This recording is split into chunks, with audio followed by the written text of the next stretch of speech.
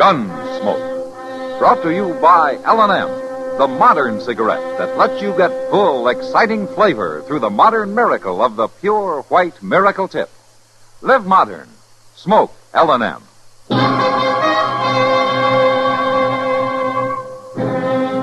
Around Dodge City and in the territory on West, there's just one way to handle the killers and the spoilers, and that's with a U.S. Marshal and the smell of Gunsmoke.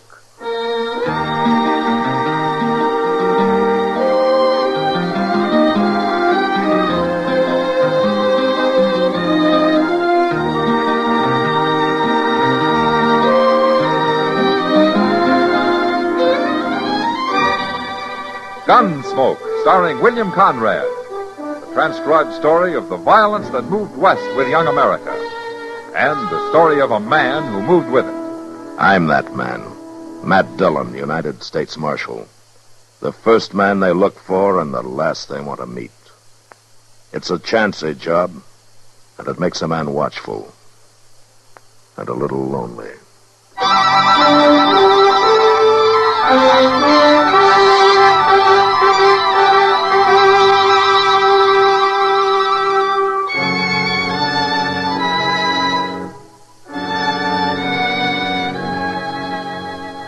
Her name was Rose, and she was pretty. And that's all anybody in Dodge knew about the girl. She'd come in on the stage from the South a month before and opened a blackjack table in the Long Branch, working on a 50-50 split with a house. The game got a big play, of course. A woman gambler was a new thing in Dodge. And some of the smartest and crookedest cardmen in town started coming around to try their luck. But with Rose dealing, the house never lost. And after a 3-week run of that kind of luck, I figured it was time to look into things. Oh, doggone it, Matt. We've been sitting here for an hour and a half. How long's it going to take to catch her cheating? Doc, we're not going to catch her. We're not? The way she handles that deck, we could sit here till doomsday and never see a thing. Well, maybe she's dealing honest. Maybe. Chester. Yes, sir. Oh, yeah, Chester. Maybe he noticed something. You know, playing right there at the table with her. That's the last place in the world to spot a crooked game, Doc. I swear, I just don't know what you could have been thinking of, Mr. Dillon. Why, she's as nice a young lady as you'd ever care to meet. Now, how much did she let you win, Chester? $14.20. Yeah, but that ain't got nothing to do with it. I watched her every second. All right, Chester. Who was the heavy loser, then? Well, that Elko Dean must have lost about $200 before he pulled out, but just by betting foolish, Mr. Dillon, why, he didn't have no more reason to do what he done. Who else? Well, the ones there now, I reckon young Slim Raddick's out about 150 as the game stands. He's been losing every night for 2 weeks, the way I hear it. Well, he gets to making calf eyes at Rose and don't pay no attention to his cards. Oh, yeah, maybe that's how she does it, Matt. She gets them so all fired up over it that they don't care if school keeps her not. Somebody like young Raddick may be, but not the professional gamblers, Doc. You sit down for a while, Chester. I'm going over and talk to her. What you sipping on? 17 showing. Another card is 10. Hit me again. Yet it is. 6 of hearts, 23 and busted. Much obliged to you, Mr. Raddick. You doggone sure ought to be. Seems all I do. Oh, evening, Marshal. Hello, Slim. Your luck turning on you? It ain't turning, no way. It's been against me right along. Then maybe you won't mind if I interrupt the game for a while. That is, with your permission, ma'am. I'd like to talk to you. Why not? All right, gentlemen, the game is closed. If you want to step over to the bar, the drinks are on me.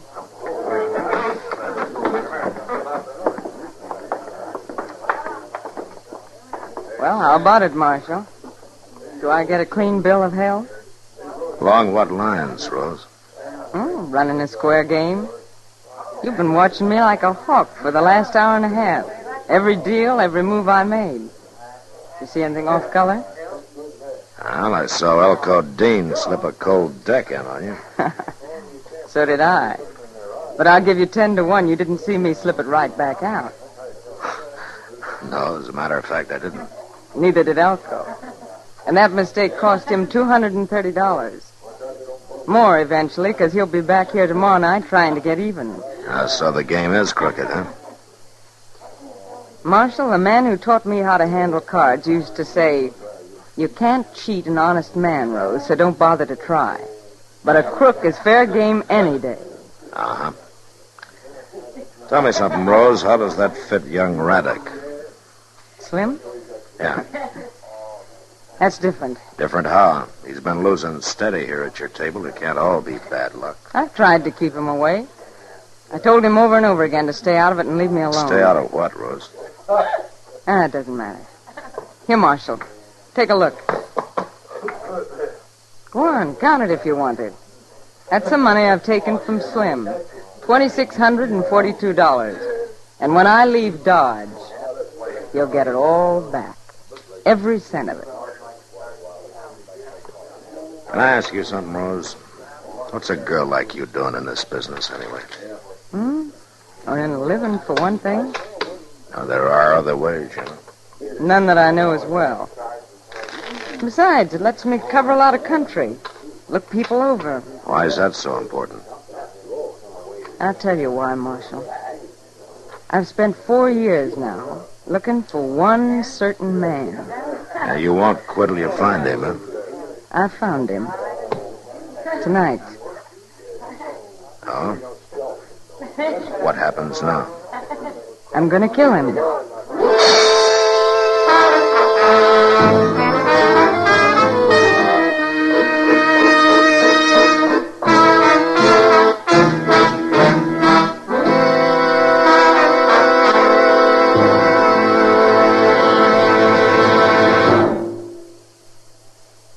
Free yourself of old-fashioned ideas. Why don't you live modern? Live modern. Live modern. Free up. Freshen up your taste. Smoke an L&M. Only the modern miracle of the pure white miracle tip can bring all of L&M's full, exciting flavor through to you. And that's the big reason why today more people are changing to L&M than to any other cigarette. Remember, L&M draws easier, tastes richer, smokes cleaner. So live modern. Change to L&M. Make today your big red letter day and start to live the modern way. Live modern. Smoke an L&M. It's America's fastest growing cigarette.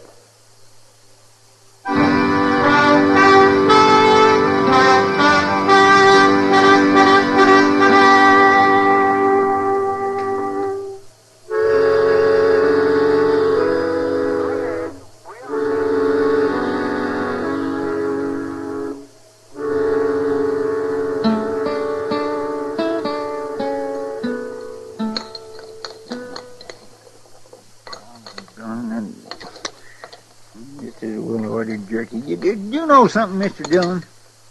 No, what, Chester? The doggone ham you get nowadays ain't nothing like it used to be. Oh, is that so? Well, just look at that. Well, lamb, they don't even half smoke it anymore. Just put on more salt. That's all they do. Well, it's better than side meat, anyhow. Why, even down in Texas, we used to smoke our meat at least 2 days. How are you, Marshal? Chester? Oh, morning, Slim. Oh, Slim. You had breakfast yet? I'm aiming to right now. Pull up a chair and join us, huh? Thanks, Marshal. My, you must have made a night of it.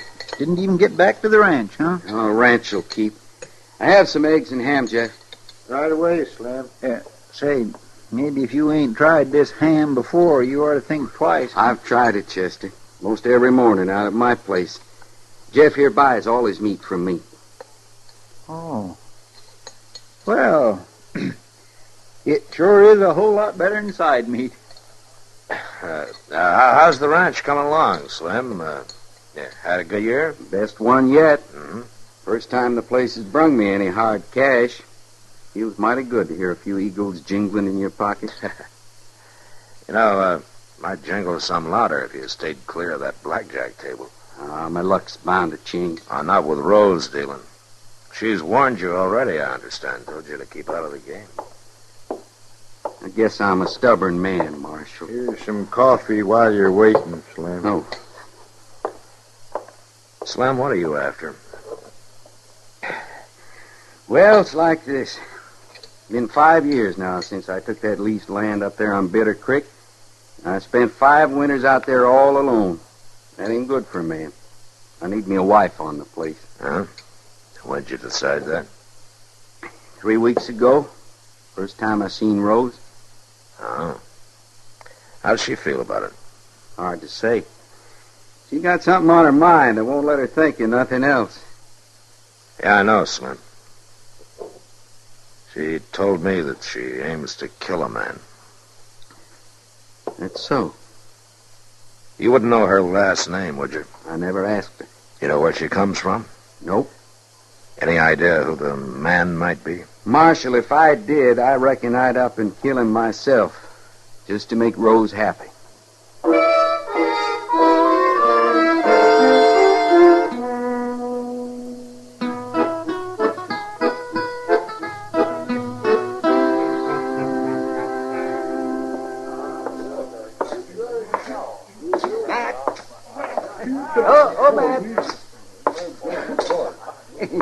You're just the man I was looking for. How even, Doc? Yes, here. Sit down. Sit down, Matt. You're just in time. Time for what? A poker game. We got these 2 drummers here, fresh off the Santa Fe from St. Louis. Oh, Matt, they're as green as grass. So help me, Doc. If you'd sweat as hard over healing the sick as you do trying to clip some tenderfoot, well, we'd have This a lot... town's never been healthier, thanks to me. Matt, you got a minute? Yeah, sure, Kitty. I'll see you later, Doc. Maybe later it'll be too late, too. Oh, man, they will be sorry. I'm sorry to break in that way. Oh, that's all right, Kitty. Matt, I just found out. Oh, found out what? About Rose, who she is. Oh? Matt, she's Bill Prawley's daughter. Bill Prawley? That's right. The gambler who was killed in Liberal 4 or 5 years ago. Oh, yeah. Yeah, I remember. Rose Prawley, her name is. Bill Prawley's daughter. Who told you, Kitty? Mule Skinner came in tonight. He saw her dealing a table out in New Mexico last year. Yeah, I guess that explains a lot of things about her. It explains one thing, Matt. I haven't told anybody, of course, but the word will get around. And once it does, she's through here. Nobody's going to buck a game run by Dirty Bill Prawley's kid. They'll know it's crooked. Maybe the word's already out. I noticed Slim Raddock's pulled out of the game. He's standing over there at the bar. And she threw him out, along with all the other players except Elko Dean. She said it was a private game. Guess Elko wants to get back the money he lost last night. Say, Mr. Dillon. Yeah, what is it, Chester? Oh, something kindly funny happened. You know that sawed-off shotgun Sam keeps behind the bar, the one with the pistol grip? Yeah, what about it? Well, it's gone, and Sam thinks maybe it was Rose that took it. Rose? Yeah, but that don't make sense. Her and Elko were just sitting over there at the blackjack table looking at each other. Neither one of them made... What's the matter, Mr. Dillon? We're about to have a killing on our hands, Chester.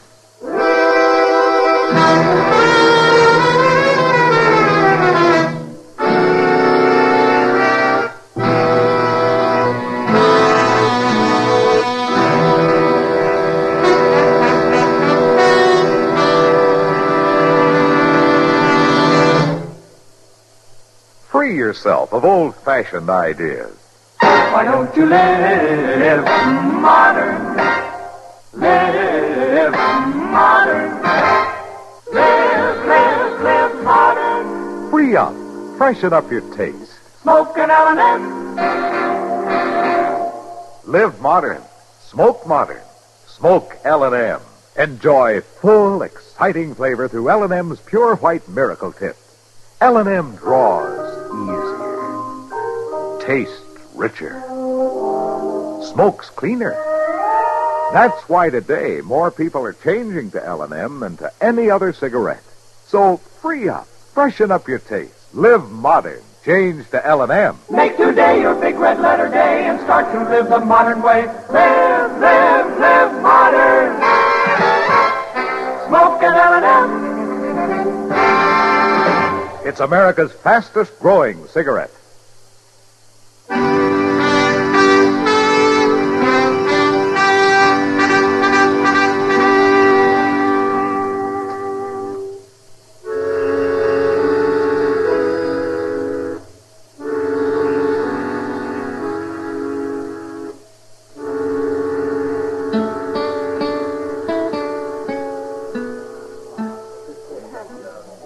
Matt, what are we going to do? I don't know, Kitty. What do you think she's planning? Well, I can guess. Chester, is Sam sure that Rose took that shotgun? He says she come back to the bar just before he missed it. Yeah. She could have hid it in the fold of her skirt. Elko's looking pretty white, Matt. Yeah, just look at them sitting over there facing each other.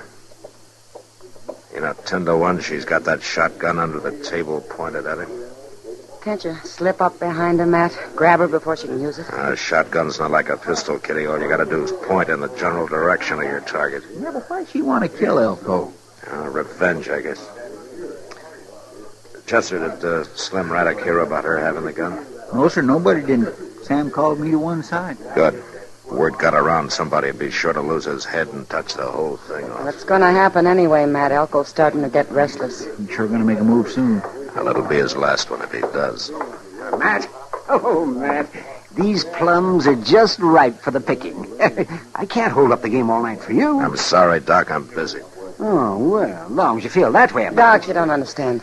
Oh? Well, only one way to handle it, I guess. No, you stay there, Chester. Yes, sir. Be careful, Matt. Will somebody tell me what's going on here? Good evening, Rose. I'm sorry, Marshal. Table's closed. Oh? It, not closed to Elko, then. Marshal, she's Shut got up.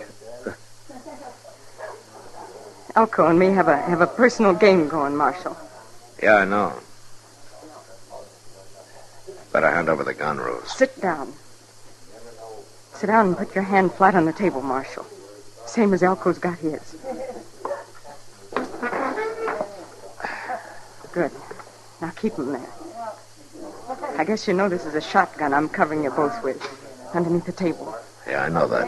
Why'd you come over here if you knew that? Keep your voice down, Elko. Why didn't you shoot her from where you was standing? She's aiming to kill me, Marshal. Yeah, I figured it was about the way things stood. I knew I'd find him someday if I just kept traveling and kept on dealing cards. Last night it happened. I recognized him the minute he sat down at my table. I knew he'd be back tonight, and I was ready for him when he come. Now you mean to kill him, huh? She's crazy, Marshal. She's out of her head. Keep your hands on that table. I mean to kill him. Why, Rose? If you knew me, if you knew who I am, you'd understand. I do know, Rose. You're Bill Prawley's daughter. That's right. Dirty Bill's daughter. Look, Rose. Oh, I know what they called him. Dirty Bill Prawley. All the cheap little tin horns that tried to cheat him and lost their shirt doing it. They're cowards. And that's the only way they could hit back. Give a dog a bad name and shoot him for mad. Take her, Marshal. She's gone clean out Shut of up, her mind. Elko, before you get us both killed. My father was a fine man, and anybody that says different is a liar. Marshal, That night he was killed, I was upstairs asleep, and shots woke me up. I looked out of my window, and I saw a man run out the front door with a gun still in his hand. I saw him for just a second in the light from the door. But I never forget his face. Elko here, huh? That's him. don't listen to her, Marshal. She's lying. It's a job for the law now, Rose. Now you walk away from this table, Marshal. Stay clear of this. I got nothing against you personally. I want your gun, Rose. Sorry. The hand's played out. No, not yet, it isn't. I got a whole card. Hey, Slim Raddick. Marshal, Yeah, Marshal? Come here a minute, will you? what do you think you're doing now? Marshal, you... Hold it, Elko. Keep your hands on the table. What's going on? Get away, Slim. Stay back. Right here, Slim, between me and Elko, huh? No. That's right. What's the matter, Rose? Oh, you fool. All right, Rose, you were planning to give him back his money, so he must mean something to you. And he's in it now, too. The way a shotgun works, it's all three of us or none of us. Now you hand over that gun. No. Oh, Slim, why didn't you stay clear? Now, what's this all about? Rose, I want that gun, and I want it now.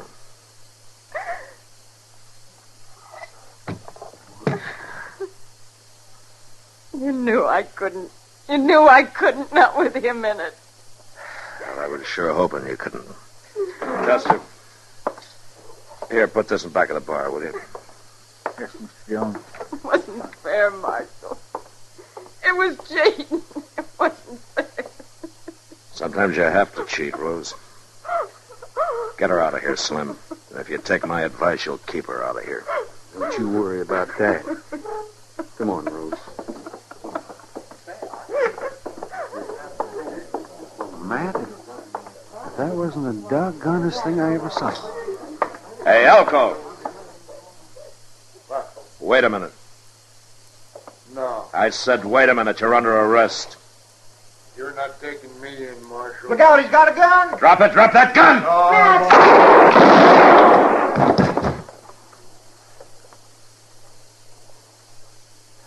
Well, Matt, I guess a man's luck can't last forever. It sure did it?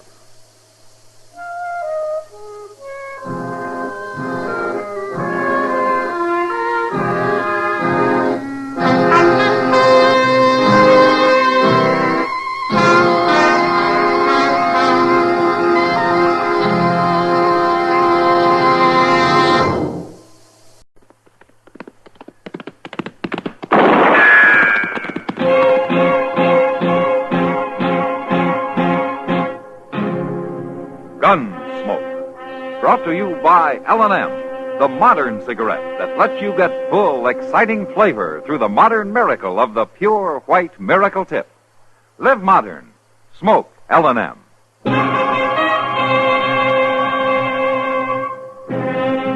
Around Dodge City and in the territory on West, there's just one way to handle the killers and the spoilers, and that's with a U.S. Marshal and the smell of gun smoke.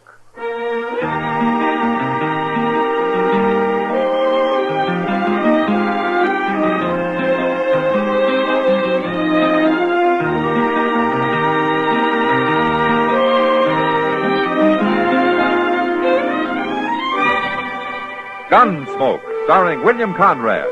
The transcribed story of the violence that moved west with young America. And the story of a man who moved with it.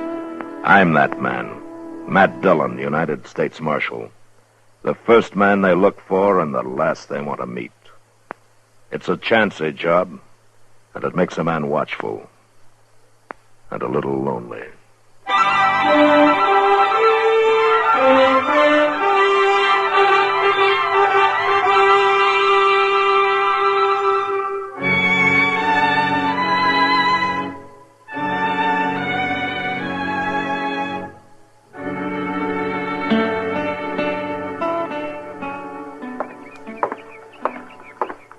Them cussed smart alecks make me so mad. Act like they think about ain't got a lick of sense in his head. Honest me truth.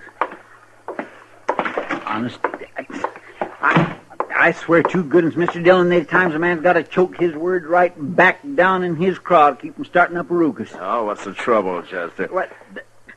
There's a fellow over at the Dodge House, a traveling drummer out of Baltimore, and you know what he said? Now what'd he say? He said they got a railroad train over there in England somewheres that goes 150 miles in 3 hours flat. Oh, is that so?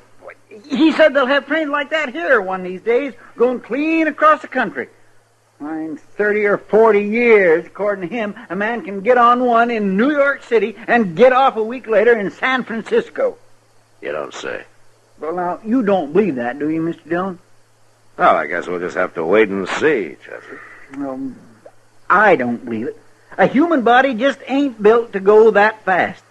It'd get a man's innards all out of whack, choke him to death trying to breathe. Maybe. The good Lord wanted a man to go 50 miles an hour. He'd have put wheels on him. Well, yeah. Good morning, Matt. Chester. Oh, come on in, Doc. Oh, my, I just been at the livery stable, Matt. Well, what's the matter? Is Ma sick? No, it's old Crobait Bob. Moss Grimmick's been letting him sleep in the hayloft in return for helping with the chores. Yeah, I heard he has. Well, old Crobait took sick in the night sometime. He couldn't get up this morning. Well, what's wrong with him? Well, nothing that 30 years off his age wouldn't cure. And 1,000 or so less bottles of rot-gut whiskey. Well, if he's sick, we ought to get him out of that hayloft. Well, but I can't figure any place to move him. He wants to see you, Matt. Right away. See me? What for? Well, I wouldn't say. But he claims it's mighty important. It's something he wants to do before he dies. Before he dies? I'm just trying to make him comfortable, Matt. That's all I can do.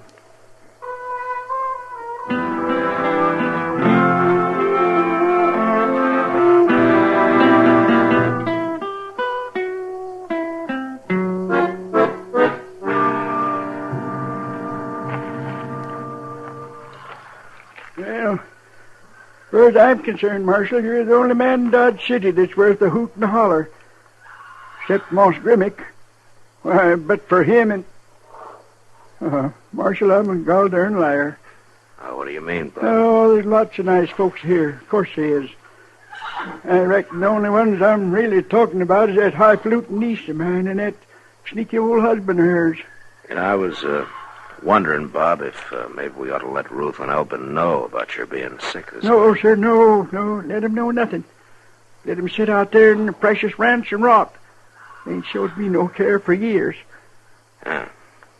Well, it's up to you, I guess. Marshal, the reason I sent for you is because I want to make my will. Make a will? Oh, I know. It don't seem likely a worthless old coot like me'd have a reason to, but that's where you're wrong. Well, Bob, I'll do whatever I can, you know that. I only got one thing to leave. Let's see, it's here. Yes, it's right here in this here leather box. I want you to take care of it for me, Marshal.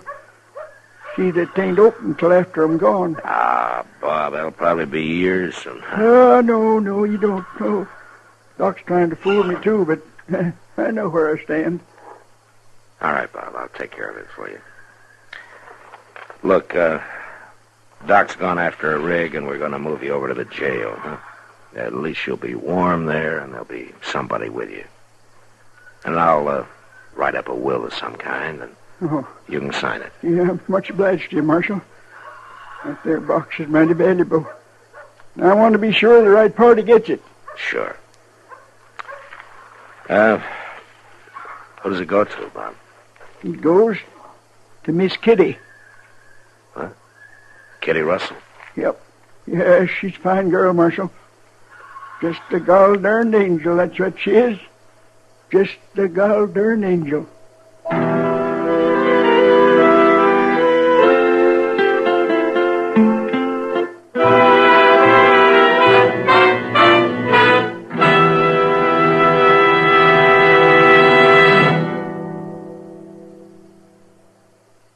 Free yourself of old-fashioned ideas. Why don't you live modern? Live modern. Live modern. Free up. Freshen up your taste. Smoke an L&M. Today, all over the country, more people are changing to L&M than to any other cigarette. And it's all because only L&M gives you full, exciting flavor through the pure white miracle tip. L&M draws easier, tastes richer, smokes cleaner. So free up, freshen up your taste, live modern, change to L&M. Make today your big red letter day and start to live the modern way. Live modern. Smoke an L&M. It's America's fastest growing cigarette.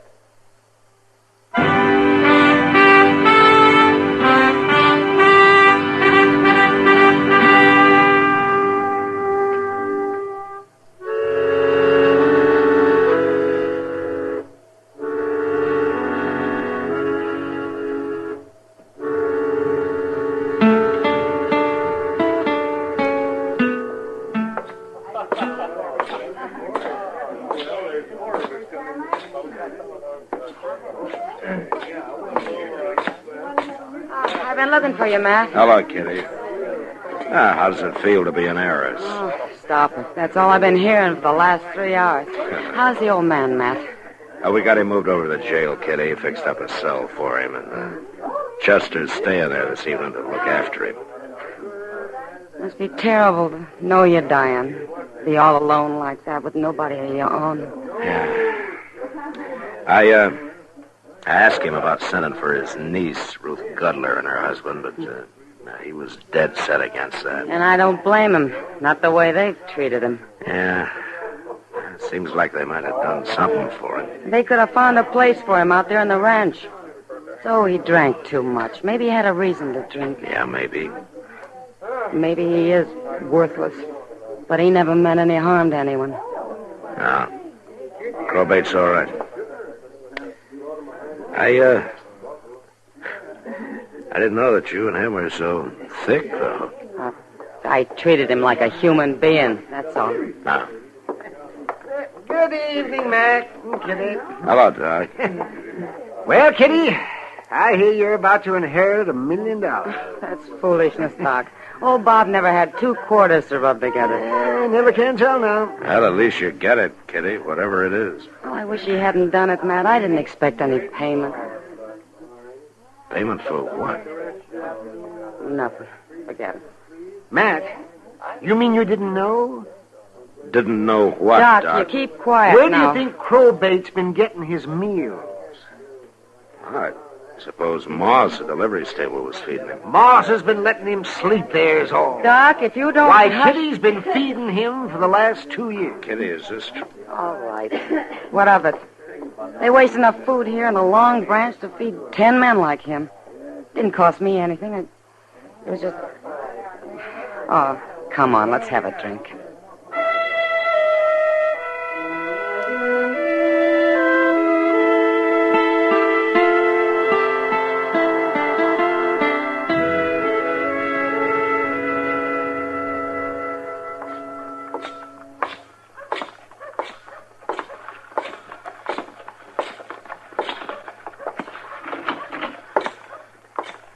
Well, how's it going, Chester? Fine, Mr. Dillon. We got visitors. Huh? Oh, good evening, Miss Gudler. Alvin. What brings you people into town? You know dang well what brings us, Marshal. Poor Uncle Robert laying back there sick to his death, maybe. And this upstart saying we can't see him. Upstart? Well, I'll be Now, switched just if I'm take gonna it sit here easy, and take Chester. sass. Take it easy. Poor old Uncle Robert. Would that be Crobait Bob by any chance? Marshal. Now you're insulting a dear relative of my wife. What a thing to call Uncle Robert. Why, we had no idea he was took down and ailing this way. No, I don't suppose you did, since you haven't spoken to him in the last 5 years. Well, that was just a family misunderstanding, Marshal. When one's own kin is took bad sick about he'd be mighty heartless if they didn't let bygones be bygones. Yeah, sure. Why, I even brung him some nice chicken broth and baked him an egg custard pie. That's real thoughtful of you, Miss Gudler. You must have heard the rumors. Rumors? About him turning out to be wealthy. Why, we hadn't That heard a dance thing hall about... girl ain't getting 1 cent, Marshal.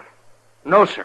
We'll take her to court. Why don't you do that, Alvin, if you know some way of beating a legal will? Well, he was out of his mind. Doc and I'll say different. We demand to see him. Right this minute. I'm sorry. He left orders against it. Well, then take that food back to him and tell him who brung it. That'll change his mind. All right. Chester. Yes, sir. Take this back to the cell, will you? All right. He was asleep for a little while. Well, if he's asleep, just leave him. All right, sir. You be sure and tell him we brung it. Oh, I'll hire a brass band and tell the whole country. Now, Marshal, you know that's a terrible thing. A woman like that to undermine a man's feeling for his own kinfolk. Look, Alvin, if you want to do something for him, why don't you pay off some of his bills around town? Pay off his bill? That's right. $10 or $15 to Moss Grimmick, 20 or so to Wilbur Jonas at the general store. Why don't he pay him himself if he's got Now, all wait that a minute, money? Ruth. It might just make him stop and think twice if we was to pay him off. Pay out good money on bills that worthless old shut coot up, rat- Ruth. All righty, Marshal. We won't bother you no longer. We'll be going now. Elvin, what are you Come talking on, about? Ruth. Good night, Marshal.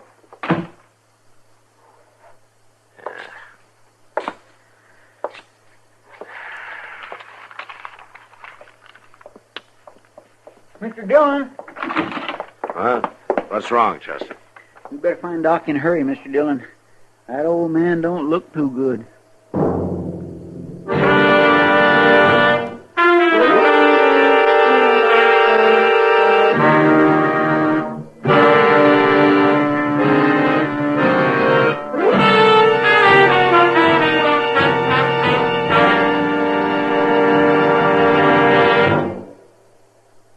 Free yourself of old-fashioned ideas. Why don't you live modern? Live modern.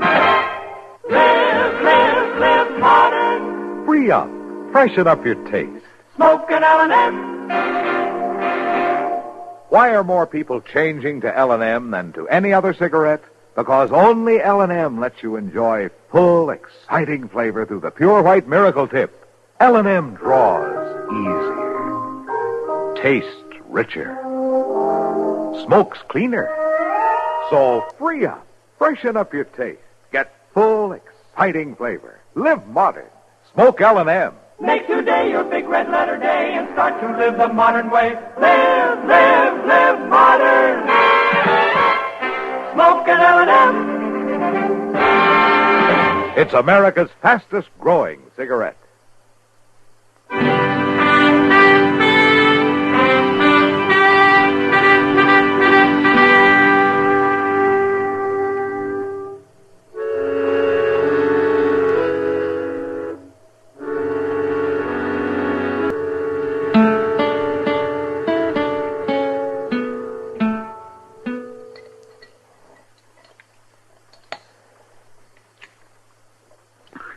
It's a mighty good pie, Mr. Dillon, even if old Miss Gudler did bake it. Yeah, it looks real good, Chester. Makes a man feel kind of funny eating it, though. No? I reckon old Crobait wouldn't want it to go to waste. No, I don't think he would. I wonder what is in that box, Mr. Dillon. I don't know. We'll find out as soon as Kitty comes over. Died in his sleep, Doc said. Peaceful as anything. Mm-hmm.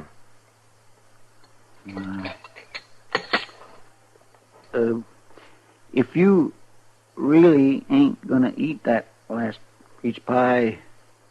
I haven't eaten any of it, Chester. Well, why don't you finish it? Huh? Yeah, it oughtn't to go to waste, ought it? No. Oh, Kitty. Kitty, come on in. Doc told me, Matt. I'm real sorry. Yeah, I know, Kitty. Poor old fella. Well, I hope he had a good life somewhere back along the line. His last years sure weren't very happy. Well, here's a box, Kitty. It's all yours. I wish he hadn't done it, Matt. Why not? Oh, I don't know. Looks like I did things for him just because I expected something. I just felt sorry for him, that's all. Well, I wouldn't count any chickens ahead of time if I I don't were you. even care what's in it. It's just that I... Marshal. Oh, come in, Elvin. Marshal, you tricked us. All that good hard cash paid You out for folks acquainted with Miss Kitty Russell here? I know who they are, Matt. Yeah. How do you figure I tricked you, Elvin? How do I... Well, them bills are his. I paid out $86.40 in that old soak before I run into Doc, found out he'd died. And him without even knowing what we'd done for him. You ought to be ashamed of yourselves. Oh, mighty fine talk for you, doing his kin out of what's rightfully theirs. Oh, you beady-eyed old Now, goat. take it Why easy, you Kitty. little hurl? Take it All easy. you can do is whine. All right, for hard settle cash. down! So you think I tricked you, huh, Elvin? Well, you don't think I'd have paid them bills if I'd known he was that far gone. I thought I was giving you a chance to do something decent for once in your lives. We ain't responsible for his debts. No, not legally. Well, now you're he's not. gone and died. He left all his wealth to this here woman. The way I hear, that box is full of diamonds and emeralds. Whatever it's full of, it belongs to Kitty, so you may as well forget it. Forget it. When a fortune that's rightfully ours is laying right there on that table and about to slip through our fingers? You get your hands up, Marshal. You too, Chester. Elvin. Elvin, that was a real foolish move you just made. You know. Now, you hand over the gun. Stay back, Marshal. I'll shoot. Elvin, I said hand over the gun.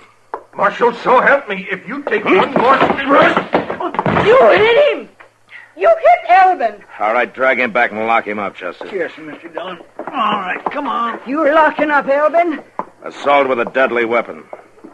Judge Brent will figure it's worth about $100 in good, hard cash, Miss Gudler. And court's at 10 in the morning if you want to be there. But what'll I do tonight? Why don't you get yourself a room over at the Dodge House and meditate on your sins?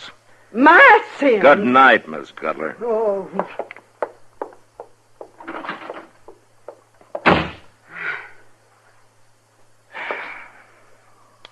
Well, now I suppose you want to take a look at your diamonds and emeralds, huh, Kitty?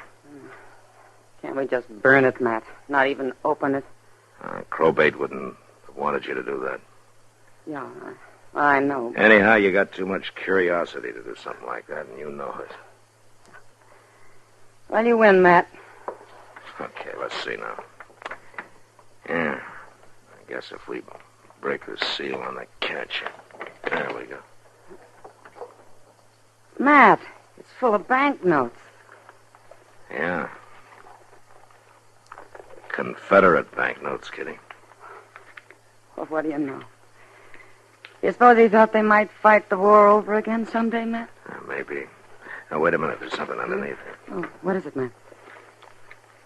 It's an Army medal. Bravery in Action Field Citation. Awarded to Lieutenant Robert Danford Conroy. See, that was his name. For conspicuous heroism during the storming of Chapultepec Heights, September 13, 1847. Signed, General Winfield Scott, Commander-in-Chief, United States Expeditionary Forces in Mexico. Here's a silver dollar, Matt. Uh-huh. Well, at least that's worth something. Oh, look. It's a ribbon. Silk hair bow. Tied to a curl. Lock of hair. Matt, I wonder who she was. Well, whoever it was, a long time ago. Medal, a curl, dollar. A box full of worthless paper. Story of a man's life, Matt. Yeah. And there have been worse stories. Well, I'll keep the curl and the medal. And you know something? What? We'll spend the dollar on a drink. All right, Kitty, I think that'd please him. Come on.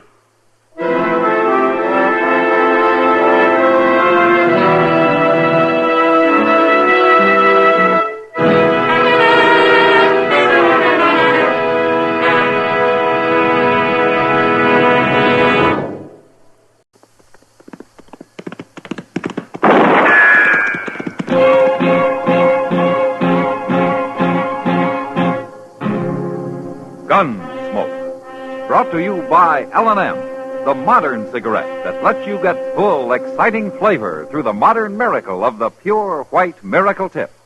Live modern. Smoke L&M.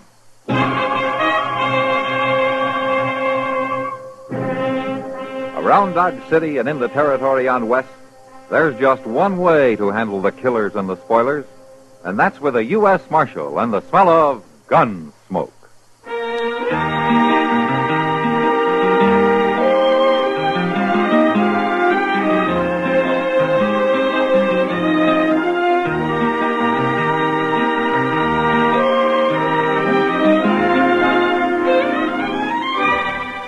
Gunsmoke, starring William Conrad.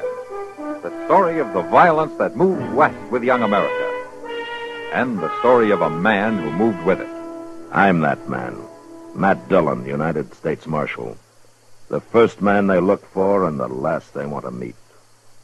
It's a chancy job, and it makes a man watchful. And a little lonely.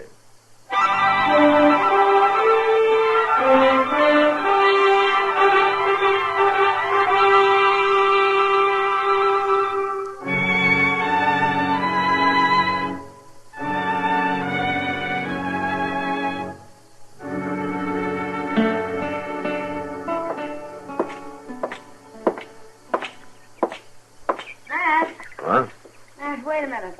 Hello, Kitty.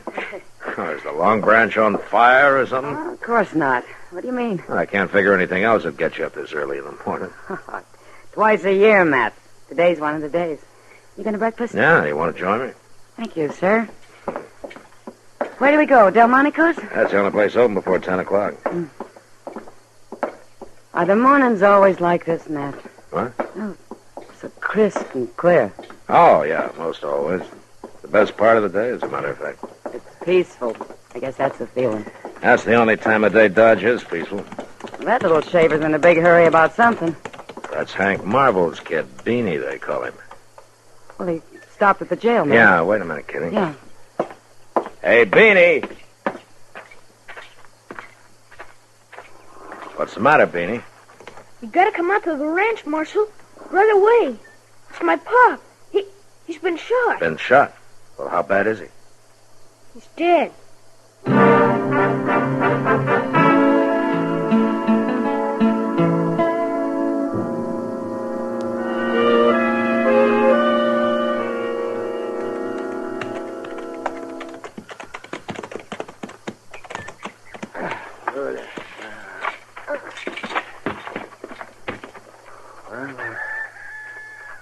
Where is he, Beanie? In the barn, Doc. I'll show you. You coming there? No, Doc. Chester, you go in with Doc, huh? I want to talk to Miss Marvel first. All right, Chester.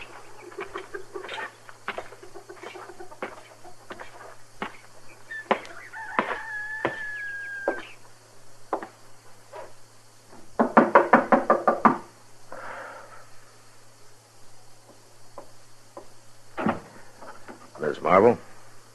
Come in, Marshal. Thank you, ma'am. I'm sure sorry to hear about this. Just a few hours ago, Hank was sitting there eating his breakfast. Now he's dead. Where did it happen, Miss Marvel? Down by the creek. He was laying there on the ground, shot to death.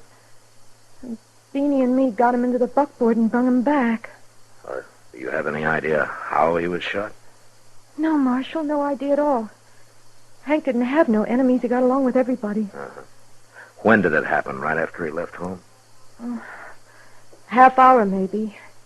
Him and Beanie left together. I was going to make soap today, and I just got the kettle set up out there in the yard when Beanie come riding back half out of his wits. Was Beanie with him at the time? No. Hank left him at the pumpkin patch and went on alone. We raised some pumpkins along the slope below the edge of the bluff. That's Hank's favorite kind of pie pumpkin. He always said... Well, he liked it better than any other kind. Yes, did Beanie hear the shot? Yes, and he rode along the bluff to see if maybe Hank had shot a deer. And then he seen his father laying down there by the creek. Did he see anything else? Anybody around? No, it's awful brushy down there in the bottoms. Uh-huh. You're kind of short on neighbors around here, aren't you? Well, there ain't any at all, Marshal. There's just the Badlands on to the west, and the Circle D spread comes up against us on the other side. Yeah. Circle D's got a line cabin around here, haven't they? Oh, it's about 1.5 miles north. They got the same rider staying there, Jack Teague? Yes. You folks see much of him? Well, he's stopped by a few times. Ms. Marvel, there's been a little talk around Dodge about Teague and... And about me, too, I know. And it's a lie, Marshal. Well, I didn't mean anything, ma'am. It's just that they say that he's a chaser. Hank heard the same stories and the same lies. That's why he ordered Jack Teague off the place. No? Well, when was that? Last night.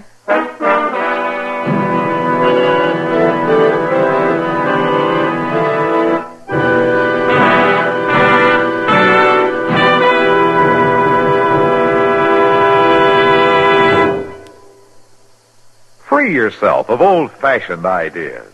Why don't you live modern? Live modern. Live modern. Free up. Freshen up your taste. Smoke an L&M. Live modern.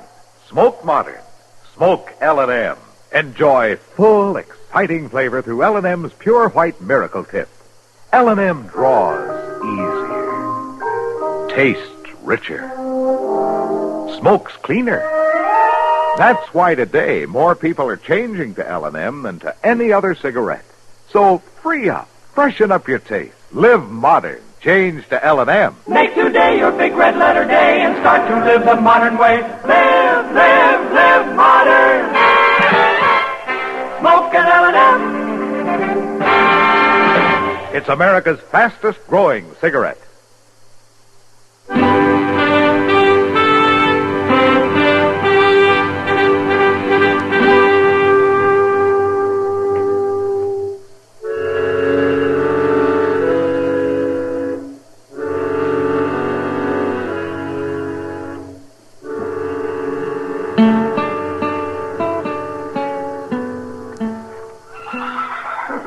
Well, Matt, I guess that's it. The bullet caught him in the back, right on the shoulder blade. He never knew what hit him. Did you get the bullet, Doc? Yeah, here you are. Rifle of some kind, looks like. Yeah, small caliber, though. Nothing like a Sharps 50. No, more like one of those light Winchesters. That won't help you much. Plenty of both kinds around. Yeah, I know. Well, you and Chester riding back into Dodge now? Now I want to take a look at the place where it happened. The kid's going along and show us. Where'd you get to, Mr. Dillon? Oh, in the house with his mother, I guess. She's pretty upset. But at least she's lucky to have the boy left. Be mighty hard for a woman to keep this place up by herself. Yeah, it sure would. It's an awful nice little ranch. I wished I had it. You wish it? Are you thinking about the ranch, Chester, or the widow? Oh, no, Doc. That's all right. I can't see as I blame you. She's a mighty pretty woman. Well, sure she is. But and so doggone young looking. It's hard to think of her as having a kid like that, 8 or 9 years old. She sure is a pretty little thing. Don't you think so, man? Yeah, she's pretty all right, Doc. Maybe she's too pretty.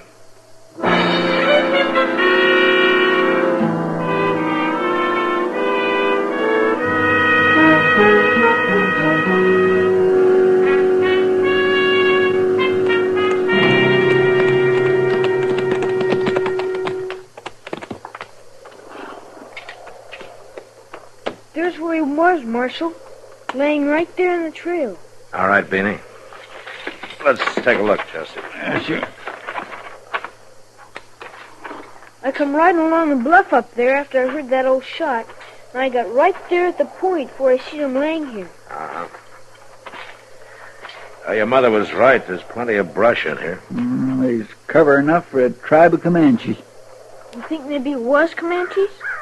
Oh, well, no, Beanie. I was just saying that. There sure ain't much to go on, Mr. Dillon. Nothing. With all this brush for a man to hide in without being seen. To hide in, yeah, but getting away after it'd be a different story. Oh. Anybody up there on the edge of that bluff ought to be able to see a man moving down here, whether he was afoot or horseback. Yeah, lots of open spaces he'd have to cross. Yeah. Beanie, you were up there on the edge of the bluff, huh? Well, yes, sir, I was. But I didn't see nobody. Nobody at all, Marshal. Uh-huh. Were you there last night when your pa ordered Jack Teague off the place? Yes, sir. It was quite a ruckus, I imagine. It sure was. Pa was mad and he got Mama crying. And Mr. Teague was awful mad, too, when he left. I imagine a boy your age might be a little scared of a fellow like Teague, huh? Yes, sir. Mom was scared of him, too, Marshal. She told Pa he was a bad man to cross. Yeah. I want you to tell me something, Beanie. From up there on the bluff, who did you see riding away? I see Mr. Teague.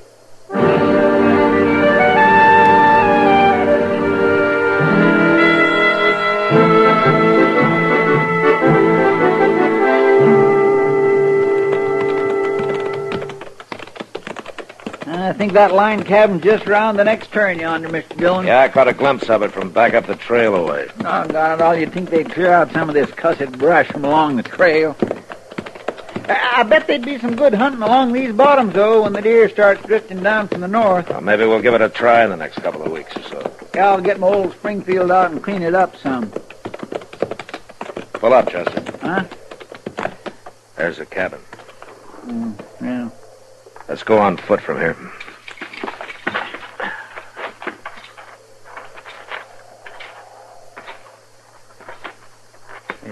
tied there at the corner. Yeah. All saddled up. Bedroll tied on behind. Looks like maybe Teague's figuring on moving. Hit the ground. Reckon we come to the right place. Yeah, it looks that way.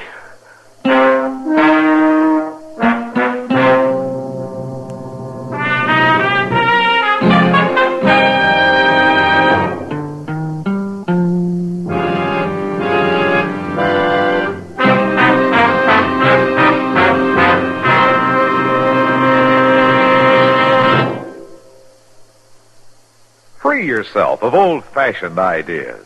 Why don't you live modern? Live modern. Live modern. Free up. Freshen up your taste. Smoke an L&M. Only the modern miracle of the pure white miracle tip can bring all of L&M's full, exciting flavor through to you. And that's the big reason why today more people are changing to L&M than to any other cigarette. Remember, L&M draws easier, tastes richer, smokes cleaner. So live modern.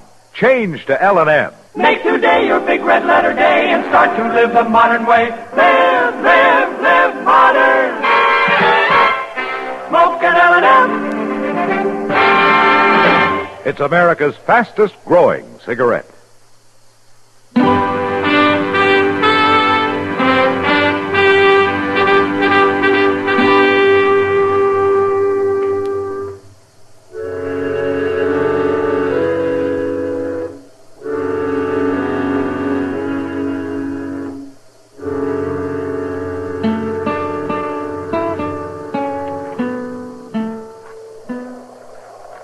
We ain't making no move, Mr. Dillon. He's still there, though. That cabin ain't much protection. Just built out of shake sidings. Yeah. Maybe we ought to show him that, Chester. Might convince him.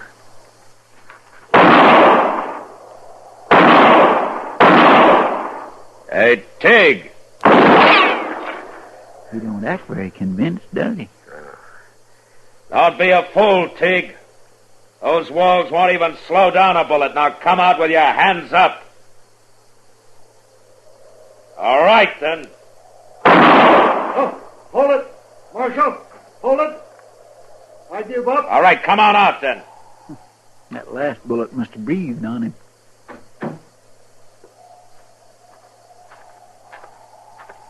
All right, hold it, Tig. That's far enough. I knowed I was in for it when June rode over and told me Hank was shot. June? Yeah, Miss Marvel. That's why I was trying to get away. I knowed I wouldn't have a chance. Tig, Hank's boy saw you. He saw me? He saw me what? Right away, right after his dad was shot. Well, that's a lie. I weren't even near them bottoms this morning. You got a rifle here? Sure. I got a Sharps 50, and it's been fired, too. I tried for a deer this morning. Hank Marvel wasn't killed with a Sharps. You got a small bore here, a light Winchester, maybe? Of course not. That's a woman's gun, Marshal.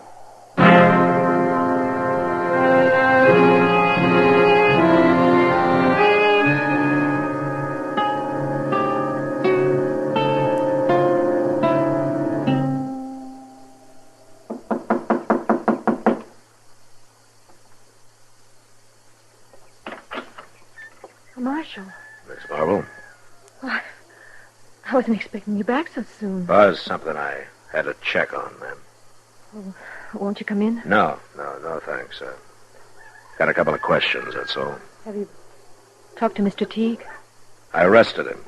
What? Chester took him into Dodge. Is Beanie here, Miss Marvel? Oh, no, he went out along the bluff where he stacked them pumpkins. Raccoons are always getting into them. They come out sometimes just before dark. Why do you want to see Beanie, Marshal? I just want to talk to him, that's all. Well, if it's something I can tell you... There's one thing you can probably tell me. What kind of a rifle did your husband own? Well, the only one he ever used was the Sharps 50. Uh-huh. Is that the only one he owned? No, there's a light Winchester out in the barn, but... Marshal, if you've arrested Mr. Teague, Why are you asking all these questions? You know how to use a rifle, Miss Marvel? Of course I do. Hank taught me. You figured anybody living out here on the prairie ought to know how to shoot. Uh-huh. All right, I won't take any more of your time now, Miss Marvel. Goodbye.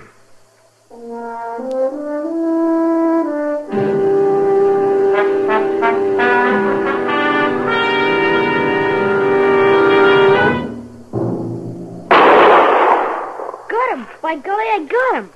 That was a good shot, Beanie. Marshal, I didn't hear you come up. Well, I kept quiet. I saw you trying to get a sight on that coon. Sit down, Beanie. I want to talk to you. Sure, Marshal. That darn old coon sure won't get no more of them pumpkins. No, I guess he won't. That, your mother's Winchester? Well, yeah, Pop got it for her.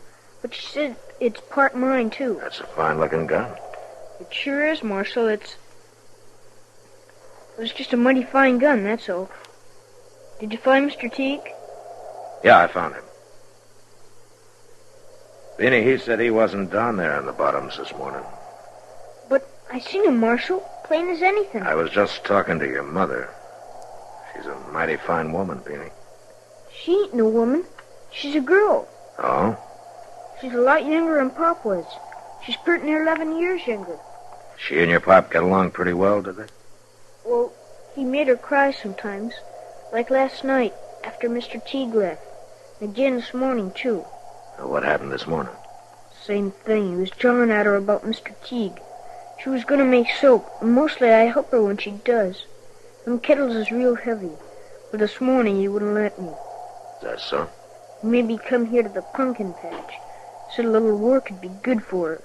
Help get her feet back on the ground. I don't like it, Marshal. When he makes Mama cry, I get all funny inside. I see. Beanie, I guess you'd do just about anything for your mother, wouldn't you? Sure I would. Beanie, Teague wasn't down there this morning. Well, sure he was. You didn't see him. You know that, and I know it. Now, why did you say you did? I hate him, Marshal. And you kept saying I must have seen somebody, so finally I said it was him. Why do you hate him? Because if it hadn't been for him, it wouldn't have happened. Pop wouldn't have made her cry if Mr. Teague hadn't have come around. If Pop gone, he'd have kept coming back, and he'd have kept bothering her. So I said it was him I'd seen. Ma and me don't need nobody like him coming around. You really didn't see anybody this morning, did you? No, sir. You shot your father yourself, didn't you? Yes, sir. I didn't go to do it, sir. It was just all of a sudden. Them pumpkins could have waited, Marshal. Them soap kettles are so heavy. Yeah, I guess they are, Beanie. How old are you? 8. Pretty near 9, sir. Pretty near 9, huh?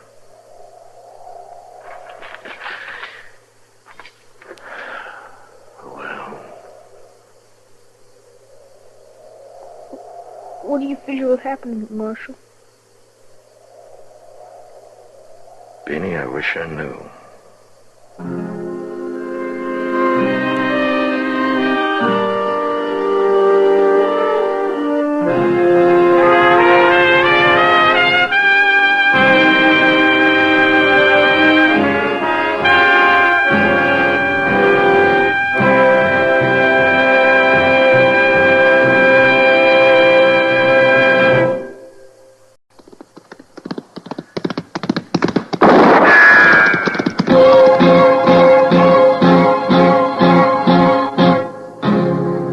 Gunsmoke. Brought to you by L&M, the modern cigarette that lets you get full, exciting flavor through the modern miracle of the pure white miracle tip.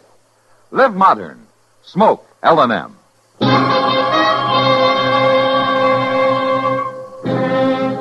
Around Dodge City and in the territory on West, there's just one way to handle the killers and the spoilers, and that's with a U.S. Marshal and the smell of Gunsmoke.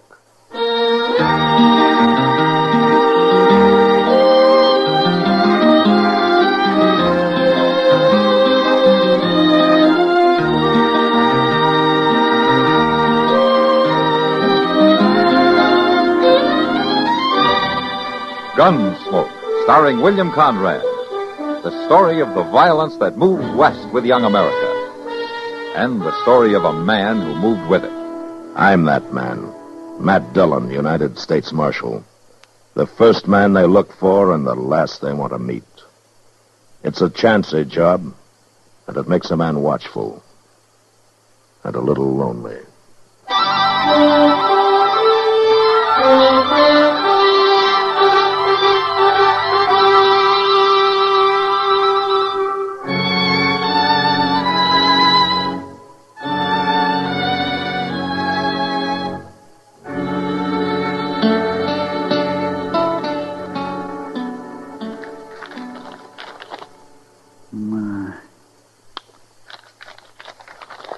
I do declare.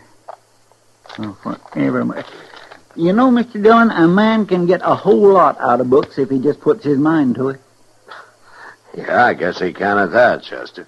Did you know they got books on everything? Man takes the time to read them. There's books on politics, history, geography, hog raising. Which one are you working on now?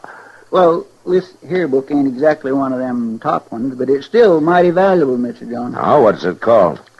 Advanced Theories in the Art of Draw Poker. Well, you know, there you could stand some improving, Chester, if that game last night was any sample. I'll get it back. That's why Doc loaned me this book of his. Doc loaned you? Chester, Doc lost more in that game than you did. Well, yes, but the cards just wasn't with him. But he's got the theories down cold. Why, this book tells you every play there is, Mr. Dillon.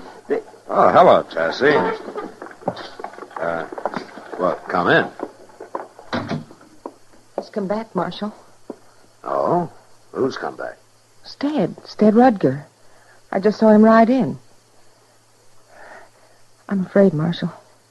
He's been away a long time, Tessie. I know, but he won't have changed any. You know the kind he is. 6 years, a man can calm down an awful lot. Not Stead. A lot of things have changed since he left. I guess that's true enough. When he finds out about me and Tom, there's going to be trouble. Marshal, can't you arrest him? Arrest him? On what charge? He hasn't done anything. But he will, Marshal. Believe me, he will. You got to keep him and Tom apart. Where's Tom now? Over at the Long Branch. Marshal, what are you going to do? Look, Tessie, I don't go looking for trouble now. Stead can't expect to find everything the same way as he left But it. he will, Marshal. I know. Hello, Stead. Evening, Marshal. Well, Tessie. Well, hello, Tessie. How are you, Stead? Talk about luck. Come here to ask the marshal where to find you, and right here you are. And prettier than ever. No, Stead. No. Now, what kind of talk is that for a man to hear from his intended? Marshal, please. Stead, wait a minute. You've been away quite a while, haven't you? Long enough. Too long, maybe, Stead. Tessie's married now. Married? That's right. Been almost 3 years, hasn't it, Tessie? Who'd you marry? Tom. My brother, Tom? That's right, Stead. Sneaking, rotten snake. You've got room to call names riding out of town free. Is there never a word from no you? good double-crossing brother of mine. Sure, he's so no good he's worked himself half to death trying to save the ranch after your pa died. Well, Pa's dead, huh? 2 years ago. So Tom got the ranch along with my girl. Well, Tom made a clean sweep for himself. Tessie, you better run along now. You leave this to me, will you? All right, Marshal. Goodbye, Stead. Tassie, far as I'm concerned, you're still my girl. I said goodbye, Stead. She's still my girl. Instead, I'm going to give you some advice. You forget about her. You just ride on. I may just do that, Marshal. But not till after I talk to Brother Tom. All right, let's get it over with. You'll find him at the Long Branch. Thanks. And you'll find me right beside you while you talk. No call for that. I just aim to tell him something. No? Tell him what? Tell him I'm going to kill him.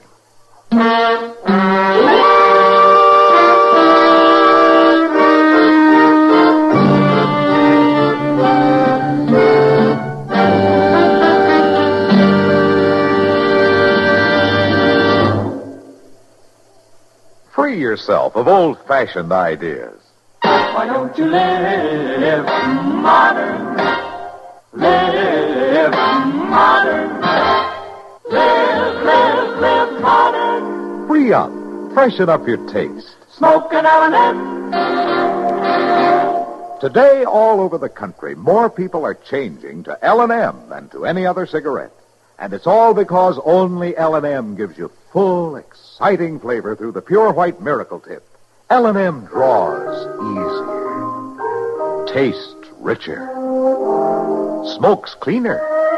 So free up, freshen up your taste, live modern, change to L&M. Make today your big red letter day and start to live the modern way. Live modern. Smoke an L&M. It's America's fastest growing cigarette.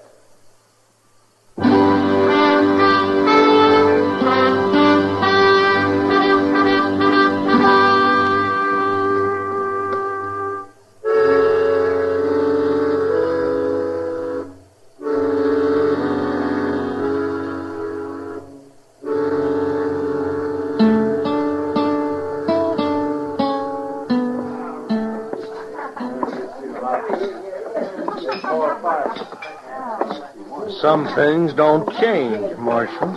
Yeah, such as? This here old Long Branch. Just a little noisier is all. Uh-huh. Well, your brother's down there at the end of the bar. So I noticed. Well, now, Stead Rudger. Hello, Miss Kitty. You still look the same. You haven't changed much yourself, Stead. Come on, Marshal, let's go. See you later, Miss Kitty. Yeah, sure. Look, Stead, I hope you got it straight. You go for your gun and you know what'll happen. Just a little family reunion, Marshal. Don't you worry about a thing.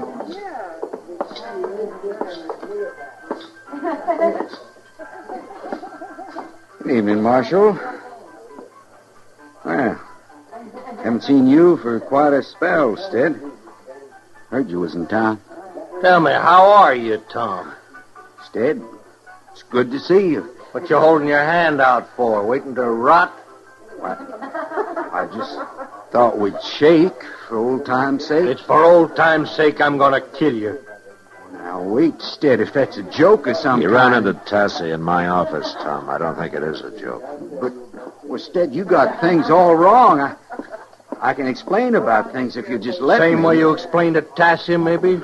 Look, I didn't mean to do it, Stead.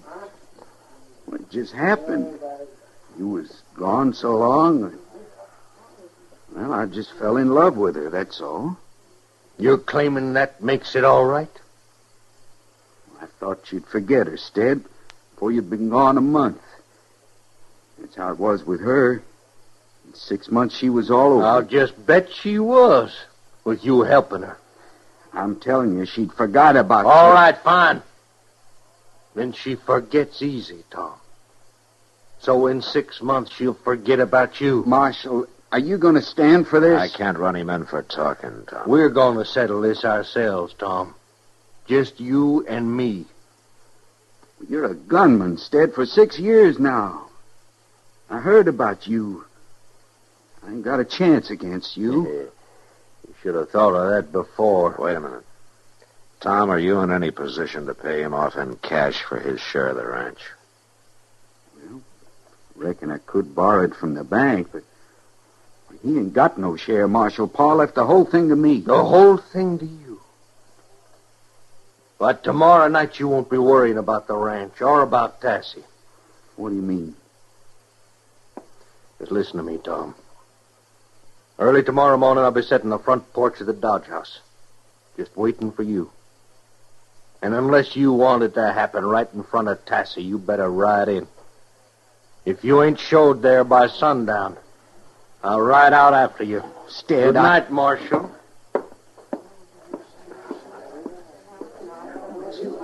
What am I going to do? Looks like it's already been done, Tom. The day you married Tassie. She's the one that counts. She's the only one. Stead doesn't see it that way.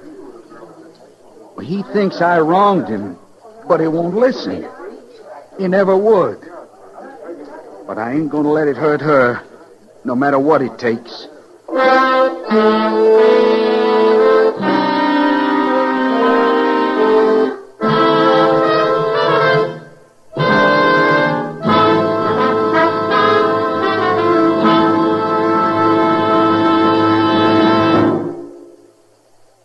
Free yourself of old-fashioned ideas.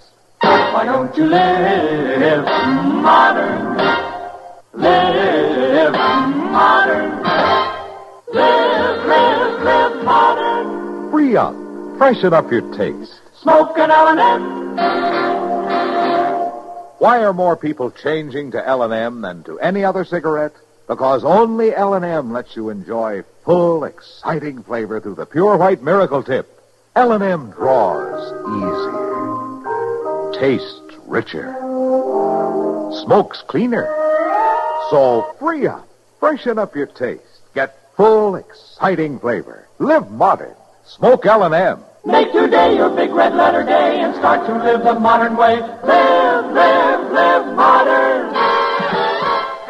Smoke an L&M. It's America's fastest growing cigarette.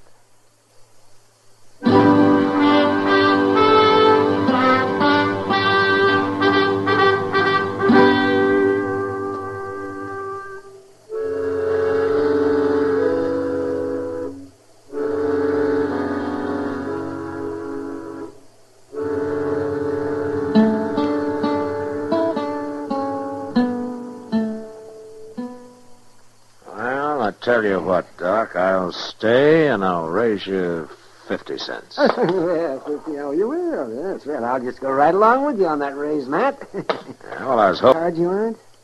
Let me see now.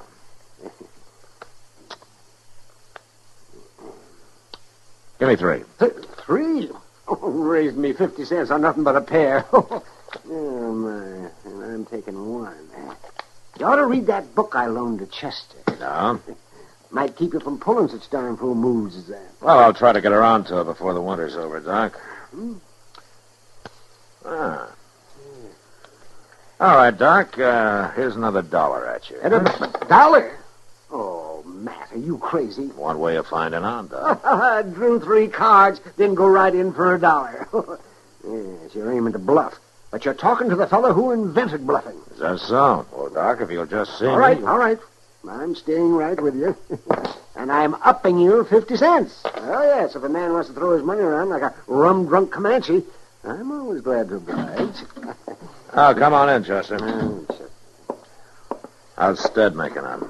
Well, he's still sitting there on the porch of the Dodge house, but he's getting kindly fidgety, Mr. Dillon. He is, huh? I reckon he ain't going to wait much longer. It can't be more than a half hour till sundown. Yeah. Well, I guess we better ride out ourselves, Chester. No, you don't, Matt. No. Not just when I got you over a barrel. Doc, I got some business to attend. It'll keep until we finish this hand. It's your bet, Matt. Oh, you watch this, Chester. It's right out of the book. All right, you raise 50 cents, Doc, and I'll call you. Oh, John, I was hoping you'd raise it some more. You're greedy, Doc. Okay, lay him down. It is a pleasure. Yes, I drew to a flush, and I made it. All blue. Oh, my, that pot looks like it's worth about $5. Doc, wait just a minute. You know that pair I held? Well, they were aces, and I drew 3 cards. Pair of deuces, and another ace. Well, I declare. A full house? Oh, but the book says the odds against you... I never read the book, Doc. Let's see, that comes to $5.25. Thank you, Doc.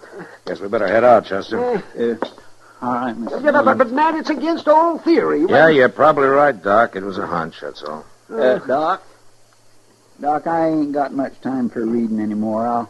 get that book back to you first thing in the morning. Keep it, Chester. Keep it!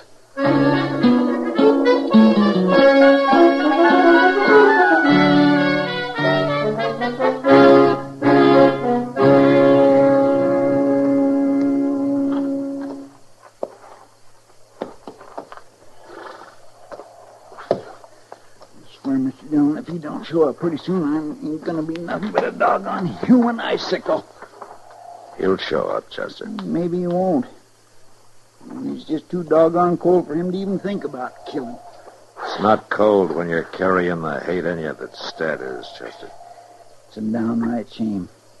Things being all twisted up this way, it just ain't justice, that's all. No, but it's a fact. It's a shame. Quiet, Chester. Well, it must be him, all right. Yeah. He sure don't care who hears him. Well, he told Tom what he was going to do.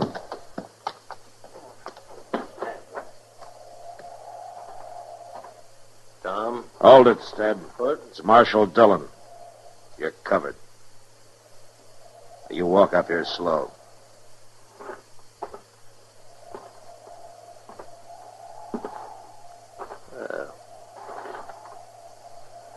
Oh, 'tis the marshal, and still riding herd.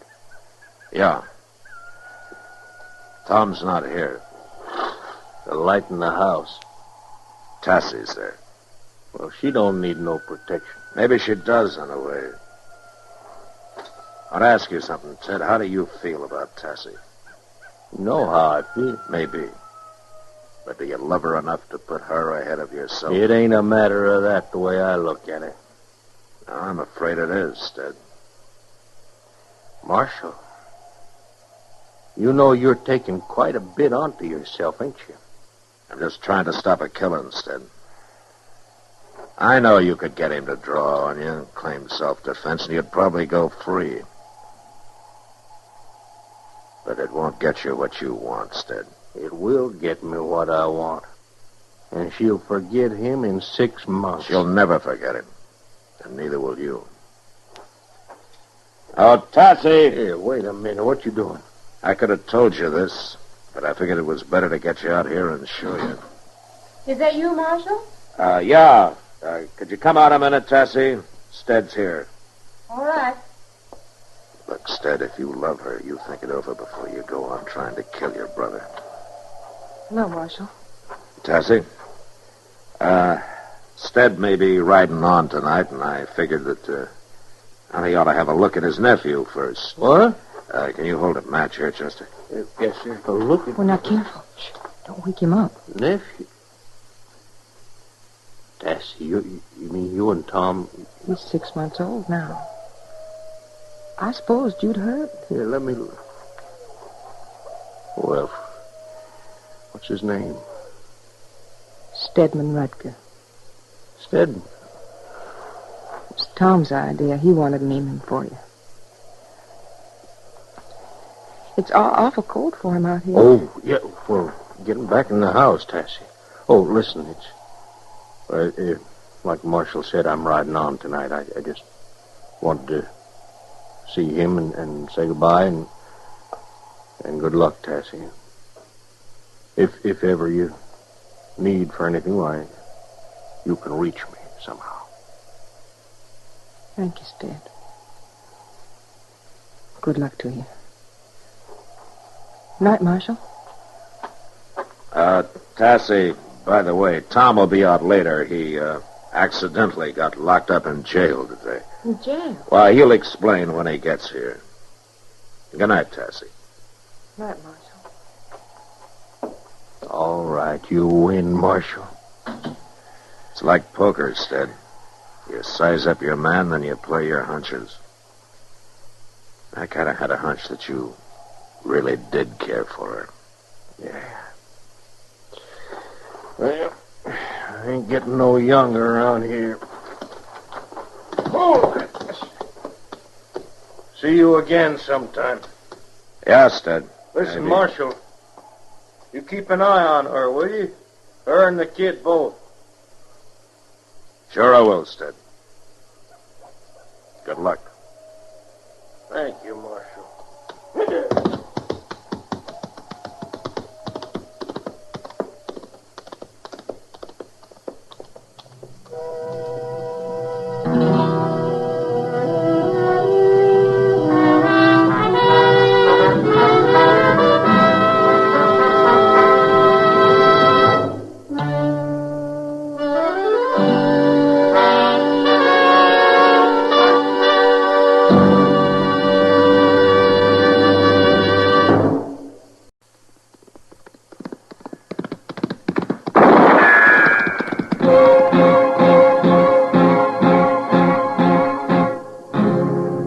Gunsmoke. Brought to you by L&M, the modern cigarette that lets you get full, exciting flavor through the modern miracle of the pure white miracle tip.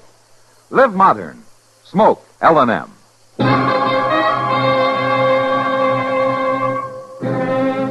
Around Dodge City and in the territory on West, there's just one way to handle the killers and the spoilers, and that's with a U.S. Marshal and the smell of gun smoke.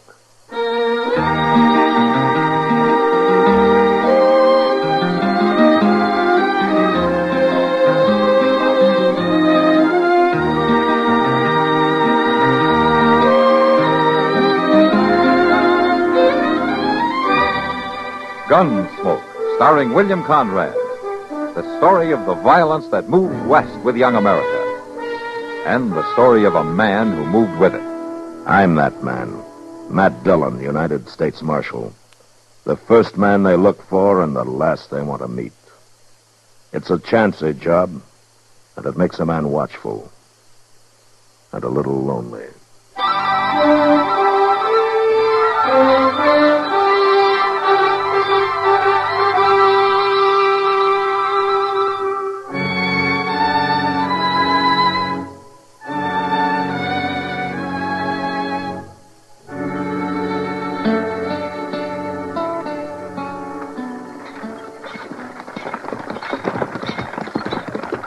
Oh, there. Oh, there.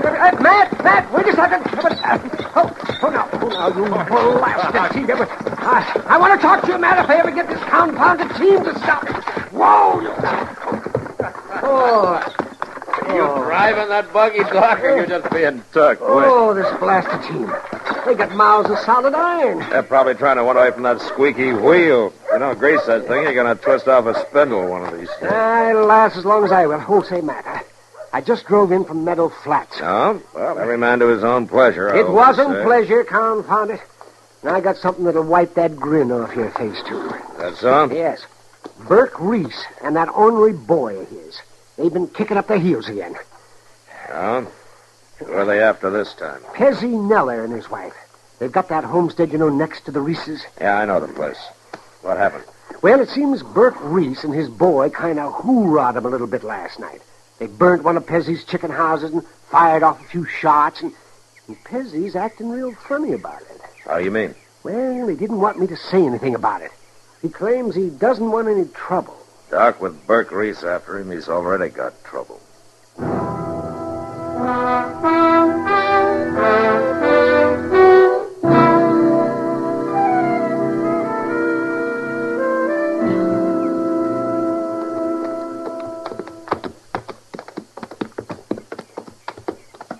There's old Pezzy, Mr. Dillon, scratching around the ashes there. Uh-huh. Well, Marshal, Chester, this is a mighty pleasant surprise. Morning, Pezzy. Hi, Mr. Neller. Get down and set a spell. Oh, thank you.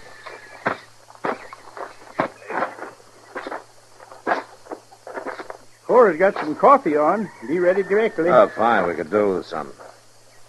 Oh, looks like you might have had a little trouble out here last night, Pezzy. Trouble, Marshal? Well, that chicken house burnt right down to the ground. Oh, yeah. Yeah, but the studding ain't hurt much. Be no chore to fix it up. Lose many chickens? Oh, about a dozen, I reckon.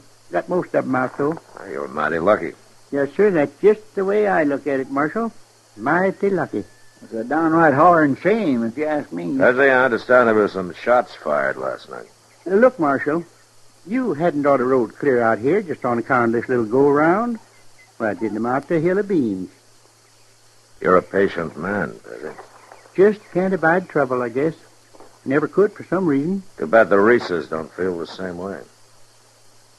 Isn't that who it was? Burke Reese and that bullying son of his, Spike? Well, I just wouldn't rightly know for sure. It was awful dark last night, Marshal. There was two fellas on horseback. That's all I could tell. Uh-huh. You been bothered before? Oh, a couple of nights this week. Might be the same two fellas. Might not. Hard to say. What'd they do? Oh, just galloped around the house a couple of times, shooting off their guns. Didn't do no harm much, though. Has Burke Reese been trying to buy you off, has he? Well, he did make me an offer last week. Only about a third of what the place is worth, though. Anyhow, I ain't aiming to sell. Neither was Ed Talmadge. He had the homestead north of Reese, remember? Yes, I remember. Reese bought that place for about a third of what it was worth, has he? From Ed's widow. You know, I never could figure who Drygosh did that night. Look, Bessie, if you'll sign a complaint, I'll have both the Reeses locked up inside an hour. Won't do no good, Marshal. It is dark. I couldn't swear in court it was them. And you know what'll happen. You don't even pack a gun, Bessie. Guns just lead to trouble, Marshal. I'm a mild sort of man, I reckon, and a believer in nature. Like with their herd of cattle. Storm comes up, they just turn their tails to the wind and wait it out. A man can learn a whole lot from animals. Sure he can, Bessie. But Burke Reese learned his from a mountain lion.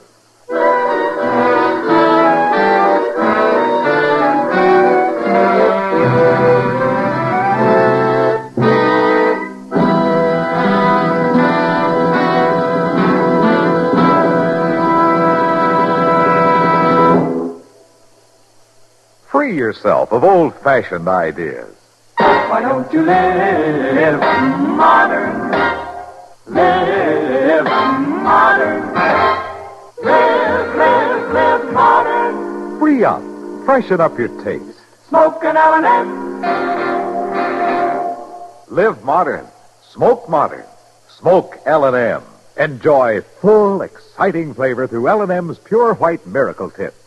L&M draws easier. Tastes richer. Smokes cleaner. That's why today more people are changing to L&M than to any other cigarette. So free up. Freshen up your taste. Live modern. Change to L&M. Make today your big red letter day and start to live the modern way. Live modern. Smoke an L&M. It's America's fastest growing cigarette.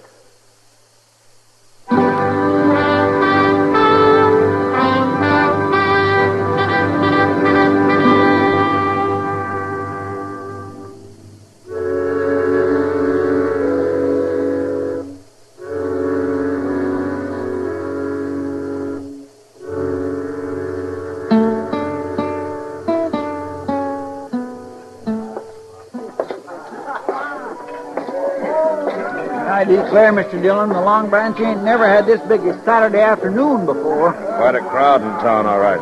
I don't even think we can get up the bar. Well, like, edge along the side here. Well, maybe I can do it empty, but it's sure going to be a tight squeeze, ooching out full of beer.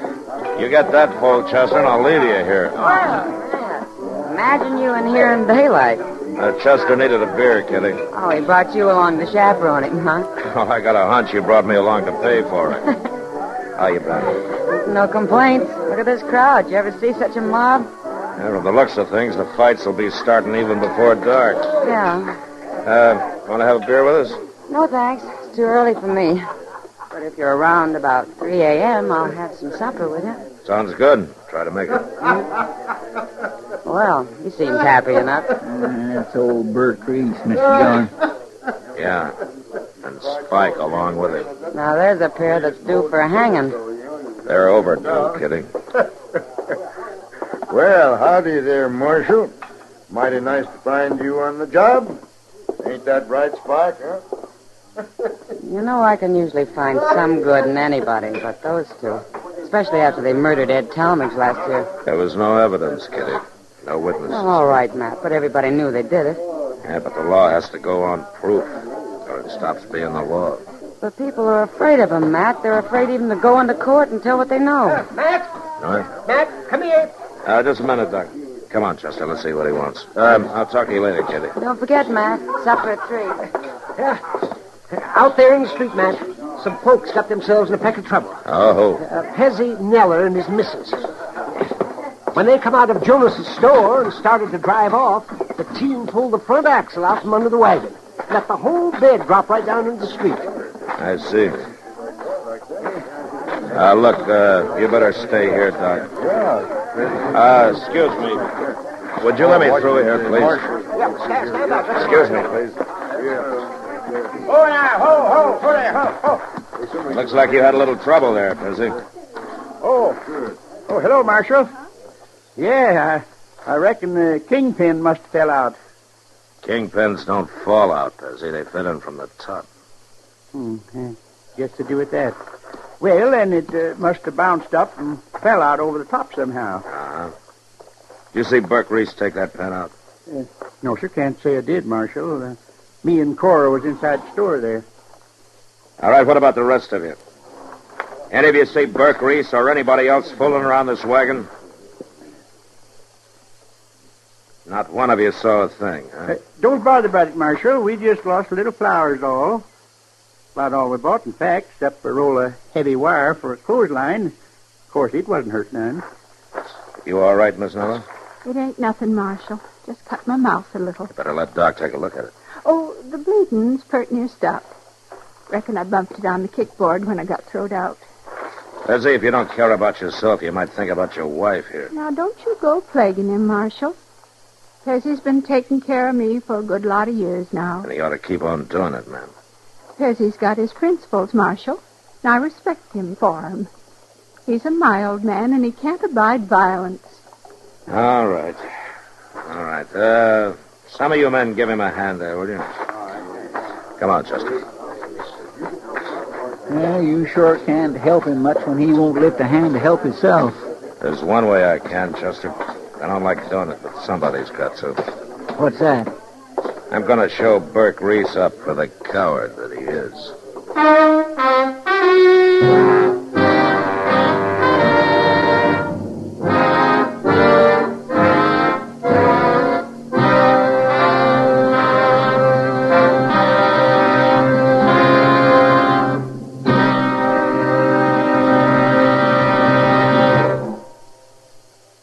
Free yourself of old-fashioned ideas.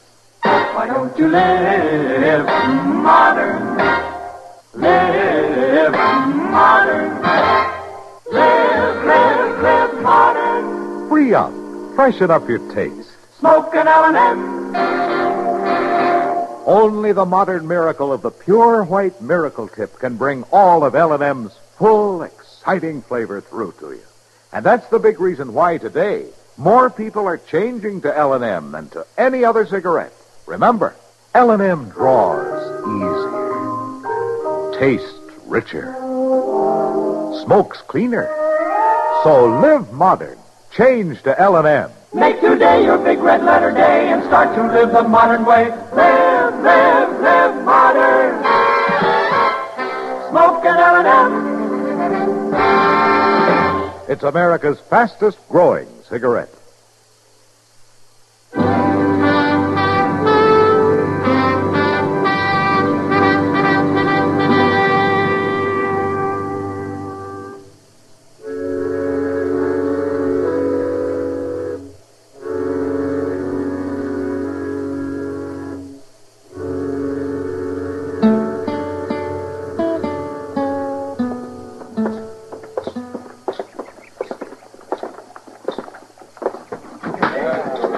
There they are, Mr. Dillon, sitting over there at the poker table. All right, Chester, you move on down there by the end of the bar. Just keep them off my back, that's all. All right, sir. But you watch him, Mr. Dillon, make him be awful mean. What was the trouble out there, Matt? I didn't hear any shooting. Later, Kitty. Right now, you better stay clear. Matt, where are you going?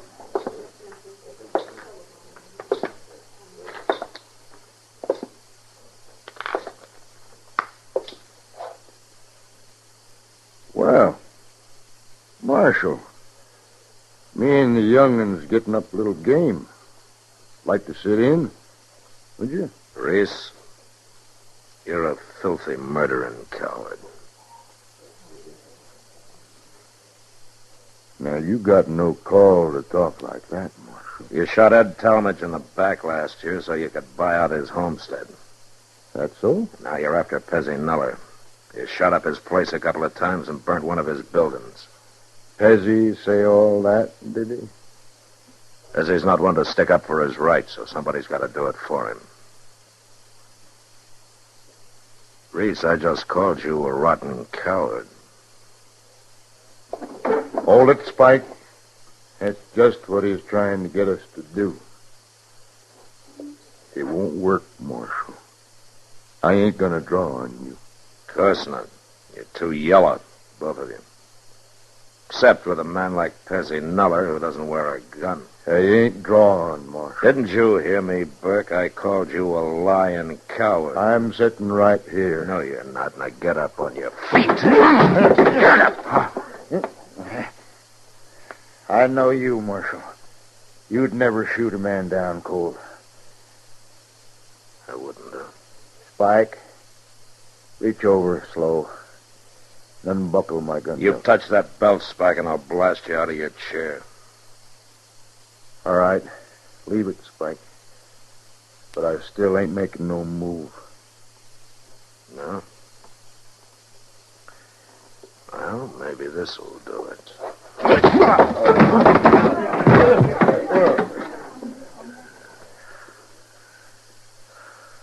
All right, what about it, Reese? I'm staying right here on the floor, Marshal. You sit tight, Spike. I told you, Marshal, no matter what you do, I ain't gonna draw against you. You're a smart one, Reese. You're smart just like a rattlesnake. Now you get up and get out of here. Get out, both of you, before I kick you to death.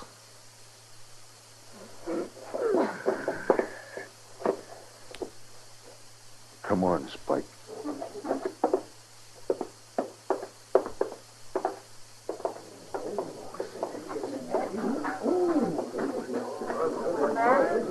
Well, I never seen you act like that before. Yeah, I know, Kitty. Not that I blame you. I know they wouldn't draw either one of them. I just wanted to show them up for the cowards they are. Well, now I'm afraid there's only one more thing I can do for Pezzy Nuller. What's that, Matt? Attend his funeral.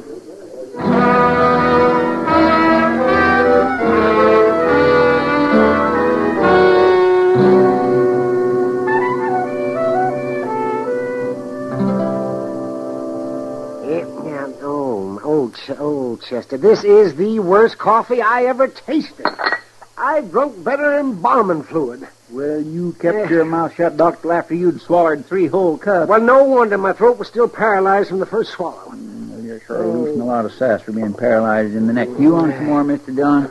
No, not right now, Chester. By Jim, you complain about it, Doc, but I notice you always come hot-footing over here first thing when you wake up. It's a trial by torture, Chester. If I can live through Chester's coffee, I can face anything the day brings. Well, forevermore, what do you know? Yeah? What is it, Chester? Pezzy Nuller, coming down the street there in his wagon. No? Well, Matt, how do you figure a man like that? He doesn't want any trouble, he says. He can't abide violence. He don't even realize he's on borrowed time. I guess not, Doc. All he was worrying about yesterday afternoon was getting back home and putting up a clothesline for the missus. Just a couple of babes and a forest of wolves. He stopped right out in front here, Mr. Dillon. Marshal Dillon. Now, let's see what he wants. Morning, Pezzy. You're up early, aren't you? Reckon I am at that, Marshal. Oh, hello, Doc. Mighty glad to find you here. There's something wrong? Well, in a way, I guess there is, Marshal. Had a little accident out at our place during the night. Accident? Who? Doc, I reckon you better take a look there in the wagon bed. Just throw back the cover. All right. Give me a hand here, Chester. All right, Doc. Mighty sorry to have this happen, Marshal, but it's just one of them things that couldn't be helped, I reckon. Mr. Dillon, it's the Reeses. What? They're dead, Matt. Both of them. Their necks have been broken. There's marks across their throats. It's like they've been hanged. Yes, sir. That's exactly what I said to Cora this morning when we found him laying there. Looked like they'd been hanged, what I said. Found them where, Pezzy? What happened? Well, sir, me and Cora woke up last night and heard some shooting and hurrahing like them other times. Yeah? Only it stopped all of a sudden and the horses galloped off, so we went back to sleep. This morning when I come out, I found these two laying right there in my chicken yard that are in doornails. Go on. Then I figured it was that doggone clothesline, Marshal. I put it up good and solid, 'cause Cora always hates to have her wash get down in the dirt. And I reckon these two just didn't see it in the dark that way. They rode right into it, huh? Man's got a number 20 rigging cable hooked under his chin and a galloping horse stretching his feet in the stirrups. Well, sure don't do his neck no good. No, sure doesn't. Well, you better take him down to the undertaker's. Yeah, all right. I'll ride along with you, Pezzy. Might as well earn my fee. Well, sure sorry to put you fellas out this way, but man can't be expected to go around warning all his neighbors every time he puts up a new clothesline. No, I guess not, Pezzy. At that, I got to change the darn thing when I get back home. Put it a foot and a half too high for some fool reason. Well, Cora can't even reach it. Come on, get boss. Stop in to see us, Marshal, whenever you're out our way. Yeah, I will, Pezzy. Well, Chester, never sell a mild man short. Well, you said them Reeses was overdue for hanging, Mr. Dillon. Yeah. They're sure not overdue anymore.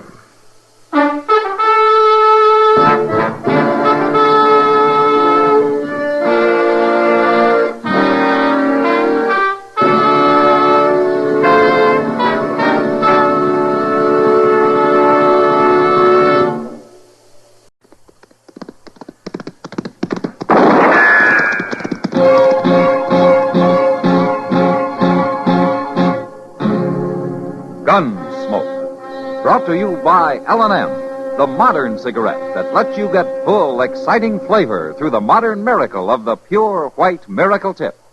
Live modern. Smoke L&M.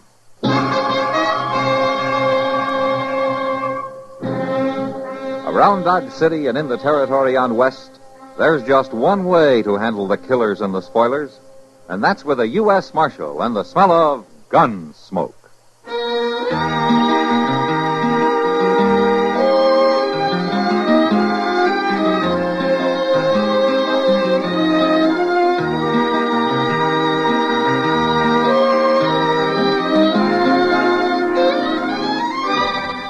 Gunsmoke, starring William Conrad. The story of the violence that moved west with young America. And the story of a man who moved with it. I'm that man. Matt Dillon, United States Marshal.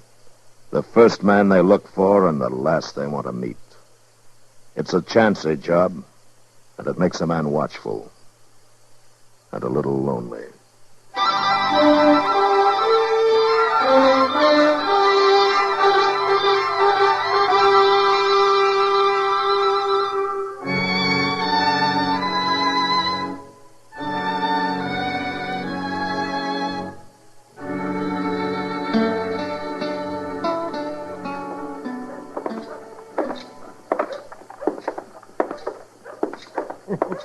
Oh, my. Deer liver, by golly. Deer liver.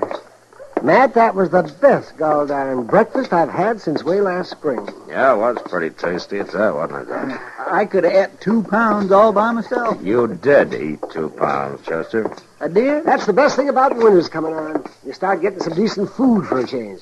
You get antelope and you get venison, prairie chicken, mallards. Oh, instead of that stinking salt pork every morning. You know, Doc, you're a lucky man. You only got 2 worries in life, your next meal and your next fee. Worries? Those are both pleasures, Matt. Oh, and speaking of fees, there hasn't been a killing in town for quite a spell. Why don't you stick to curing people, Doc? Because I can't live on fine promises from starving sodbusters. That coroner's fee is cash in the pocket. Oh, well, here we are. This is where I leave you, gentlemen. See you later, Doc. Yeah. What are you aiming to do, Matt? Go down to your office and prop your feet up and cheat the government for the next 12 hours? No, I'm going to ride out to the Traich place. He's been losing some stock the last few nights. You're talking about old Silas Traich? Uh-huh. He called me out there 3 years ago when his wife died, after it was too late to help her. And he talked me down to half fee. And then he didn't even pay me. Well, I'll admit he's not too easy to get along with. Hey, Doc, look. Yeah? Up there in front of your office. Well, I got a patient already. Oh, that's just a kid. He's hanging onto the door. He can't even stand up. Come on. Why, it's a young Indian boy, Matt. Yeah. Here, now take it easy, son. Here, let me give you a hand. Get his other arm, Chester. Yes, sir. Let me open the door here. Yeah. Now, let's set him down here, Chester. That's all right, boy. There. What do you think's wrong with him, Doc? Well, I don't know. He doesn't seem to be cut up or shot any. What's the trouble, boy? What happened to you? Maybe he just don't know the language, Doc. Yeah, that could be. It kind of gives the impression he knows what we say to him, though. Is that right, boy? Looks like a Kiowa from his moccasins and that headband. About 9 years old, wouldn't you say, Doc? Yeah, 8 or 9. Let's see. His pulse is jumping like a scared rabbit. Nobody's going to hurt you, boy. Chester, go over to the Dodge House and see if there's a scout or a buffalo hunter in town, huh? Somebody who can speak Kiowa. All right, sir. It's funny. He won't even try to talk. He keeps his mouth tight shut. Yeah. Now, wait a minute, Doc. What is it, Matt? Son, open your mouth. Come on now. Open it. Good Lord, Matt. Somebody's cut his tongue out.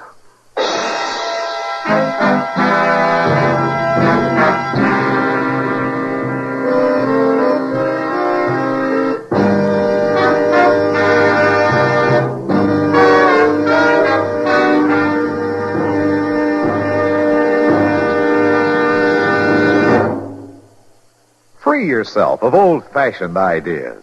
Why don't you live modern? Live modern. Live modern. Free up. Freshen up your taste. Smoke an L&M. Why are more people changing to L&M than to any other cigarette? Because only L&M lets you enjoy full, exciting flavor through the pure white miracle tip. L&M draws easier, tastes richer, smokes cleaner. So free up, freshen up your taste, get full, exciting flavor. Live modern. Smoke L&M. Make today your big red letter day and start to live the modern way. Live modern. Smoke an L&M. It's America's fastest growing cigarette.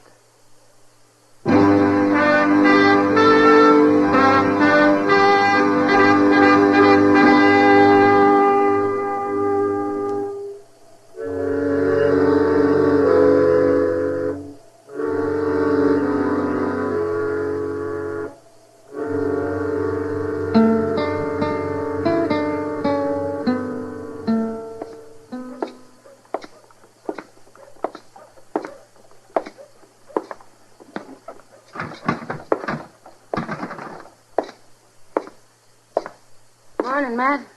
Hello, Kitty. Pour me a drink, will you? All right, Matt. Thanks. It isn't often you have a drink before noon. No. Guess it isn't. That Indian boy? Rumors get around fast, don't they? Chester stopped in. Have you found out anything more about it, Matt? Not yet. Chester's asking around town, trying to get some line on him. Does Doc think he's going to live? Yeah, he'll live, all right. Might be better if he didn't. It's always better to live, Matt, no matter what. Yeah, I guess so. It'd take a monster to do a thing like that. Well, it might even have been some of his own people who did it. I like him, though. The Kiowas don't ordinarily mutilate that way, even in battle. The Apaches might, but there aren't any this far east. Besides, I'd only treat a warrior like that. This kid's only 8 or 9 years old. Horrible. He's still in pretty bad shape. Oh, there you are. I've been looking all over Dodge for you, Marshal. Well, that's where I've been, Mr. Traich. All over Dodge. Of course, I can see now why you ain't been on the job. If you'll excuse me, No, Matt. stay here, Kitty. Why don't you stick to business, Traich? No offense, Marshal. I expected you out at the ranch this morning. Yeah, I know. I lost 6 more head last night, calves and yearlings. Yeah? It was killed and butchered right on my range. Their hides thrown into a gully. Might have trailed the ones that done it if you'd got there before the frost melted off. Same way with the rest of the cattle you lost, huh? They've been killing and dressing them? That's right. Well, it could be Indians. Meat rustlers couldn't sell in Dodge, not and get away with it very long. It's Indians, all right. Of course it's Indians. It doesn't make much sense, though, this time of year. There's too much game around. There ain't no Indian going after game as long as there's meat around for him to steal. Did you find any wagon tracks? Of course not. Why? Meat rustlers would have to haul this stuff somewhere. Well, there's a tribe of Indians not more than 6 miles south of my place, camped along the river bottom. One of my riders seen them last week. Are they Kiowas? How do I know? They all look alike to me. They're all a sneaking pack of thieves. That might be where the boy came from, Matt. What boy? Young Indian boy. Somebody nearly killed him. That's why I couldn't get out to your place this morning. You're fooling around over some Indian whelp while I'm losing stock? Wait a minute. You figure cattle are more important than human beings? Human beings? I thought you said he was an Indian. Get out of here, Traich. Huh? I said it real plain. You get out of here.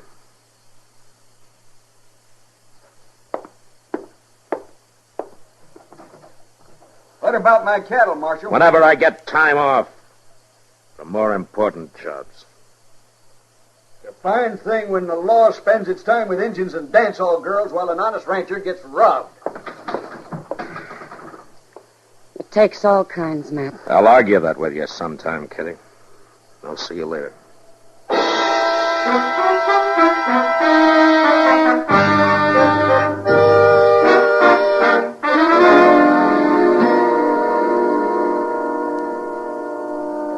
Let me tell the chief marshal. It's his own son. He's going to take it hard. Yeah, I imagine. How'd you find out the boy was Koto if he can't talk? Just Smiley's been buying game for his restaurant from a Kiowa boy by that name. He came over to Doc's office and identified the kid. That's where the boy was headed this morning. He left camp here just before dawn with a dressed antelope carcass he was taking into Smiley. We've been trying to sell all the game we could to get some rifles and ammunition. Right now we have to hunt with bows and arrows. Now, what do you mean, we? I am part Kiowa, Marshal.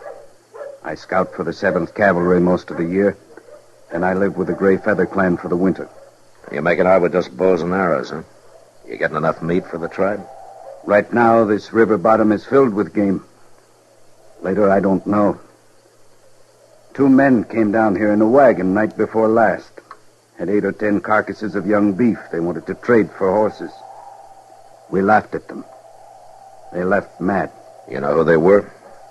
No, Marshal. But they must have rustled the meat someplace. Now, the Traich Ranch, about 5 miles north, has been losing stock. They must be the ones getting it, then. They're hanging around here somewhere. Look, when Koto took game into Dodge, which way did he usually ride? He would head out north, cut through the Traich Ranch, then pick up the Cimarron stage trail. The 2 men said they'd get even with us, Marshal. Yeah? Well, looks like they did.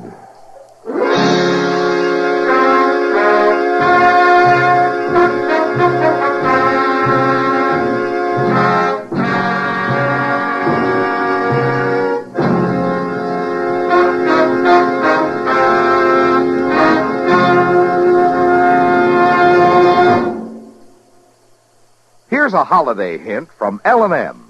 This year, why don't you live modern and give modern? Give L&M holiday cartons. In gay holiday cartons, L&M's make an exciting gift. L&M's are the favorite cigarette of people who like to live modern. Live modern. Live modern. free up, freshen up your taste. Smoke an L&M. Live modern, smoke modern, change to L&M. Enjoy full, exciting flavor through the Miracle Tip. It's no wonder more people are changing to L&M than to any other brand. So smoke modern L&M. And remember, you're sure to please when you give L&M holiday cartons. Live modern. Smoke an L&M.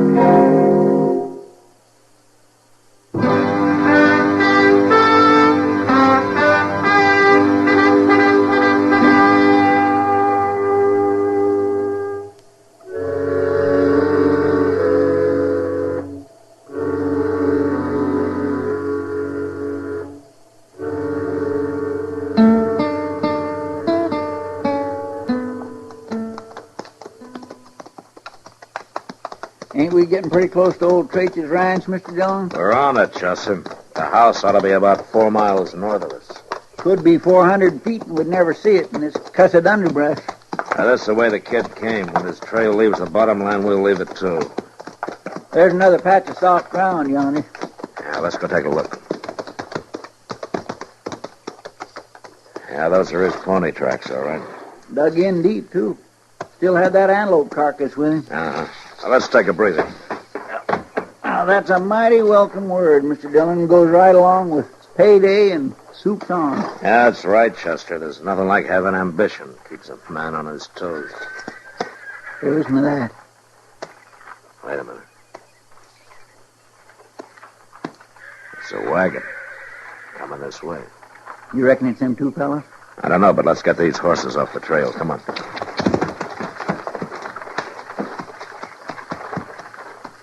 This is far enough. Get your rifle. Yes, sir. And let's get as close to the trail as we can.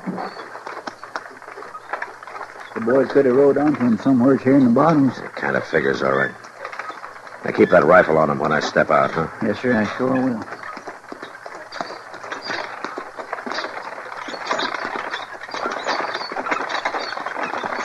Hold up there. Hold up. Come on. What's the trouble, mister? Get down off that wagon. Is this a hold-up? Down on the ground, both of you. Come on. Now keep your hands up. Chester, come on out. Take our guns. Yes, sir. Well, we ain't got nothing worth stealing. Stealing? He's a U.S. Marshal. A marshal? That's right. Where you heading? Well, we was just going through. Going through from where? Oh, look, Marshal, we ain't done nothing. Well, what are you hauling back there? Just supplies is all. Mm-hmm. Keep 'em covered, Chester. I am. Oh, you're making a big mistake, Marshal. It ain't the way it looks, Marshal. Can you explain a half-dozen beef carcasses in the back of your wagon, mister? We bought 'em from a ranch down south. One of them still got the hide on it, showing the Traitch brand. Well, Marshal, I'll tell you the straight of it. We got that beef real cheap from a tribe of Kiowas down the bottoms of the ways. I reckon they stole it, all right. Those Kiowas got nothing but bows and arrows, mister. That calf on the back of the wagon was shot with a rifle. You've been hanging around here killing Traitch stock for the last 2 weeks. Now, where have you been selling the meat? To the quartermaster at the fort. We told him we was commission agents. And you're under arrest for cattle theft. Now get back in the wagon.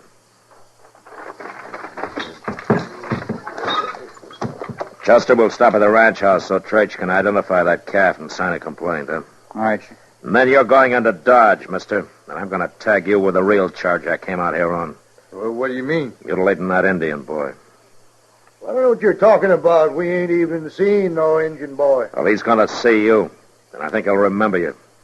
You fixed him so he can't talk, but he can still point his finger at you. Now, come on, let's go.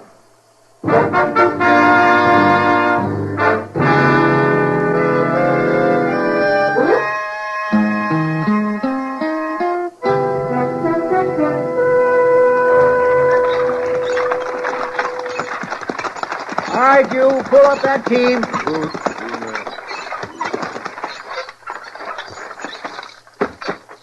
Trach. Hey, Trach! Out here at the barn, Marshal. You wait here, Chester. Yes, sir.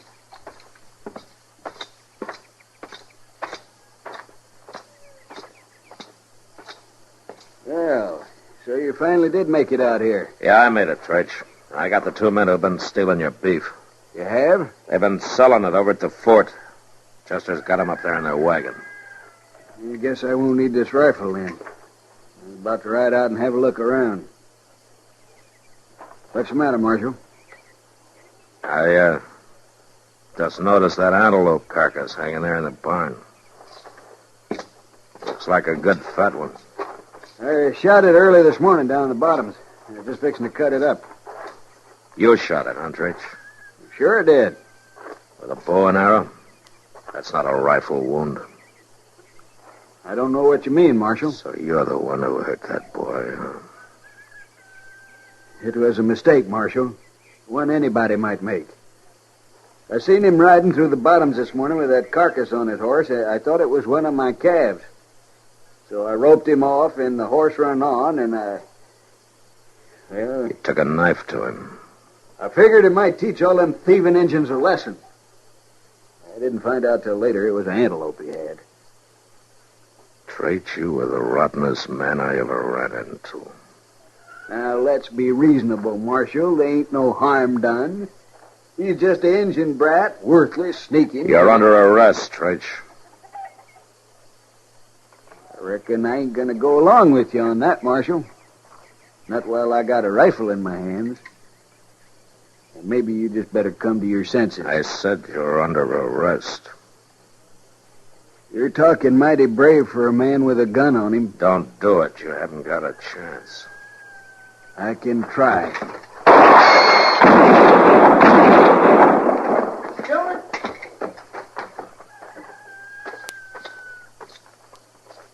I'm glad you tried. Mr. Dillon? You all right? Yeah, I'm all right, Chester. Why, that's Silas Creech. What happened? What did he do? What did he do? That little boy back in Dodge would tell you, Chester. If he could.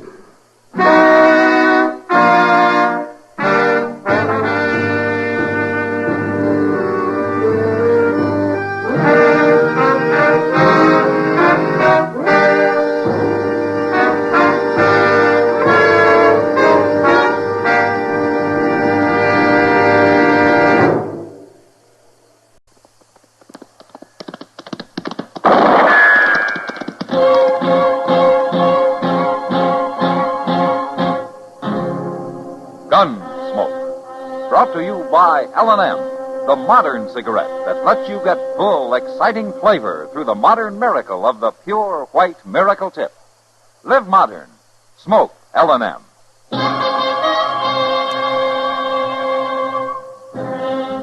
Around Dodge City and in the territory on West, there's just one way to handle the killers and the spoilers, and that's with a U.S. Marshal and the smell of Gunsmoke.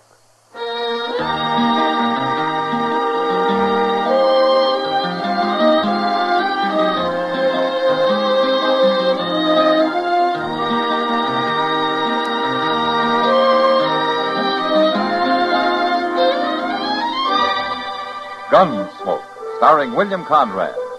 The story of the violence that moved west with young America. And the story of a man who moved with it. I'm that man. Matt Dillon, United States Marshal. The first man they look for and the last they want to meet. It's a chancy job, and it makes a man watchful. And a little lonely.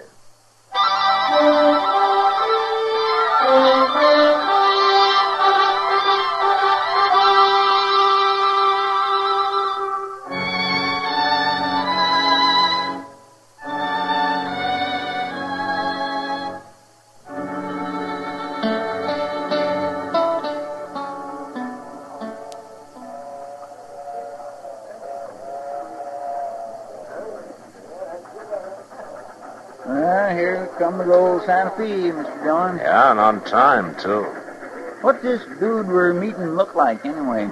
Well, like any other 20-year-old, I guess, Chester. He's lived back in Philadelphia since he was 5, since his ma and Cleve busted up. Well, guess we'll recognize him all right. Oh, well, Matt. Chester. Hello, Doc. What are you doing down here? Oh, just looking over the new arrivals, seeing how many unhealthy ones I can count on. Good gracious sake, will you look at that? Look at what? That right there, look. Well, if that isn't a blossom of blooming youth. I think that's the boy we're supposed to meet. Him? That's old man Cleveland's son? Cleveland? Matt, you mean that swaggering old roughneck's got a son who dresses like that? You can't always tell by appearances, Doc. Hey, Tom? He's sure giving the depot loafer something to choke up over, ain't he? Yes, sir? You are Tom Cleveland, aren't you? Yes, sir, I am. I'm Matt Dillon. I'm Marshal here in Dodge. Pleasure, Marshal Dillon. Your dad couldn't get in today, and he asked me to meet you and get you started out to the ranch. It's very kind of you, Marshal. This is all new to me. Yeah? Well, you'll get used to it. I hope so, but right now everyone seems to be amused at something. Well, the boys around here aren't much used to such style, I guess. In Philadelphia, they told me this was the correct Western attire. Well, it's not quite. At any rate, your father left a saddle horse for you at the livery stable.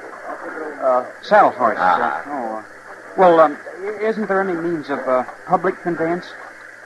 Well, I'm afraid we don't have any public conveyances in Dodge, Tom. But I don't ride too well, except on a flat saddle. A flat saddle?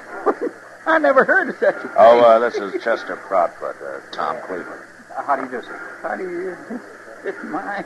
Your daddy's sure going to have himself a chore with you. Chester. You know, it's strange having a father after all these years. What sort of a man is he, Marshal? Your dad? No, I guess he's just an ordinary frontier cattleman. Well, I guess we'll get on all right. Yeah, well, I hope you will, Tom.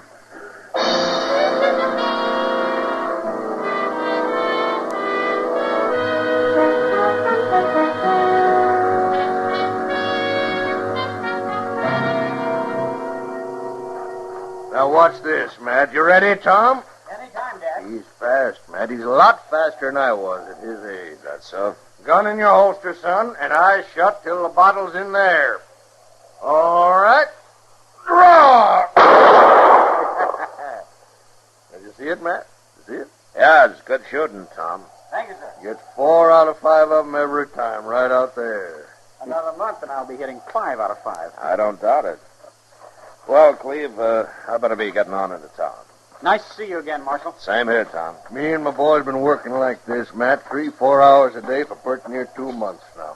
He's a born gun handler. Yeah, he's that all right. When he come here and I heard how they laughed at him, Matt, I decided I was going to make a man out of that boy if it killed me.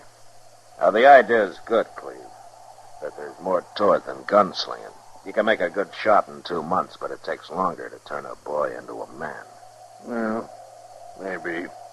But he'll be treated like one, same as I always been treated. I've stood up to the best of them, Matt. You know that. Uh-huh. Like that time in Tascosa when I outdrawed the Waco kid. Yeah, He I was at know, the Cleve, hitcher. but times are changing. The law's here now, and the law asks questions.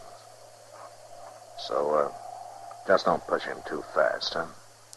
Give him a chance to find something. Find what? I'm not real sure, Cleve, but I know one thing. He's not going to find it in a pistol holster.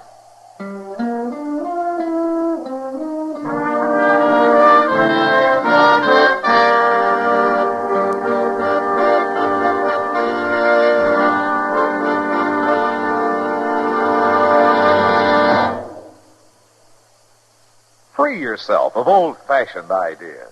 Why don't you live modern? Live modern. Live modern. Free up. Freshen up your taste. Smoke an L&M. Today, all over the country, more people are changing to L&M than to any other cigarette. And it's all because only L&M gives you full, exciting flavor through the pure white miracle tip. L&M draws easier, tastes richer, smokes cleaner. So free up, freshen up your taste, live modern, change to L&M. Make today your big red letter day and start to live the modern way. Live modern. Smoke an L&M. It's America's fastest growing cigarette.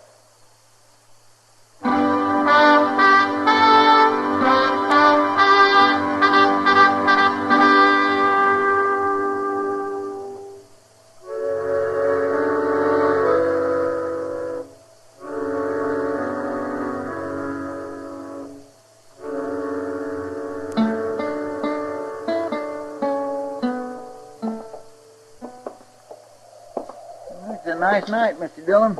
Cold and clear as a cake of ice. Yeah, it's going to be a little frosty before morning. I can remember nights like this back in Texas. With the air so gall-darn sharp you could hear a church bell 10 miles away. Uh-huh. A lot of time you ever spent listening to church bells, Chester. So, I could have heard him if I'd have been a mind to with it. Uh-huh. Well, sakes, there's Miss Kitty across the street. Huh? If she don't put a wrap on, she's going to catch her death. Come on, Chester.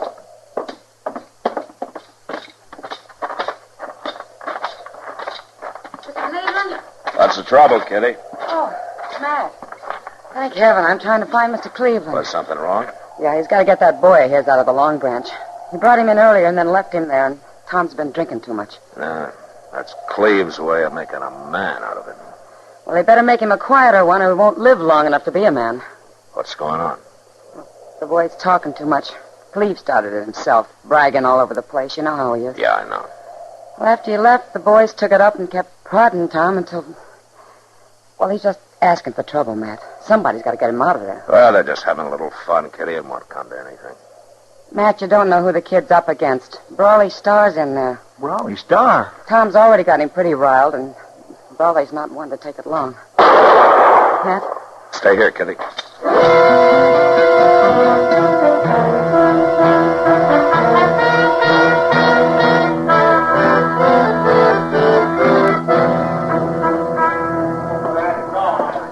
One side, please. Let me through here, will you? Beat you to it this time, Matt. How bad is he, Doc? Just a bullet in the arm. Doesn't amount to much. How'd he feel, Tom? Sick, Marshal. Here, let's get over there under the lamp, son. We'll jerk that bullet out and have you fixed up in no time at all. How'd it happen, boy? Who did it? I reckon I'm the guilty party, Marshal. Well, I didn't know you were in town, probably. I just got here this afternoon. Doesn't take you long, does it? Marshal Dillon, I hope you won't take any official action in this. It was a fair draw. You better go on over there and let Doc dig that bullet out, Tom. Come on, boy. It was just an argument, Marshal. He outdrew... Doc's waiting for you. Yes, sir. You're picking kind of easy game, aren't you, Brawley? He picked. I didn't. Got business in Dodge, have you? Maybe. I ain't been here long enough to tell. You're just a half-baked kid, Brawley. Man's got a gun on his hip. He ain't a kid. You saw he was on the prod. You ought to have known enough to give him room. Most folks give me room, Marshal. And I didn't have to shoot him in the arm, you know. No, you didn't. Tom? Tom, you all right? It's nothing, Dad. Who done it, boy? Who done it? Who's a dirty rat shot you in the back? He's kind of mouthy, ain't he? It's a boy's father. Matt? Matt. Where's the sneak that caught my boy with his back turned? I shot him, mister, and his back wasn't turned. You're a filthy liar. All right, hold it, both of you. Now talk soft and keep your hands on the bar. You'll answer to me for this. And you won't be facing up to no half-grown kid. All right. right, mister. Let's say 11 o'clock in the morning. I'll wait for you at the livery stable. Good enough. Just ask for Brawley Star. Brawley Star? Good night, Marshal. See you in the morning, mister. What have I done, Matt? Well, I'd say you got yourself in about as much trouble as you can handle, Cleve. Maybe more than you can handle.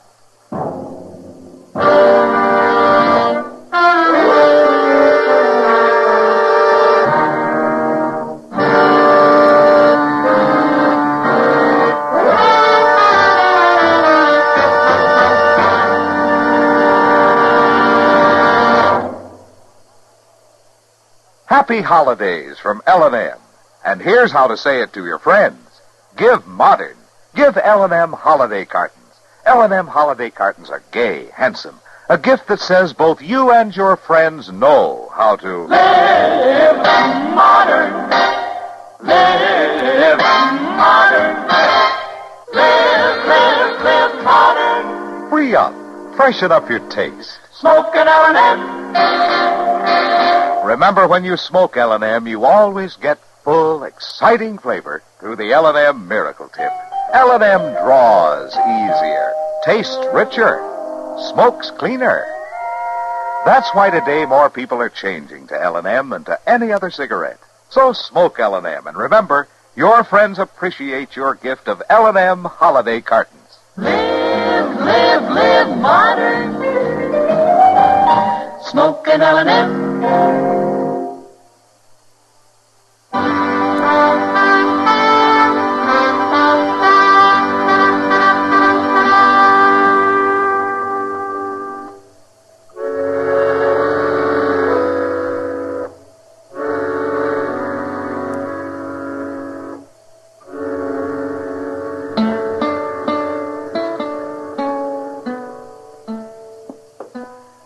Pretty near 11 o'clock, Mr. Dillon. Yeah, I know, Chester. Will you turn that stove damper down? Huh? It's getting kind of hot in here. You just gonna sit here? Yeah, I guess so. But Brawley Star will kill him. Chester, the one thing the law can't do is keep a fool from being a fool. Well, I know, but... Brawley's up there at the stable, leaning on the hitching rail, minding his own business. I got no reason to bother him. And if Cleve jumps him, it'll be self-defense, and I still got no reason. Yeah, but maybe Cleve won't draw first. He will.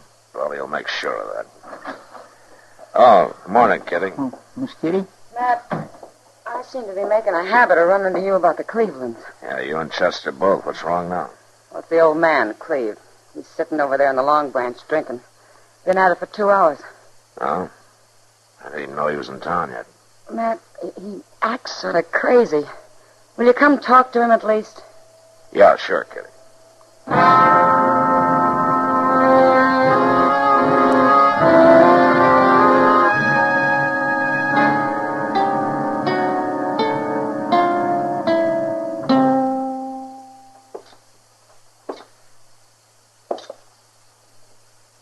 Morning, Cleve. What are you doing here? Mind if I sit down? All right, if you wanna. Thanks.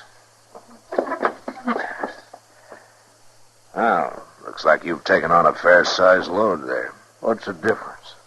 It's a bad state to be in for a man about to walk into a gunfight. I'm all right. Don't worry none about me.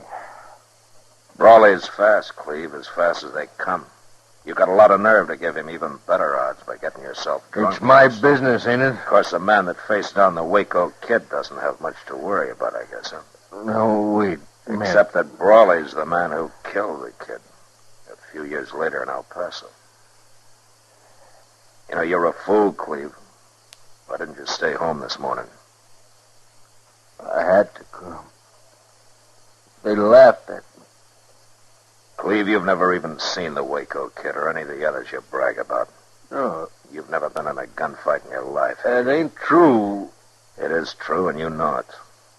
As long as it stayed just harmless talk, it didn't matter much, but you started filling your boy full of it, trying to make him into something you never were.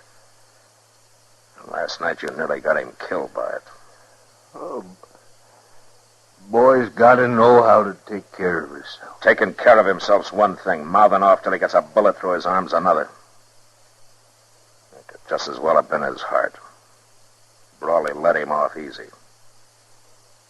And now you're going up there and get yourself killed. No, I ain't.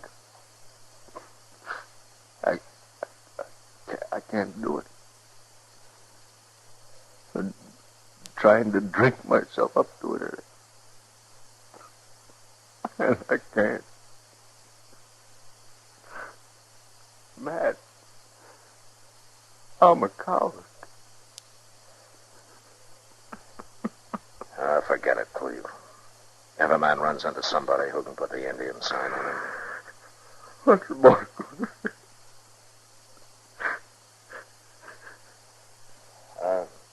Kitty? Yeah, Matt. Take care of him, will you? Get him upstairs. It's something you can do a whole lot better than I can. Yeah, sure. Dillon, Yeah, Chester. you better come quick. Now, what is it? Tom's out there in the street. He's wearing a gun, and he's headed for the livery stable. All right, let's go. Kid must be out of his head. There he is. Tom Cleveland. Yes, sir. Hold up a minute, will you? Where you going, Tom? You know where I'm going, Marshal. It's my fight. I started it. Dad didn't. I don't know who started it, but I know who's going to stop it. Take his gun, Chester. Now, wait. Shut up. Now, you stay here and don't move. Chester, if he tries to get away, put a bullet through his other arm. I'll be happy to.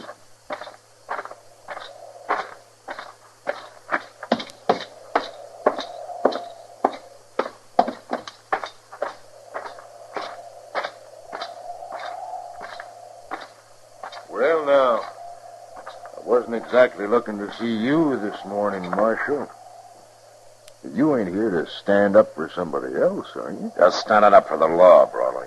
Well, to my knowing, there ain't no law been broke. Call it law and order, then. And a gunfight's not very orderly.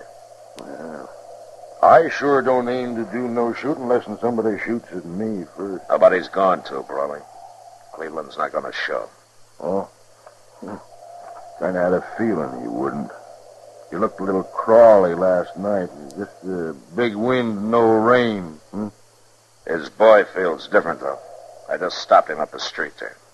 He was heading down here to face you. Well, I'll say one thing. The yearling ain't got much sense, but he's sure full of vinegar. He's a good kid, Brawley, in spite of what his dad's done to him. I wouldn't want anything to happen to him. You won't, as long as he stays shy of me. Now, there's one way to make sure of that. You got a horse there in the stable. Get it and ride. The law say that, Marshal. I said it, Brawley. You really run your town, don't you? All right, Marshal, I got no reason to stay. I'll ride. Good. So long, Brawley. Yeah, be seeing you, Marshal.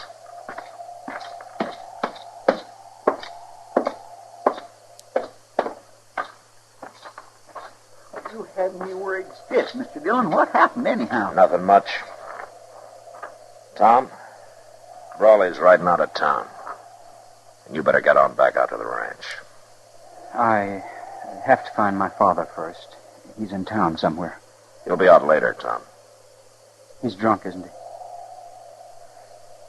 Well, It's all right, Marshal. I understand him rather well, I think. He's something of a braggart and a liar. And most likely a coward. Now, wait a minute, Oh, don't Tom. worry. I'll never let him find out I know.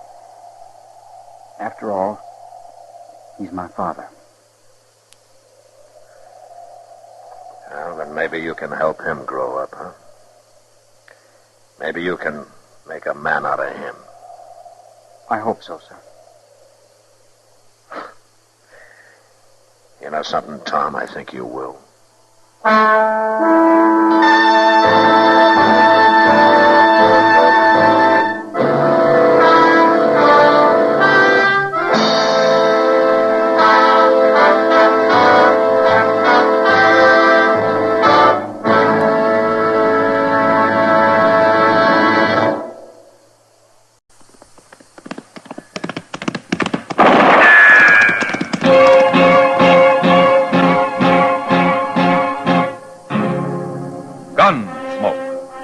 brought to you by L&M, the modern cigarette that lets you get full, exciting flavor through the modern miracle of the pure white miracle tip.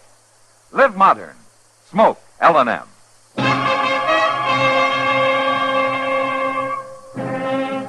Around Dodge City and in the territory on West, there's just one way to handle the killers and the spoilers, and that's with a U.S. Marshal and the smell of Gunsmoke.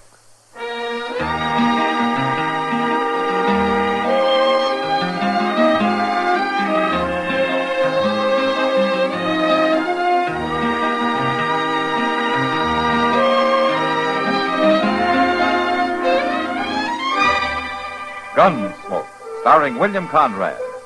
The story of the violence that moved west with young America. And the story of a man who moved with it.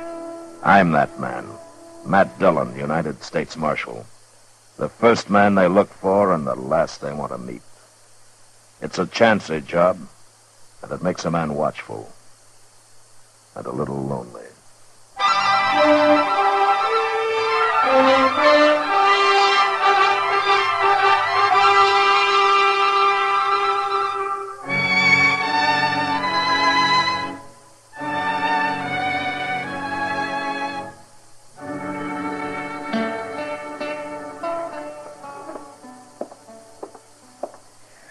Get a little fresh air in this office.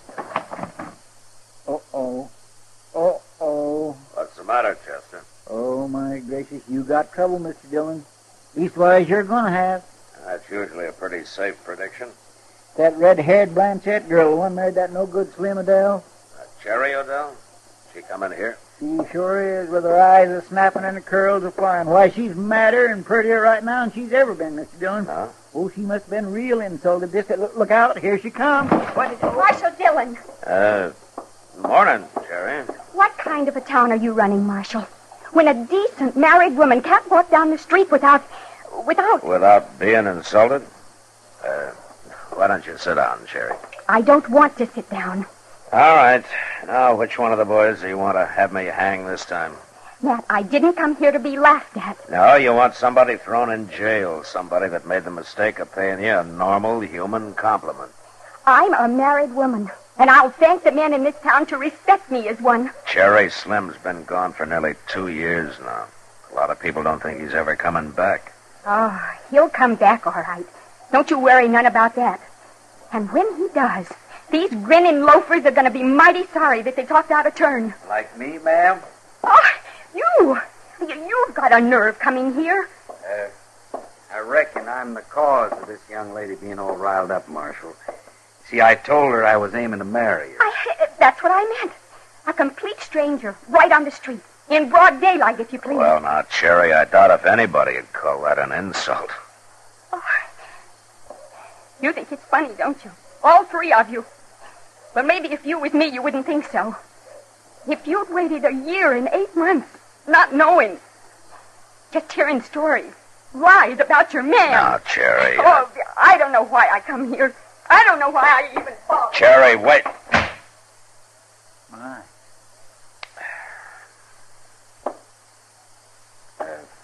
Marshal, my name's Red Larnard. I'm Matt Dillon. This is Chester Crawford. Howdy. I do. Are you just riding through? I didn't have any actual plans, Marshal. I came face to face with Mrs. Odell up the street there. Huh? Miss Odell? Oh, I knew who she was before I even spoke to her. I ought to. I've been carrying her picture with me for 3 weeks now. Here. Where'd you get this? From her husband. After he was dead. Dead? Oh, my goodness. That's what I came to Dodge for, to let her know he was dead. I see. Tell me something. Slim Odell, how did he die? Well, it was Injuns, renegades up in the Platte River country about a month back. You sure of that? I was there. Me and him was partners on a trap line. They almost got me, too. Uh-huh. Chester, Yes, sir. hand me that bulletin there back of the desk, will you? Yes, sir. Here you are, Mr. Dillon. I got word of Slim's death, too, Red.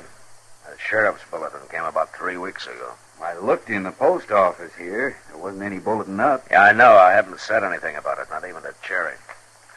Slim Odell was shot to death trying to hold up the North Platte Broken Arrow stagecoach. His partner got away.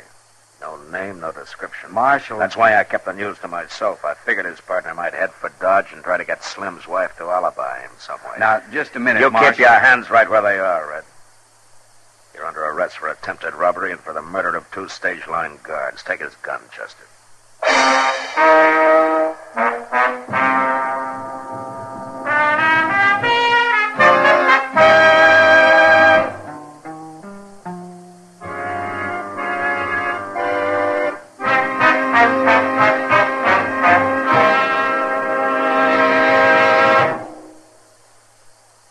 'Free yourself of old-fashioned ideas. Why don't you live modern? Live modern. Live modern. Free up.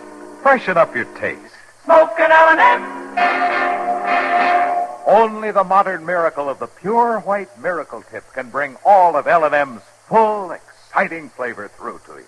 And that's the big reason why today more people are changing to L&M than to any other cigarette. Remember, L&M draws easier, tastes richer, smokes cleaner. So live modern.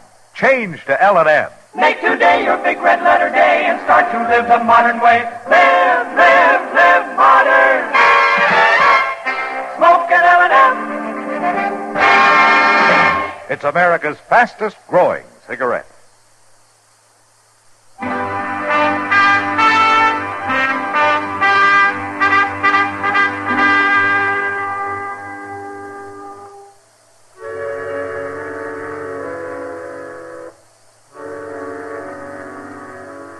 Red Larnard was a pretty nervy customer, walking into my office and telling me a lot of lies about Slim Odell being killed by Indians. The strangest thing of all about it was that I was sure he knew I wouldn't believe him.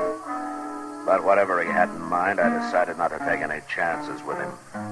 When I told Chester to take his gun, he stepped back a few feet, and for a minute I thought I was going to have a fight on my hands. Now, wait, Marshal. I reckon we better back up a little here. Get out of the way, Chester. Listen to me, will you? We both made a mistake here. Oh, is that so? I came to Dodge for the same reason you kept quiet about that wanted bulletin. I figured Slim Odell's partner might make for here to hide out. I thought you said you were his partner, Red. No. I'm the man who killed him. I'm a special agent for the Wells Fargo Stage Company. My credentials are in my hip pocket. Here.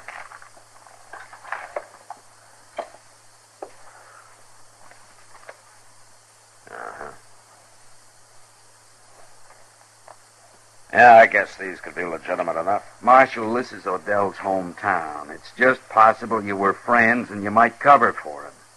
I wasn't sure whose side you'd be on. Well, I'm not on his side, Red. He left here just one jump ahead of arrest. Sit down. Thanks. You were there when Slim and his partner tried to hold up that stage. Yeah. We were bringing through a load of bullion. 2 men had jumped one of our stages a week before. So the company took the regular driver off and put an extra guard in his place. I was riding inside, just the 3 of us. I see. But Odell and his partner outsmarted us, Marshal. They just came riding out of the brush, one on each side, shot the 2 guards in the back without saying a word. I dropped Odell. The other man got away. Get a look at him? Just barely. About average height and build. Yeah. Well, he could be 1,000 miles away from here, Red. Maybe. But we got nothing else to go on. Truth is, Marshal, I reckon I'd have come here on my own after seeing that girl's picture. Cherry Odell? Mm-hmm. And I thought maybe you were just using her to get to her husband's partner. Tell me, she's still in love with Odell? Maybe. And maybe she just thinks she is. Cherry's a born rebel. I always figured she married Slim, mostly to spite her family. They were only together about 2 months. He tried homesteading till he found that there was work to it. Then he left town with Yancey Kleiber. Kleiber? He's the partner you're looking for. At least I heard 4 or 5 months ago they were still together. I've been watching for him since I got that bulletin, but he hasn't showed yet. Marshal, I'm a plain man, and I don't know much about women, but I meant just what I told that girl. I'm going to marry her. You shot her husband, Red. That's not going to help. What do you figure she'll do when she hears? Well, knowing her, she'll try to kill you.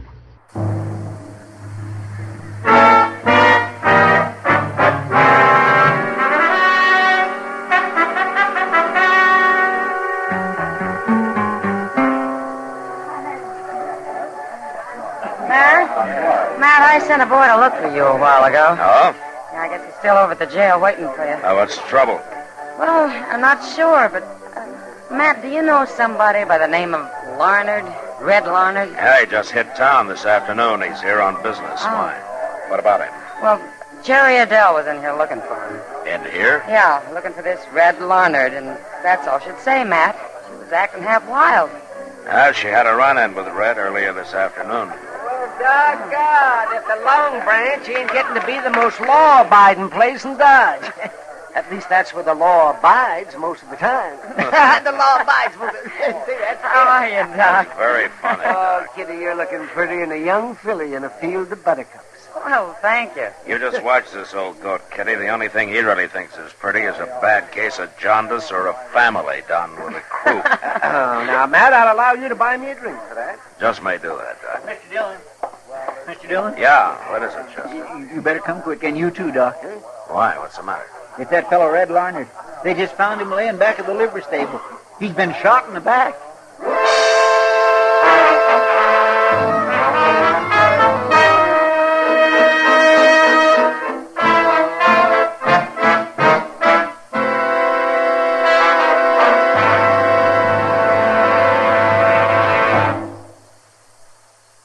Here's a holiday hint from L&M.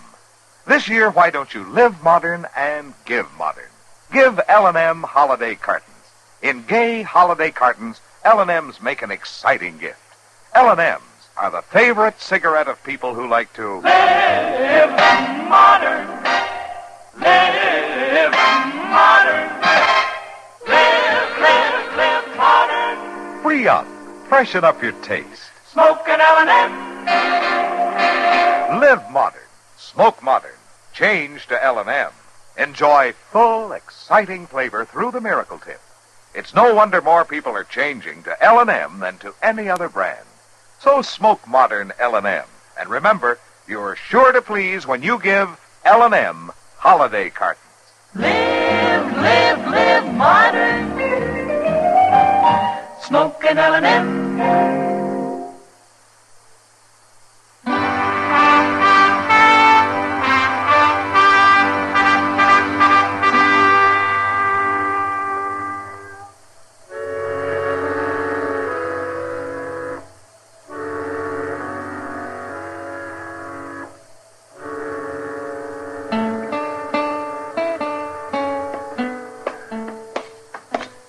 Easy now. Watch the top step there, Chester. Yes, sir. I got him all right. All right, let's get him in. Stretch him out over here on the table, man. Yeah, right, Doc. All right, easy, Chester. Yes, sir.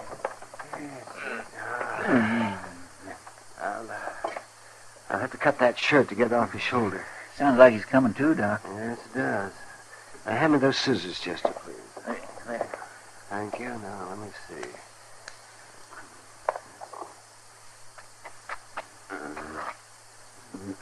Oh, now take it easy. Take it easy now, son. Let's have a look at you. What do you think, Doc? Well, Matt, if it'd been a couple of inches lower, a little to the right, I'd have had myself a coroner's fee. As it is, though, I guess he'll probably live. Well, don't sound so disappointed. Hand me those forceps, will you, please, Chester? These things? That's right. Here. Thank you. Can you hear me, Red? Yeah. Yeah, I hear you. Now, there's no use fooling you, son. This is going to hurt a little bit. But we've got to get that bullet out. Go ahead. Get it over with. Wait a minute, Doc. Be all right if I ask him a couple of questions first. Sure, Matt, you go ahead. A few minutes won't hurt anything. I've got the bleeding stopped. Red, you feel like talking? I felt more like it. It won't do any good anyhow, Marshal. What do you mean? I went over to the stable, get my horse. I was aiming to ride out to Cherry's place. I felt the bullet hit me, and that's all. You didn't see who it was? Huh? No. No, they were behind me. I didn't see anybody at all, Marshal. That's a fact. Don't you believe me? I got no reason not to, Red. If you claim that's what happened, then that's the way it is. That's all I know about it, Marshal. All right, Red. Good luck. Thanks. Go ahead, Doc. Chester. Yes. Brace yourself now, young fella. Once we get that bullet out, you'll feel... Chester, go saddle a couple of horses, will you? We'll ride out to the Cherries.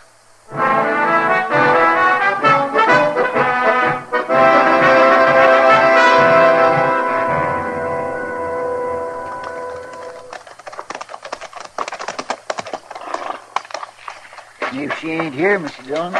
She's here, all right.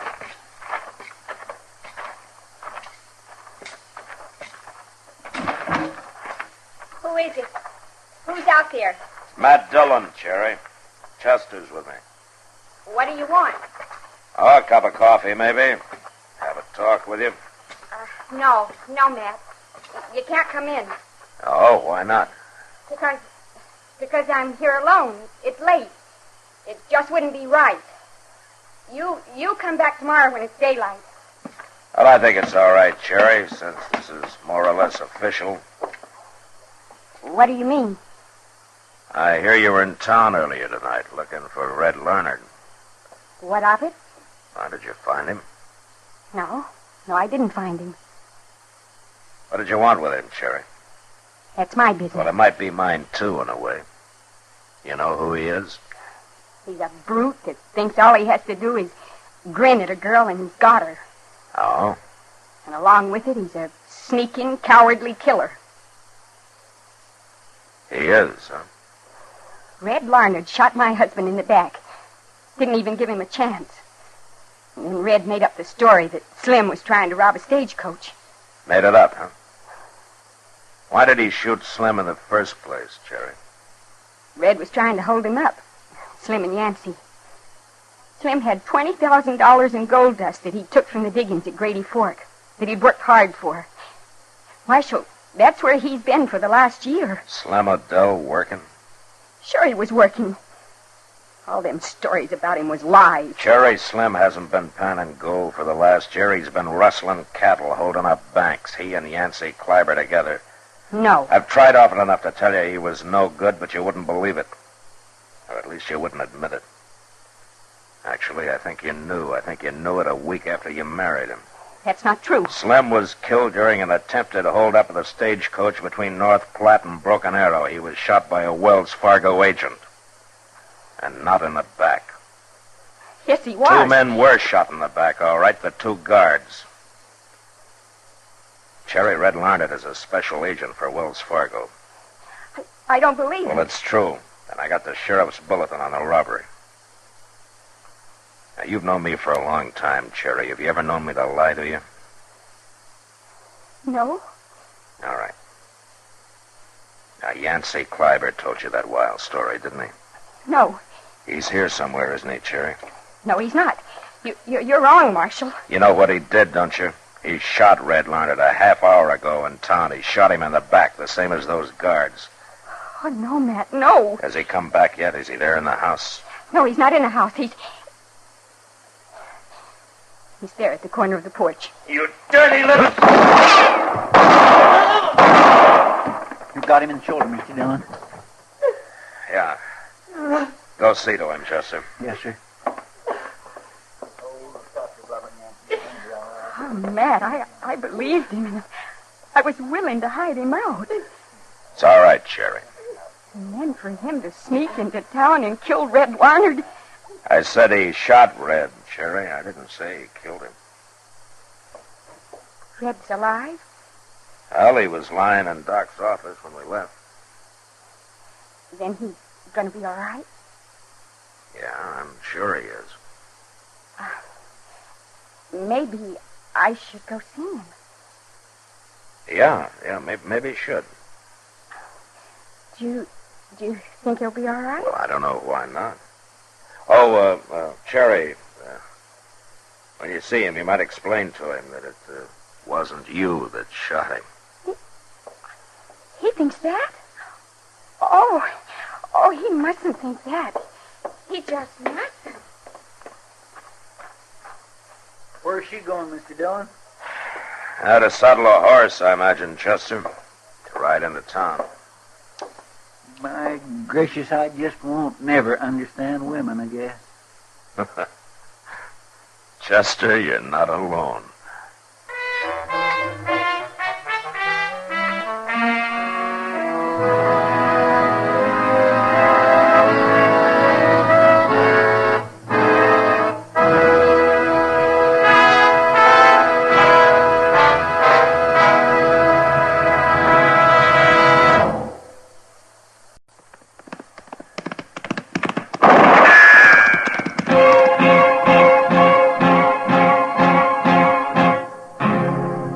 Gunsmoke. Brought to you by L&M, the modern cigarette that lets you get full, exciting flavor through the modern miracle of the pure white miracle tip.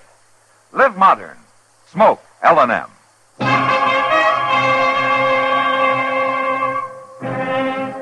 Around Dodge City and in the territory on West, there's just one way to handle the killers and the spoilers, and that's with a U.S. Marshal and the smell of Gunsmoke.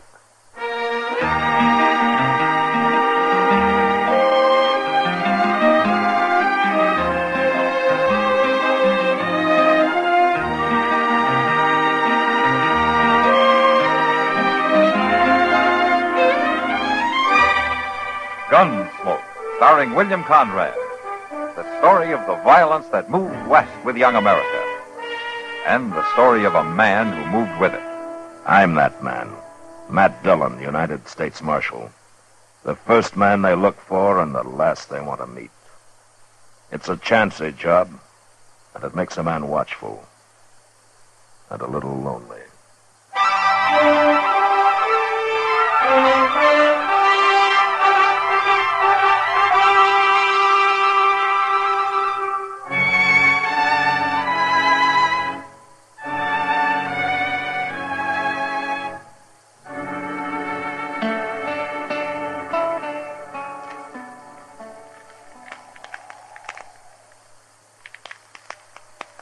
Good thing we packed in all that stove wood, Mr. Dillon. Gonna need plenty of it for morning. Yeah, it'll be a real cold night, looks like.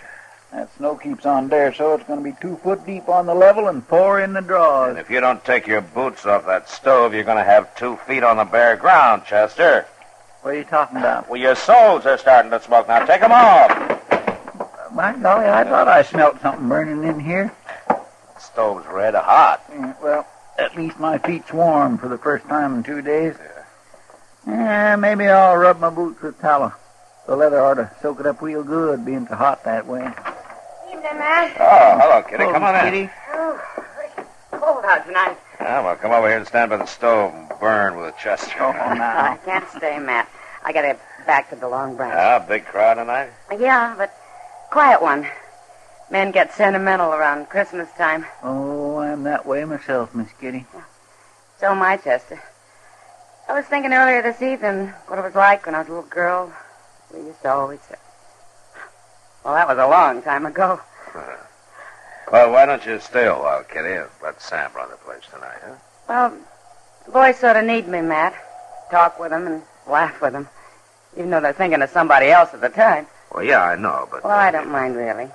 Kind of nice to be needed by somebody. What I was thinking, though, Matt, later around midnight, maybe the 3 of us could get together. Make some hot rum, maybe? It's a good idea, Kitty. Yeah, doggone, maybe I can get old Mr. Jonas to rustle up some chestnuts. And I'll be counting on it. All right. I'll come here if that's all right. I'd kind of like to get away from the Long Branch. Okay. Oh, How are you, Mr. Beaker? Good evening. Well, I'd better get on back. I'll see you later. All right, Kitty. Come on in, Jethro. You look like you could stand some warming up. Marshal Dillon, got some trouble out in my place. Oh, what kind of trouble? I've been invaded, attacked on my own property, shot at. Look here, at that there hat. Ah, that bullet come much closer, you'd have been shot, not shot at. Who was it, Jethro? A couple coming through in a wagon. They took over my barn and won't let me put a foot inside. Now, what do you mean a couple? A man and wife? How do I know whether they're man or wife or not? Well, maybe they just wanted shelter from the storm. Marshal, I don't care what they want. They took possession of my barn without so much as to buy your leave. And I want them throw it out tonight. Oh, now, can't we leave it till morning, Jethro? No, sir. Will Ross ain't spending the night on my property. Will Ross? Yeah. Is your daughter with him? Harmony? Marshal, I ain't got no daughter. Well, you did have until 2 years ago when she married Ross and you threw them both off the place. For the last time, I ain't got no daughter. You had one for 19 years, Beaker. You know me for a man of my word, Marshal. Now I'm telling you this. If you don't ride back out there with me right now and get them two off my property, I'm going to burn that barn down with them inside it. Chester. Yes, sir. You better saddle a couple of horses.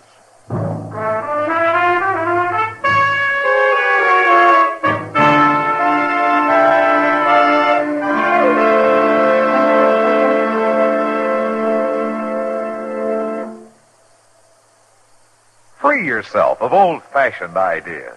Why don't you live modern? Live modern. Live modern. Free up. Freshen up your taste. Smoke an L&M. Live modern. Smoke modern. Smoke L&M. Enjoy full, exciting flavor through L&M's Pure White Miracle Tip. L&M draws easier. Tastes richer. Smokes cleaner. That's why today more people are changing to L&M than to any other cigarette. So free up. Freshen up your taste. Live modern. Change to L&M. Make today your big red letter day and start to live the modern way. Live modern. Smoke an L&M. It's America's fastest growing cigarette.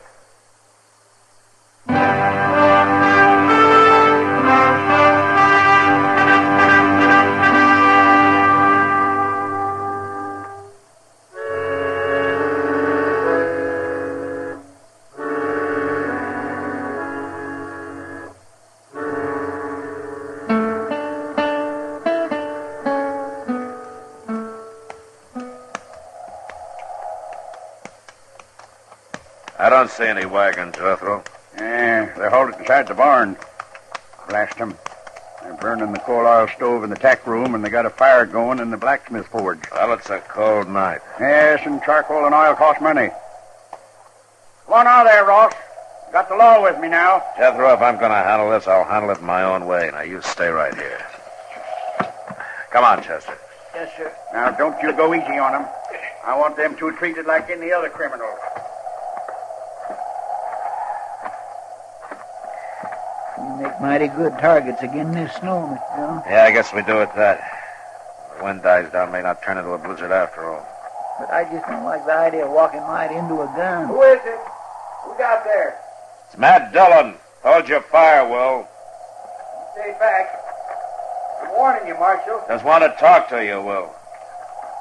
Now, come on, open the door. It's cold out here. Is old Jethro with you? No, just me and Chester. You can come in alone, Matt. And leave your gun out there with Chester. All right, open it up. Here, Chester, hang on to this. Mr. Dillon, I just don't like this. Now, we got no choice. All right, hurry up, Matt. Well, welcome home, Will. You took a big chance walking up here like that. I doubt that. You wouldn't have shot anybody in cold blood before. I don't think a man changes that much in 2 years. Not unless he's pushed hard enough. Maybe. Now, take that gun, Will. You said you just wanted to talk. I do, but not over a gun sight. Now hand it over. No, now stay back, Matt. No! Like I said, Will, a man doesn't change that much. No, I guess not. I wouldn't even have shot old Jethro. I figured that. We didn't aim to stop here, Marshal. We was trying to make Dodge, and the storm come down on us. A man takes shelter where he can. I wouldn't even ask him for a drink of water. Not after the way he treated us when we got married. But we didn't have no choice. Where's Harmony, Will? She's in the tack room. It's warmer there. I made up a bed for her with some straw and some blankets. A bed? You better go talk to her, Marshal. She'll be right glad to see you after all this time. All right. Chester. Yes, sir? Come on in. I'll be right back. All right, sir. How you been making out, Will? Not too bad. Harmony? What is it? Matt Dillon. Oh, Matt. What's going on here, young lady? Oh, everything, Matt. We're in trouble. Real trouble. What's wrong? You sick? I reckon you might call it that. It'll be any time now, I think. Oh. Well, now, look, don't you worry, Harmony. I'm going to get some help out here right away. Everything's going to be all right now. I'll be right back. You get out of my barn, off my property, Ross. Take that woman of yours with you. Jethro, I told you to stay outside. I'll remind you, these is my own premises, Marshal. We'll worry about that later. Chester, go get Doc out here fast. Well, what'll I tell him? Is Miss Harmony took down sick? Not exactly, no. What? Just get riding, Chester. My. Yes, sir.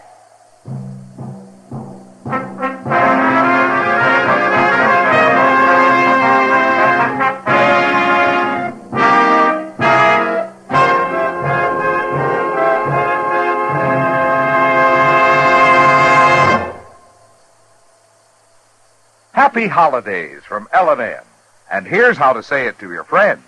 Give modern. Give L&M holiday cartons. L&M holiday cartons are gay, handsome. A gift that says both you and your friends know how to live modern. Live modern.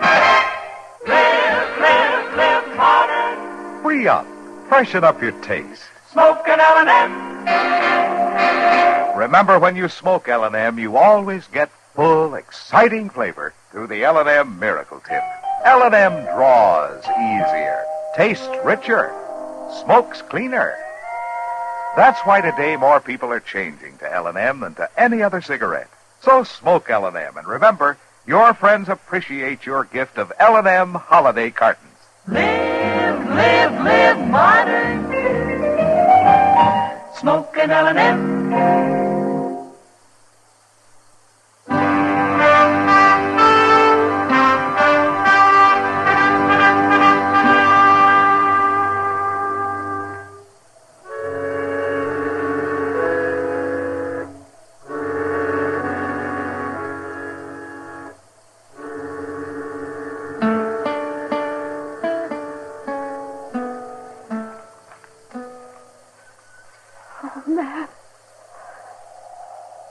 Matt, I'm scared. Now, you just take it easy, Harmony. Now, Will and Chester are going to be back any minute now. They'll have Doc with them. Why don't they hurry? Don't worry, it won't be much Oh, longer. they've got to hurry. Oh, they've just got to. Oh. It's going to be all right, Harmony. Couldn't Chester have gone alone? Oh, why did you have to send Will with him? Well, if he'd stayed here, Harmony, your father and him would have been at each other's throats. Where's Bob? He's out there keeping the forge burning, heating up some water. He's looking sicker by the minute. Why did it have to happen? Here, Matt. Oh. Harmony, take it easy. If I only had something to hold on to. Maybe if you'd give me your hand. Here, take my hand. Oh. Here. There you go. There you go. You know, baby's first look at the world ought to be all love and joy, not like this. Now, with Pa hating us like he does. Oh, no, Harmony. He does. He hates us. Will and me both. Well, maybe not as much as he puts on. Oh, Matt. Oh, you're right, I think. What do you mean? Oh, it's not going to be much longer. It's... Oh... Just take it easy. If Doc doesn't get here, you'll stay with me. You'll help me, won't you, Matt? Well, sure I will, Harmony. I'll do what I can. But he'll get here, though. Doc always makes it. I hope so, Matt, but I'm afraid he... Oh, say, look. Now, what's all this fuss about? Oh, Doc. Thank goodness. It's a fine time of night to drag a man out in the snow. Yeah, put my bag right there. I can't see why you didn't plan this thing at a decent hour, young lady. Doc, I'm scared. Oh, scared? Fiddlesticks, not a thing to worry about. Women were having young'uns long before you and me was even born. Hurry, please. Oh, well, now then, you just settle back here and you quit worrying. I'll tell you when it's time to hurry. Doc, do you mind if... Well, now, Matt, well, you're as white as a sheet.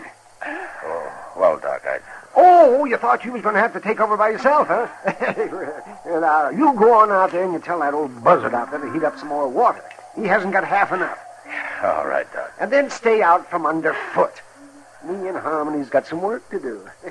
Go on now, get.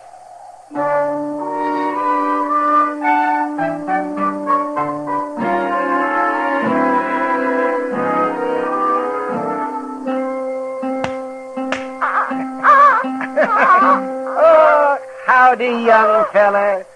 Welcome to the world.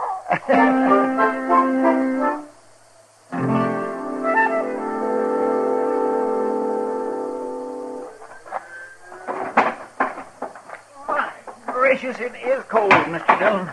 Stopped snowing, though. Clear as a bell. There you are, Mr. Beecher. Better put some more wood on that forge, I guess. It's burning down pretty low. And so's my wood pile. It's a fool waste trying to heat a barn in midwinter. I'll cut enough to make it up before we leave. Yeah. One thing sure, Jethro, we ain't going out beholden to you. You always was a fine one to talk. And mostly, I can back it up. You didn't with Harmony. We don't need your old man's farm, you said. We'll have us one twice as big, you said. We run into bad luck. Yeah, sure you did. And you come crawling back with your tail between your legs. Not to you, we didn't. We got caught here tonight by accident. Bad luck accident. That's all you was born for. Just what I told Harmony when she defied me and up and married you. That's so. Now, you listen to me, Jethro. All right, that's enough. Settle down, both of you. Well, I didn't give you back your gun just to have you start another argument. I'm sorry, Marshal. I'm just kind of on edge, I reckon. Well, it ain't no wonder when a man's got a new little boy less than an hour old. Yeah, the rich get richer and the poor have young'uns. Jethro, shut up. Marshal, I'll remind you that all of you are trespassers on my property. I thought we'd settled that. I'm here because you called the law in, remember? Well, you sure ain't done nothing. Force of circumstances, Jethro. Now, they'll leave as soon as your daughter's able to. You can count on that. I ain't got no daughter, Marshal. Well, anyway, while they're here, you're going to keep the peace. And ain't no law against talking. There is if the talk leads to violence. And just remember that Harmony and Will don't like putting up with you any better than you like putting up with them. Real high and mighty, ain't they? And without a ruff over their heads. A lot of folks might figure that makes you look worse than them. Now, what kind of talk is that, Marshal? Well, with a ranch this size, a big house on it, and a man your age trying to work it all by himself while his own kin roam the countryside. Some folks might figure a man like that's got a lot of meanness in him. I told her what to expect if she married this feller. A man might tell somebody most anything when he's mad, Jethro. But it's plain stubbornness that makes him stick to it afterward. And they come sneaking into my barn like bandits, Marshal. Didn't even knock on my door. Now you're saying I ought to go crawling to them. I didn't tell you what you ought to do. Well, it comes to that, though, and I ain't doing it. Don't worry, Jethro. We don't want no part of your ranch. And it ain't being offered to you. I worked mighty hard to make this place look like what it is. A little peace and quiet out here wouldn't do the patient any harm, you know. How is she, Doc? Is she going to be all right? She's fine. And so's the young'un. She'll live to have a dozen more, and he'll grow up and probably come to a bad end. Like being a marshal or a country doctor. Oh, now, young lady, I'll be back in the morning. You get yourself some sleep. All right, Doc.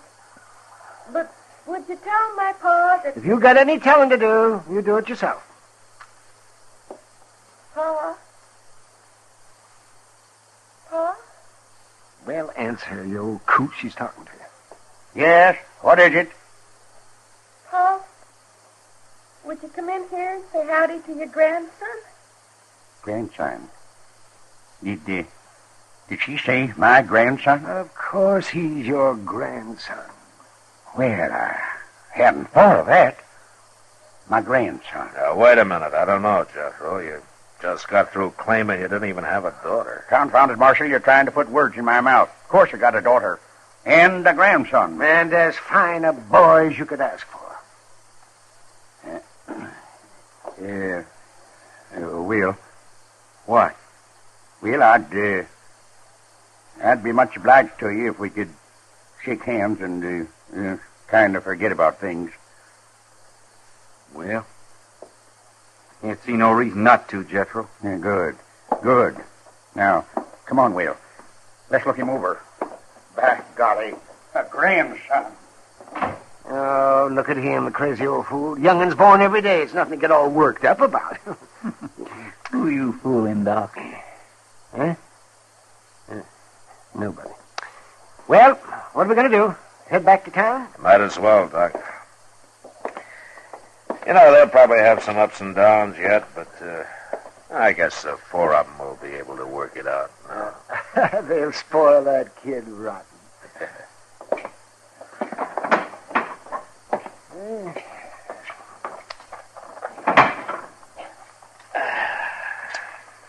Well, turned out to be a fine night after the snow quit, didn't it?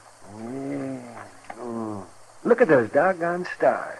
Say, Doc, why don't you come by the office when we get in town? Kitty will be there, and we thought we'd have a little something to drink and sit around a while and talk. Oh, that sounds fine. Yeah, hold on. It's pretty near 4 o'clock in the morning, Mr. Dillon. That's right, Chester. Well, Miss Kitty won't still be waiting up. You want to bet?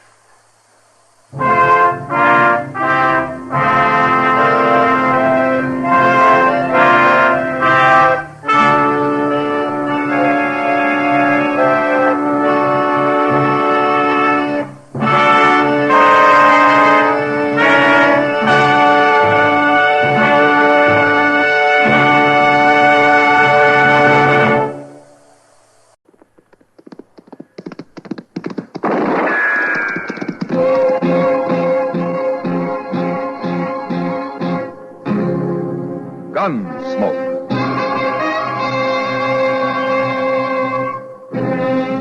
Around Dodge City and in the territory on West, there's just one way to handle the killers and the spoilers, and that's with a U.S. Marshal and the smell of Gunsmoke.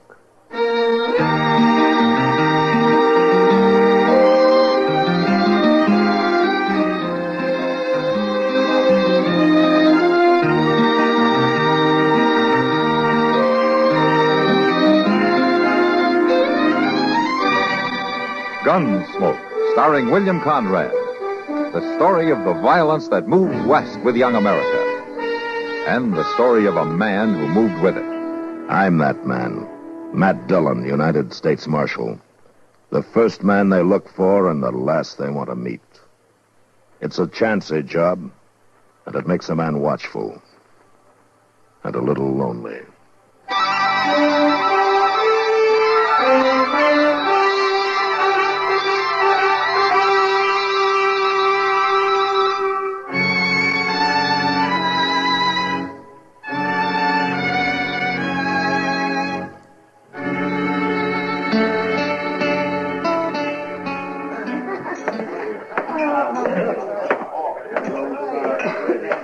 Doggone it, Mr. Dillon.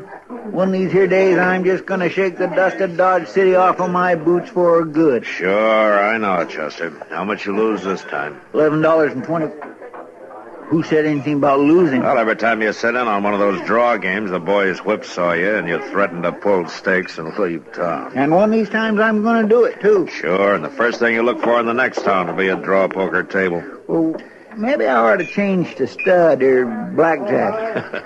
And you ought to just keep your money in your pocket. You ever think of that? No, I got a hunch my luck is right on the point of turning, Mr. Dillon. No? Well, if I only had, say, $5 or so to get back into the game... No. I could be... Well, even if I only had $1... Oh, Miss Kitty. Just one single dollar. You broke, Chester? Well, yes. Here you go. Oh, no. Now, I just couldn't think of taking money from a lady, Mr. Oh, well, I'll take except it, as a Chester. loan. Maybe I could. Excuse me, Mr. Dillon. I'll pay it back in just a few minutes. You know, Kitty, you're a born soft touch. Oh, well, if he needs it, Matt. It's those sharps over there at the poker table that need it. Oh, well, he can't get hurt bad on $1. Chester's hurt bad when he loses 10 cents. Yeah. Maybe he's lucky, Matt. Ah, how so? Oh, forget it, Matt. Just one of those nights, I guess. No. Dad, would a drink help, maybe? Probably not. But I'll have one anyway. At least it won't do me any harm. Okay. Oh, well, I see the Marshal of Dodge is out carousing again. Hello, Doc. How are you, Doc? Oh, my kitty, you look prettier in a basket full of sunflowers. Thank you. Yes, you do. Yes, you do. Oh, say, Matt, you'll never guess who came to my office for help this afternoon. No, but they got my sympathy, Doc. It was old Carpus Degg. Carpus? Who's Carpus Degg? Well, he lives in a shack on the river bottom, Kitty. He hunts a little, traps some, keeps pretty much to himself. What's wrong with him, Doc? Nothing. He brought me a patient. Too late to do any good, of course. He died right on my operating table. Oh. Died of what? A bullet wound. You mean somebody was shot this afternoon and you didn't tell me about it? I didn't figure it was important. Was to Carpus, though. Yes.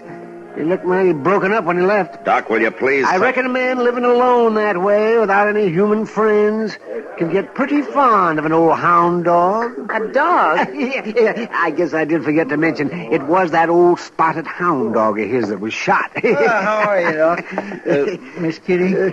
Yeah, Chester. Do you think maybe you can get by till payday for that $1? Forget it, Chester. Yes, forget it, Chester. No use looking at me, Chester. Well, I was just thinking... Doc, did Carpus have any idea who shot his dog? If he did, he wasn't saying. But from the look on his face when he walked out, I'm glad it wasn't me. Well, now, why would anybody do a thing like that? Well, I don't know. It's too bad, but there's nothing much to be done about it. I think maybe I better ride out there in the morning and have a talk with Carpus. What for? This wouldn't be the first time that a dog getting killed would finally lead to a man getting killed.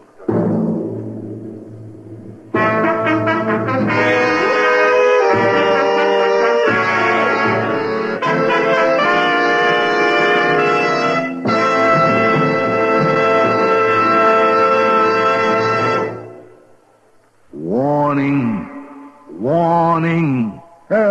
What's the matter? Well, I have a warning for all eligible dependents seeking medical care at government expense from civilian sources. Well, so all right already. Be sure the physician and hospital are participating in the Medicare program before beginning treatment. Well, so my dependents have checked. Now what? They should make sure they use their ID card to obtain only that medical care to which they are entitled. Misuse of the ID card is punishable by a fine of up to $10,000 or imprisonment of up to 5 years. For a couple of aspirins? Don't take chances. Read the pamphlet, Dependents, Medical Care Program. Oh, no, that's what I call scare advertising.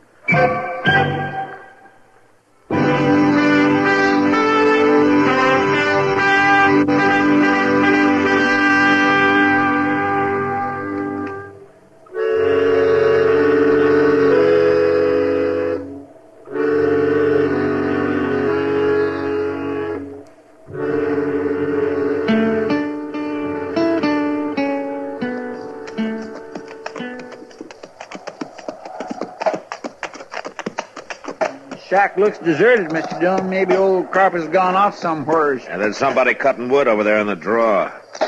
Let's leave our horses here in the lean-to, Chester. All right, sir.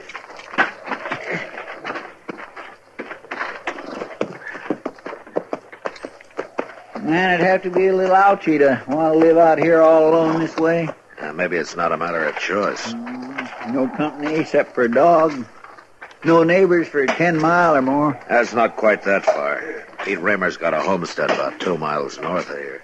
Maybe he shot that hound, Mr. Dillon. Oh, why do you say that? Well, I don't know. But folks mostly leaves old Carpus to himself. Yeah, I know. Hold it there. Right where you are. Mr. Dillon? Take it easy, Chester. Who is it? Speak up there. It's Matt Dillon, Carpus, and Chester. Now, you better put that rifle down. Oh. Well, I didn't recognize you, Marshal. My eyes ain't what they used to be. I thought maybe it was... Whoa. You thought what? Well, I just didn't know. You mean you thought it might be whoever shot your dog, huh? Oh, Doc told you about that. I'm sorry to hear it, Carpus. I'd had Danny Boy 11 years, Marshal. He was going blind, pretty near bad as me. And he sure weren't no use to hunt with no more. But I'll say one thing, Marshal, I'd given my right arm rather than lose that hound. I reckon folks should call it crazy, but that's how I felt. Well, living alone, I guess a man learns to appreciate it, dog. Well, he understood every word that was said to him just as good as you or me. By evenings, we'd sit there in my shack and I'd talk to him, and, well, we won't be doing that no more now. Who do you think shot him? Let's walk back up to the shack, Marshal. It's getting mighty cold standing here. All right. Here, look, yonder. Here goes a rabbit. Look at that fool run. He's sure scratching gravel. Danny Boy'd been after him like a shot. He'd have lost him right off, but he'd sure give it a try. Rabbits, coyotes, prairie chickens. He'd chase anything that moved. Blundering along, blind as a bat, baying his lungs out. Carpus, you have any idea why anybody would want to shoot him? Because they're plain low-down mean, that's why. Ain't no other reason for doing a thing like that. Well, come on inside. All right. Ain't nothing fancy, but it keeps the weather off. Have some coffee going here in a couple of minutes, Marshal, if you're mind to set a spell. Well, don't go to any bother on our account. No, it's no bother. Just get a few more logs in here. I ain't sure I can scare up 3 mugs, though. It's kind of unusual having callers here. Folks have always acted like I had the plague or something. Well, people get caught up in their own troubles, I guess, Carpus. Just get too busy sometimes to be neighborly. Yeah, man can get lonesome, Marshal. Yeah, I know. Pete Raymer and his missus ever drop by here? No, never. Uh-huh. Where'd you find the dog after he'd been shot? I didn't find him. He found me. He come dragging himself back here to the cabin. I rushed him right into Doc, but it was too late. And you don't know where it happened, then? Yes, I know. I followed his trail back this morning. It was on a brushy draw, about a mile from here. Toward the Raymer place? You know, more or less. I'll take care of it, Marshal. You just stay out of it. Laws for people are not for dumb animals. Your dog wasn't shot by a dumb animal, Carpus. I'll settle it in my own way. And you know who did it? Well, I know, all right. And I'll see they pay for it, too. That kind of paying for it gets out of hand sometimes. I'm the one that suffered the loss. It's my concern, not the loss. Carpus, come out here. Somebody's out there in the yard. You hear me? Get out on the floor. Well, it seems like one of your neighbors has finally come calling on you, Carpus.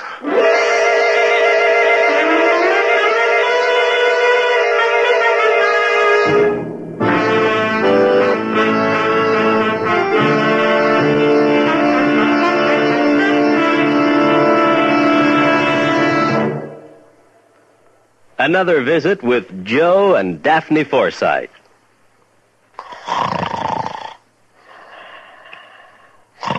Joe. Joe. Joe. Yeah, I'm up. Forget breakfast. I'll shave at work.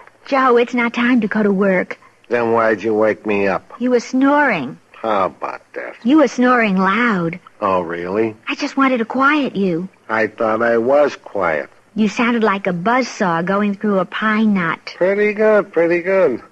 I wish I could be with you at 2:30 in the morning. You can go back to sleep now. Oh, gee, thanks. You can get a good night's sleep, too. Our savings bonds will protect us. Huh? They protect us. The money we invest is used to protect our country and its freedoms. Why, all around us we can see the safeguards that our bonds have paid for. How about that? So, you see, when you buy that savings bond with every paycheck, you're really investing in a secure night's sleep. Not in this house, I'm not. What? Good night, Daphne. Good night, Joe.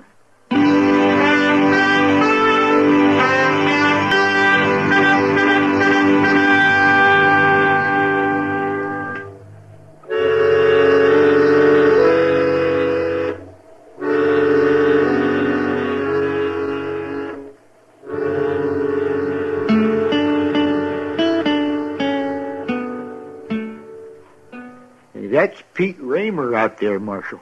You heard me, you mangy old weasel. Come on out here. He's aiming to kill me. But why? Well, I don't rightly know, but he fired a bullet through the window, didn't he? All right, Carpet, you stay away from the door. You too, Chester. Yes, sir. Raymer, it's Matt Dillon. You hold your fire. I'm coming out.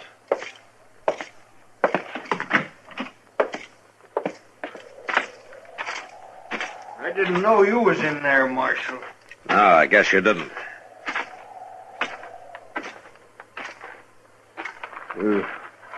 Understand, I wasn't aiming to shoot nobody. Is that so? No. Just trying to throw a scare into him. Into old Carpus, I mean. Bring him to his senses, maybe. Has he been out of his senses? Well, he sure act like it. Marshal, you know what he done this morning? He tried to shoot my kid's dog. Yeah. Snuck up through the brush, took a shot at her. Sonny seen him do it. Any idea what had caused him to do a thing like that? Oh, dang if I know. He's just crazy, I reckon. He always been a mite touched, you know that. That's why folks around here just stay shy of him. Well, that might work both ways, Raymer. How's that? Being lonesome, acting strange. They kind of go together sometimes. Yeah, maybe. Are you the one who shot his dog? What? If he says that, he's a liar. I ain't even seen that old hound for a week. Didn't know he was shot till you told me. Anybody says I done that is a liar. Well, I say you done it, Raymer. You calling me a liar? I'm calling you anything you're right. You Wait a stand minute, there and both of listen you. to. Marshal, is that what he told you, that I killed his dog? No, he didn't tell me anything. He said he'd take care of it himself. Yes, and I will, too. That's what you was doing, sneaking around my place this morning. An eye for an eye, a tooth for a tooth. It's the law of the scripture. All right, Raymer. you just take warning from me right now. Oh. I catch you around my place one more time, I'm going to put a bullet in you. Well, I ain't too bad to shot myself, You Raymer. better be a good I'll shot. take You care got of All it. right, you. shut up, both of you. Shut up. It's like I told you, Carpus, this way of paying for things comes high sometimes. Danny boy was the only thing I had in the world, Marshal. Well, then you ought to find out who killed him instead of coming around and scaring my kid after death. I know who killed him. Sonny come running home like old Scratch yourself was after him, yelling. It's Mr. Degg, he's yelling. He just took a shot at my dog. Oh, Carpus, if I could have got my hands on you. Wait a minute, right Raymer. then. Wait a minute. Is that really what he said? I ain't known to be a liar, Marshal. The exact words, I mean. Well, that's the gospel, so hell, if lightning was to strike me dead All right, here all right, where all I right. stand. I suppose we all ride over to your place, Raymer. My place? Yeah. I want to talk to Sonny. What for? It might help to prevent a murder.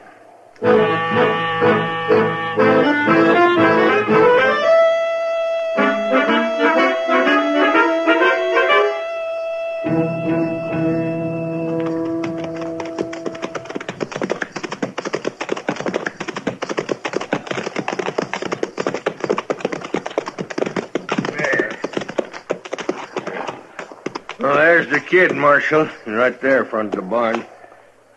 Sonny? Sonny! Yeah, Pop. Come on over here a minute, Sonny, will you? Marshal wants to talk to you. Marshal? Yeah, come on.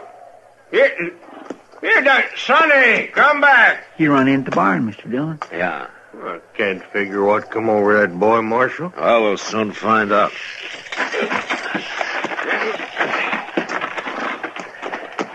Maybe it'd be better if you and Carpus stayed here with the horses, Raymer. You say so? Keep an eye on him, Chester. Don't let him get into an argument. All right, sir. Can't figure why Sonny'd run into that barn.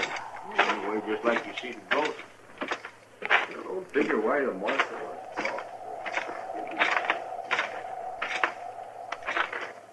Sonny, What do you want? I want to talk to you. I want you to open the door. Go away. You can't get away from a thing by hiding from it, Sonny. Go on away, Marshal. I got a gun in here. Oh? Good. I'd like to see it. No. All right, Sonny, I'll give you just 3 seconds to open this door. Now move.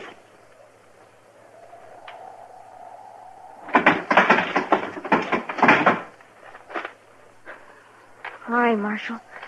Go ahead and arrest me if you want to, but please don't let Mr. Diggs shoot Nellie. He won't. He tried to this morning. That's why I got her tied up here in the barn. Now, why do you suppose he did it, Sonny? Why, to get even because I... Oh, I guess you know about it, don't you? Know about what? It was an accident, Marshal. Cross my heart it was. I was after an old coyote, and he run into that brush patch. And I went in after him and seen something moving. I thought it was him, so I fired. Only it wasn't. It was that old hound dog of Mr. Diggs. Oh. A man should never pull a trigger unless he's sure what he's got in his sights, Sonny. Yes, sir, I know. Pop always told me that, but I just forgot. Now I have to go to jail and... Now, you stop that kind of talk. You're not going to jail. Hey, Carpus, come over here, will you? You too, Raymer. I was scared to tell what happened because I knew Pop would be mad, and I didn't think anyone would believe me. What is it, Marshal? Carpus, it was the boy here who shot your dog. It was? I didn't mean to do it, Mr. Digg. I thought it was a coyote, but it was old Danny boy. Oh, I know how you like that old hound. I sure feel awful about it. Are you sure it was an accident? Yes, sir, it was. Honest, it was.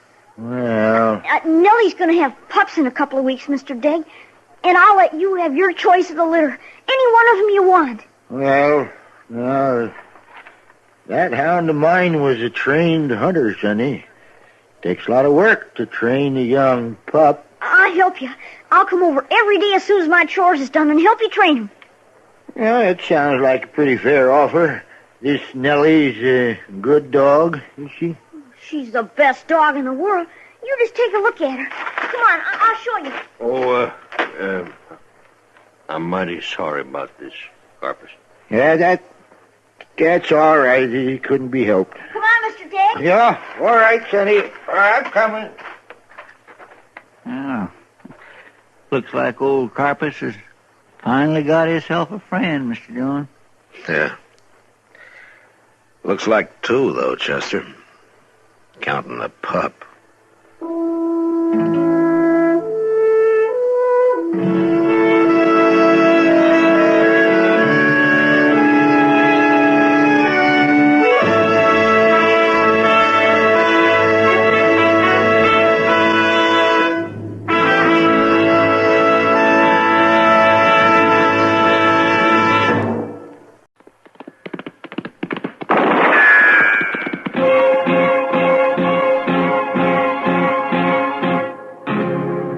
Gunsmoke.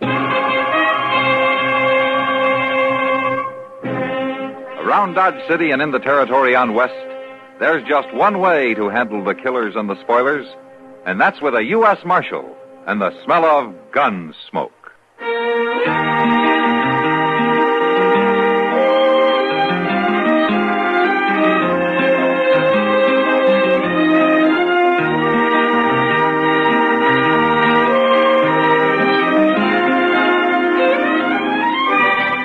Gunsmoke, starring William Conrad, the story of the violence that moved west with young America, and the story of a man who moved with it. I'm that man, Matt Dillon, United States Marshal. The first man they look for and the last they want to meet. It's a chancy job, and it makes a man watchful and a little lonely.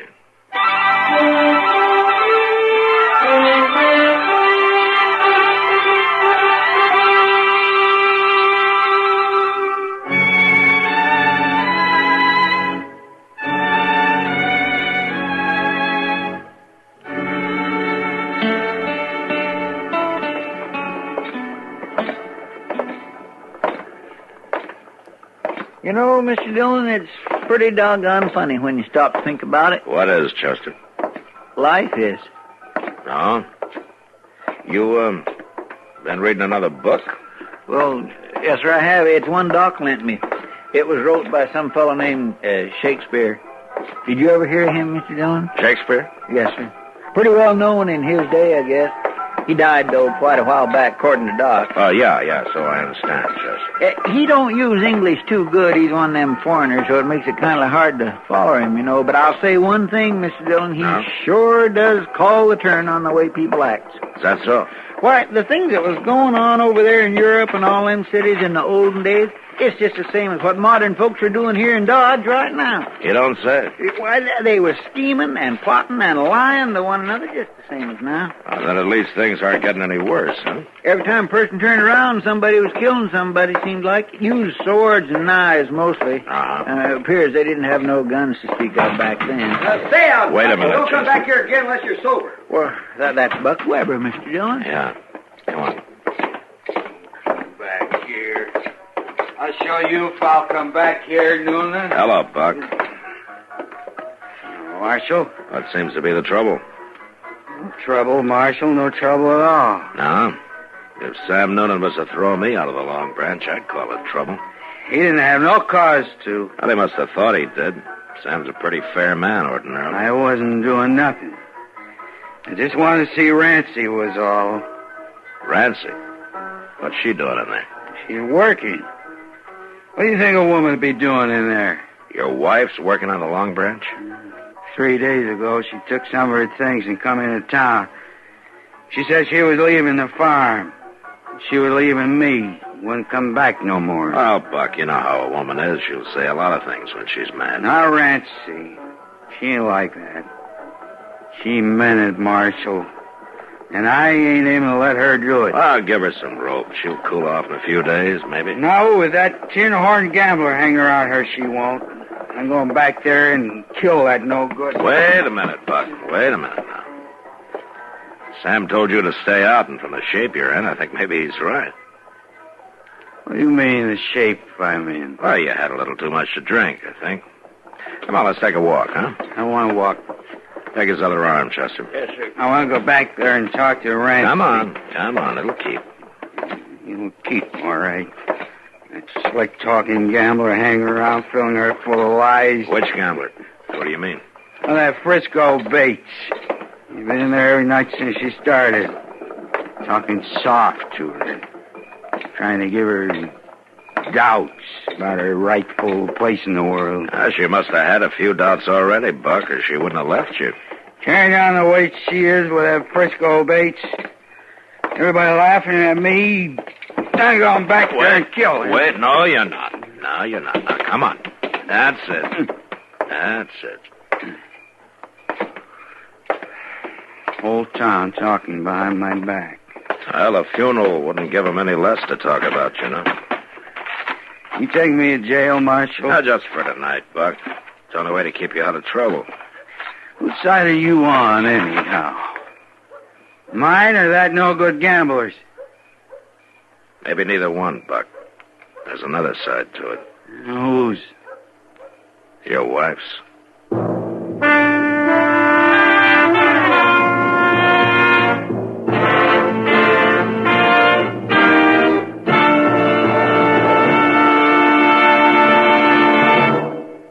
Do you think you should leave politics to the politicians?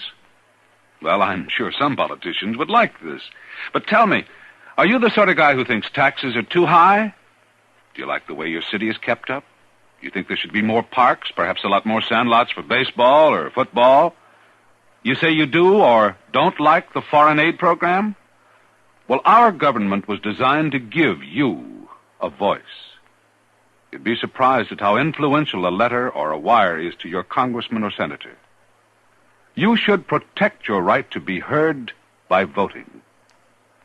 As the Athenian Pericles said, we do not say that a man who takes no interest in politics minds his own business. We say he has no business here at all. Unquote.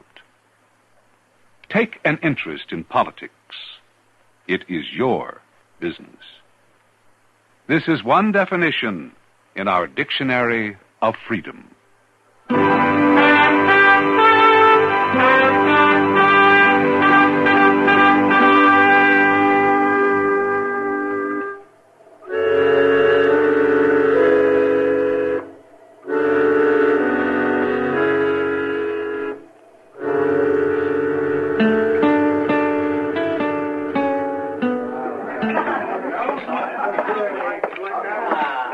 Good to see you, man. Hello, Kitty. Thought you might be going to pass us up this evening. It's hard to break the habit. Kitty, I understand Rancy Weber's working here now. That's right, Matt. She started 3 nights ago. Is she around? She'll be back in a minute. Right now, she's crying. Oh? Yeah, her husband came in drunk and mad a while ago and started abusing her. Yeah, I know. I just locked him up for the night. I'm glad you did, Matt. Buck Weber could be real mean if he got started. I'm afraid he's already started, Kitty. What about this Frisco Bates? Oh, so that's it. I told Rancy the talk would get around. Anything to it? I don't think so. Not really. Buck's got the idea there is. Well, he's a touchy one, Matt. He's awful hard to figure. Yeah, I know. I hated to see Rancy start here, but she told me she'd left him. She didn't have a cent to her name. I thought she might be better off here than some of the other places. At least I can sort of look after her. I'm sorry, Kitty. I shouldn't have acted like that. Oh, good evening, Marshal. How are you, Rancy? Oh, if you two will excuse me, I better look after a couple of things. Yeah, sure, Kitty. I guess you're probably kind of surprised to find me working in a place like this. No, I'd already heard about it. I saw your husband a little while ago. Oh. You, sure you know what you're doing, Rancy? I'm sure, Marshal. It's an easy life to get into, but it's rough to get out of. So's farming. And I'm afraid Buck's going to cause you trouble. He's caused me trouble for 7 years. Is that so? 7 years of drudgery. Make a woman a slave and work her to death. Never a decent word. You know, some of the easy ways work out hard, too, Rancy. Well, I take my chances. But Buck might as well get it through his head right now. I'm not going back, not ever. I doubt if Buck's going to see it that way. He has to. What can he do about it? Well, he could try to harm you, maybe, in some way. I'll let him. It won't be the first time. There's nothing Buck likes better than hitting a woman. Unless maybe it's a young one. Well, right now he seems to want to hit a fellow named Frisco Bates. Mr. Bates he's just been kind to me. That's all. Uh-huh. You know, men like him are new to you, Rancy. They can cause a lot of trouble sometimes. Just by being kind. I'm not a bad woman, Marshal. At least I don't think I am. All I ask is just a little kindness and a reason to laugh once in a while. Is that too much? Not to ask, no. Sometimes a little too much to expect, though. Are you going to monopolize this young lady all evening, Marshal? Oh, how are you, Frisco? Rancy, you better go see what it was that Kitty wanted, huh? Well, Kitty... Oh. All right, Marshal. You excuse me, Mr. Bates? Certainly. Is this a policy of the law in Dodge City, Marshal, interfering in people's personal affairs? Sometimes, yeah. At least when their personal affairs seem to be heading toward a killing. You mean Rancy's husband, I suppose. Well, he came around looking for you, didn't he? The way he's been treating her, I may go looking for him. Why her, Frisco? There are other women around. Not like Rancy. She's out of place here. She's not the kind to be working here. You know it. Maybe she won't be long. I've asked Rancy to go away with me, Marshal. I've asked her to marry me. That surprise you? A little bit, yeah. It surprised me, too. But that's the way it is. Rancy agree to it? Not yet. But she will. And Buck Weber won't have a thing to say about it. He won't, huh? I wouldn't count on that if I were you.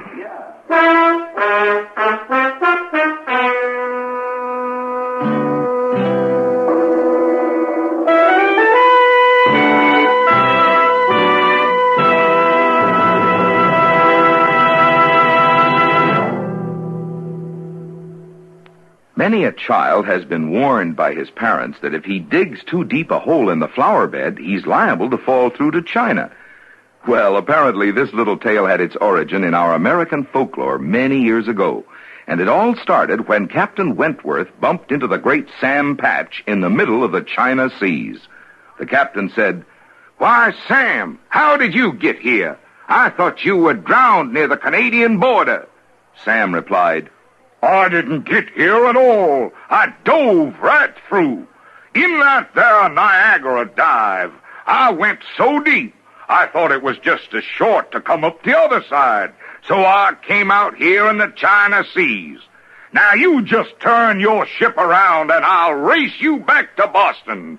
And if I don't beat you, then my name's not Sam Patch." Folklore belongs to every nation's legendary past, and I guess we Americans have our share of some tall tales.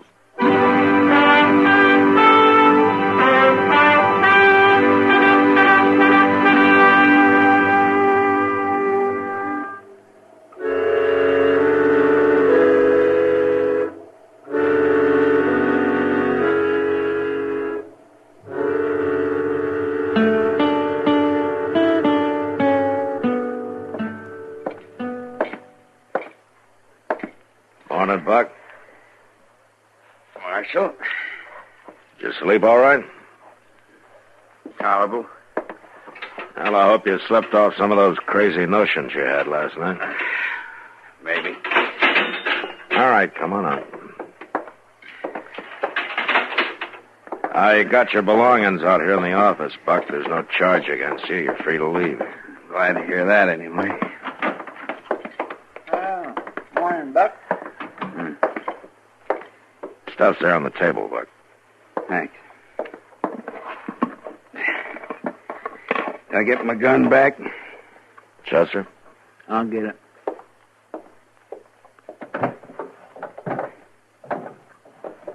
There you are, Buck. What are your plans? Well, I reckon I better ride back out home, take care of the chores. Stock's used to being fed a couple hours earlier than this. Not what I meant, Buck. What about Rancy? I ain't rightly made up my mind yet, Marshal. Leave her alone, will you? Give her a chance to use her own judgment. Don't seem like she's got much of that. From the folks she's took up with the last few days. It's her own business. She's a grown woman. She's a married woman, too. She hadn't ought to be carrying on the way she is. She hasn't done anything wrong. I ain't saying she is. I got nothing against Rancy. Any woman's liable to get out of hand once in a while and start thinking fancy. I get her back out there in the farm for a week or two, she'll come to her senses. Uh-huh. It's that Frisco that's causing all the trouble, trying to turn her head. As far as I can see, all he's doing is treating her with a little respect. It's a matter of opinion, Marshal. Well, if the law's got no more dealings with me, I'll be getting on. No dealings, Buck. Not right now, anyway. Good.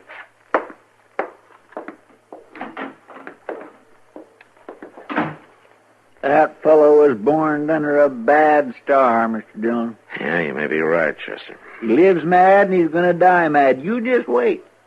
That's about all I can do, Chester.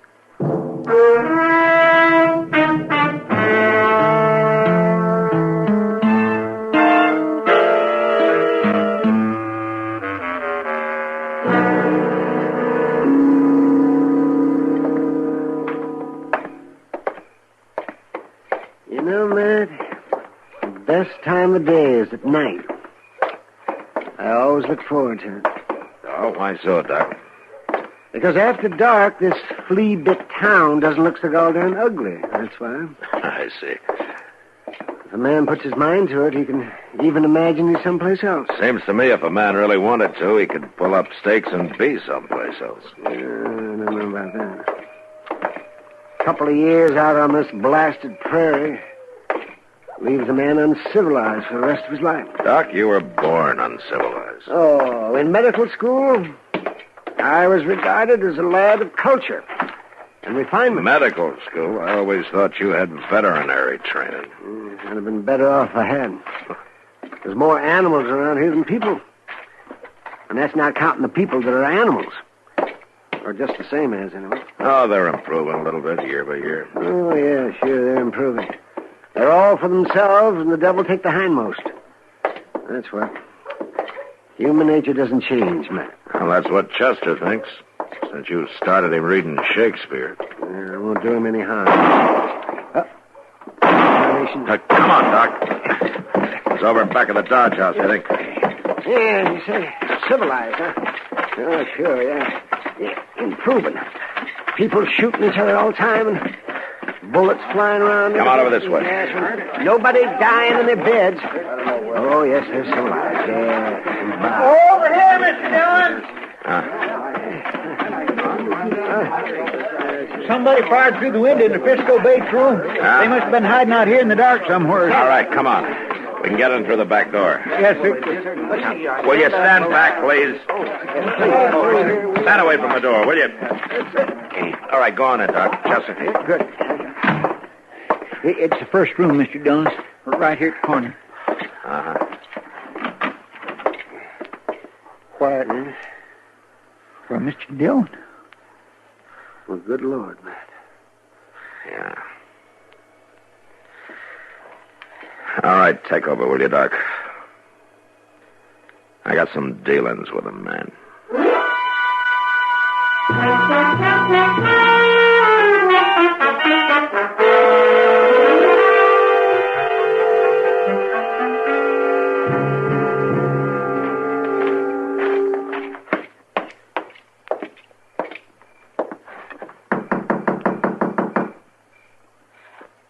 I don't hear nobody inside, Mr. There's Dillon. one way to find out.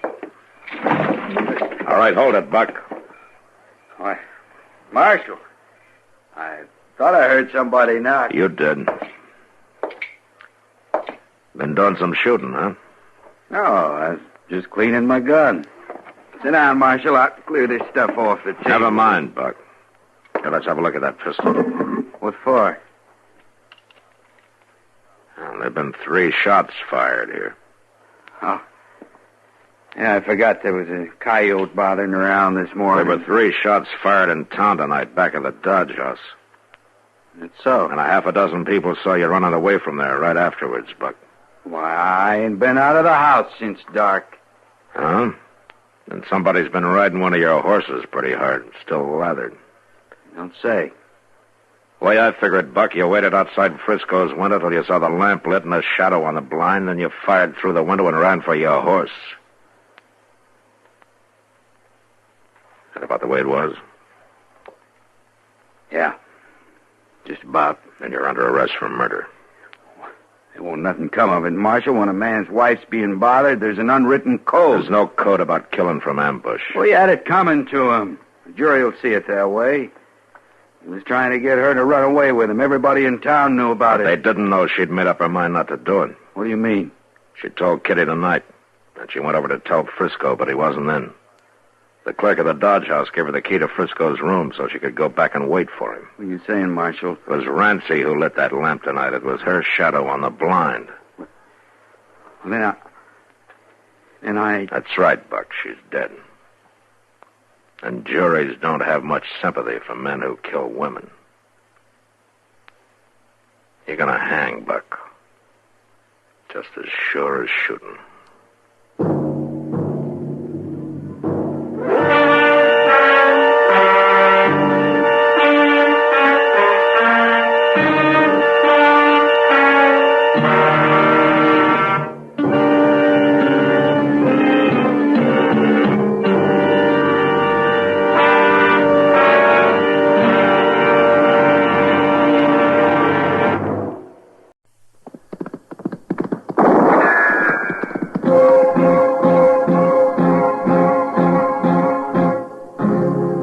Gunsmoke.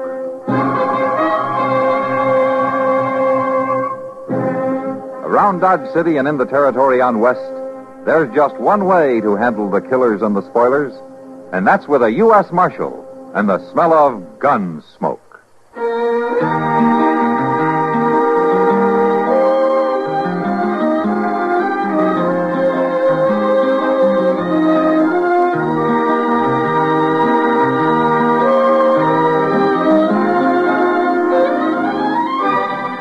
Gunsmoke, starring William Conrad. The story of the violence that moved west with young America. And the story of a man who moved with it. I'm that man. Matt Dillon, United States Marshal. The first man they look for and the last they want to meet. It's a chancy job, and it makes a man watchful. And a little lonely.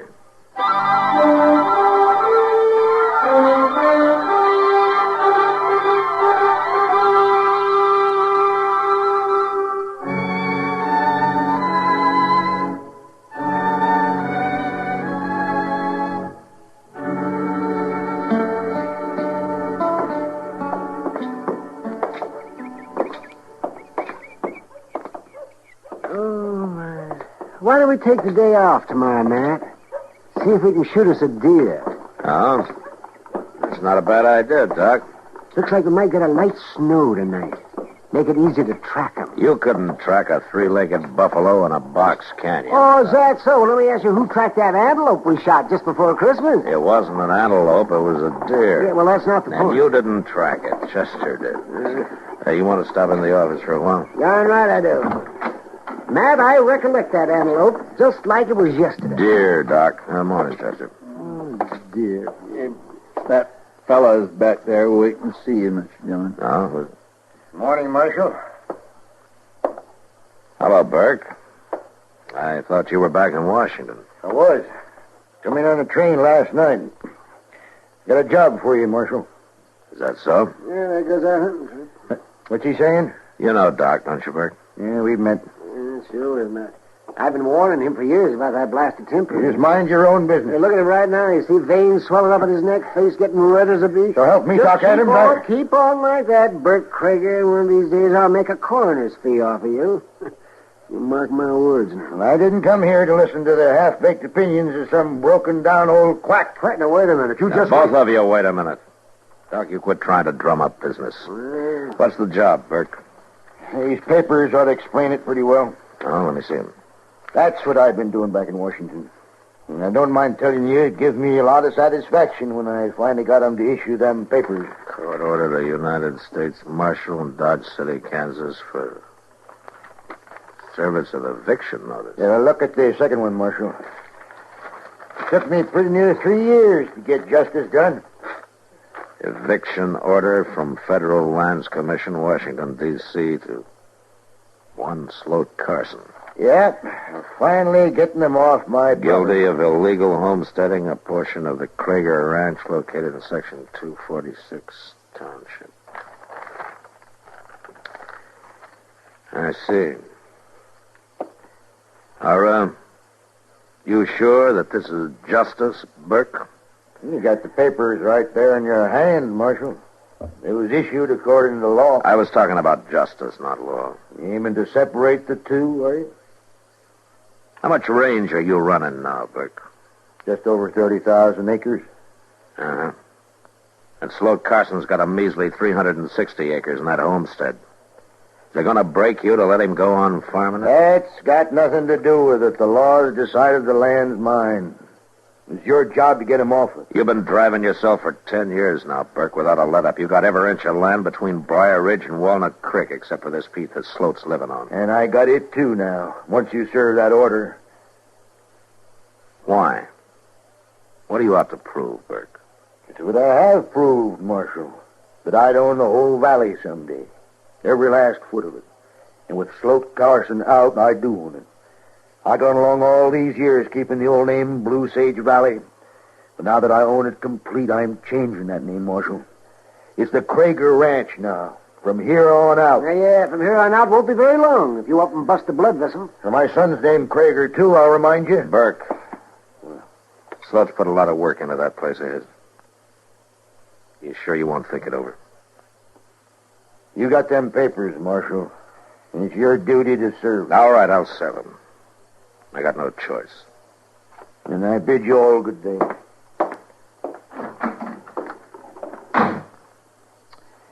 There is a downright mean man, Mr. Dillon.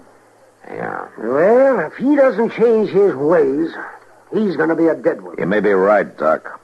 But not for the reason you think. Hmm? What do you mean? Sloat Carson's a peaceful man. But that doesn't mean he'll take to being pushed off that land of his.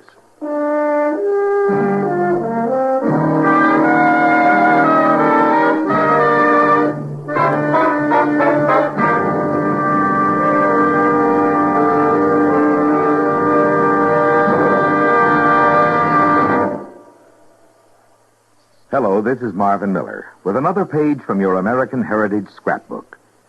It was a portrait of the French hero Lafayette painted in 1825 that marked the zenith of the artistic career of Samuel Finley Breeze Morse.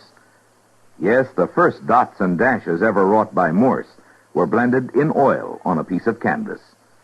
But lack of funds forced him to abandon his art studies in London, and he accepted America's first professorship of fine arts at the University of New York City. While at the university, he lived in the Tower Garret, and it was there that he experimented with wires and batteries, hoping for an inventive success that would free him financially so he could contribute to the arts of America. Even while conducting his electrical experiments, Morse tried to make his art a paying proposition, but without success. In 1837, he put aside his brushes and constructed the first working model of his telegraph. Symbolically, he used one of his wooden canvas stretchers in the process. His promising career as an artist was sacrificed. Yet he performed perhaps a greater service to mankind in another way. Samuel Morse became one of the world's great inventors.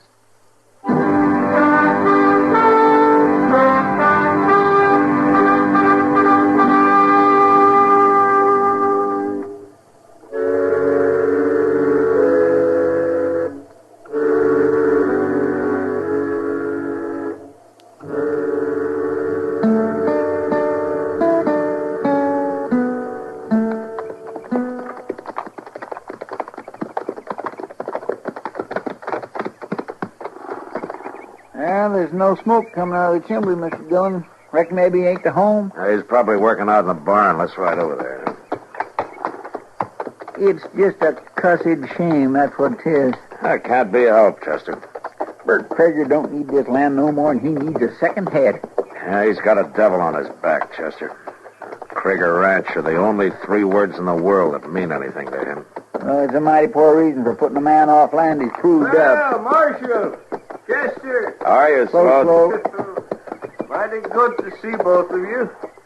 You ain't been out this way for quite a spell. Ah, man gets caught up in things, Sloat. First he knows, all his time's been taken. That's a fact, all right. Come on up to the house. I'll set the coffee on. Oh. How you making out? Oh, tolerable. Crop wasn't too bad last year. Good. Next year, though. The next year's going to be my best one yet. Oh? That there North 80, you know, I had to let it lay fallow the last 2 years for lack of time. But by golly, I got in there last fall, plowed the whole darn thing before the snows hit. Sloat, I had to work 18 hours a day to do it. But now it'll be in shape to plant right when the thaws come. Catch the melt off in the spring rains and gonna Sloat, I want a to... Kaffir, Marshal. That's the best feed crop in the world. Been too dang much for seed, maybe, but in the long run, that'll pay out. Hey, Marshal, you're all mighty serious for some cause or other. Well, there's reason for it, Sloat. This isn't just a neighborly call I'm making. Bert Krager just got back from Washington yesterday. That's so. I guess you know what he was doing. Oh, same thing he's been trying to do for 3-4 years now. Steal my land away from me. Yeah. Well, he's finally done it. What? I got an eviction notice with me and an order from the Land Commission to serve it on you. I don't believe it. You're joking, Marshal? I wish I was, Sloat. I'm sorry. Well, nobody can grab a man's farm away from him. After he's put his sweat and blood, his whole heart into it. The order gives him a right of prior occupancy. But he never run ahead of stock on this ground when I filed on it. There's nothing I can do about it, Sloat. Don't them fellers back there even care about my side of it? Don't they even want to hear my story? And according to the order, they notified you by mail. Oh, I got some kind of papers through the post. I couldn't tell what they was all about. I just figured it was some more of Bert Krager's shenanigans, some kind of bluff. It wasn't bluff, Sloat. Mr. Dillon? And them papers said come to a hearing in Washington. Now, where'd I get the money to go to Washington? I don't know, Sloat, but the court's decided. Mr. Dillon, here comes old Krager's son. What? Crowdy Krager coming here? Now, you just take it easy, Sloat. Morning, gentlemen. How are you, Crowdy? Ain't you Kragers done enough? What'd you come here for? Maybe I come to undo some of it, Mr. Carson, if it ain't too late. I'm aiming to undo it myself, Crowdy. I'm figuring to use a gun. Now, wait a minute, Sloat. I ain't a man that hunts trouble, Marshal. You know that. You know it as well as anybody. But I ain't letting 4 years of my life get took from me without putting up a fight. Killing Bert Krager won't change a legal decision, Sloat. What did you mean, Crowdy? If it ain't too late. You served that eviction notice yet, Marshal? No, not yet. The law say you got to do it today instead of tomorrow, maybe? No. And I'd like to talk to you, Mr. Carson. Why? I may be able to tell you something that'll save your farm for you. I'll listen to you, Crowdy, but I won't promise nothing. You don't have to. Marshal, I think it'd be better if you wasn't a party to this. Why are you doing this, Crowdy? What's your reason? If you'd lived around my pa your whole life, you wouldn't have to ask. Mr. Carson, could we walk into the barn? All right. You excuse us, Mark. Well, looks like there won't be any bloodshed after all, Mr. Dillon. I don't know, Chester. I wouldn't count on it.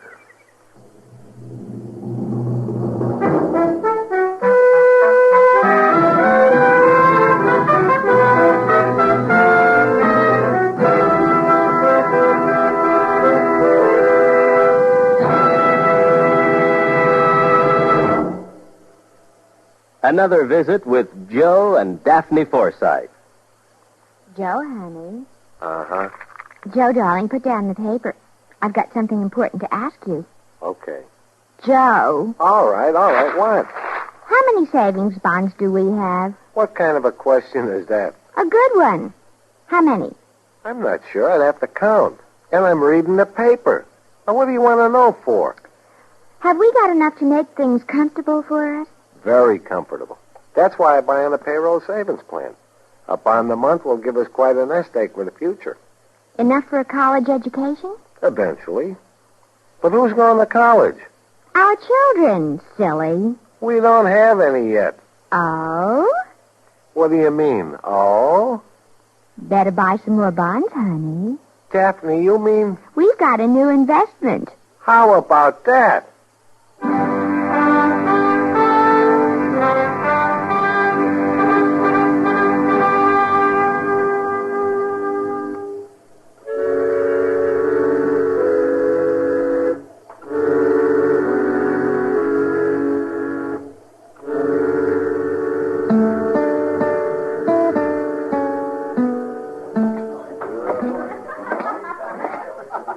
Evening, Doc.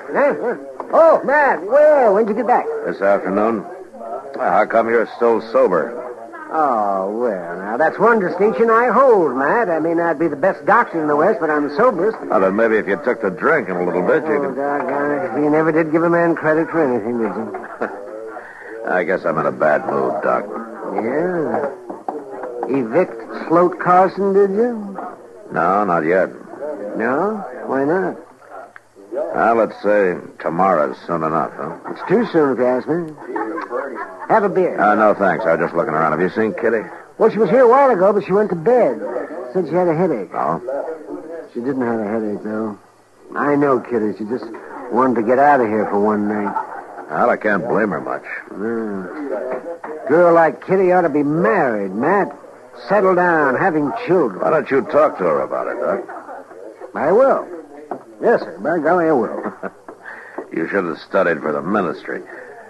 You know, I thought about that, but the pay's bad. Now, there's a real Christian. I wouldn't talk if I were you, Matt Dillon. But at least I don't go around telling people how to live their lives. Oh, don't you? You know what I mean. Yeah, I would admit it.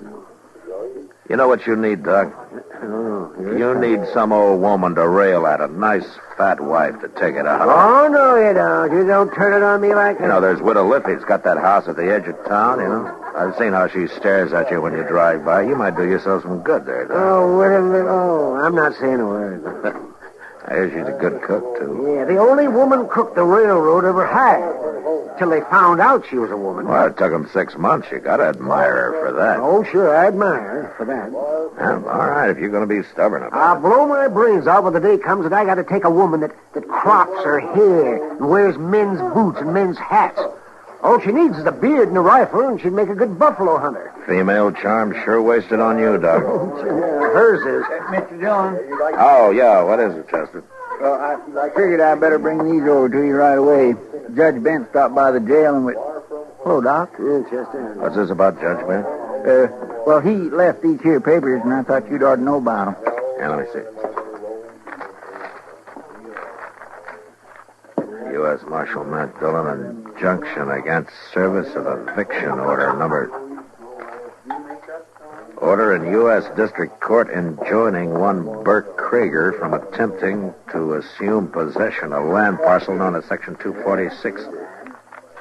Plaintiff, Sloat Carson. Yeah, looks like Sloat's kindly outfoxed old Krager, Mr. Dillon. Yeah, sure does. With young Crowley's help. Well, Judge Bent says the Land Commission's only got jurisdiction in case nobody don't take it to court. He says Sloat could keep this dragging on for years. Well, Chester, it looks like we ride out tomorrow and serve papers on Burke Krieger instead of Sloat. There'll be trouble, sure. Yeah, it probably will.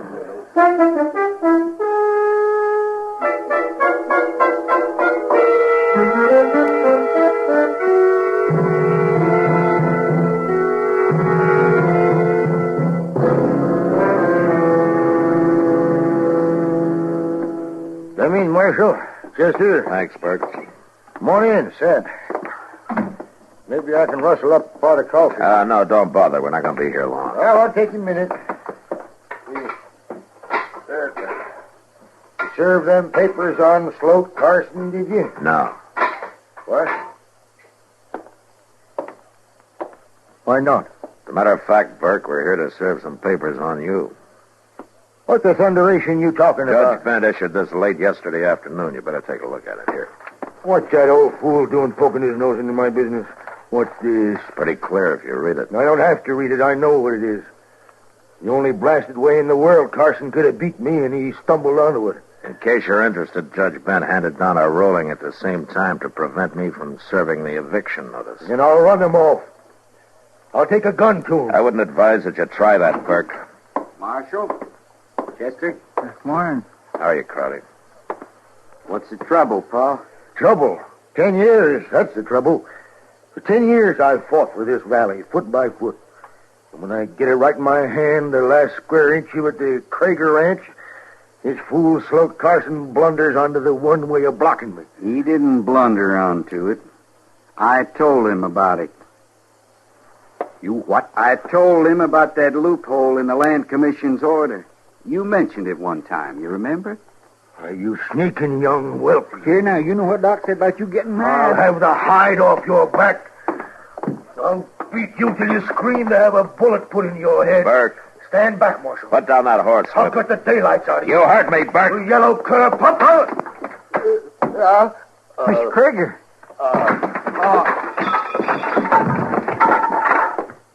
Oh, what's wrong? Here, wait a minute, Crowley. Let me have a look at him. What happened to him? We got to get Doc out here right away. It's no use, Crowley. He's dead. Dead? Doc said it was going to happen like that if he didn't stop losing his temper. But he can't be dead. I didn't mean for this to happen. It wasn't your fault, Crowley. You were trying to do the right thing. It was your father who was doing wrong. I can't even claim that excuse, Marshal. I didn't care what happened to Sloat Carson. I was just trying to hit back at Pa for all the years he bullied me. I don't guess he was easy to live with. But I didn't aim to do this. I just didn't. I'll send Doc out when we get back to town and make out his coroner's report. I'll break this ranch up and sell it off, every foot of it. I guess we'll be riding, Crowley. Krieger Ranch. I'll blot that name out if it's the last thing I ever do. Come on, Chester. Krieger Ranch. I'll show him how long that name will last. In 2 years, nobody will ever remember.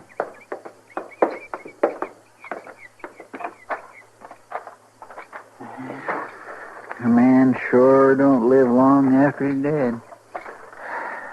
Well, I guess that depends on how a man lived his life, Chester.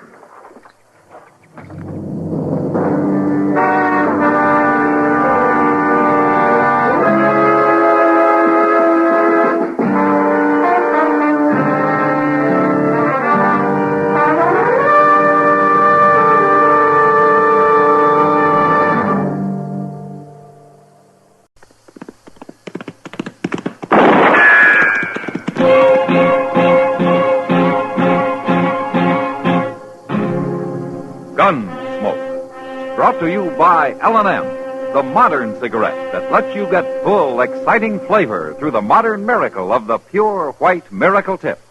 Live modern. Smoke L&M.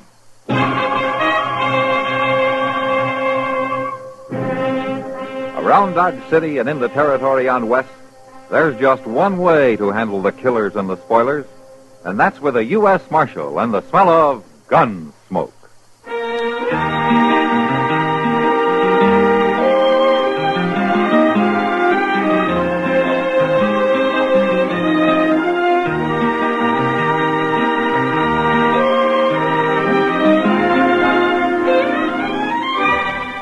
Gunsmoke, starring William Conrad. The story of the violence that moved west with young America. And the story of a man who moved with it. I'm that man. Matt Dillon, United States Marshal.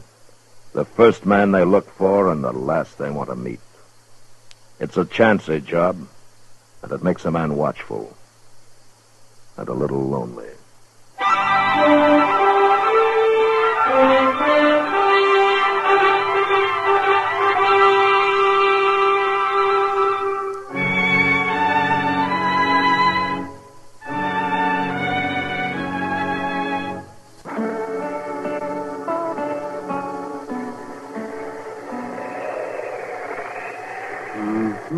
All right, Matt. You go ahead, man. Play that goddamn double six. I know you got it. Okay, Doc. That's how you want it. There it is. I know it. Fine way for a couple of grown-up men to spend their time, playing dumb. Well, it's better than fighting that storm outside, anyway. Maybe you're right at that. I wouldn't go out in that weather tonight if a plague were raging. Sure play, Doc. Or a dozen babies were about to be born. Sure play, Doc. Quit stalling, will you? Come on, lay one down. Don't rush me. Don't rush me. A man's got to think in this game, you know. Not if he can count to 12, he doesn't. See that wind. The worst blizzard in years, man. Yeah, still hasn't hit its peak. How's Kitty getting along, Doc? Well, her throat's pretty sore, but just a touch the grip. I told her to stay in bed for another day or so. Come on, play, will you, Doc? It's your play. It's your play, Doc. Doc. Oh, I quit. That's the trouble. I never do have any luck playing in my own office. I thought you said this game was a matter of thinking. Shut the door, Dillon. Oh, Chester, close the door. Found the door. I told your horses, dog. Oh. I didn't figure you'd step a foot outside that jail for the next 2 days. What's the matter? Dillon, he got away. Got away? You mean Clay Macklin? Yes, sir. Well, what happened? Well, sir, I was fixing some coffee, and he yelled out from his cell and asked could he have some. And when I took it to him... He jumped you, huh? Yes, sir, he jumped me, Yeah. that's all. I wouldn't have been so careless with nobody else. But he ain't never tried to get away before. He jumped you, though. Well, I don't know why I tried it this time. You got no case against him. Clay Macklin's been rustling cattle for the last 2 years, Doc. But you can't prove it, and you know it. Judge Bent will turn him loose the minute he's brought to trial. Maybe, but he's going to stand trial anyway. Well, what are you planning to do? Go after him, of course. In this weather? It'll have to be in this weather, Doc. I don't know any way of changing it.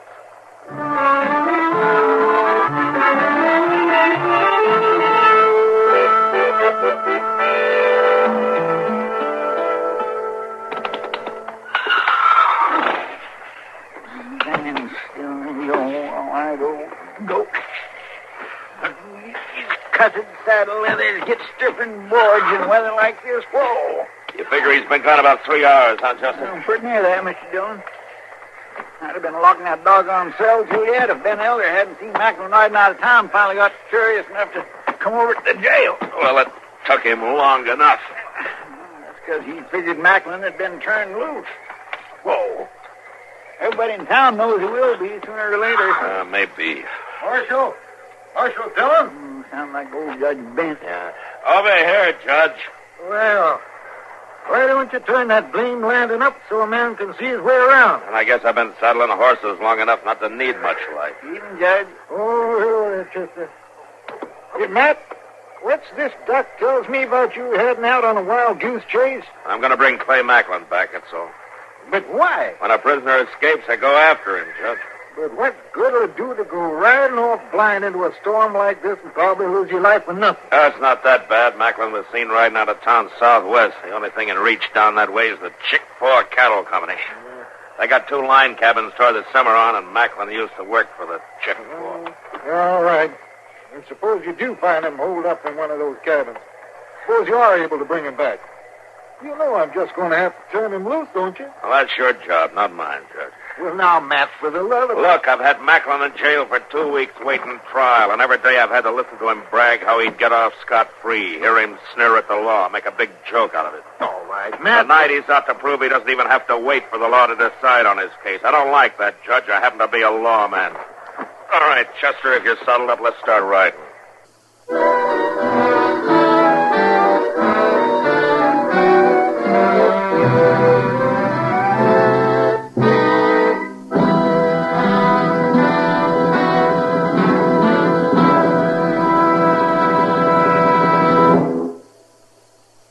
Free yourself of old-fashioned ideas. Why don't you live modern? Live modern. Live modern. Free up. Freshen up your taste. Smoke an L&M. Live modern. Smoke modern. Smoke L&M. Enjoy full, exciting flavor through L&M's Pure White Miracle Tip. L&M draws easier. Tastes richer. Smokes cleaner. That's why today more people are changing to L&M than to any other cigarette.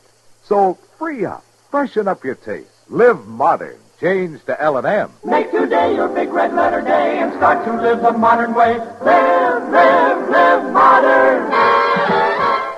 Smoke an L&M. It's America's fastest growing cigarette.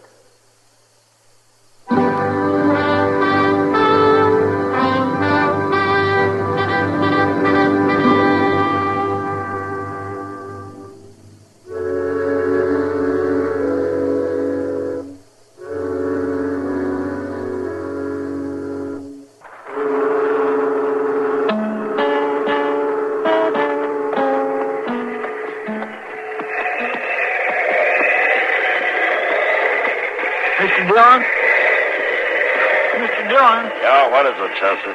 I just don't think I can go on much longer without resting up a little. That cabin's bound to be pretty close around here. Better keep moving. Yeah, but he might not even be there when we find it. He'll be there, all right. He wasn't in the first one. More reason he'll be at this one. No place else to shelter. Wait a minute. What? Off to the left there. The snow cleared for a second. I thought I saw it. Well, I sure do hope so. Well, let's head over that way, huh? It'll be dawn in another half hour. Yeah, there it is. That's the cabin, all right. Come on. You know what happened to that cabin? Yeah, we got a lot colder before we got warmer. Only we haven't missed it. You think Macklin's gonna put up a fight? No. I think he'll figure about the way Doc and Judge Bent did. Only a couple of crazy men would come after him in a storm like this. You know, I kind of agree with him, Mr. Dillon. You still came along, though, didn't you? Yeah, but I ain't too sure why. Here, let's leave the horses here and go up on foot. All right, sir.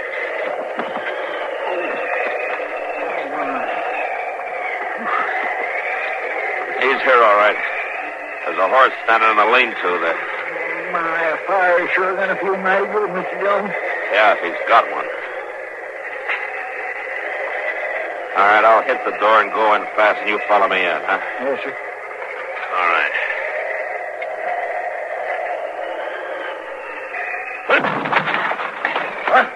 All right, hold it, Macklin. Don't try for it. Well, the marshal. Tie his hands, Chester. Yes, sir. Turn around there, Macklin. Well, you sure did catch me asleep. That's a fact. Get your hand. Probably saved having to kill you, Macklin. Maybe. How's the weather out? You boys look kind of red-nosed. Been drinking, have you? Ow.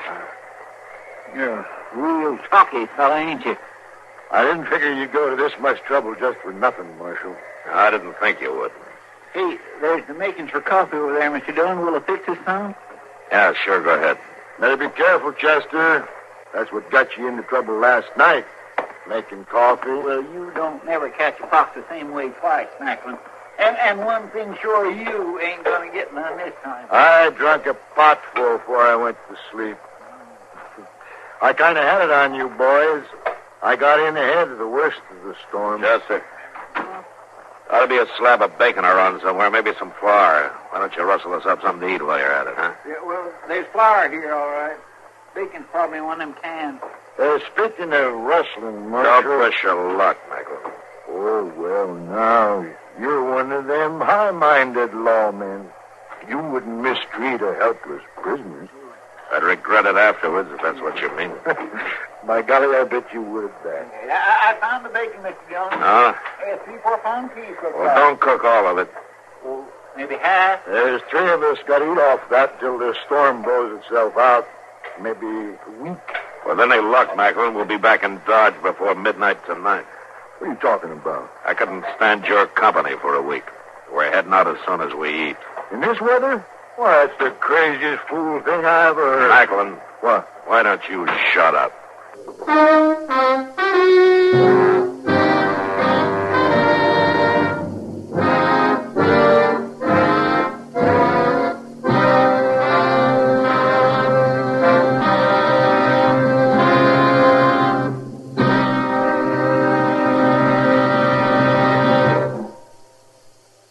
Free yourself of old-fashioned ideas.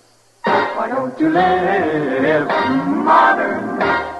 Live modern. Live modern. Free up. Freshen up your taste. Smoke an L&M. Only the modern miracle of the pure white miracle tip can bring all of L&M's full, exciting flavor through to you. And that's the big reason why today more people are changing to L&M than to any other cigarette. Remember, L&M draws easier, tastes richer, smokes cleaner. So live modern. Change to L&M. Make today your big red letter day and start to live the modern way. Live modern. Smoke an L&M. It's America's fastest growing cigarette.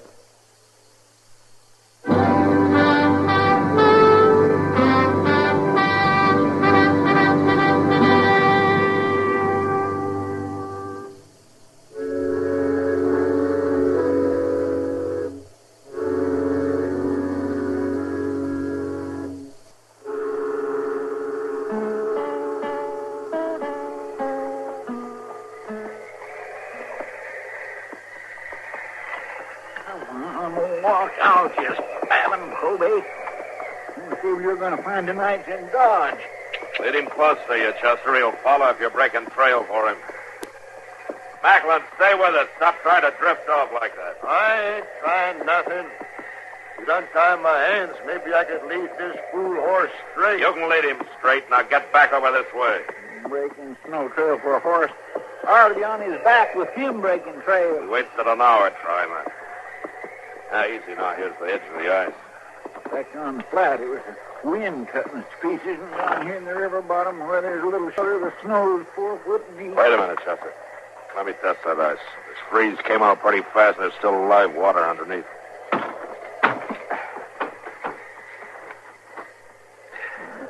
Sounds pretty solid, Mr. Dillon. Yeah, it'll hold us, all right.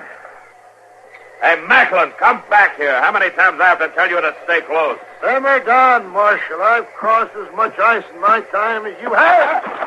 Hey, he broke through. Let go of the reins, Macklin. If that horse goes in with you, he'll kick you to death. Now, let go. Chester, mount up. Then hand me one end of your lariat, What you gonna do? I'm going in after him. No, you go into that water, you'll freeze to death. His hands are tied, Chester. Goodness, here. Marshal, help me.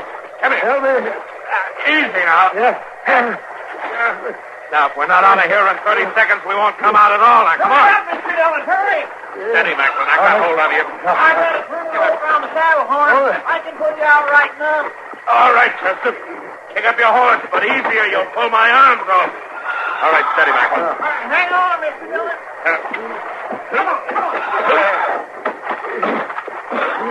All right, a little more, Chester. Easy. Easy. Yeah. All right, that's it. All right, Chester. Let's get a fire going, huh? And a big one. Fast.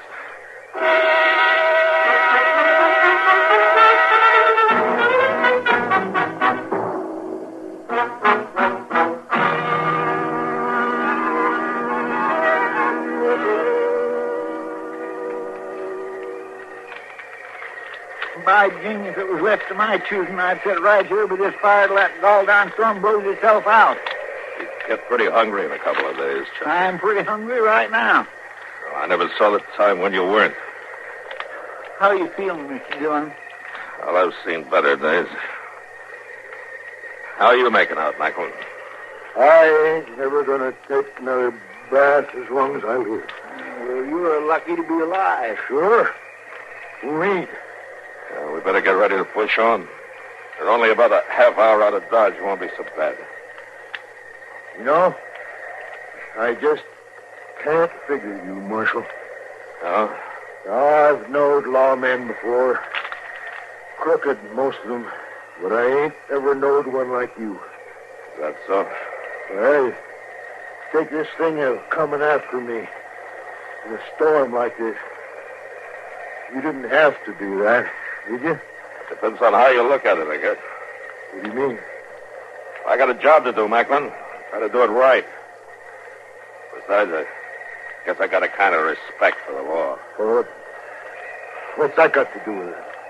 Well, I'd say the law's a set of rules to make things run smoother. Written out so everybody knows what they are and what the penalties are. And the rules hold for a lawman the same as for anybody else. Maybe even more so. What rules are you talking about? When a prisoner escapes, it's your job to go after him. Bring him back. That's one of them. Even when they're going to turn me loose? And everybody knows it? That's up to the court. It's got nothing to do with me. It just don't make sense. Not to you, maybe. And I reckon you'll try to tell me there's some rule about you jumping into that water and dragging me out? When a prisoner in custody is not able to look out for himself, it's up to the lawman to take care of him. Well, I wouldn't have jumped in after you. I'd have cut out and run for it. Yeah, I guess you would. I ain't too sure that's why you done it, Marshal. Just because of some rule. Well, you figure it your way. Anyway, I'm much obliged for you hauling me out of there. Sure thought I was done for. Come on, let's get started. I got a jail cell waiting for you.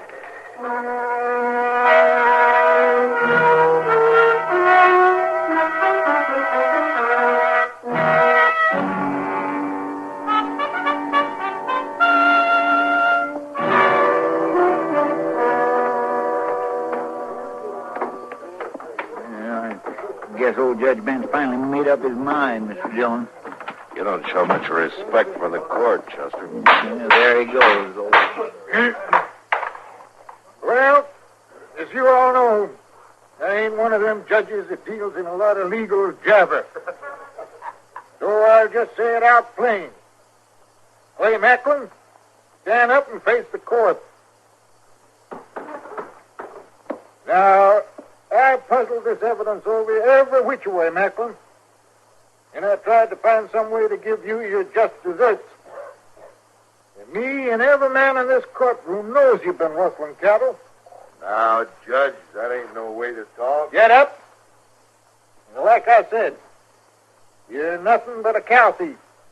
But by golly, there just ain't enough evidence to stick you on it. It wouldn't do no good if I tried because some book judge up in Topeka had reversed me on it just as sure as shooting. Yeah, I'm sorry, Marshal Dillon. I know you went to a heap of trouble. That's all right, Judge. Well, all I can do is throw the case out. Dismiss. Well, it's a crying shame, that's what it is. Judge Bent did the only thing he could, Chester. It was just an outside chance anyway. But everybody in town knows Macklin's guilty. A man's innocent until he's proved guilty in a court of law, Chester, so Macklin's innocent. Marshal Dillon? Yeah, what is it, Macklin? The judge let me off all right. Yeah. But there's something I want to say. You can pick up your stuff at the jail whenever you want. No, that ain't it, Marshal. Something. Well, I reckon you wouldn't believe me if I was to tell you. Tell me what? Well, you kind of give me some things to think about, Marshal. What? Saving my life the way you done. The rules, all that. So? Well, I don't know for sure, but, well, maybe I won't be doing any more rustling, Marshal. Not that I ever did, mind you. Oh, I see it. I just want to say thank you. Guess I'll be leaving now. Bye. Well, I declare. Well, I never. I guess this Macklin ain't all bad after all. No man is, Chester. No, sir. Tell you what, just to prove it to you, I'm going to buy you a drink. You are? Uh-huh. Rye with a little sugar in it? Why not? Come on.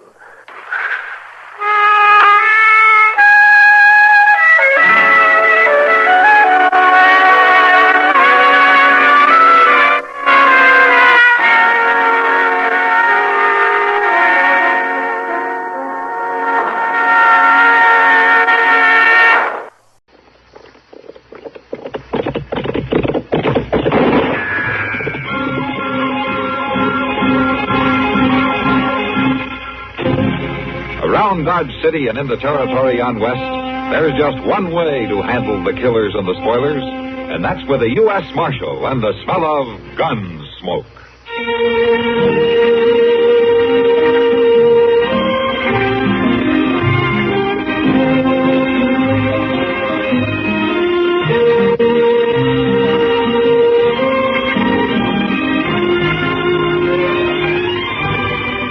Gunsmoke, starring William Conrad, the story of the violence that moved west with young America, and the story of a man who moved with it. I'm that man, Matt Dillon, United States Marshal. The first man they look for and the last they want to meet. It's a chancy job, and it makes a man watchful and a little lonely.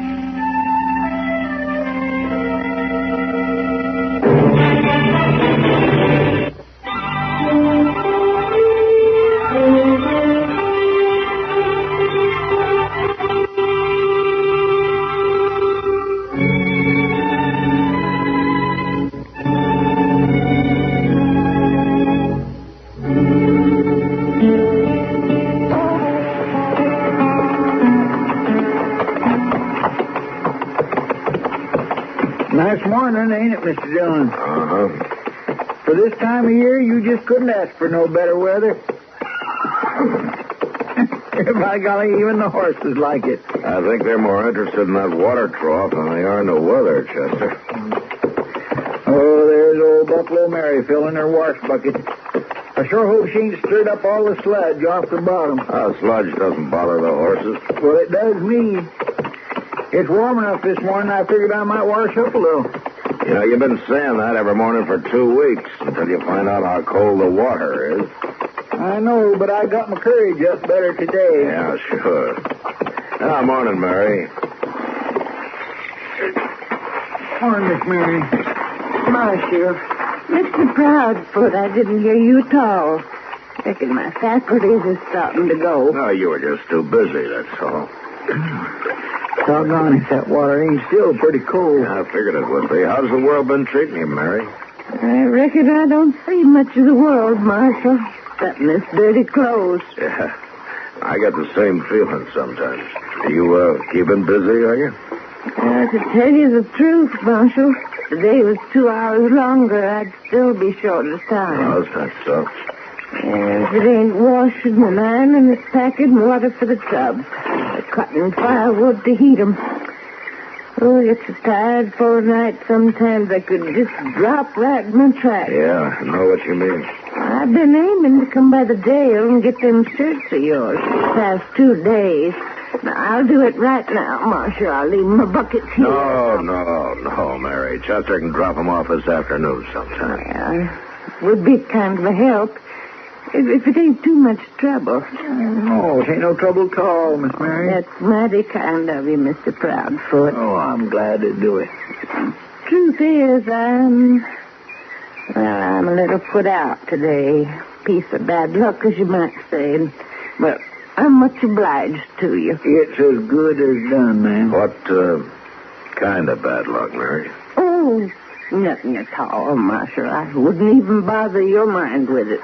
Has that bruise on your jaw and that black eye got anything to do with it? I'd rather you just forget I said anything, Marshal. What happened, Mary? He said he'd come back and do for me if I was to tell.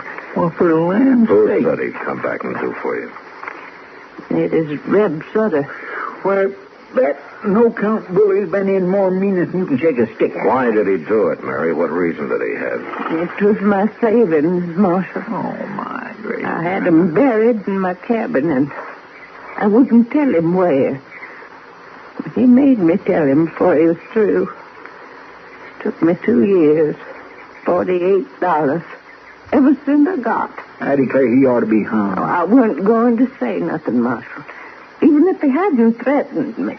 I wasn't aiming to put you to no bother. It's not me who's going to be bothered, Mary. Oh, it ain't like it was something big and important. It's big. It's important. And by the time I get through with him, Reb Sutter's going to realize it.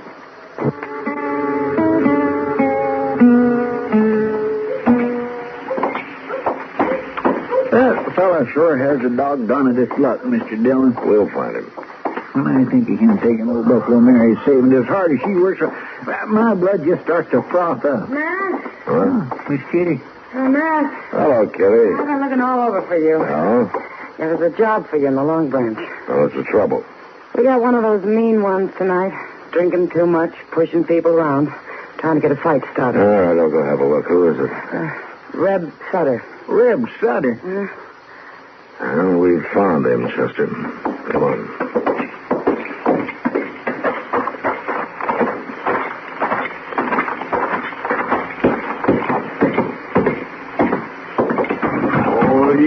That's what's the matter with you. That's him, all right. I just stood up here and told you all I can whip any man in this room. There ain't a one of you got the blood and gumption to say me no on it. Maybe they're just going easy on you, Sutter. Well, now, if it ain't the marshal. Some lily liver come after you, I reckon. Matter of fact, I came after you. Law against talking, is there? There's a law against beating people up and stealing their life savings. She's a liar. I wasn't even near there last night, and if she says it... She? What do you mean, she? Who says, Sutter? Near where? I didn't mention any details. I don't know nothing about it. Well, maybe it'll come to you. You're under arrest. Now put out your wrists. I reckon I could put handcuffs on a man, too, if I was wearing a gun and he wasn't.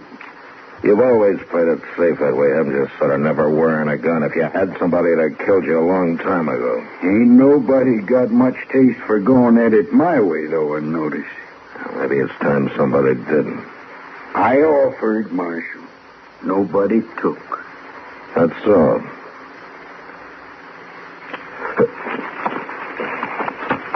Chester. Here, take my gun, will you? All right, Chief. All right, Reb, I've already told you you're under arrest. I heard you. And I'm going to put these handcuffs on you, one way or the other. I ain't never been handcuffed yet, Marshal. I don't reckon I'm starting tonight. Uh-huh. Chester? Yes, sir. Hold these handcuffs for a couple of minutes, huh? Yes, sir. You're a dang fool, Marshal, if you think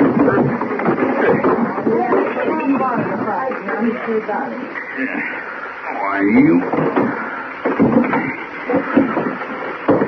I'm going to kill you for that. Maybe.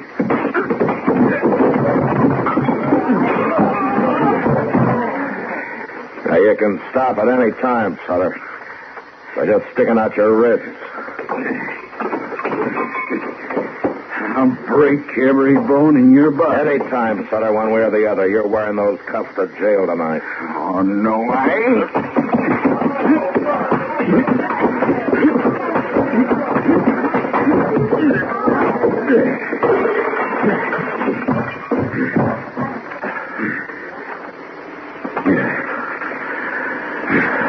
Chester, give me the handcuffs.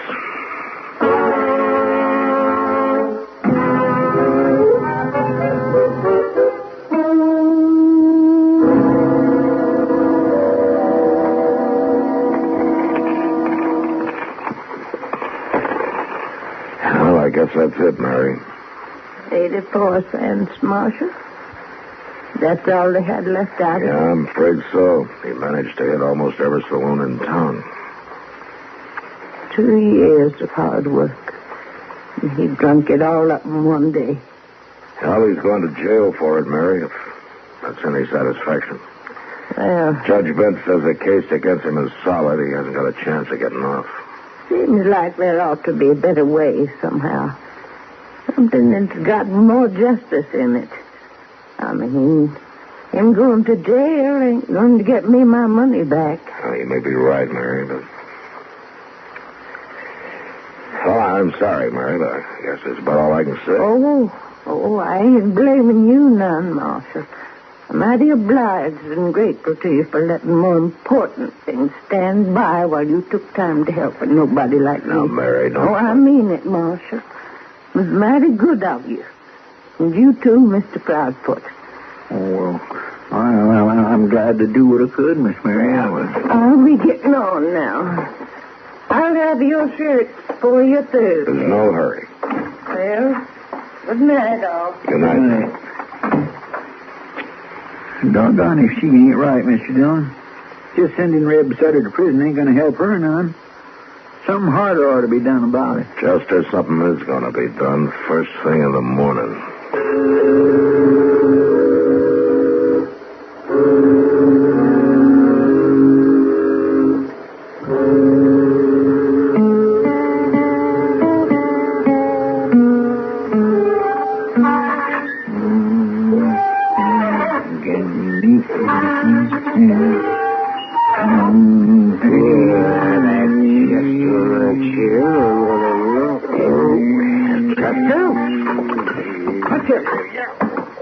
What is the matter with you, Doc? Oh, honest, if you squeak that confounded chair one more time, so help me, I'm just... You mean like this? A blast? Oh, darn you, Chester. Even a little noise like that's enough to get you all pecky. A little noise like that's enough for me to cut your throat if you keep it up. You got bad nerves, Doc. Old Chief Thunderbolt makes up a kind of a tonic. They say it's supposed to cure that. Oh, Chief Thunderbolt doesn't know no more about medicine than you. A bad nerves and a tonic. A lot of people gets it from him and takes it regular. And a lot of people are fools, too. I don't know. They claim it does them good. Oh, Chester, my nerves are all right, and that tonic of Thunderbolts is 60% hogwash and 60% rot-gut whiskey. Well, now, look here, you can't have no 120% or nothing. No, I can have 100,000% if I want it. Chester, well, I'm just shifting my weight. Then don't shift it. Leave it where it is. Folks who take that tonic regular don't stir up no big ruckus just 'cause somebody happens to lean back in their chair once in a while. Folks who take that tonic are dead from the neck up before they take it and from the neck down after. Oh, how are you, Doc? Anything out of the ordinary, Chester? No, sir. Not a thing, Mr. Dillon. Except I was beginning to figure you was going to spend the whole day over there at Judge Bent. What are you up to now, man? Just playing fast and loose with the law, are you? No, not according to the way the judge sees it. Chester, you'll get Reb Sutter out of his cell, will you? Yes, sir. Oh, Chester. Oh, Doc, a man can't get out of a chair without squeaking at some, can he? I swear I never sees it. The gall done to do or a pig in his little old noise. Oh, that boy. Thunderbolt tonic. Bad nerves. Oh. You, kind of on the prod today? I am not on the prod. You know, sometimes a person's blood gets thick during the wintertime, and come spring, he needs a good tonic. Matt, I'm getting up out of this chair, Matt. I'm going to walk slowly and carefully to the door. I'm not going to lose my temper. I'm going to keep my voice down. I'm going to open the door, step outside, and say goodbye. Goodbye, Doc. Did the doctor leave? Yeah, he just left. Oh, come on in, Sutter. I want to talk to you. Yes, sir. Whatever you say, Marshal.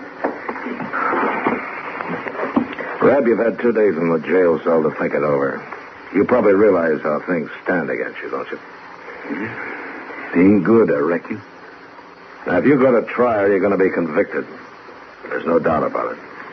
I kind of figured that, Marshal. The least sentence you'll get off with is 2 years, and it may run to 5 to 7. Unless we can work something out. What do you mean? Now, sending you to the penitentiary will satisfy the law, but it won't help Buffalo Mary very much.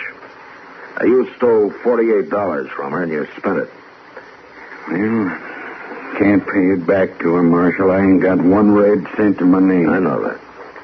But you have got a good, strong back, though. What's that got to do with it? Judge Bent can postpone your trial and leave you in my custody for the time being. What are you saying, Marshal? Now, if you agree, we can work it out this way. First thing every morning, you'll pack enough water over to Mary's place to run her for the day. And then you'll spend the rest of the day cutting firewood and stacking it behind her cabin. Now, you'll sleep in your cell and you'll be fed at the jail table. How does it sound to you? How long did I have to do it, Marshal? Well, let's say until everybody agrees that you've done enough. What happens then? If you stick to it and play square, the case will be dismissed. Yeah, but now, Mr. Dillon, if you turn him out to pack water and carry wood, he'll run off. I don't think he will, Chester. You're right, Marshal. I ain't gonna run away. You see, I've been doing a lot of thinking these last 2 days. It ain't nice to know the only reason people know your name is because you beat up an old woman. There's other things, too, Marshal. I don't have to tell you that. Oh, what do you say? Where's the woodpile?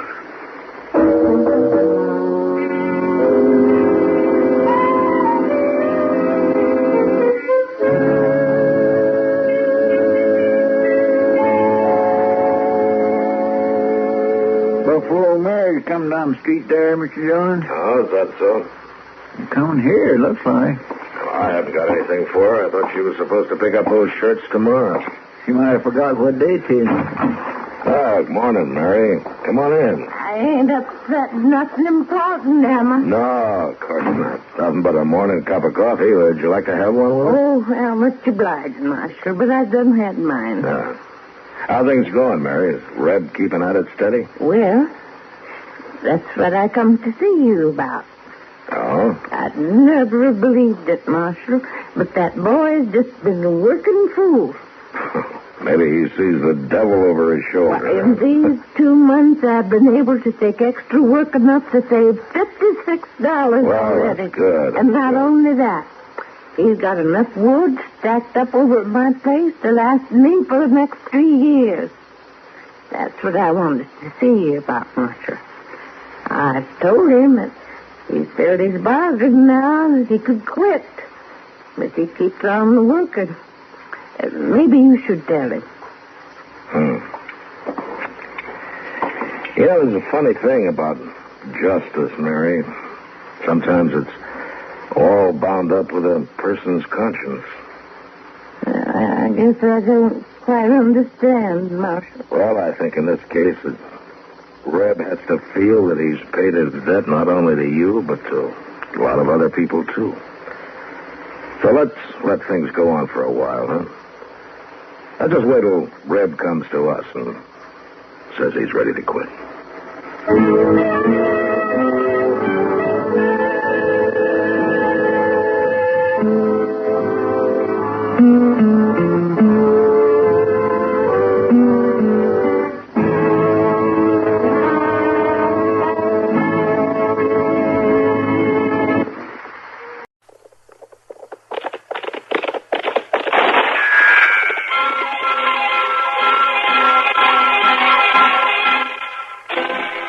Around Dodge City and in the territory on West, there's just one way to handle the killers and the spoilers, and that's with a U.S. Marshal and the smell of Gunsmoke.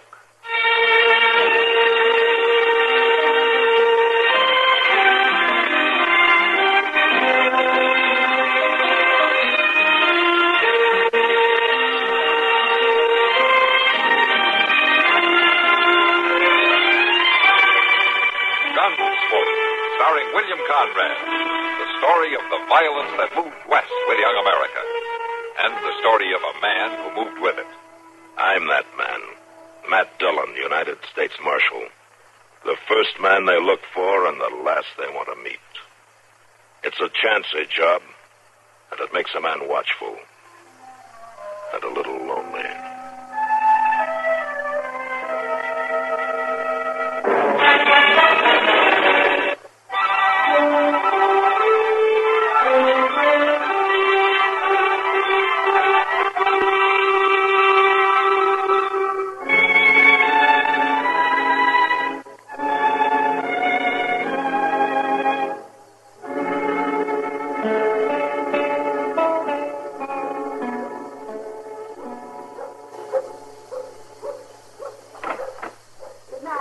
Coming out now, Mr. John. This ain't gonna be easy on her, Mr. John. Facts are facts, Chester. There's nothing we can do to change them. Yes, sir, I know. Oh, good evening, Miss Gross. Oh, Marshal. Chester? Evening, ma'am. Fetched Marvin his supper, did you? Oh, yes. Land sakes, the hours the bank makes that poor boy work is a caution. He wouldn't hardly ever get no warm food if I didn't pack it down to him. How have you been, Marshal? Oh, fine, Miss Gross, just fine. That's good. Well, no, you gents have got things to do. Mighty nice to pass the word with you. Good night, ma'am. Good night. That's a doggone shame. She's a fine woman. Yeah. It's just going to break her heart. I don't like this any better than you do, Chester. But it just don't make sense. Why, Marvin Gross is as likable a young fellow you'd ever meet. Quiet, pleasant spoken. You never know. Wait outside here, will you? I want to talk to him alone. All right, sir. I'm sorry, the bank's closed. Oh, Marshal Dillon. Evening, Marvin. You working late again? It's sort of getting to be a habit. Mom just brought my supper. Like some coffee, Marshal? No, thanks. I don't really mind working late now and then. The other fellow's married and got a family, and I got nothing to do with myself evenings anyhow. You won't mind if I go ahead and eat, Marshal? No. Go ahead, Marvin. You wouldn't figure there'd be much bookwork in a bank like this, town the size of Dodge. But the doggone sure is. Oh, there's a lot of business done around here. I guess it's all going to be kept straight, huh? Yeah, that's it, all right. Yeah. But it sure takes time and paperwork. Oh, by golly. Mom fixed me chicken and dumplings tonight. Sure you won't have some? No, thanks. Marvin, Mr. Bodkin was in to see me today. No? Well, I can say one thing about him. He's a fine man to work for. Well, he was explaining the system you use here with your gold reserve, how you keep the gold in the vault and issue banknotes against it. Yeah, it's the same system most of the banks out here use. Well, he tells me that ordinarily the gold's only checked once a year when the bank examiner comes through. That's right. It just gathers dust the rest of the time. Well, yesterday, Mr. Bodkin took a notion to check it himself, Marvin. There's $20,000 missing. What? He says that you're the only man in the bank who had any chance to take it. No, Marshal, there must be some mistake. Well, I said the same thing, but Mr. Bodkin was pretty convincing. I got a warrant here, Marvin. You're under arrest for grand larceny. No. It's all wrong, no. Don't be a fool, Marvin. I'm not going to jail. Here, give me that gun. Drop it. Drop it. Yeah.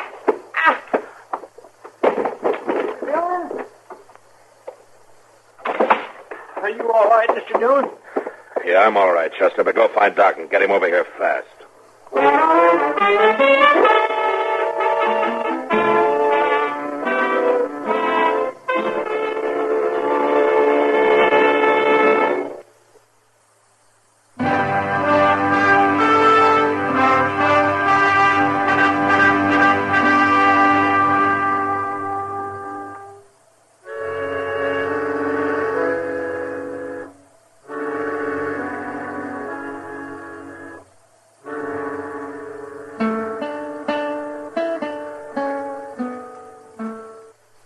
He must be in mighty bad shape, Mr. Dillon.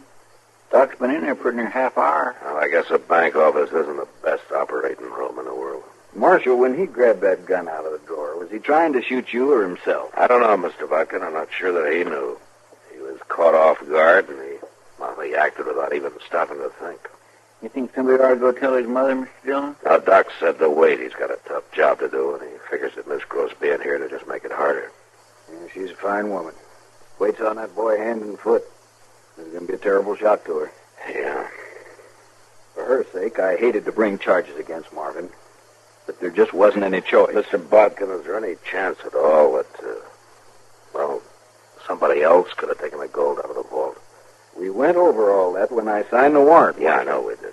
The bullion safe is inside the vault. The other teller, Oscar Greeley, has access to the vault, but only Marvin and myself have the combination of the safe. I wish there were some other explanation, but there just isn't. I guess not. This thing is just as unbelievable to me as it is to you, Marshal. My boy's been with the bank nearly 2 years now. And I thought I knew him. Trusted him completely. Well, anybody would have, Mr. Bodkin. Quiet fellow like him, not gambling or hanging around the saloon, just living at home with his ma. Well, gentlemen, the job's done. Oh, good. Good. How soon can I talk to him? I said the job's done. I got the bullet out. The boy's dead, though. Dead? He didn't have a chance.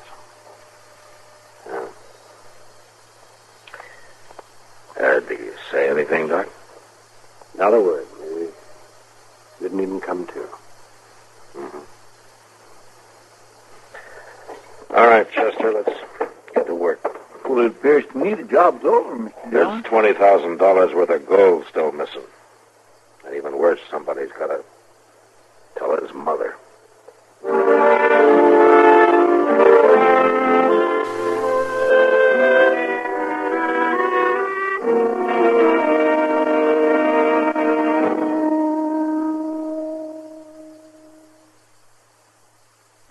I'm sorry, Miss Gross. don't believe it. Marshal, it's not true. I wish it weren't. My son's dead. Shot to death. Accidentally, Miss Gross.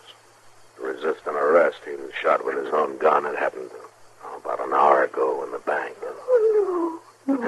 Here, grab her, Chester. Yeah, oh, easy, man. There now. Oh, you just lean back a minute and catch your breath. Marvin, dead.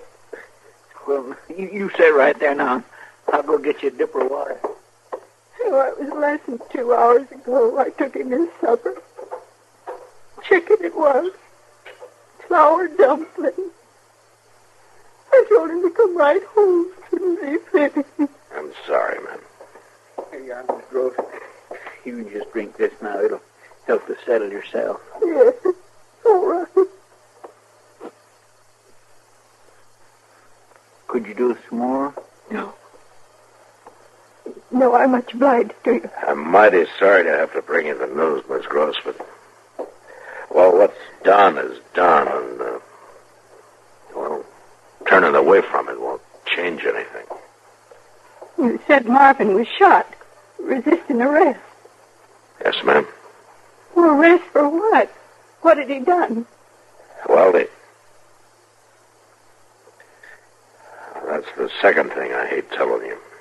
Well, my son never committed a crime in his life, Marshal. I'm afraid he did, Miss Gross. There's $20,000 in gold missing from the bank vault. Marvin's the only one who could have taken it.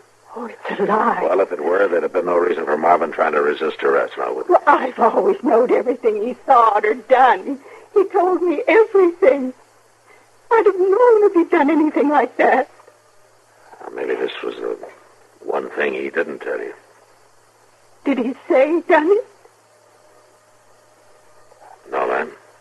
Oh, did you catch him with it? Did anybody see him take it? No, ma'am, nobody saw him.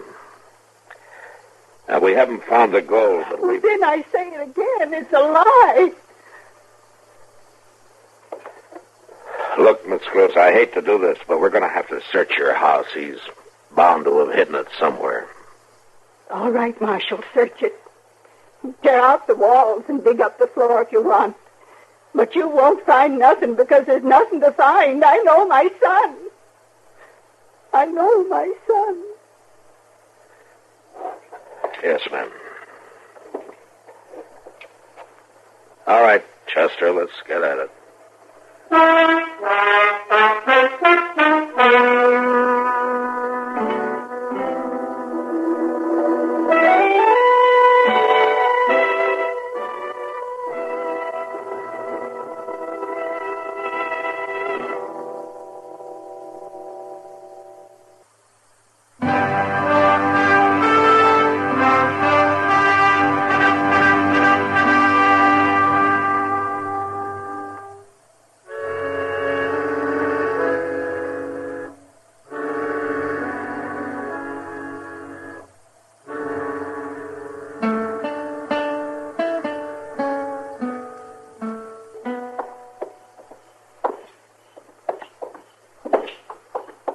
Real nice evening for this time of year, Mr. Dillon. Yeah, it sure is.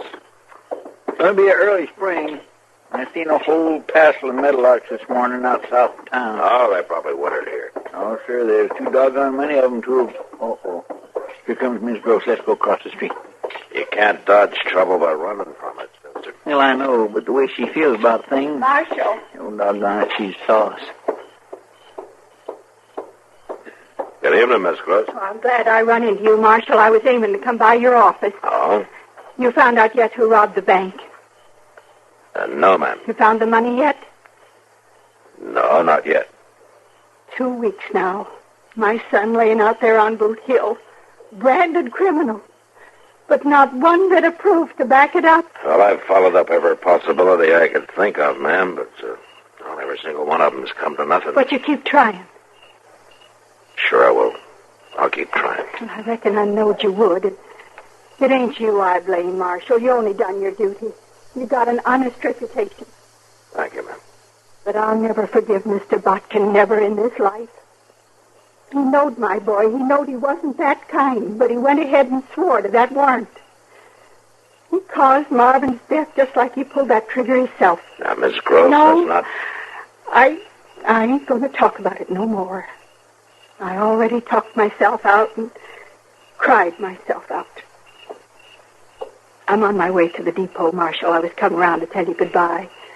I'm leaving on the 11 o'clock train. Oh, you I'm are? going back east to my kinfolk for a while. But I'll be back in a few months. Right now, there are just too many things in this town to remind me of my boy. Yes. Well, I wish you a good trip, Miss Gross. Marshal, I want my boy's name cleared, and I'll never rest till it's done. I know that. It will be. You'll see. Well, I hope you're right. And, you take good care of yourself, huh? Oh, I will. Goodbye, Marshal. Chester? Goodbye. Goodbye, ma'am. My, she just won't give up, will she? Now, she's his mother, Chester. And even closer than most. For Marvin wouldn't hardly take a breath without her say so. Yeah, I know. Well, hey, how'd you like to have a drink, huh? Well, I'm buying. Come on. Well, sir, now, I thank you. You know, she'll feel better once she gets shut of Dodge, won't she? Back there with her own kin. Sure she will. Miss Grove's a fine old lady. It's just too bad. Yeah.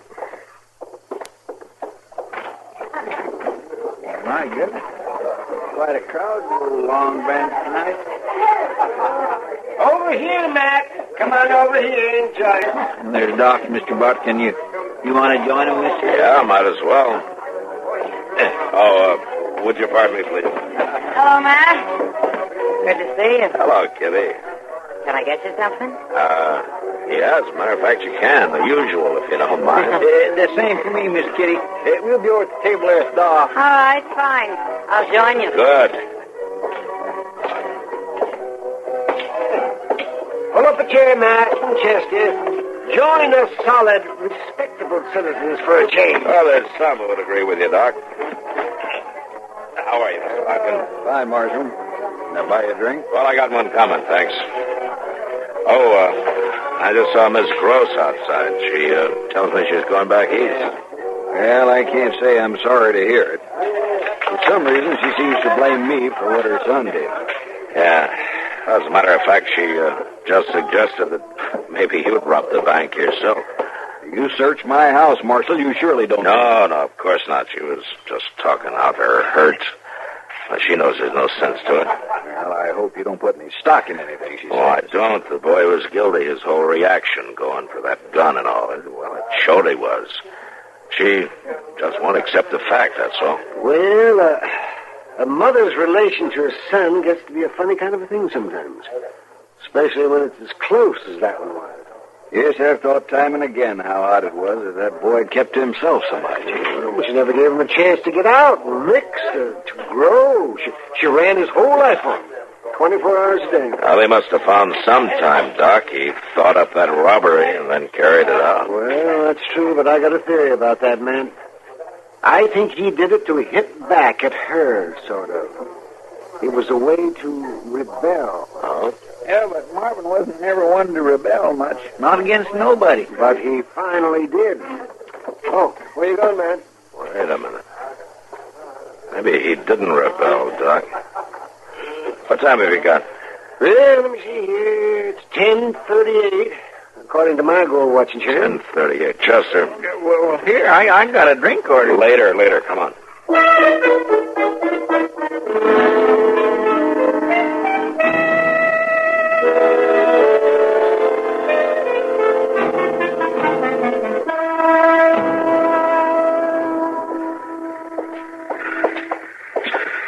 There she is, Mr. Dillon. Standing there with the mail sack yonder. Yeah, I see her. Things like this upset me something terrible. I swear to goodness, one of these days, I'm going to turn to dry farming to make a living. Sure you are, Chester, when they figure some way to take the work out of it. Miss Gross. Oh? Oh. Why, Marshal, it's quite a surprise. Yeah, I imagine it is. What? You know, you nearly got away with it. Another hour or so, and you'd have had it safe out of town. What are you talking about? I got to thinking about Marvin, the kind of boy he was, and how he always did what you told him to. He was a beautiful son, Marshal. Sure. And when I talked to the two men who carried your trunk here to the depot, they said they could hardly lift it. What? It's pretty heavy, I guess, with 100 pounds of gold in the bottom of it. That's a lie. I just opened that trunk, Miss Gross. You had no right to. It was Marvin's trunk. I didn't know what was in it. Your things are packed right in with the gold, things I saw in your house the day I searched it. Miss Gross, you're under arrest, accessory to grand larceny. Arrest? That's right. That stupid young fool, getting himself shot. He could have swore to some story that had cleared me and took all the blame himself. I tell you, he'd have been glad to do it for his old ma. He died for you, didn't he? What more do you want?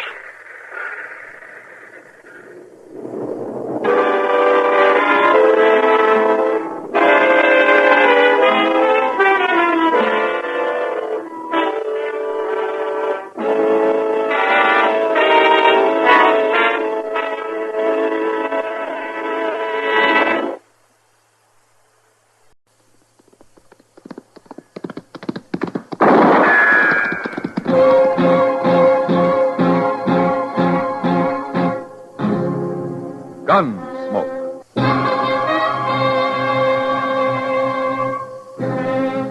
Around Dodge City and in the territory on West, there's just one way to handle the killers and the spoilers, and that's with a U.S. Marshal and the smell of Gunsmoke.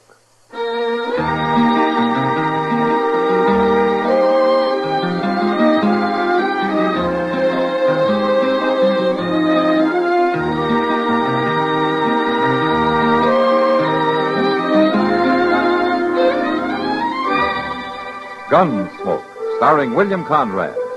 The story of the violence that moved west with young America. And the story of a man who moved with it. I'm that man. Matt Dillon, United States Marshal. The first man they look for and the last they want to meet. It's a chancy job, and it makes a man watchful. And a little lonely.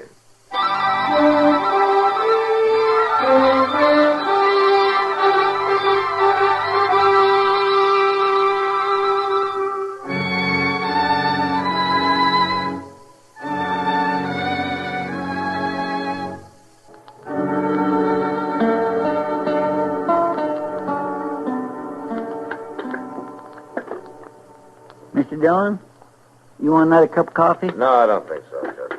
I'll just pour out another little swaller for me and with that. Mr. Dillon, come here and look out this window. What? Yeah, but for gracious sakes, come here. What are you talking about? Oh, my goodness, look at that. Come here. Chester, what's the matter with you? She's coming here, Mr. Dillon. Who's coming here? I don't know, but she is the prettiest girl I ever seen in all my life. Why, she just can't be real. She is the one prettiest girl I ever... Good morning, gentlemen. Good morning, ma'am. Won't you come in? Thank you, sir. Would one of you gentlemen be the United States Marshal here? Yes, ma'am, I am. Matt Dillon. Is there anything I can do for you? Well, my name is Colleen Tawney, Marshal Dillon. And I've got the most terrible, awful trouble you ever heard of. Oh? Well, would you like to sit down and tell me about it? Well, that's mighty kind of you, Marshal.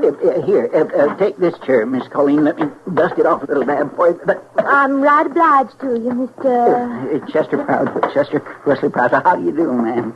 I'm proud to make your acquaintance, Mr. Chester. There you are. Thank you. I just love people. They're always so nice to you. Except that... Oh. You, mentioned some kind of trouble? I'm an orphan, Marshal Dillon. All alone in this world. Oh? I was brought up by a dear old aunt, mostly in the South. But then she took me to San Francisco. And last month she passed away. Oh, that's too bad, Miss Tawney. Colleen. Just about everybody calls me Colleen. It's kind of Irish, I reckon. Though I'm more Southern than most anything else. You are? I came from San Francisco on the stagecoach, and I had just enough money to get me to my kinfolks down south, if I got any kinfolks anymore, and I could just kill whoever done it, Marshal Dillon. Whoever did what, ma'am? What took all my money? I put my pocketbook on that baggage truck just for a minute. Over at the depot it was. People are always so nice to you. You just don't think. Somebody robbed you, is that it? Every living cent I had in this world. Why, I'm a pauper, Marshal Dillon. I'm destitute. Oh, well, can I fetch you a dipper of water or something, Miss Colleen? I'm all alone without nobody to turn to, nor even a roof over my head, or anything to eat, or anything. Well, now, it's not as bad as all that, ma'am. It's not? Really? Well, I think we can fix you up with a room over at the Dodge House for a few days. You could? Well, by that time, something may turn up. Maybe we can get your money back. Really? Would you like a dipper of water, Miss Colleen? I knew the minute I walked in that door you'd help me. Miss Colleen, would you like a dipper of water? No, Mr. Chester.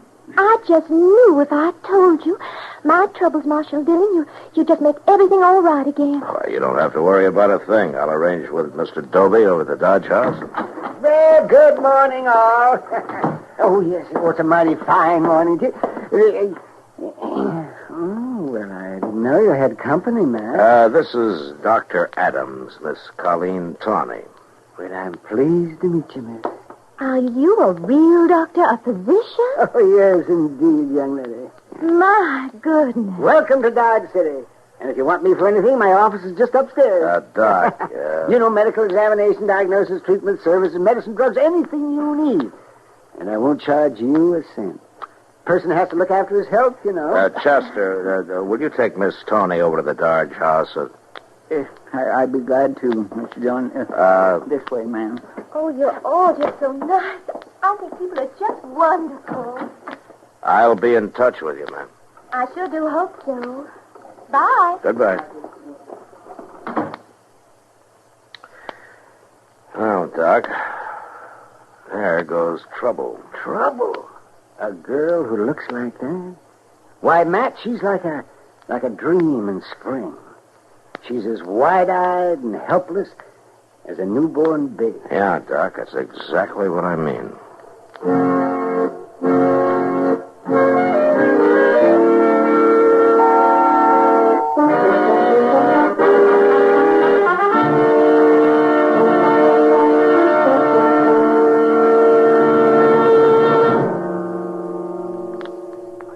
When United States military personnel arrive at an overseas station, one of the first problems they encounter in human relations is the language barrier.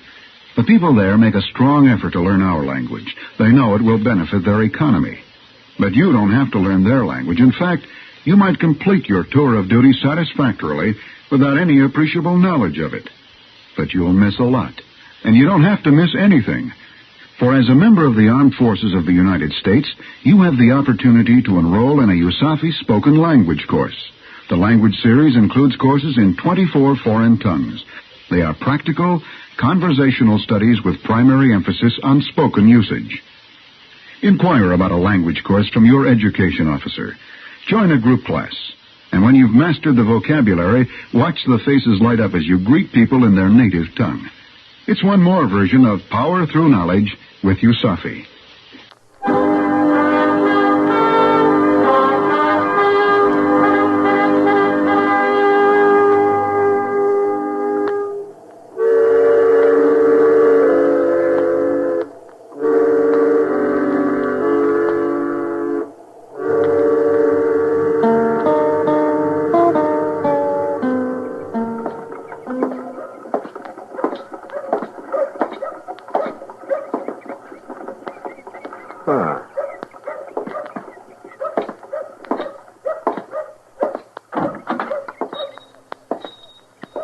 Well, good afternoon, Matthew. How are you, Miles? Something I can do for you, is there? Oh, no, I was just passing by and I saw Chester back there. Looks like he's stocking up for a trip or something. I haven't seen any of his money yet. Well, you're not likely to. Chester isn't exactly the biggest spender in the world. Oh, well, I've often suspected that, Matthew. Hello, Chester. Hello there, Mr. Dillon. What in the world are you doing here? No, I just came in to satisfy my curiosity. Curiosity? Mm-hmm. About what? You going on a buffalo hunt or something? No, sir. I was just thinking of buying a few groceries. If I can find anything here that's fit to eat. Fit to eat? Oh, well, now, Mr. McTagg, I didn't mean nothing by that. I beg to tell you that you're in the establishment of Miles McTagg, a name that stands for principle, integrity, moral You're responsibility. getting started, and I didn't mean for you to get started. I'm a man who believes in honest toil for an honest profit, and no shilly-shallying around. A man who gives honest value on every item in the store. And whoever started that rumor about weevils in my flour barrel is an outright liar. Sure, Mr. McTagg, sure. Anybody can get weevils in hot weather. Well, of course they can. Yeah, well, now, are you really planning to buy anything, Chester? Well, sure I am. What? Well, whatever somebody could use if they're not set up to cook, if they're just living in one room. Well, a few pounds of beans and some cracklings ought to do it. Well, sure, for a mule skinner. I need something better than that. What's the matter with all this stuff you already got picked out, Chester? Well, now, sir, that's kind of what I had in mind. No? Beans and cracklings ain't fit for a lady. A lady?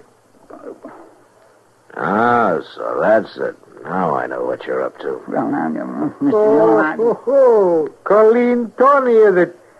Well, I haven't seen that gal yet, but she certainly must be something. She's got everybody turning handsprings, eh? Yeah, she sure has, Mom. Well, now, she's just a kid. Somebody's got to look after her, that's all. Somebody's already looking after her.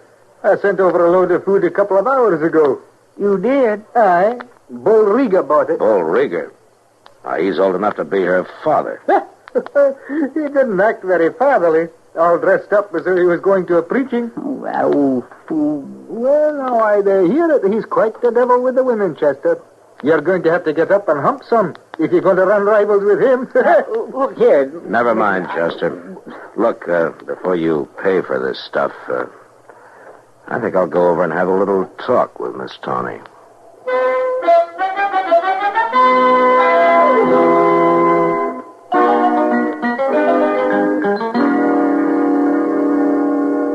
Goodness. Oh, I'm just sure you must be mistaken, Marshal Dillon. Why, he seems to be about the nicest man a girl would ever want to meet. Look, Miss Tawny,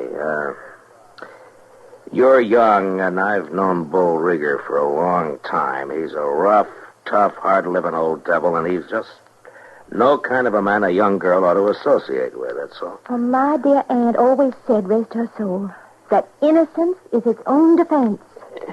Yeah, but your aunt never met Bull Rieger. Now, Marshal Dillon, Mr. Rieger is just being kind and helpful, just like you are. Yeah, sure. Everybody's been so nice and thoughtful. Mr. Chester's already been by 3 times today. Doc was here, That too. old goat here, too. He took my temperature and my pulse and said I was just fine as far as he could tell. Yeah, And well, Mr. look, Rieger just insisted on helping me. He said he had a little old empty house up the street. Yeah, that would be the old Sackler place. Well, he said I could just live in it for nothing as long as I pleased.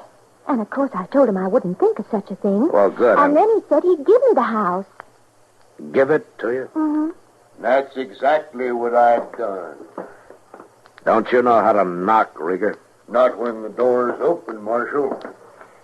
Well, I went and done it, little lady. Got it drawn up all proper and legal over at the bank. There's the deed. Ah, Mr. Rieger. The house is yours. Lock, stock, and barrel. No strings on it. You can move in right now if you're a mind to. Isn't it wonderful, Marshal Dillon? Yeah, it's great. Well, I'm just going to sit right down and read this little old paper right through. Rieger, would you come out into the hall for a minute? I'd like to talk to you.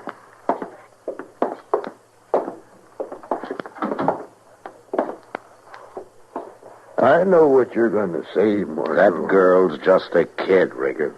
I'm aiming to marry that little lady, if she'll have me. You're what? Oh, I know, Marshal. I've been kind of cussed all my life, but you're seeing a changed man is standing here. I'd better be, Rieger. Or I'll change you myself, and don't you forget it.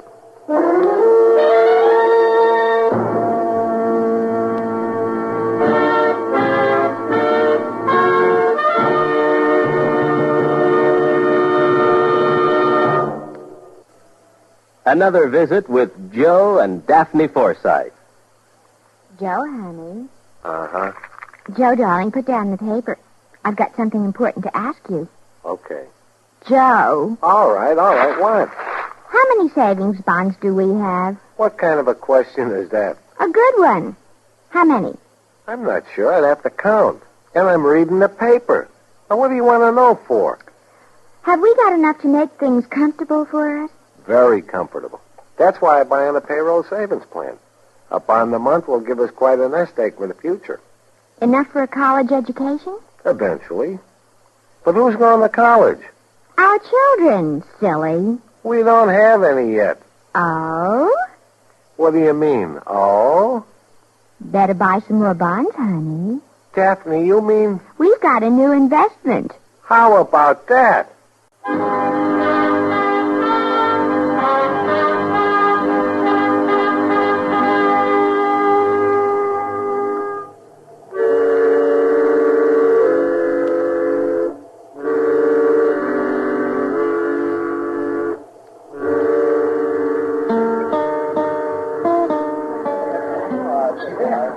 Matt, you men are all alike. Every last one of you. Is that something you just learned recently, Kitty? No, but I sure been reminded of it the last 3 days, watching them all flutter around that little Colleen Tawny. Now, don't count me in on that, Kitty. I'm only helping her. She's just a kid.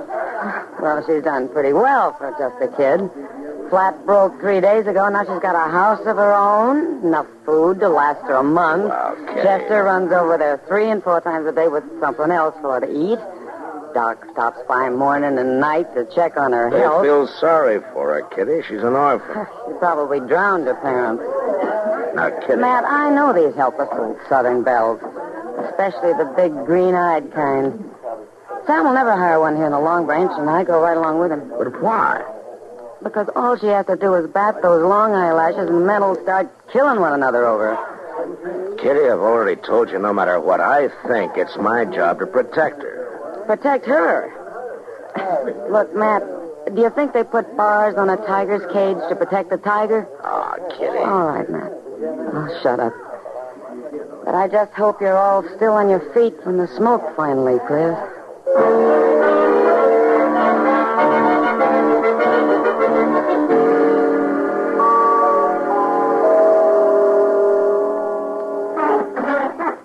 Well, it's getting late, Matt. Yeah, that's right, Doc. It's getting Guess I late. better be running along. Mm-hmm. Won't do you any good, though, Doc. Bull Rieger's calling on her. He's been over there all evening. He has? Uh-huh. Chester's hanging around outside in case she needs help, as he puts it. I kind of find that she's more than likely will, too, with that ruffian in the house. She ought to have a cultured man, I guess. Nice and refined. You happen to know anybody like that, Doc? Well, yes, I do. I've been kind of thinking some the last few days. Forget it. You're old enough to be her grandfather. But in Europe, they don't look at it like that. They're civilized. Yeah, but this happens to be Dodge City, Doc. Oh, well, at least a man can dream. Yeah, I guess so. I'm just talking, man. I just like sitting and looking at her. You and Chester both. That Bull Rieger, though. I do believe he's real serious. Well, he sure acts like it. All right, Marshal, where is she? What have you done with her? What's the trouble, Rieger? She's gone. That's the trouble. Yeah. Bag and baggage, and you had something to do with it. Oh, now, wait a minute. She is gone, Mr. Dillon. And she's took all her belongings. I went in the house and looked. Oh? She must have snuck out the back way. I was right out there in front the whole time. Were you out in front, too? Well, we was sitting and talking, and I was teaching her draw poker, and I reckon I must have dozed off for a minute. Drunk, more than likely. Never you mind, Doc. I got the stomach for a fair amount of liquor, but she just kept filling up my glass. So you taught her draw poker, huh? How much did you lose, Rieger? About $100, as far as I could tell, but how'd you know I lost? That's pretty easy. You mean you reckon she was cheating, Marshal? Ah, you were there. But I wasn't paying no attention. I figured it was just a joke, sort of. I kept plaguing her to marry me, and She was wearing a real pretty lacy thing. And you paid too much for it, Riga. Oh, come on in, Miles. It's open house. I could have sold you one of them house robes for half the price. Never mind that now. You got to do something, Marshal. You got to find her. She left town on the 10 o'clock train. Are you sure of that, Miles? I walked up to the station. Fine young woman. I'm real glad I didn't meet her any sooner. I might have cut up as crazy as Riga here. Marshal, you got to send a wire. Have her took off the train. Are you willing to go into court, Rieger, and tell what happened? Yes, I sure am, Marshal. I'd go in. No, I'd be laughing the stock of the country. All right. At least she couldn't take the house with her. No, and the mighty lucky thing for me, she couldn't. What do you mean? She sold it to me. Signed over the deed and everything. $600 cash. What? It's worth $1,000. Aye, that's about what I figured it at. Marshal, I'm sorry, Rieger, but you gave it to her. No strings. Now, if she wanted to sell it to Miles, she had a legal right to. If I get my hands on that girl, so help me, I'll... You won't do anything, Riga. Nobody will. We've all been outsmarted. There's nothing we can do about it but just sit still and keep our mouth shut. Yeah, but I'd... Doc's right. You forget it, Rieger. You can afford it. Well, at least we've learned one thing from all this. What's that? It's like a friend of mine said to me last night.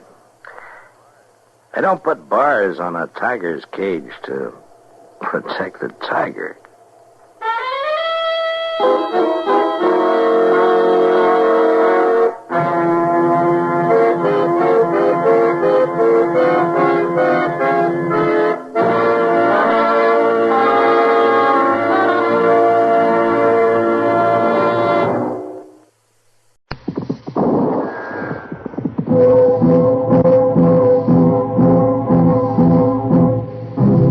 Gunsmoke.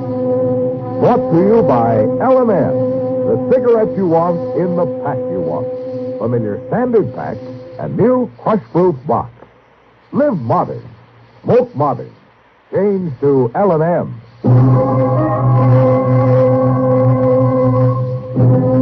Around Dodge City and in the territory on West, there's just one way to handle the killers and the spoilers, and that's with a U.S. Marshal and the smell of gun smoke.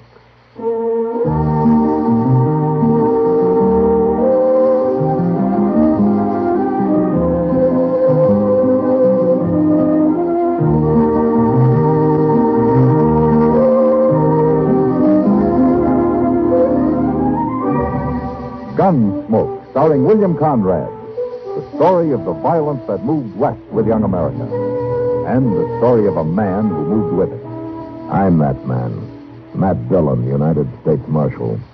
The first man they look for and the last they want to meet. It's a chancy job, and it makes a man watchful. And a little lonely.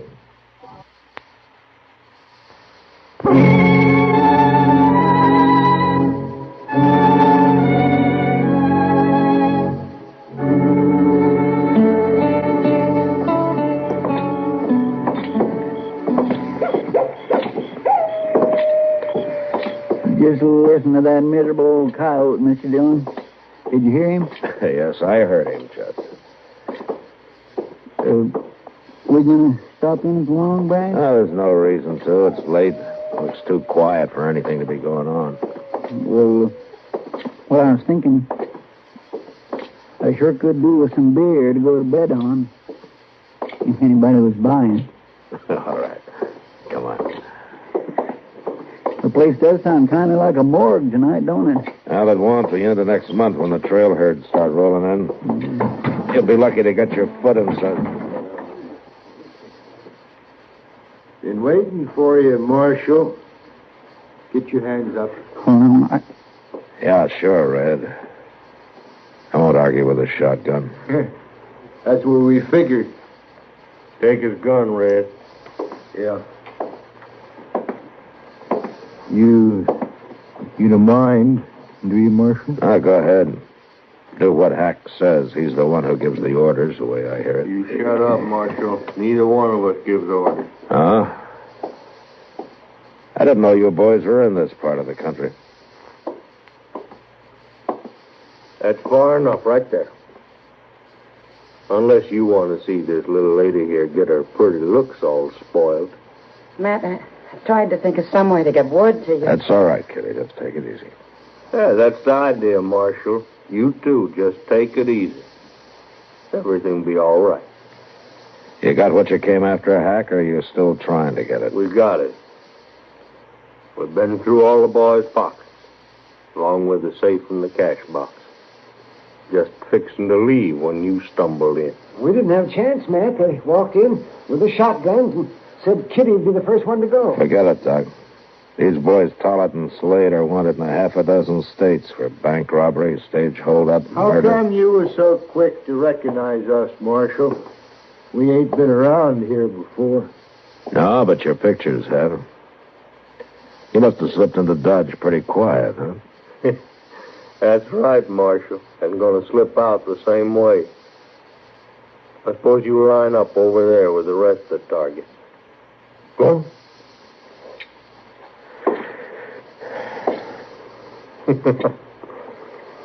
Kind of expected more out of you, Marshal, from what I heard about you. Is that so? Reputation's mighty easy to come by sometimes. All right, all of you. We're riding out of here now. We don't aim to get followed.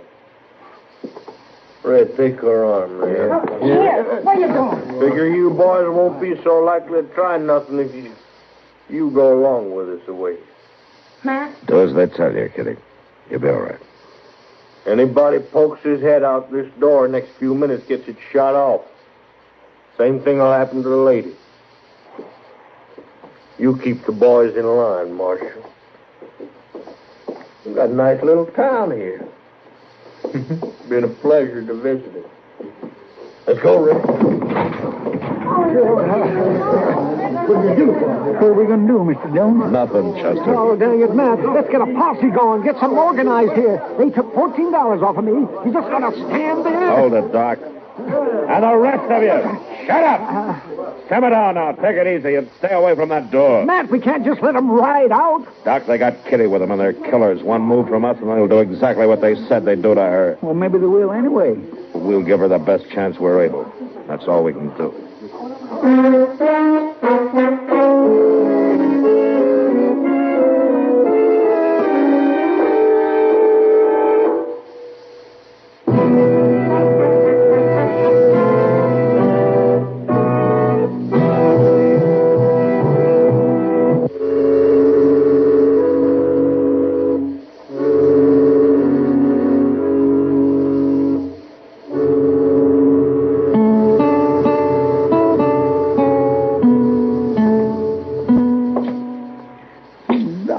Doggone it, I just can't figure it, Mr. Dillon.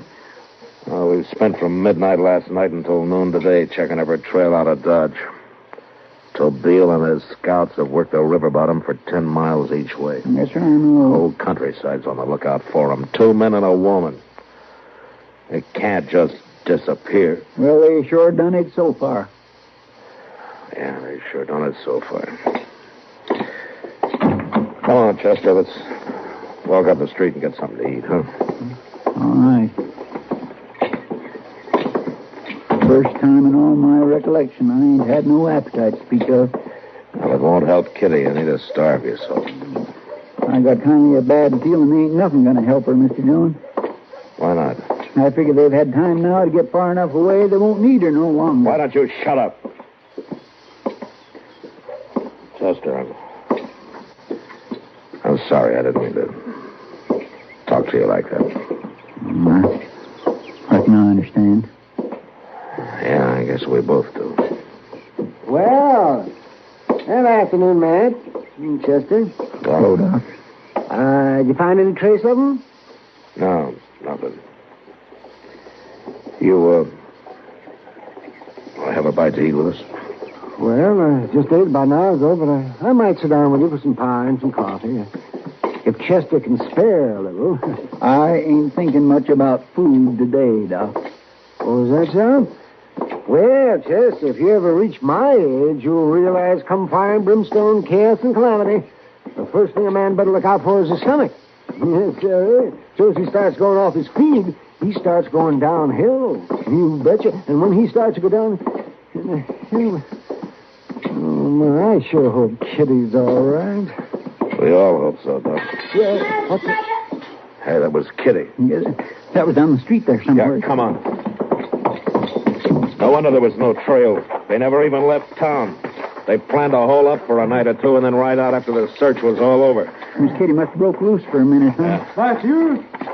Matthew. Save it, Miles. There's trouble up the street. That's not up the street. It's right over there in my store. What? Upstairs in the storage loft. By Jing, he's right, Mr. Dillon.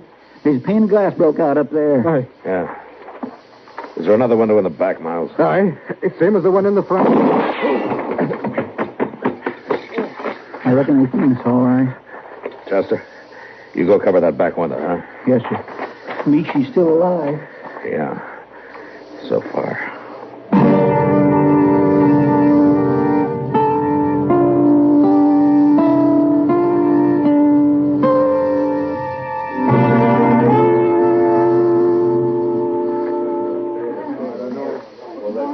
They're certainly mighty quiet up there, Matthew. Nothing to talk about, I guess. Well, they know they can't get out of there. No, Doc, and we can't get in. Matt, suppose we set fire to the building. Oh, no, you're not. You're not setting fire to my store. Not if they stay up there for the next year, you're not. If they just didn't have Kitty up there with them, it'd be easy. Sure, just wait for them to starve out. Or else burn the place down. Will you stop saying that, Doc? Well, it's going to be dark before long, Matt. Yeah, I know. Why don't they give up? They know they haven't got a chance. They have as long as they got Kitty, Doc. I don't know. Maybe they're finally ready to talk. Hey, Red! Hack! Careful, man. You're beat and you know it. Why don't you throw your guns out of that window and come on down? Suppose we throw the lady out instead, Marshal. Look, both of you. If anything happens to her, you know what to expect. And if anything happens to us, she knows what to expect. Why don't you go on home, Marshal? Take that crowd of yokels with you. We can hold out a lot longer than you can up there. But maybe not longer than the lady can. Oh, so help me if I get my hands on his... Hack! Suppose we get together and talk it over, huh? Maybe we can work something out. Get together how? You aiming to come up here and visit us? Unless you want to meet down here in the street. Yeah, you'd like that, wouldn't you? Well, what about it? Come by yourself? Without your gun? Yeah, sure. Anything you want. Now, wait a second, man. All right, Marshal. Deal yourself in. You gone clean out of your mind, Matt? You know any other way I can get into that storage loft, Doc? Yeah, but without a gun? What? Matt, you're just a plain doggone fool. Maybe. But there's times when being a fool's about the wisest thing a man can do. You're saying this is one of the times? I don't know, Doc. But I sure hope so.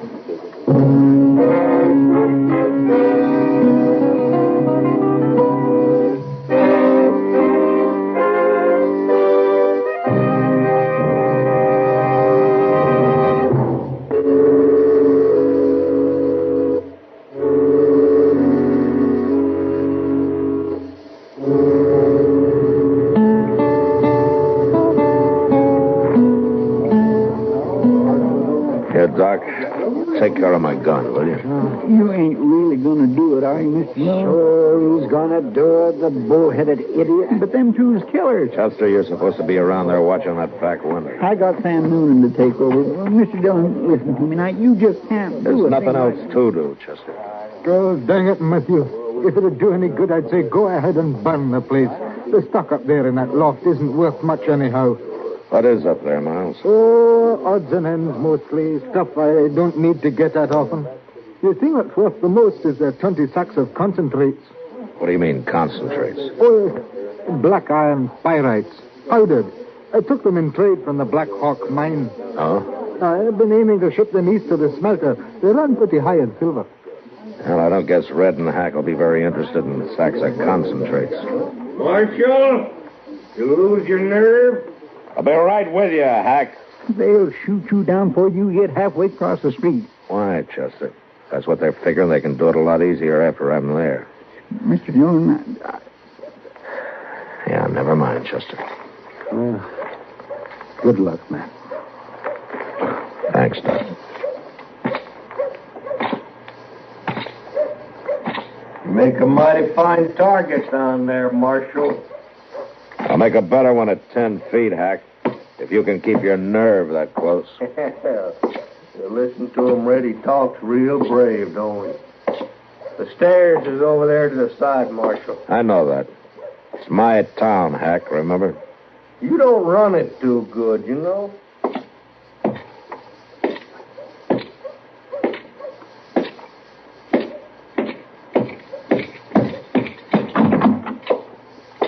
Well, hurry up, Marshal, before one of your boys down there gets notion. Are you worried, Red? You'll never see the day.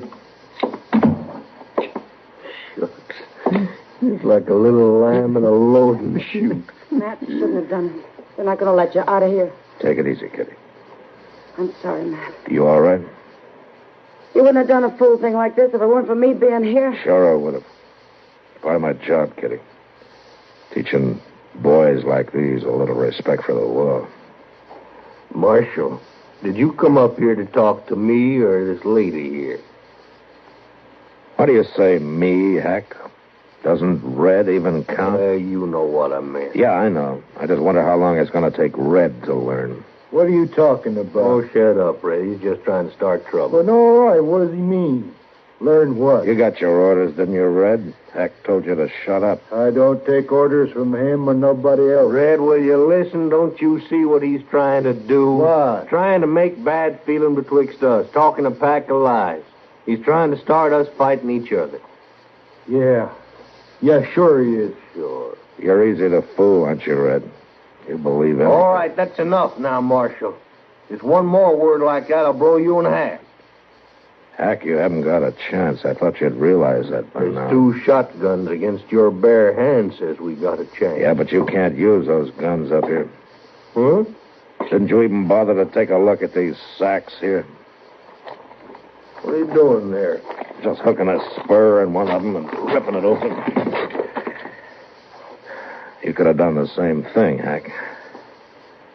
Well, just some black dust of some kind. Here, let's toss some up in the air, huh? Whew. Don't you recognize it? Don't get the air all full of that stuff. Didn't either one of you ever work around a mine? Yeah, I did. Then take a closer look, Red. Don't you know black powder when you see it? Oh, it's blasting powder.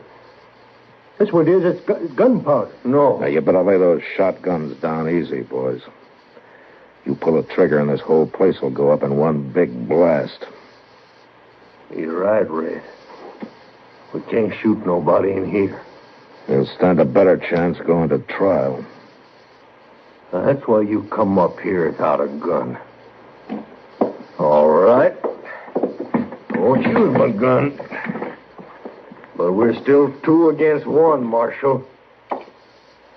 Come on, Red, jump him. All right, come on, Red. It's even now, and I'm going to break your neck. No, not me. You win, Marshal. All right, then help Hack onto his feet. I'll take the shotguns along. All right, get moving, Red. Hey, you're holding that shotgun like you was going to use it. Just in case you change your mind. What happened? What? Why didn't you jump him? What's he doing with that gun? Oh, he can't use it no more than we could. Oh, not with all that powder. Well, now, Miles could be wrong. Maybe it is gunpowder. Oh, what are you saying? I know it looks like gunpowder. But if it is, Miles got fooled. He bought it for concentrates. Black iron pyrites. It ain't gunpowder. He fooled us. A liar? How about that? A lawman. And cheats for lying. Yeah, I'm a liar, all right. I'll admit it. But it beats being what you are. All right, now get moving. Down those stairs. Go on.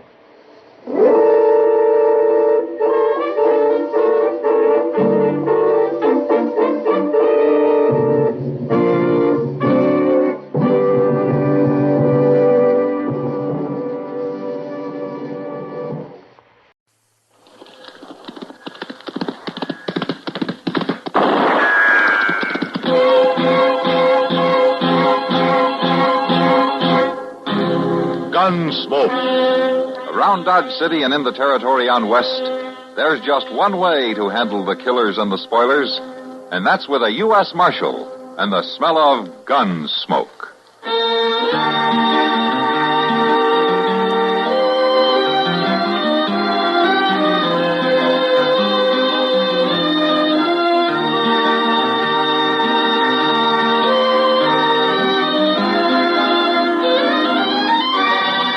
Gunsmoke, starring William Conrad.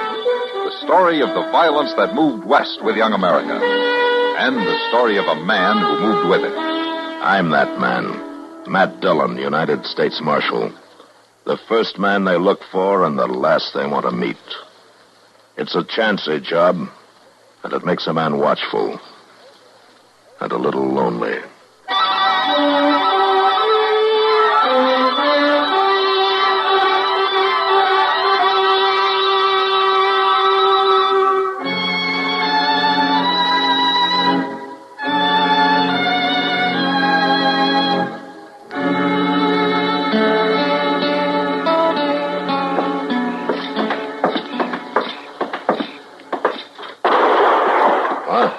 I think that come from down there someplace, Mr. Dillon. Well, let's take a look.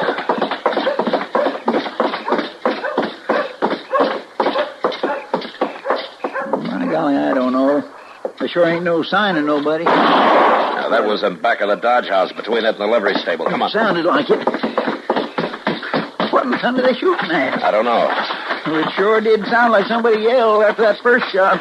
Look, Chester, wait here and keep an eye on the street. I'm going to walk on toward the back of the livery stable, huh? Well, all right, but you be careful back there in the dark now.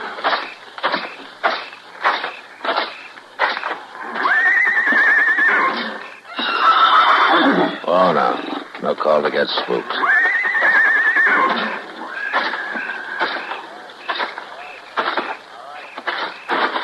All right. Come on out of there. Do you hear me? You go mind your own business. You better drift, mister. You buy more trouble than you can handle. Let go of me. Give me that gun. You got no right to... When you throw a rifle on somebody, young lady, it'd scare 'em more if you close the breech block. And reload it, maybe, when it's a single shot. Oh, darn single shot. I'd have got him hadn't been for that. That in a bad light. Got who? None of your goddamn business. It might be. I'm the U.S. Marshal here in Dodge. Marshal? Chester. Coming, Mr. Dillon. How old are you, young lady? Well, I passed my teens. You don't live around here, do you? I wouldn't live up here if I owned it. I'm panhandle and proud of it. Long way from home, aren't you? Depends on what you call long. What's your name? Sally Burkoff, if it's any of your business. My gracious, it's a girl. She done that shooting, did she? Yeah, it looks that way. Who was it yelled when you fired that first shot, Sally? Maybe it was me. It was a man's voice. Goddamn single-shot rifle. Who's with you? Who'd you come up from the panhandle with? Nobody. How'd you get here? I rid my horse. How do you think? Where is it, in the stable? I ain't got money for stables. He's bedded down back there under a tree. With what? Did you bring hay along with you? Some fell out through the fence there. Fell out through the... A horse that's been rode hard needs grain. Some grain fall out, too, did it? There's some left in a feed box over there. I see. Probably drawed damp and spoiled for morning. The other horses in the corral had already ate. When's the last time anything spilled out for you to eat, Sally? It's my business. You gonna tell me who it was you shot at? No, I sure ain't. All right, come on. I ain't done nothing, Marshal. Moss Grimmick owns the stable. He might disagree with you. It was going to waste. Where you taking me? To feed you. Then we'll see about putting you out for the night. Put me up where? And the only place where I can be sure of finding you come morning. In jail.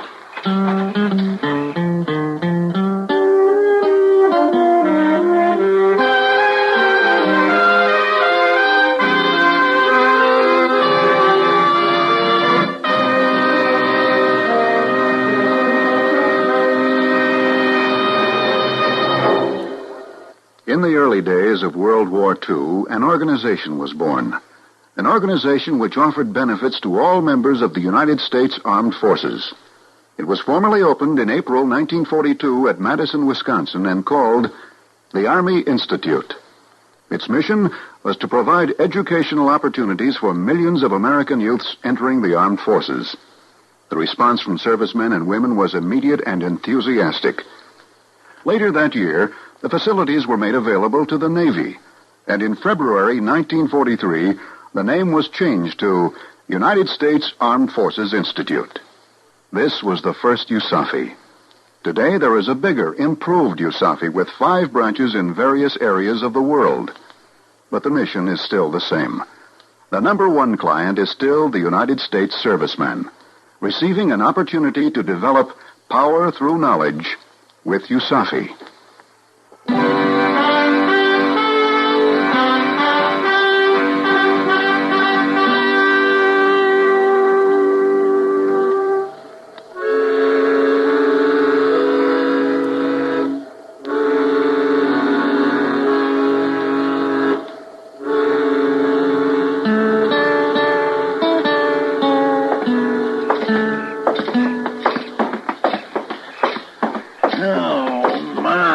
Sure was a fine meal. I'll bet better. Was that so? Well, just tell me where. At home, that's where. Oh, well, that's different. At home. My ma's too old and broke down for any other kind of work. She's a gol-darn good cook when there's anything to cook. Been kind of hard going, huh, Sally? It's my business. Yeah, I figured it would be. Well, here's your hotel, young lady. Oh. It sure ain't much of a jail. You've been in better ones, have you? I ain't never been in none before. Marshal, I don't want to go to jail. Ah, come on. It's not as bad as it sounds. Just haven't got any other place to put you. Hello, Doctor. Marshal, I want to report a shoot. That's him. Give me that gun. Grab her, Chester. Back. You low down. You let go of that. Oh! You hurt me. Now, you sit down in that chair and you stay there. Here's your gun, Chester. Well, I'm sorry, Mr. Dillon. She grabbed it before I knew Dagger, what what's she's all up this to. about? She tried to kill me. Now, you saw her do it. And that's the third time tonight. I was waiting here to tell you. First time was about an hour ago near the Dodge House. Yeah, I know. Why's she trying to kill you? Just crazy, I guess. How would I know why? You know why, all right, you sneaking yellow dog. Sit down, Sally. He stole money from me and Ma. All we had, $600. That ain't so. Wait a minute, Dagger. What happened, Sally? He come up through the panhandle last fall fetching a trail herd from East Texas. Fine breeding stock, he said they was, and he sold me 100 head for $6. I had $3 under the going price. There, you see, nobody stole nothing from her. Now, I remember that drive of yours last fall, Doctor. You started out with 2,500 head and didn't get here with more than about 400. I just had some bad luck, was all. Sure. Them cattle had the chokes, was all through the herd. Cowpox, huh? They was dying on him before he hit the panhandle. Only I didn't know it. And he seen a chance to unload 100 of them on me. They started dropping before he was gone 3 days. Last one died 2 weeks ago. And when the chokes gets in a herd, there ain't nothing you can do. That's one of the risks of the cattle business. You can't blame me for it. You know they had it when you sold them to me. I don't suppose you told her that, did you, Doctor? Of course not. When a man's out to make a deal, he don't have to tell what he ain't asked. Even when the buyer's a girl? That was a legal sale. Now, whose side are you on, Marshal? I come here for protection. You mean to have the girl locked up or run out of town, maybe? I sure do. All right, Doctor, you've made your complaint. Now get out. Well, now, wait a minute. I said get out. Marshal, I'm just going to hold you responsible for anything she does. You do that fine. Standing up for that little wildcat. Sally, if I was to let you go, what would you do? Have another try at shooting Clem Dyker. That's what I thought. Ain't likely to miss him 4 times in a row. All right, Chester, take her back and get her settled in one of those cells. Yes, sir. What are you aiming to do with me, Marshal? I don't know, Sally. I just don't know.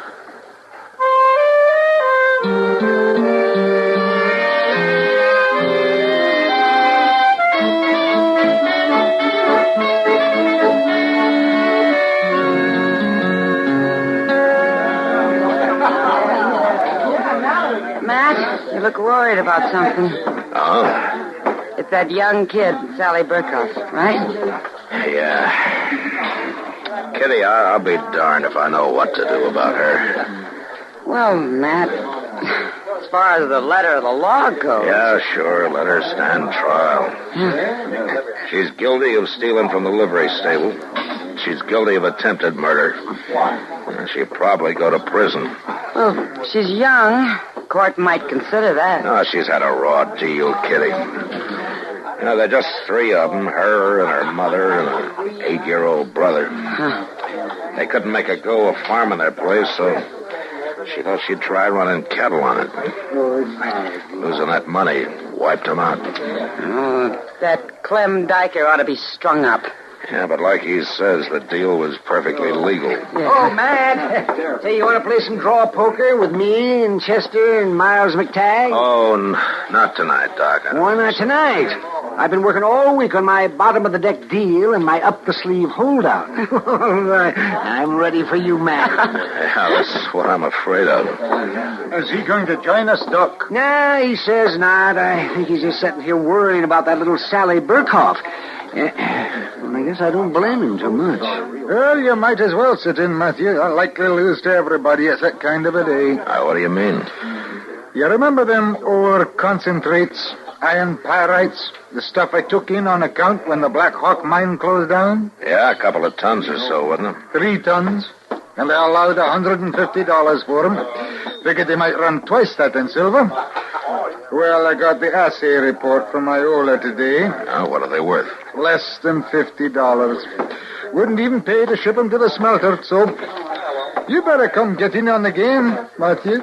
My day for losing. Yeah, wait a minute, Miles, here. Just a minute. I'm getting a lovely idea here. Yeah, it's lovely. Does anybody else know about that assay? Well, not yet, Doc. Why? How would you like to get your $150 back? I have a due and proper respect for money. Good. Are you willing to let any money over that go to a worthy cause? If I get my $150, I won't even ask whether it's worthy.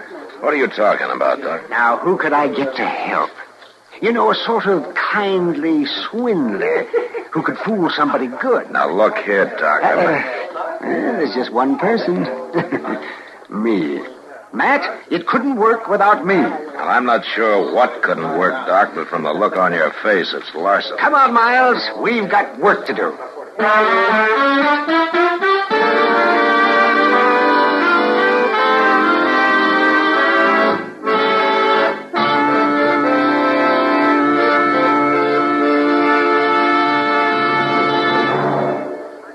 Another visit with Joe and Daphne Forsythe. Hey, honey, I'm home. Daphne. Drop dead. Uh-oh, what's the matter, honey? Don't you speak to me, you Don Juan. Don Juan? Daphne, I'm no Don Juan. No habla español. Very funny. Ha, ha, ha. Well, it was no prize winner, but... Neither are you Lothario. I've often wondered, what's a Lothario? I don't know, but that's what the wives on TV always call their husbands. I guess it applies. Do you want me to go out and come in again? As far as I'm concerned, you can go for a long walk, preferably on a short pier. Well. Oh, come on, Daphne. What's wrong? Your good friend Harry called, and he spilled the beans. Which beans? He said, quote, "Tell Joe he was right about those blondes. They're great," unquote. Blondes? That's what he said. Well? He didn't say blondes. He said bonds. Savings bonds. What? Sure. I buy 'em on the payroll savings plan. And I told Harry he ought to do it, too. Savings bonds have a guaranteed interest that pays back $4 for every 3, which is a pretty good investment. That's a pretty good story, too. It's true, so help me. That's why Harry's so happy. Savings bonds are great. Well, maybe you're right. You wouldn't really fool around with blondes, would you? You're too faithful and sweet and kind and... Fast talking.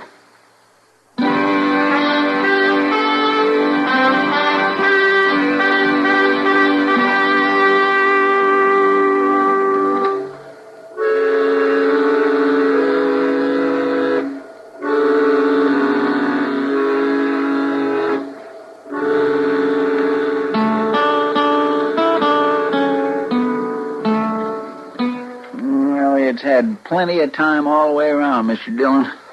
I just don't reckon Doc's little Dido is going to work. Well, there's nothing certain in this world, Chester. Doggone it. I sure wished it had, though. Do my heart good to see that low-down dyker get his. Are you gentlemen alone? Well, come on in, Miles. Come on in. Well, I'd never have believed it. I figured Doc and me ought to team up and do this every week or so. Yeah, well, you do, and I'll jail both of you. How much? Oh, you wouldn't loosen up, would you, Matthew? Maybe let me take out just a little profit. You get $150. Now, let's have the rest of it. Yeah. Well, there you are. $820. $820. And I think he'd even have gone another $100 if I'd held out. Oh, this is enough. And it gives her a couple of $100 extra to pay for her trouble. Oh, he was hopping from one foot to the other. I never saw a man in my life with so much larceny in his soul. Chester, go get Sally, will you? Yes, sir. He had 3 men in a wagon waiting outside. They started loading up the concentrates to haul away the minute he'd paid me. I told the clerk to wait till he got them all on the wagon before he gave him that assay report from Iola. Well, I figured he ought to have it, seeing that he owns the concentrates now. That was real generous of you, Miles. Well, at least I got my $150 back. I think I'll kind of lay low for the rest of the day, Matthew. He's going to be madder than a hornet when he finds out. Yeah, I expect he will. I'll see you later, Miles. Yep. Right on in there, young lady. Go on. What are you aiming to do, Marshal? You going to turn me loose? Well, that depends, Sally. I can't very well turn you loose and have you walk right out of here and start shooting at Clem Diker again, now can I? Then you might as well take me back to that cell. Now, wait a minute, Sally. Suppose that you did kill him.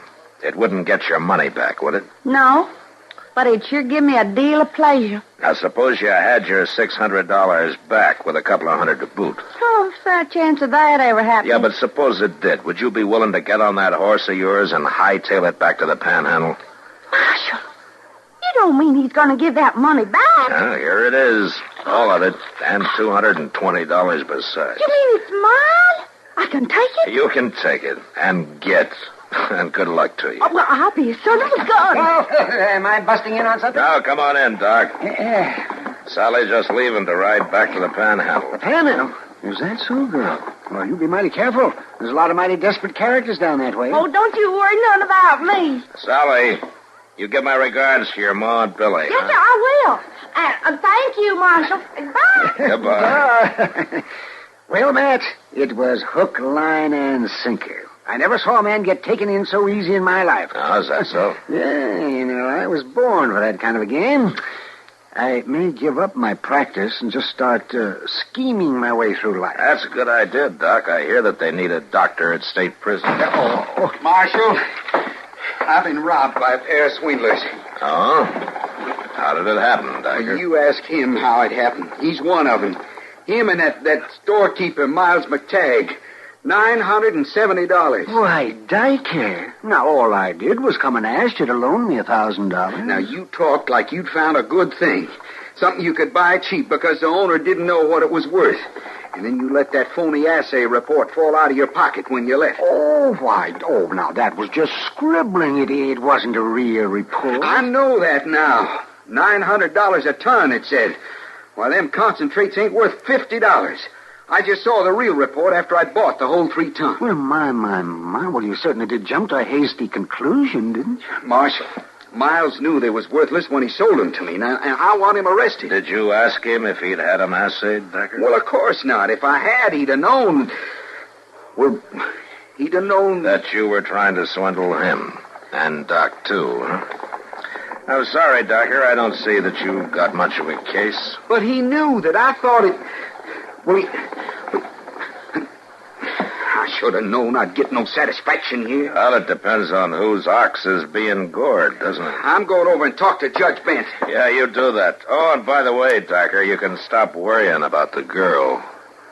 I, just ran her out of town. I don't care if you...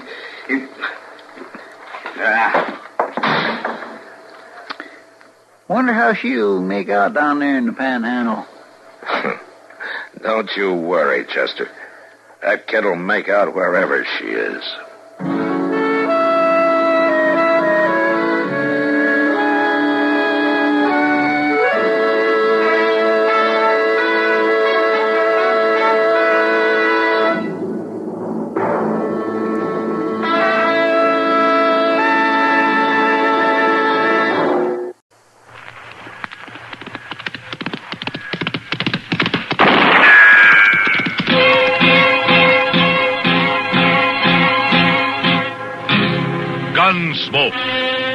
Around Dodge City and in the territory on West, there's just one way to handle the killers and the spoilers, and that's with a U.S. Marshal and the smell of Gunsmoke.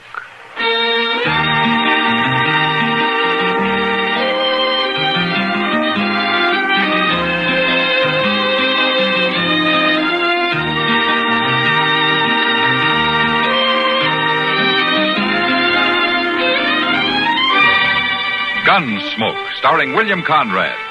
The story of the violence that moved west with young America. And the story of a man who moved with it. I'm that man. Matt Dillon, United States Marshal. The first man they look for and the last they want to meet. It's a chancy job, and it makes a man watchful. And a little lonely.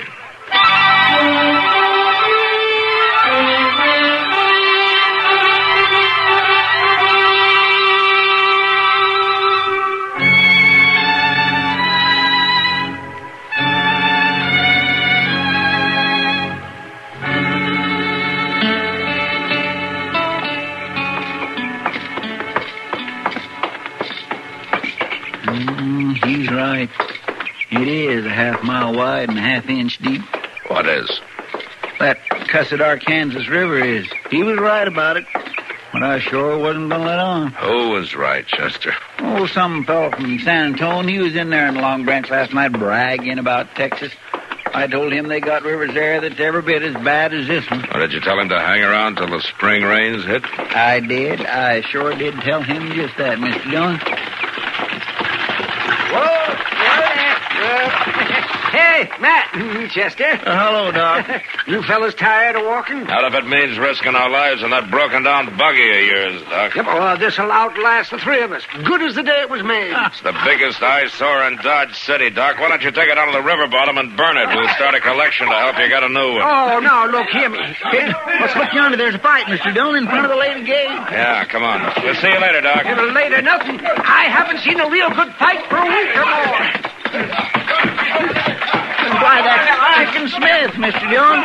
All right. One side. Will you let me through here, please? Will you let me through? Well, forevermore, that Prague loomer he's fighting with. And he's beating the daylights out of him. Oh, golly. All right, Prague. You had enough now? I'll show you who's had enough. All right, come on. I'll make a move toward that gun, Prague. Some folks would call it self-defense, Marshal. Chicken Smith never carries a gun, and you know it. But get on your feet now and forget it. All right, everybody, move along now. Break it up. Come on, move along now. Out of the way. Now, what started this? I reckon we just better say it was something personal, Marshal. I see.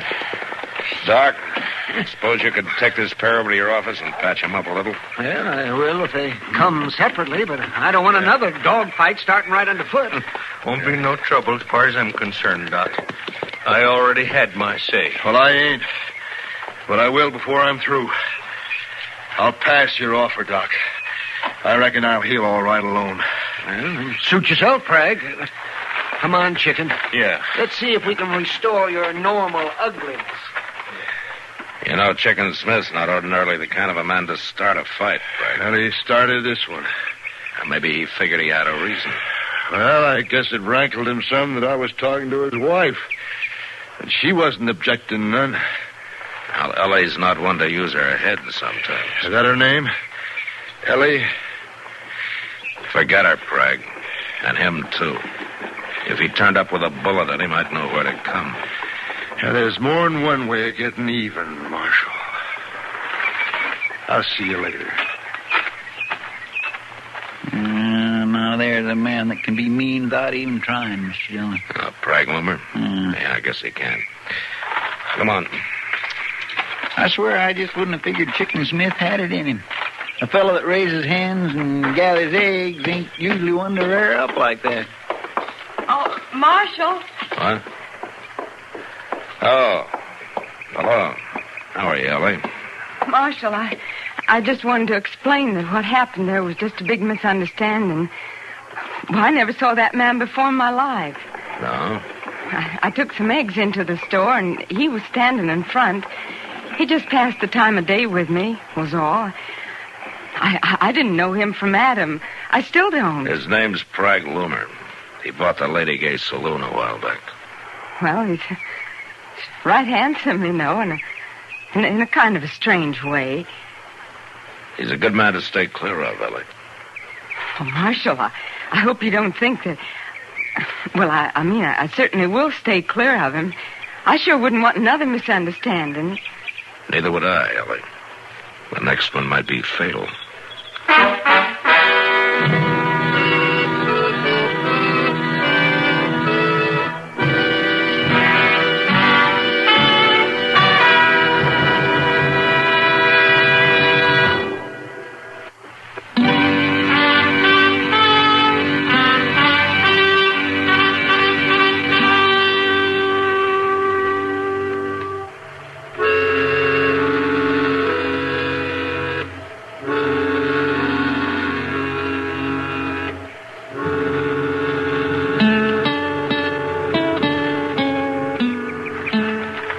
What do you think, Mr. Dillon? Well, I'll try one more. Here, let me steady this on the fence rail now. All right. Yeah, it's hitting where it's aiming, all right. I guess Andy got the kink out of it. He always does. Takes old Andy a month of Sundays to fix a gun, but once it's done right. Yeah. Well, there's no point in burning up any more ammunition. Marshal, you out back there? Yeah, I'll be right with you. Sounds like Chicken Smith, Mr. Dillon. First time he's been to town for over a week. Yeah, I know. Out shooting one of your prisoners, Marshal? No, just testing a gun I had fixed. Well, how's the chicken business? Oh, tolerable. Few of the hens starting to set now. Need some more warm days, though, and a couple of rains. Well, I guess I don't know very much about them. Smarter than cattle any day. How's that so? Why, sure.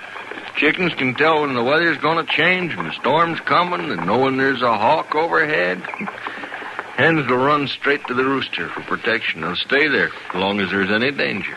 At least the older ones. Some of the pullets, they stray once in a while. Them's the ones that get killed off. I see. A man can learn a lot watching a flock of chickens, Marshal. Like the way a rooster will fight to the death to protect his hens. Appears some people never heard of that. You mean people like Prag Loomer? I reckon he's heard of it now. All right. Okay, he's heard of it. Well, let me give you a piece of advice, Chicken. Last week you knocked Prag around some and you got away with it. A man's got a right to fight for what's his. Prag's not a man to take a beating easy, not while he carries a gun in his belt. Maybe I ought to get one. You never packed a gun in your life, and you wouldn't know what to do with one if you did. Now, why don't you forget it? That's all I'm saying. It's over and it's done with. Ellie's too pretty for her own good. That's the trouble. And young. Kind of strays out of the yard once in a while. She'll learn. I hope so, Marshal. I sure do hope so. My land of gracious, look yonder at that buckboard. Yeah, that's pretty reckless driving. That's Ellie. Doggone it. I told her once. I told her 1,000 times. Good morning, Marshal. Young lady, you keep handling a team that way, and you're going to roll that rig over a cut bank one of these days. Well, life ain't worth much without a little danger in it, Marshal. You ready to get on back home now, Chicken? We got to try to sell them pullets first, Ellie. I already sold them, and all we can deliver from now on. A new customer? That's right. And a pretty good one, too, Chicken.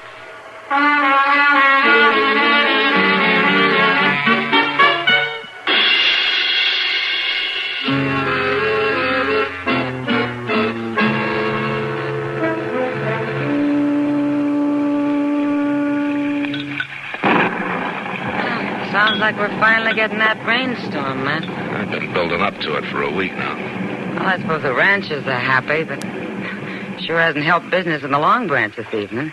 Everybody left early so they wouldn't get cut off by floods in the washes. Well, you can still count on us, Miss Kitty. There ain't no wash between this here saloon and the jail. You know, Chester, if there was, you'd still manage to get trapped on this side of it. Well, if a man's going to get stormed in someplace, he could do a lot worse than the Long Branch. No, they might do better, too.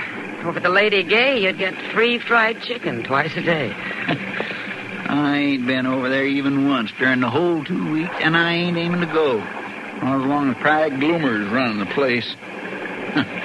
Giving away free fried chicken at the bar twice a day, I don't know. Oh, to draw trade, so he says. Well, maybe that's his reason. The boys started calling it the Chicken Smith Hour. Chicken Smith? So Pride Gloomer's their new customer, huh? And I suppose Ellie has to deliver them every day or so. That's not only that, Matt. She's been slipping into town at night. Real late at night. Ever more close that door, Doc. What's the matter with you? I'm gonna... All right. Man can't come through the door without opening it, can he? Oh, hello, Matt, Kitty. Doc, you look like a drowned rat. Well, we're getting ourselves a rainstorm out there, young lady. It's coming down in barrels. Front Street's already starting to float. Yeah, say. Guess who I just saw on the way over here? Ellie Smith, out in front of the Lady Gay. Well, I think it's time I had a talk with her and Pride. No, Matt, there's no law. And besides, he won't like it much. No, I'm sure he won't like it much.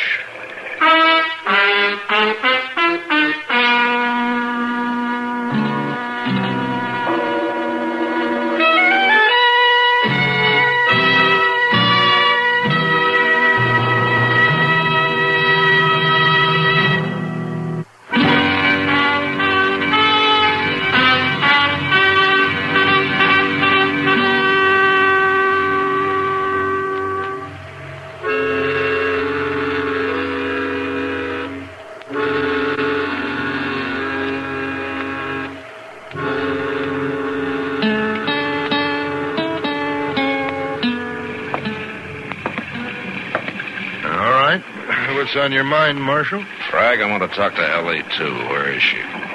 Ellie? Oh, well, I guess you mean Ellie Smith. Where is she? Now, what makes you think she'd be here at the saloon this time of night? She was seen here, Prag, tonight and other nights as well, so don't go to the bother of lying. Man's personal business ain't no concern of the law. I don't figure it's personal when it's heading toward a killing. Now, Marshal, it's too late to stand around spinning yarn. Now, I ask you a question, Prag. Where is she? I don't know. She was here, wasn't she? She left 20 minutes ago. All right. Left for where? Home, I guess. She was driving the buckboard, and I saw her off. You let her leave alone on a night like this with the flash floods running in every gully between here and her farm? She ain't no lookout of mine, Marshal. She's Chicken Smith's property. Or at least she was. I told you there was more than one way of getting even, didn't I?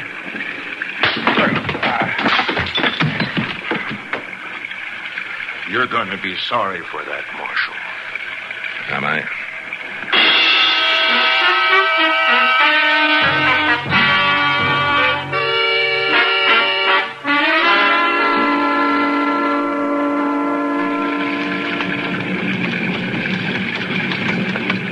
Find anything, Chester? She didn't try to cross here, Mr. Dillon. Looks like she turned north along the bank there. There's another ford up there about 100 yards. Couldn't have been too long ago.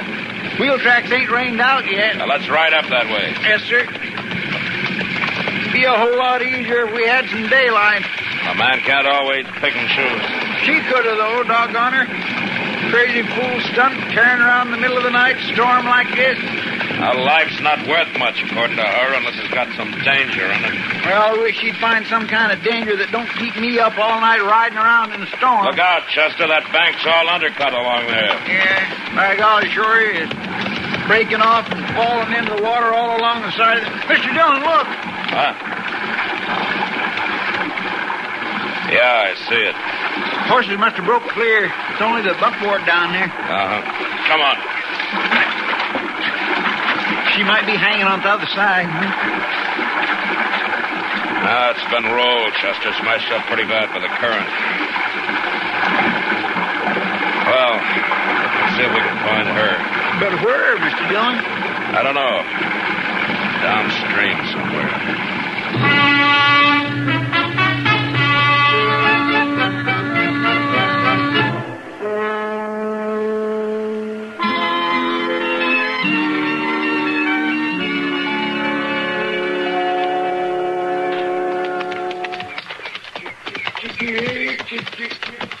Yonder he is, Mr. Dillon, feeding his hands. Uh-huh. Well, morning, Marshal. Morning, Chester. Hello, Chicken. Morning. You turned out nice after the storm. Yeah, I did. Come on, Chick. Come on. Come get it. Here, Chick. I come out pretty lucky with my poultry here. Only 3 pullets lost their heads and run out into the storm. Got drowned for their trouble. Oh? The rest of them stayed in their coops and come through safe and sound. Look at them eat. They're always real hungry after a rain. Chicken, I'm afraid I got some bad news for you.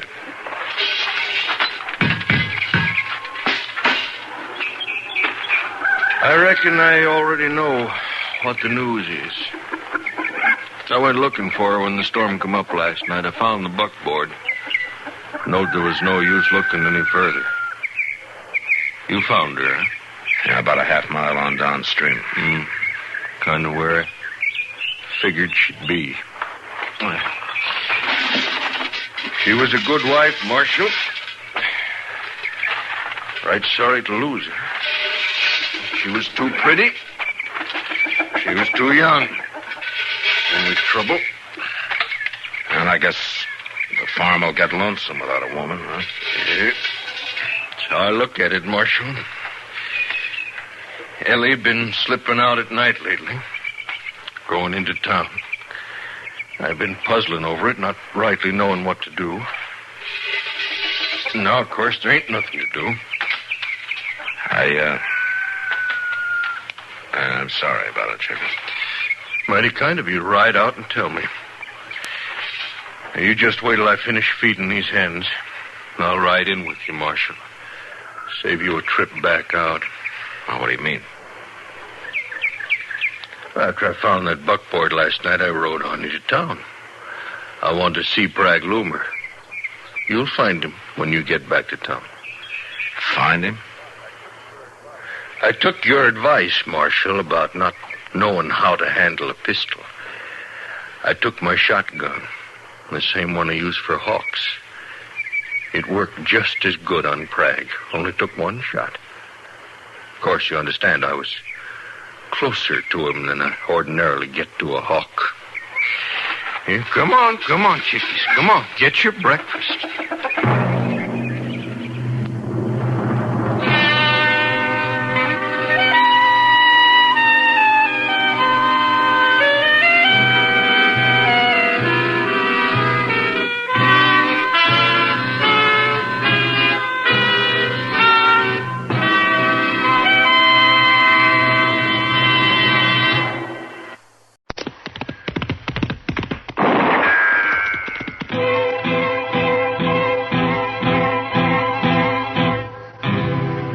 Gunsmoke. Brought to you by L&M, the modern cigarette that lets you get full, exciting flavor through the modern miracle of the pure white miracle tip. Live modern. Smoke L&M.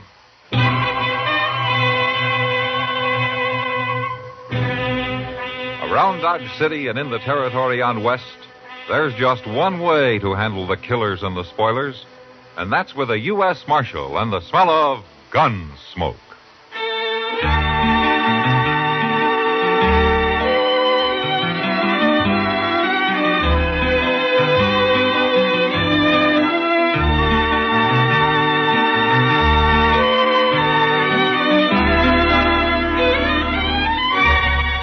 Gunsmoke, starring William Conrad. The story of the violence that moved west with young America. And the story of a man who moved with it. I'm that man, Matt Dillon, United States Marshal. The first man they look for and the last they want to meet. It's a chancy job, and it makes a man watchful and a little lonely.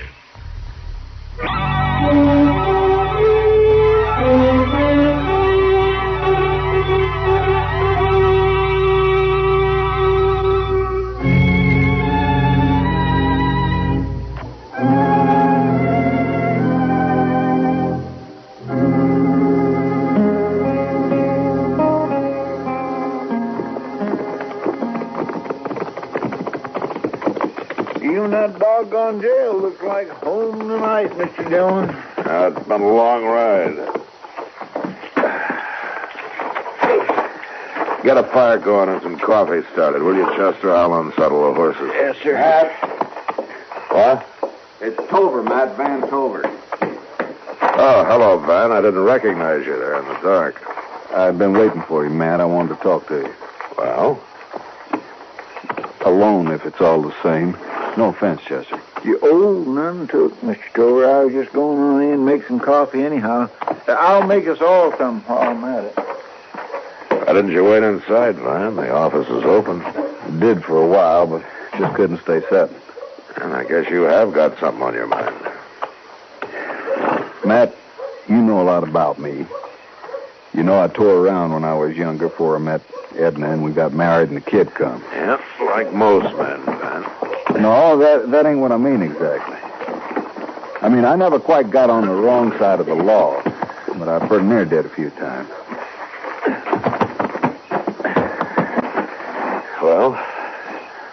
Well, I was mighty handy with a gun, Matt. And I was too quick to use one a lot of times. Sure, it was always self-defense, but... What are you getting at, Van?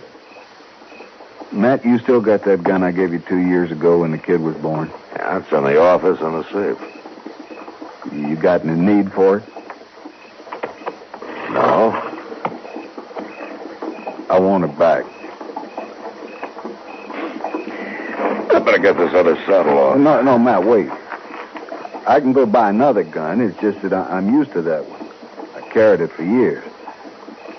And I got to have one tonight. You haven't worn a gun for 2 years now, Van. You told me when you gave it to me you were through with gunfighting. I didn't ask for this. For the kid's sake and Edna's. So you told me. That's true, Matt. You said you only had one enemy in the world and you hadn't heard of him for years. What's the matter? Have you gone out and made yourself a new one? No. And it's the same one, huh? He's caught up with you? No, it was 12 years ago. Clear down in Durango. Fight over a girl, nobody. She didn't even count. I just fought easy in them days was all. Yeah, sure. This fella drawed on me, and I put a bullet through his leg. He was still laid up with it when I rode out of town. And he swore he'd find me and kill me. I didn't pay it much mind. We all talk big when we're young, you know. I know. He rode into Dodge today. He's been asking for me. Uh-huh. What's his name? Largo Greeland. He's a big fella. He's built like a bull. Always wears 2 guns, and he can shoot with either hand. Van, does your shoulder still bother you, son?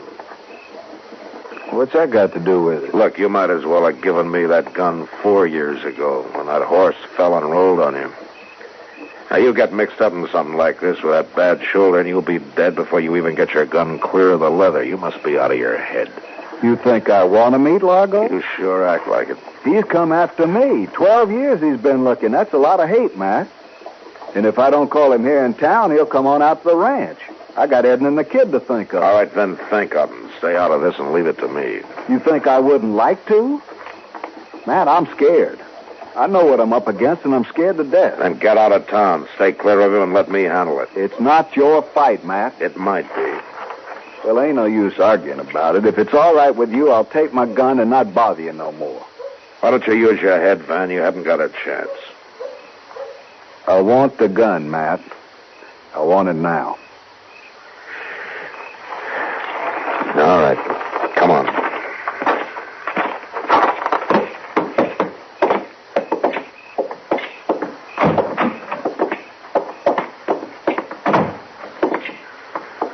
Chester? Yes, sir, Mr. Dillon? Get Van Tover's gun out of the safe, will you?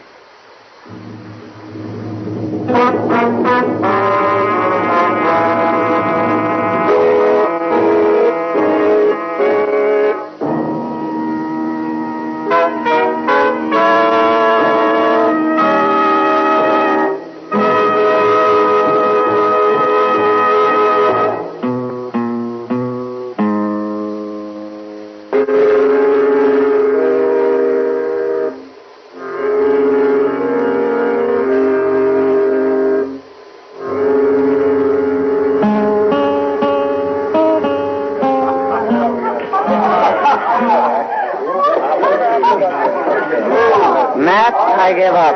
I can't figure it out. I'll figure what out, Kitty? You, the way you're acting. How am I acting? Well, you've been leaning on the bar for the last hour with the same drink beside you. You haven't even touched it. Well, I guess I'm not thirsty. It's not that, Matt. You're drawn tighter than a $2 cinch. You're waiting for something, aren't you? Don't worry about it. No use borrowing trouble. If anybody's about to borrow some, it's you. Kitty, will you excuse me for a minute? Look, you stay here and finish your drink. I got something that needs attended to. I'll be back in a little while. Okay, Matt.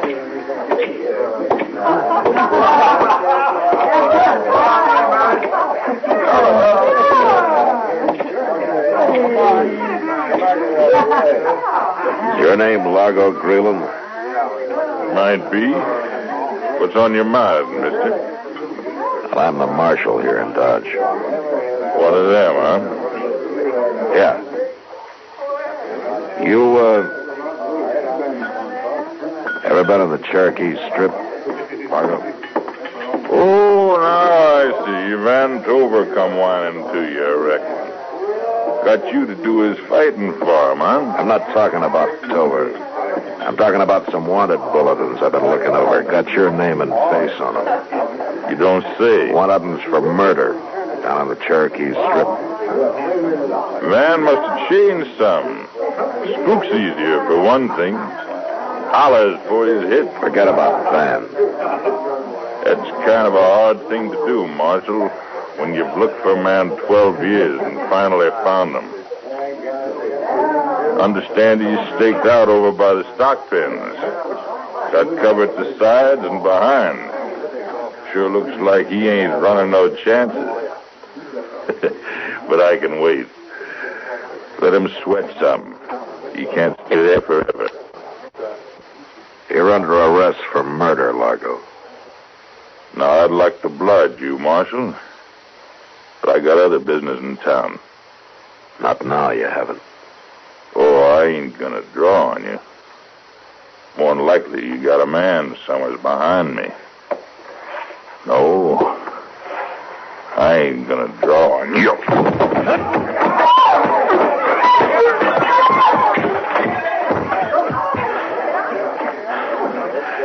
I'm sorry, Largo, but I've had that kicking trick tried on me before. Now, get up on your feet. Now, come on, mister. We're going to jail.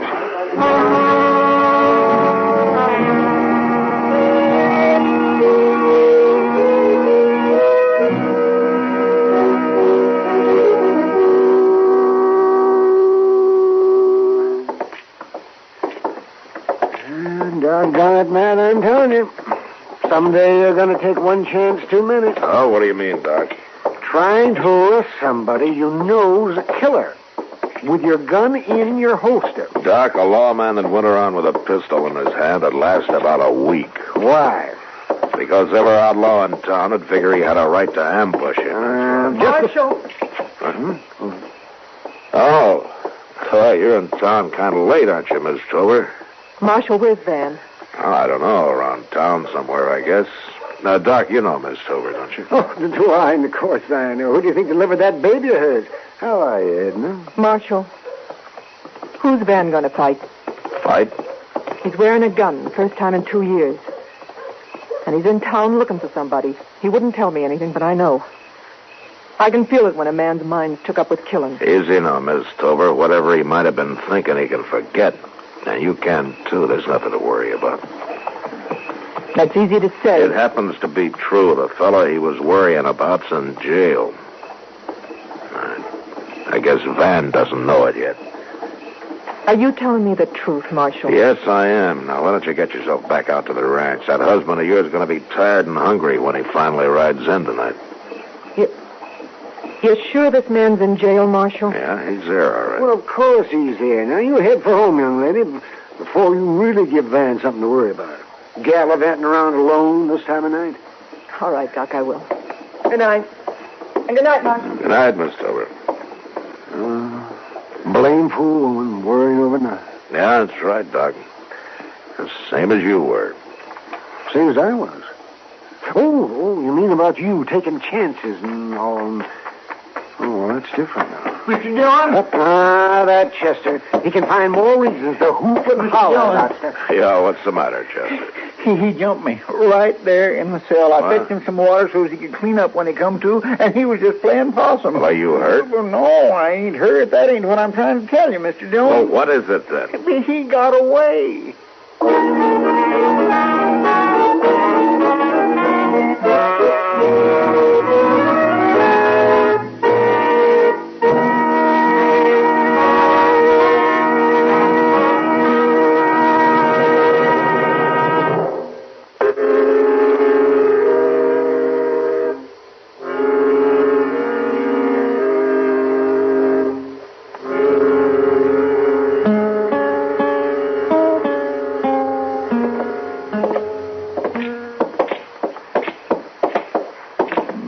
Golly, he sure didn't waste no time making himself scarce, Mr. Dillon. No, he sure didn't. Doc, any sign of him around the railroad depot? No, not a whisper, man. Quiet as a tomb over there. And I didn't see Van Tover either. Yeah. We gotta find one of them before they find each other. Well, it's just possible that he pulled stakes and lit out, man.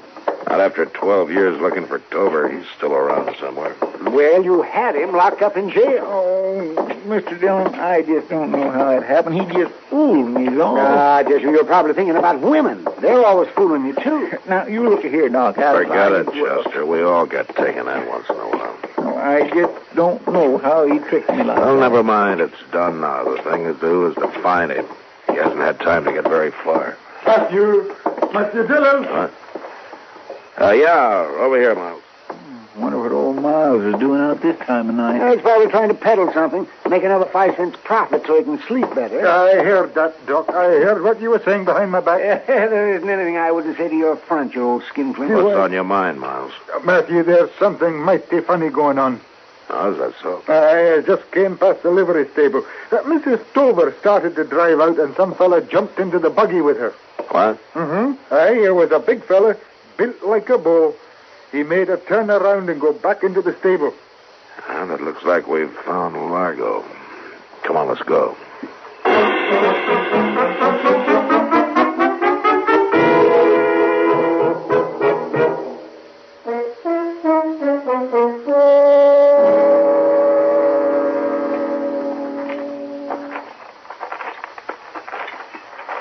Ain't no sign of life, Mr. Dillon. There's no reason for him to advertise. Well, he might have left. It's been 5 minutes since I saw him. If you saw them at all, you've probably been nipping at that Scotch whiskey of yours. One of these days, Doc, you'll go too far. Look up. Well, I guess he ain't left yet after all. Largo! Come on out of there with your hands up. Me and the lady's too comfortable, Marshal. Why don't you come and join us? Let her come out alone and you won't get hurt. I don't figure to get hurt. Not while she's with me. Matt, what's going on? You got Largo cornered in there. I heard a shot. Go find her husband, Marshal. Tell him if he hurries, she might still be breathing. Marshal, no. That's Edna. Don't let that Largo's got go. Edna in there. Dirty. Wait a minute, man. It won't help her any to walk out there and get yourself killed. There's no use arguing, Matt. No, I guess you're right. There isn't any use arguing. Doc, take care of him, will you? Chester, get his gun. And see if you can hold Largo's attention. Fire a couple of shots. I'm going to try to slip in the back. Okay, Mr. Dillon. Hey, let me have his gun, Doc. Largo, you ain't got a chance. Throw your gun out and walk out of there with your hands up for me, and Mr. Dillon comes in after you. Come on if you feel lucky. You think we don't mean business, Largo? That convince you any? You better be careful, boys. You're scaring the lady. Me and Mr. Dillon will give you just 2 minutes before we rush you. You know where to find me. Come on, I'll pick you off one at a time. Right after I shoot the lady, of course. Please, let me go. I don't know who you are, but... Shut up before you get me mad. Don't move, Largo. Marshal. Well, sneaked in the back way, like any ordinary polecat. Don't turn around, Largo. Just drop that gun. Sorry, Marshal. A man waits 12 years for something. It ain't easy for him to just give up and quit. You had all the chance you're going to get, Largo. You move that gun 1 inch toward Miss Tobin, and it's the last move you'll ever make. Has to be a last move sometime, Marshal.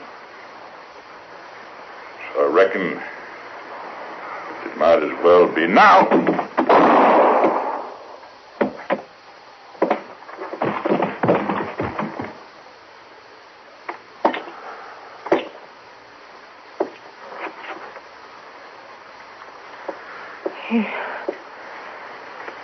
He's dead.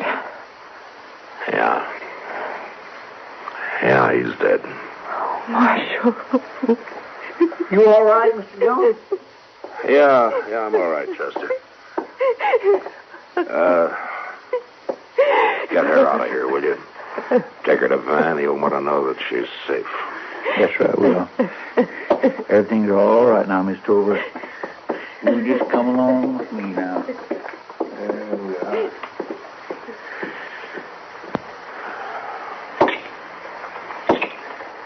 Hey, Doc. Yes, Matt? Well, looks like I've done my job. Now it's time for you to take over. Another coroner's case? Yeah, that's right, Doc. Another coroner's case.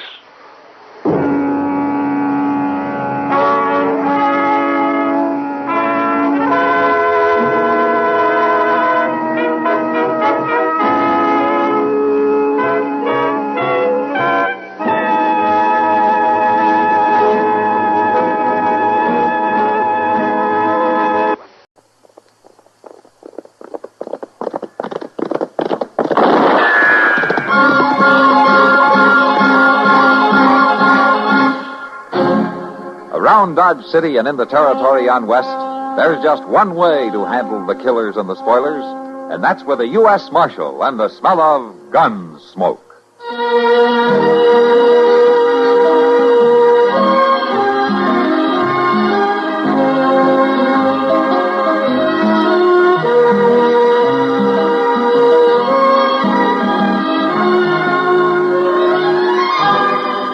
Gunsmoke, starring William Conrad, the story of the violence that moved west with young America, and the story of a man who moved with it. I'm that man, Matt Dillon, United States Marshal. The first man they look for and the last they want to meet. It's a chancy job, and it makes a man watchful and a little lonely.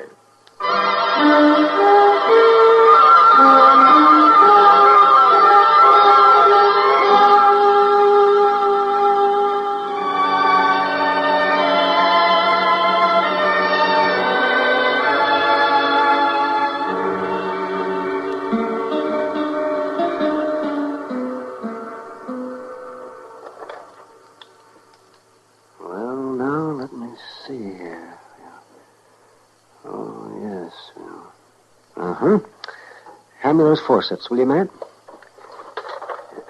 Is this what you mean, Doc? Yes, that's right now. We'll just... Yeah. Well, at least we got the bullet out. What do you think, Doc? Well, I'm not the good Lord, Matt. Maybe and maybe not. Any, chance of me talking to her now? No, not for half an hour or so. Until the chloroform wears off.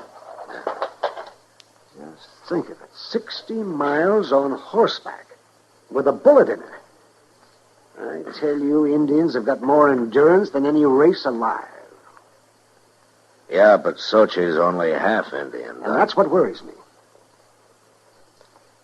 She couldn't give you any description at all, huh? Now, Matt, you know that all white men look alike to an Indian. She said she'd know him if she saw him, though. And she kept saying it until she passed out. Yeah, I'll bet she'd know him. He shot her husband down right in front of her and then tried to kill her when she ran. Well, there can't be too many white men in the Choctaw Basin this time of year. Well, whoever did it, you get him, Matt. Little slip of a girl. Pretty as a fawn. 60 miles and bleeding all the way. Mr. Dillon? Yeah, what is it, Chester? We got an answer to that telegraph, Mr. Dillon. No? The garrison commander at Fort Cougar Pass says only 3 men gone into the basin from the west since the thaws. 3, huh? Does he know any of them? Well, he didn't say so. More than likely they're trappers shortcutting down from the hills. Well, if they haven't come out this end, it's one of those 3. Nobody winters in that basin except a few Indian families like Sochi and her husband. Well, we could find out from Ben Taylor there at Laurel Grove Trading Post. That's where they'd have to come out at. Doc, I'll be at the jail if she comes to. All right, man. Doc, Miss Kitty's out in the other room. She wants to know maybe can she help. She sure as the dickens can. You send her in, Chester. All right. Come on, Chester. I'll go out with you. How is she, Matt?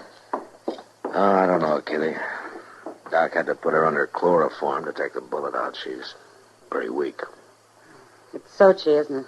The half-breed girl who married Walking Deer last spring? Yeah, that's the girl. Yeah, I remember seeing her around Dodge. She's a lovely little thing. Just beautiful. I guess maybe that's what caused it, Kitty. What do you mean, Matt? What happened?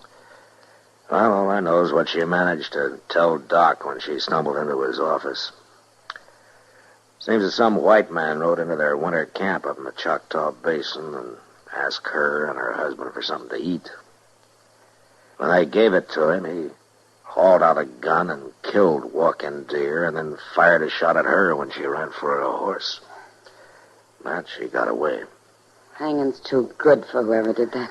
Maybe, but it'd do in a pinch. Matt, was she able to describe him? Not so far, but she's sure she'll know him if she sees him again. Then you make sure she does see him, Matt. I was kind of planning to. Oh, look, Kitty, I think Doc could use some help in there. Huh? Oh, yeah. Figured he could. That's why I came over. I'll see you later, Matt. Yeah. It could be any one of them 3 men, Mr. Dillon. Uh-huh. Pretty hard to tell which one to bring in. Well, there's one way to tell, Chester. How's that? Ride into the basin, round up all 3 of them, and bring them back here to Dodge.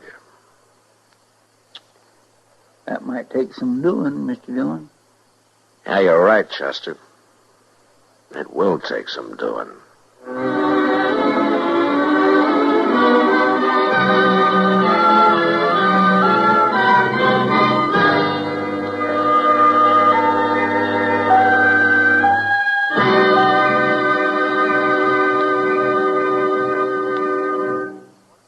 How would you like to improve your position in your unit? Or perhaps you'd like a change in classification. Well, a step in the right direction would be a course with the United States Armed Forces Institute. Yes, a course with USAFI is an indication of your desire to improve yourself. In the past 20 years, USAFI has proved conclusively that men who use their off-duty time constructively are more proficient in their military duties. See your education officer about a USAFI course.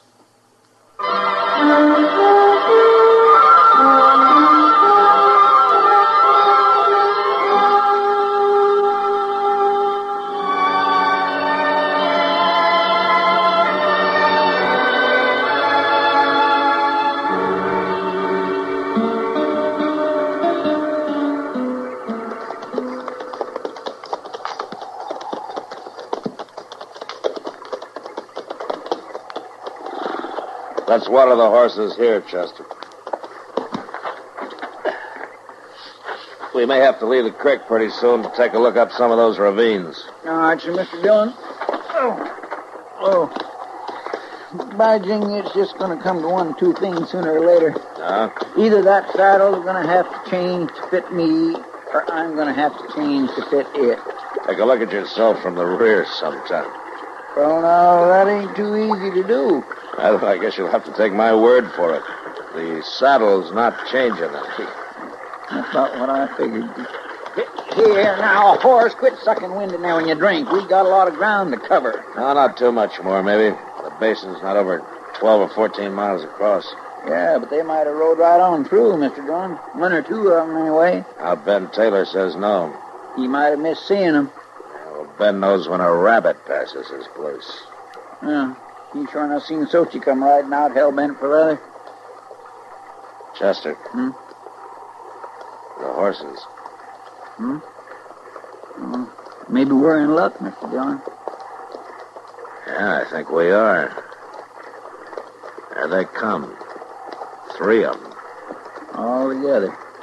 By golly, we won't have to round them up after all. No. Just get them to Dodge. That's all.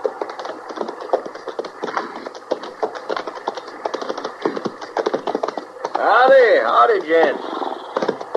Thought we had this basin all ourselves. You did until this morning. How are you? Just fine. You're asking me, Marshal. Boss. You a marshal? I'm betting 3 to 1 he is. He's got the look. Am I right? Yeah, you're right. My name's Dillon, out of Dodge City. It's Chester Proudfoot. How you doing? They call me Beggar, Marshal. Beggar? Oh, I had a decent Christian name once, but it got lost somewhere along the trail. I see. You up this way on business, Marshal? I don't think I caught your name, mister. Steed. Clem Steed. Steed, huh? How about you? Foss. Curly Foss. Uh-huh.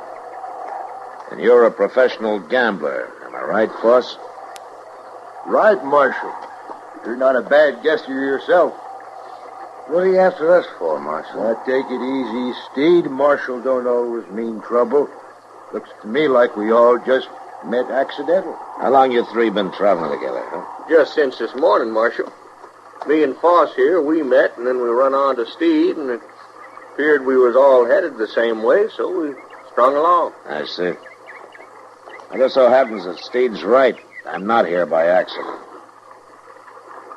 I'm here to arrest one of you for murder. Which one, Marshal? I don't know. And I won't know until we get to Dodge City. One of you shot and killed an Indian and wounded his wife. You figure she could identify one of us. Is that it? Something like that, yeah. So you gonna take our guns away? Nobody's fool enough to shoot a marshal in front of 3 witnesses. Maybe none of us done it, Marshal. Now, you take me, of course, I ain't got no particular use for Indians. That is, unless they're young and pretty. Now, this girl is, Beggar. They're all a bunch of sneaking thieves. What's the difference if one gets killed more or less? Is that the way you figured it yesterday morning, Steve? I ain't seen an Indian in the last 2 weeks. Well, you're gonna see one tomorrow in Dodge City. Marshal, suppose we was to object to that. Are you objecting, Foss? No, just wondering. Uh-huh. Anybody else wondering? All right, let's ride.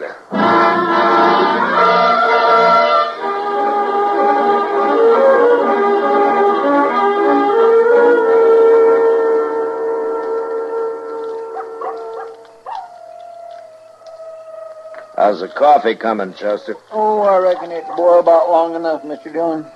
Give it another half minute, though, just to make sure. Coffee's no good if it ain't strong. Well, then, by golly, it must be strong, Steve. Because it smells good. It smells mighty good to me. Oh, Pegger, I make the best coffee in Dodge City, bar none. Yeah. Anything tastes better on the trail. Them beans and bacon we just had, if I was to get them served up to me in a restaurant, maybe in Frisco or St. Louis, I'd just pitch them out on the floor. Come to eat them here by the fire. They tasted pretty good. Well, no, I like beans and bacon in a restaurant, as far as that goes. Chester, you just like to eat. It doesn't make much difference what. Well, now, there's some things ain't fit to eat. And one of them's Indian grub. No dog would eat the stuff they do. He didn't eat their food, Steve. He just asked for it to get them off their guard. Who asked for it? Now, look here, Marshal. I ain't even seen no Indian.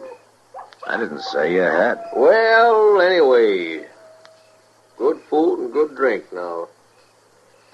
Man can't ask for much more than that in life. Oh, I don't know. The river boats is where you find the best. I used to run a faro bank on the Delta Queen between New Orleans and Memphis. Mr. Dillon, you notice them coyotes is shut up? Yeah. There's an animal of some kind prowling off there in the brush. I've been listening to it. Only one or two animals would cause coyotes to shut up. Hey, what the devil's that? It's a cougar. That's what it is, a dang cougar. I'll fix that. Hey, you're wasting bullets, Steve. You can't see anything out there in the dark. Rifle's what you got to use on a cougar. You just let me get one good look. Pegger, drop that rifle. Well, sure, Marshal. Drop it. All I did was stumble. That's all. You don't think I went to shoot that close to you, did you? From now on, there'll be no more shooting unless I give the word. That includes you, Steve. I hate cougars. I'll kill them on sight. Feel the same way about Indians, do you? You saying I'm a murderer? I'm saying one of you is. It ain't me. Now, we'll see when we get to Dodge City.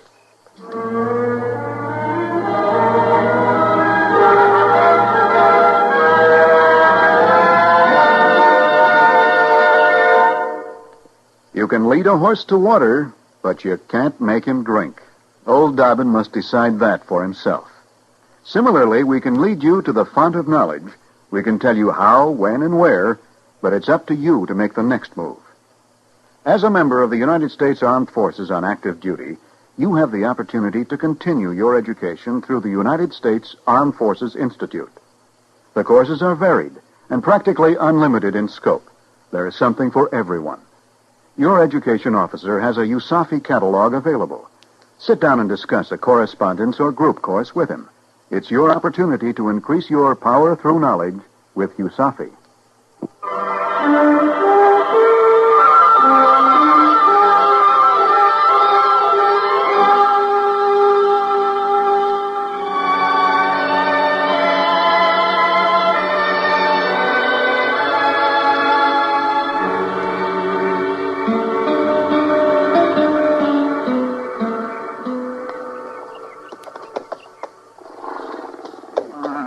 Come on, gosh darn you. Let that wind out of your belly so I can pull up this cinch. You ain't fooling me one bit. Why don't you get rid of that horse, Chester? It's a half-hour job to get a saddle on him. Yeah, but once it's on, he's a mighty fine mount, Mr. Dillon. Just as steady as a rocking chair. Come on, breathe, you wall-eyed bag of bones. What about the rest of you? You ready to move out? Anytime you are, Marshal. Let's get started. I want to get into town and get this over with. It's only about a 3-hour easy ride from here, Steve. What are you getting so spooky about, Steve? I ain't spooky. What reason I got to be spooky, Force? I wouldn't know nothing about this myself. Only thing I'm sure of is my own conscience. It's just as clean as a newborn baby. I never killed no Indian, not my whole natural-born life. Nor done a lick of work either, Pegger, I'll lay odds. Now, for a professional gambler to talk about a lick of work... All right, Chester. All right, let's ride.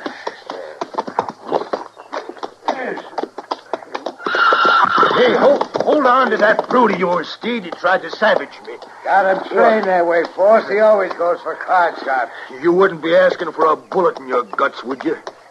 Anytime you think you're fast enough. All right, hold it, both of you. It's all right, Marshal. Steed's just mouthy. We'll see about that. The Marshal won't always be around. Well, he's around right now, gents. I suggest you better take it easy. Steed, I told you to keep that animal away. Hey, his horse bolted on him. Or else he's trying to get away. Steed, you and Pegger stick close together and ride easy. Keep that rifle on him, Chester. Yes, sir. All right, now you two just sit there easy. like, and we won't have no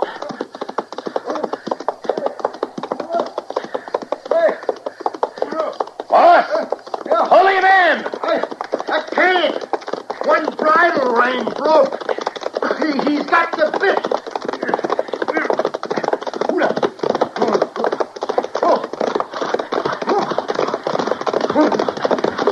All right, boss, just steady him along. Yeah, right, Marshal. If I can get a hand on that bridle.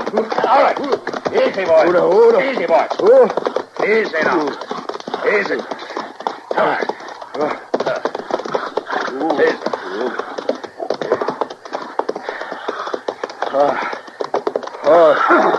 Thanks. Where were you heading, Foss? Oh, you ask the horser. Or Clem's steed. He done that on purpose. Maybe. I guess I'm more used to a stagecoach seat than a saddle. You stayed with him pretty good. Yeah. Well, there's no harm done, Foss. We're just that much farther along toward Dodge City.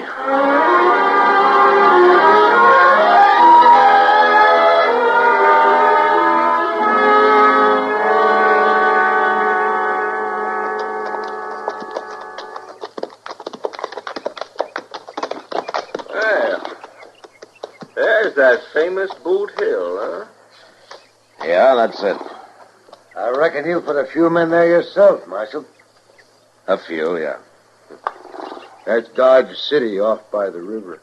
20-minute ride, looks like. It's about that. Down there, one of them shacks, there's an Indian girl waiting for us. Waiting to help you plant one of us there on that hill. All on account of some savage. And you see a white man hung just for that. Murder's murder, Steve. There's some that'd disagree with you, Marshal. They can disagree if they want to, Foss, but they still don't have the right to kill. Now, Marshal, that's not the way I figure it. Hey, put your hand, Marshal. Get him up. Now, the rest of you. You're thinking of dealing in to help him. Just don't. It ain't my fight. Nor mine. All right. And you know, Marshal, I just hate to miss getting another look at that little Indian filly. Prettiest I ever saw. You admit killing her husband, Pegger? And shooting her? I wouldn't have hurt her if she didn't run. She just lost her head when she seen me kill him. All right, Pegger, you're under arrest. What? That's kind of funny, seeing as how you're under my... Stay back there, Marshal. I'll blast you Give short. me that gun. All right, if that's the way you want it. You... Hey, no. What's that? It's no use, Pegger. You can lay a man's head open pistol whipping him like that. That's right, boss. All right, Chester, get him back on his horse and tie his hands behind him. Yes, sir. It's lucky for you his gun misfired that way, Marshal. It wasn't luck, boss. I pulled the loads on his cartridges during the night. You knew it was him? No. Chester and I pulled the loads out of all three of your guns. And you deliberately turned your back on us here, hoping that one of us would jump you and give herself away. It was the only chance I had of tagging the killer. But what about the Indian girl? She could have told you. She died 20 minutes before Chester and I rode out of Dodge. So Pegger will hang for 2 murders, not 1.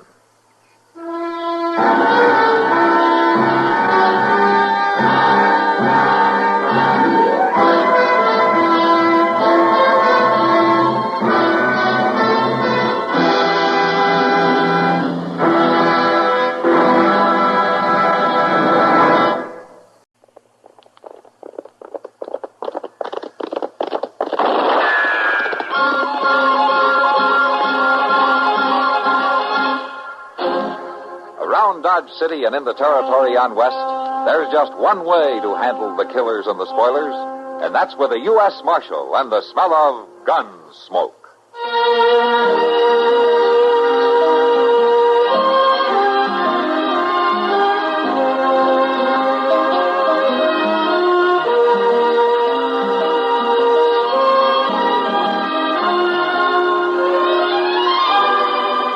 Gunsmoke, starring William Conrad. The story of the violence that moved west with young America. And the story of a man who moved with it. I'm that man. Matt Dillon, United States Marshal. The first man they look for and the last they want to meet. It's a chancy job, and it makes a man watchful. And a little lonely.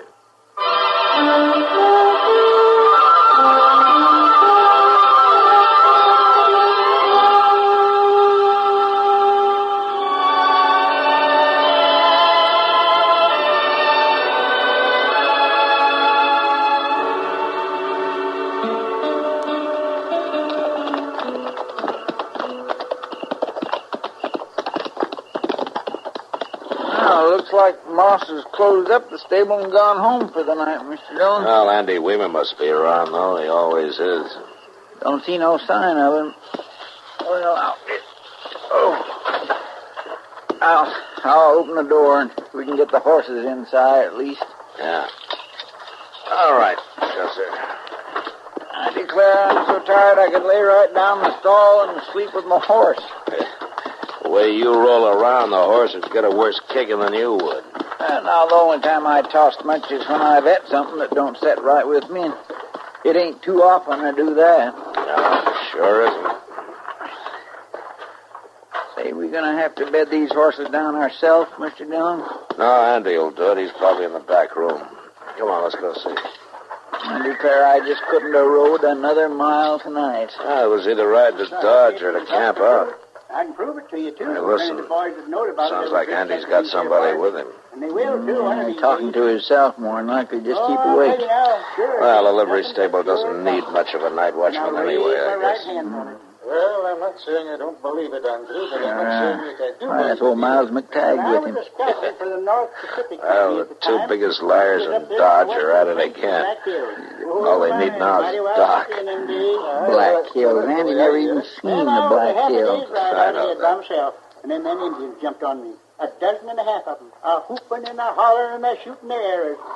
I seen I only had one chance, so I spurred my horse and I rode for the timber. That doggone old liar. He got that story out of Ned Buntline. One of the boys we had in jail one time read it to him.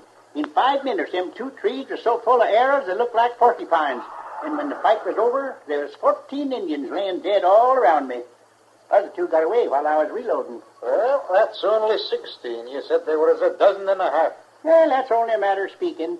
16 the same as 12.5. Aha. No, it is not. It lacks 2. 18 the 12.5. Let's go in and say hello, Chester. All right. Oh, dang it, Miles. I told you. Oh, Marshal. Evening, Andy. Miles. Good evening, Matthew.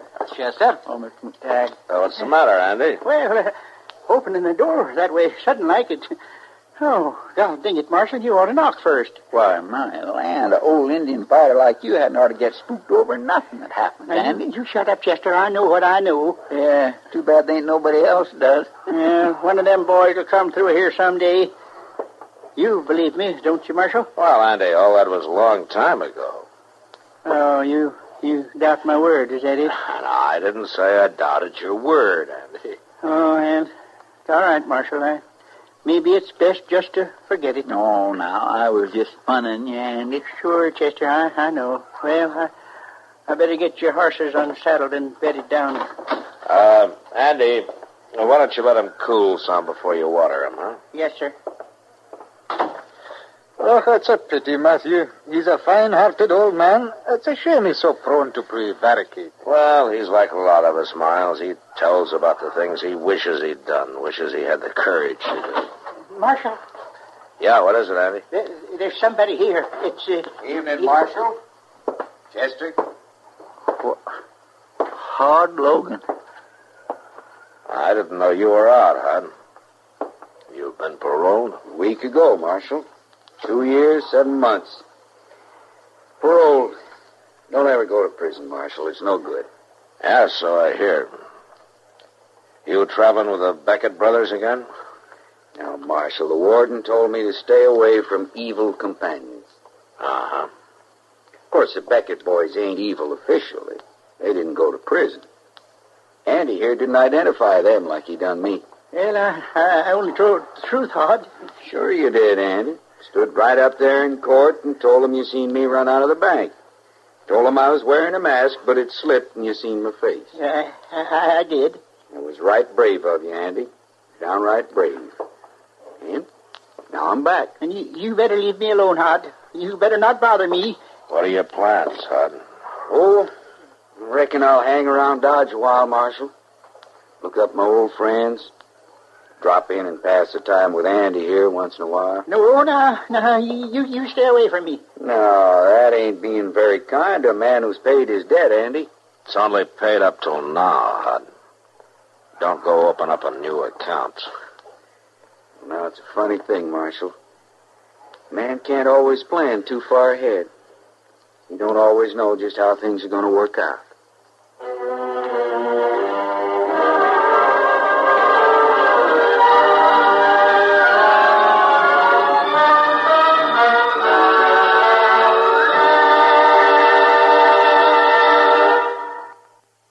You can lead a horse to water, but you can't make him drink. Old Dobbin must decide that for himself. Similarly, we can lead you to the font of knowledge. We can tell you how, when, and where, but it's up to you to make the next move. As a member of the United States Armed Forces on active duty, you have the opportunity to continue your education through the United States Armed Forces Institute. The courses are varied and practically unlimited in scope. There is something for everyone. Your education officer has a USAFI catalog available. Sit down and discuss a correspondence or group course with him. It's your opportunity to increase your power through knowledge with USAFI.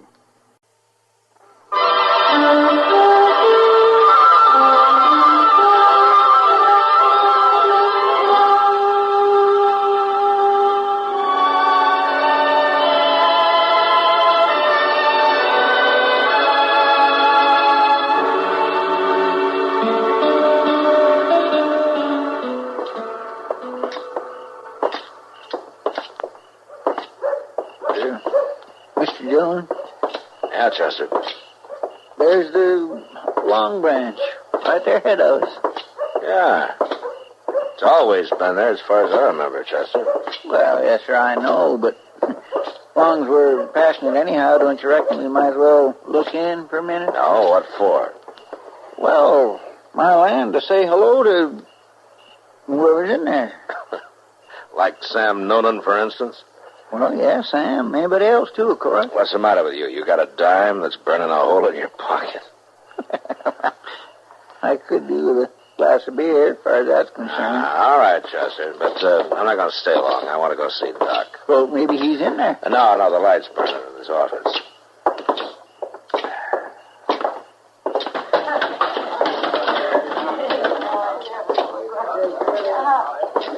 Well, look what's here. Hello, Matt. Evening, Kitty. Come on in out of the weather. Whatever they use for weather this time of year. You like a drink? Well, I think Chester's got a beer in mind, yeah. Well, see, the truth is, I thought as long as I was here, I'd get me a glass of rye with a little dab of sugar in it. For that matter, I think I'll just go get it while I got the chance. Sam? Yeah, the place looks real quiet tonight. Yeah, too quiet, Matt. That's good for you, I guess. Not for me. Business will pick up. The rains are about over now. The trail herds will be rolling in before long. Well, something better happen, or Sam and I'll have to start taking in each other's wash to make a living. I can't quite see you taking in wash, Kitty. You know something, Matt? Neither can I. Come on, have one on me this time. I won't help business any. Well, it looks like business anyway. Wait a minute, Kitty. What is it, Matt? What's he doing over there? Randy? Yeah, he's supposed to be holding down the night watchman's job over the livery stable. Oh, I don't know. He's been here for about an hour. He's wearing a gun, too. Look, Kitty, I'll take you up on that offer a little later. Huh? Sure, Matt. Anytime. I'll be around.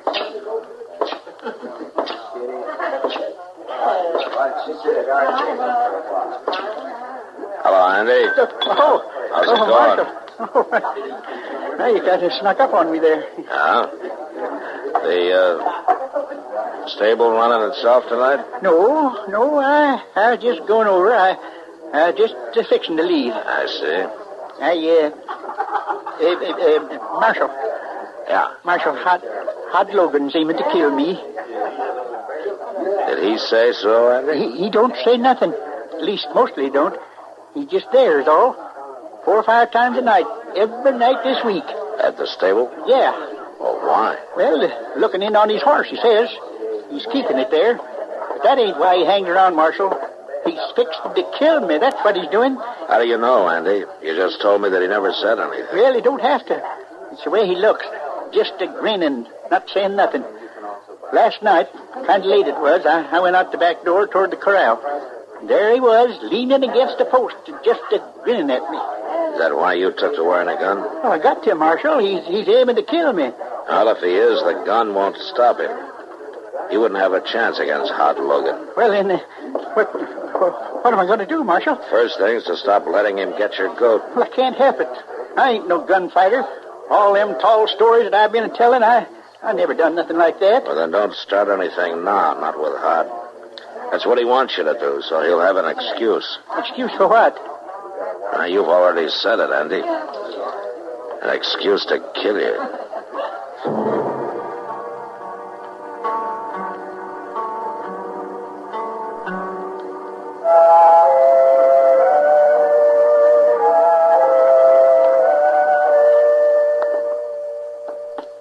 Well, let's see how this is coming along, Matt. Oh, yes, we got to get those stitches out.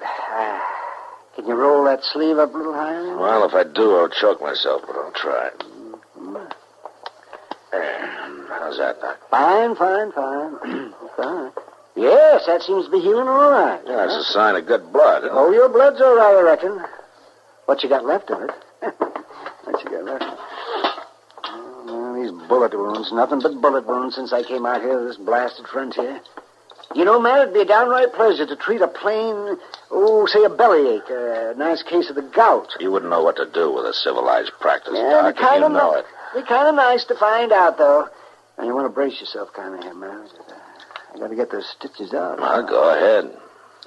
I got a hold of them now, so I just wanted to... What did you do? Sew them through the bone? Well, you're lucky you got a bone there. An inch to the right and you wouldn't have. So why don't you steer clear of some of these gunmen, Matt? I will if they'll stay clear of Dodge. That's 2 of them now. Yeah. Oh, see, I understand Hod Logan is back. Yeah, he's been hanging around town for about a week. I thought maybe he'd head on west and try to find the Beckett brothers. Those Beckett brothers. They were pretty thick, weren't they, for a while? Before Hod went to prison. They ought to have gone, too, but we didn't have enough case against them. Hurts, don't it? Doc, if you were up around my mouth, I'd swear you were pulling teeth instead of stitches. Well, you didn't beller when I sewed you up. Yeah, but you gave me a half a bottle of whiskey that time. Mr. Dillon? Mr. Dillon? Yeah, what is it, Chester? It's them Beckett's, Mr. Dillon. They're back in town. Somebody seen them about an hour ago. Doc, the rest of these will have to wait. I want to go talk to them before they meet too many old friends.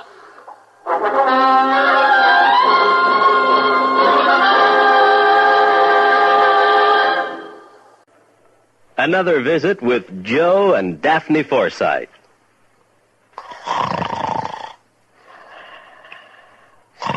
Joe. Joe. Joe. Yeah, I'm up. I forget breakfast, I'll shave at work. Joe, it's not time to go to work. Then why'd you wake me up? You were snoring. How about that? You were snoring loud. Oh, really? I just wanted to quiet you. I thought I was quiet. You sounded like a buzzsaw going through a pine knot. Pretty good. I wish I could be with you at 2:30 in the morning. You can go back to sleep now. Oh, gee, thanks. You can get a good night's sleep, too. Our savings bonds will protect us. Huh? They protect us. The money we invest is used to protect our country and its freedoms. Why, all around us we can see the safeguards that our bonds have paid for. How about that? So, you see, when you buy that savings bond with every paycheck, you're really investing in a secure night's sleep. Not in this house, I'm not. What? Good night, Daphne. Good night, Joe.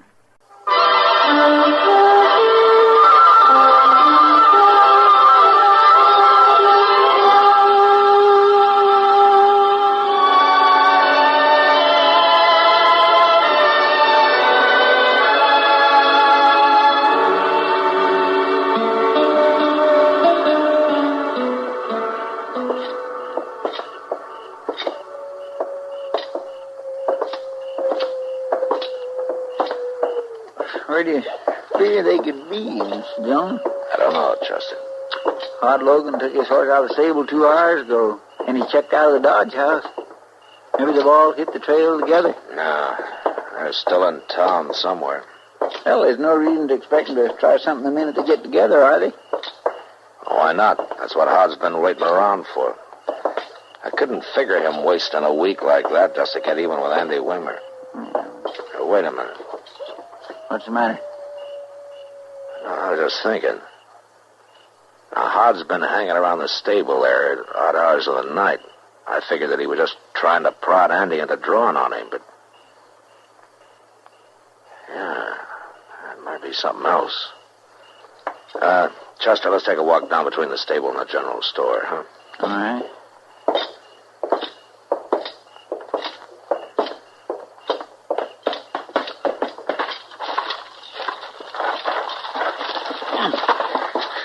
Doggone all, Andy ought to clean up some of this junk. It's a doggone fire hazard. Be quiet, Chester. Yes, sir. Careful, watch it. What is it? Broken glass. Don't step on it. It'll make a noise. Oh. Hey, look. Somebody's busted open the window on the side of the store there. They've tore all the boards off. Yeah. So that's why Hod was hanging around the stable. People would get used to seeing him and not think nothing of it.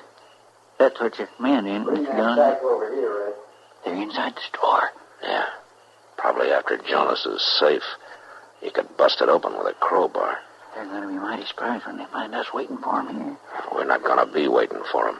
Why not? I'm not sure that all 3 of them are in there. One of them might be out back of the stable with their horses. Now, look, you go back out to the street and go across to the Long Branch and get Sam Noonan to help you, and you wait there. And if Hod and the Becketts come out that way, you stop them. Well, now, they ain't coming out the front with it. You know it. You do as I tell you. I'm going to be back at the stable. Yes, sir. But you be careful, Mr. Dillon.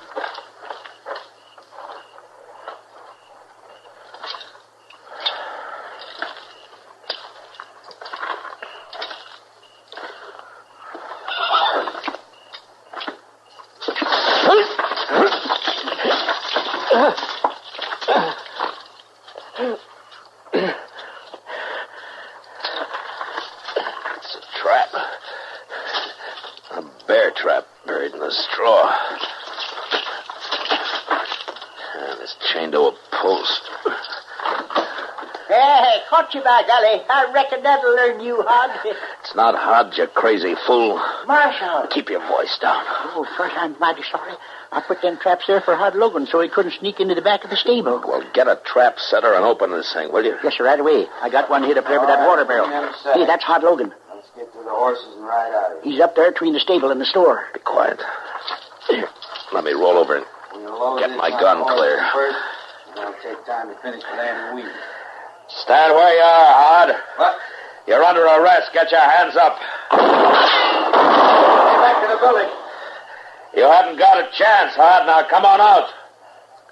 Come and get us, Marshal. We got to get under cover, Marshal. We're right out here in plain sight. Then get that setter and open this trap. I can hold them in back of the building. They can't get a shot at me without stepping out into the open. He's caught in one of them bear traps, boys.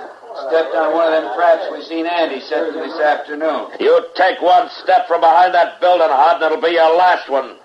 Don't have to take a step, Marshal. Just toss a match is all. Toss a match? Hey, he's going to set fire to the straw. Oh, you will burn to death, Marshal. I'll try and find something to force that trap open. No, there's no time for that. Look, that barrel of water there. Run out and tip it over, will you? Well, that's right by the corner of the building. I can't go out there. There ain't much cover. Here, take my gun. And go out shooting. It'll keep them off balance. Now, hurry. That fire's going to get close. I can't, Marshal. They'll kill me. Look, Andy, they aim to kill you before they leave anyway. Hod wants to get even with you. Now, go on. I can't. I just can't go out there, Marshal. I can't. All right, Andy. Just get clear, then. No use of you burning, too. Oh, no, Oh, it ain't no use, Marshal. I can't do that neither. I can't leave you here. Here, give me your gun, Marshal. Here. And good luck. It's Andy. Get him, boys. You dirty cowards!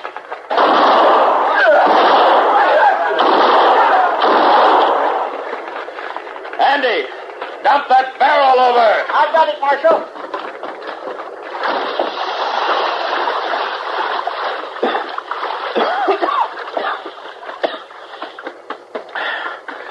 done it, Marshal. I've done it. I've done just like you told me. And I think maybe I got hot and one other. The third man got away. Well, we'll get him, all right. Now go get that trap setter. I got it. I brought it back with me. I stood right up to him, gun to gun, didn't I, Marshal? Yeah, you sure did, Andy. Hurry it up, will you? Yeah.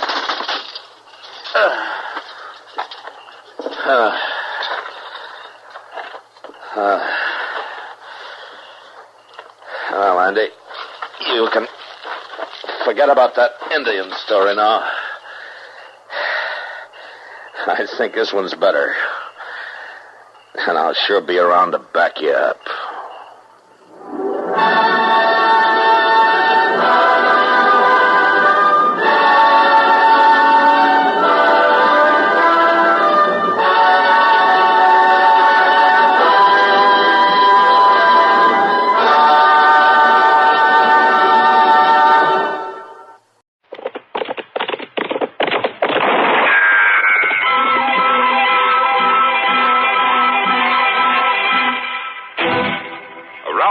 City and in the territory on West, there's just one way to handle the killers and the spoilers, and that's with a U.S. Marshal and the smell of Gunsmoke.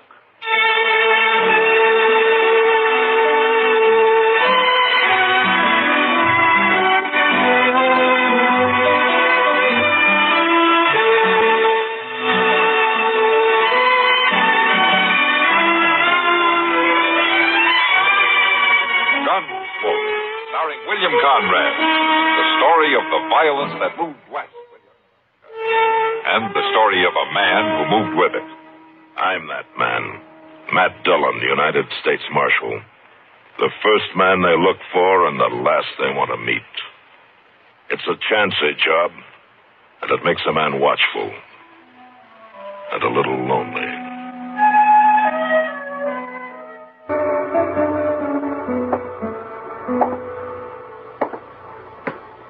This ain't much of a room, Quarter. Take a look out the window. It ain't much of a town. Wouldn't need a whole lot more dust down there. You couldn't see Dodge at all. That'd be an improvement. But things will work out. They always have, haven't they? You got a short memory, Quarter. Didn't work out so good up in Deadwood. Well, at least we didn't get shot. Now, things will go better here. I sure hope so. What kind of lawman they got here, I wonder? Soon find out. Ought to be along any minute now. I sent word we'd like to have a talk right away at the Dodge House here. And by the way, who's going to do the talking this time? I'll do it. I guess that's him. You let me handle this now. All right. Come in.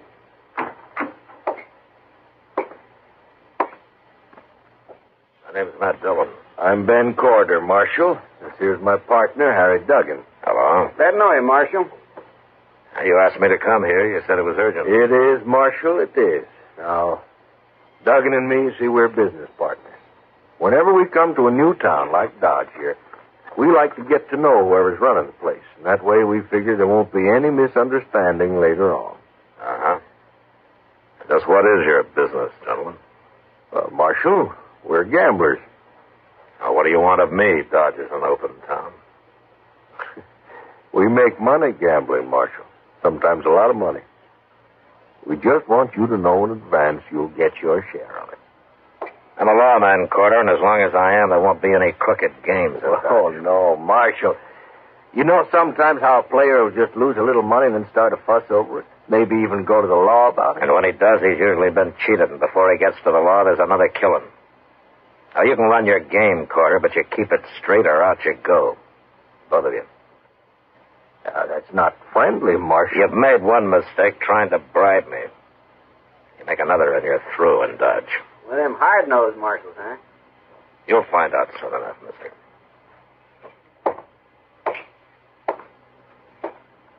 Good day, gentlemen. You handled him great, Quarter. Just great. Oh, don't be a fool. You know better than anybody else. Got an idea we'll persuade him yet.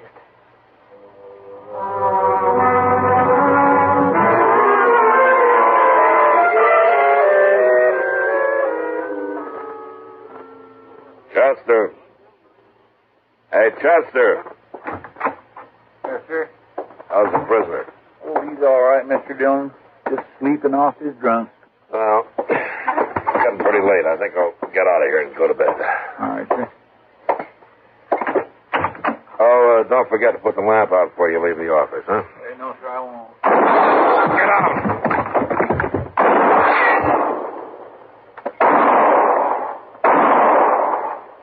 See anybody? You want a rifle? No, just stay where you are. Chester, can you crawl over and put the lamp out? Just stay low. Yes, I will.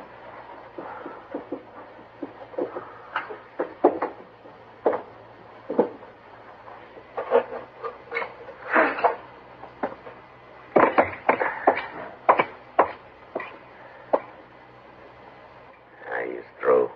Well, ain't we going after you, Mr. Dillon? He had a rifle, Chester, and he was in an alley just across the street. I was mighty poor shooting if he wanted to hit me. What do you mean? I think he was trying to scare me. Show me how they treat the law where he comes from. Oh, them two gamblers. Huh? Yeah, maybe, but I can't be sure. I'm going to take the rifle, go out the back way.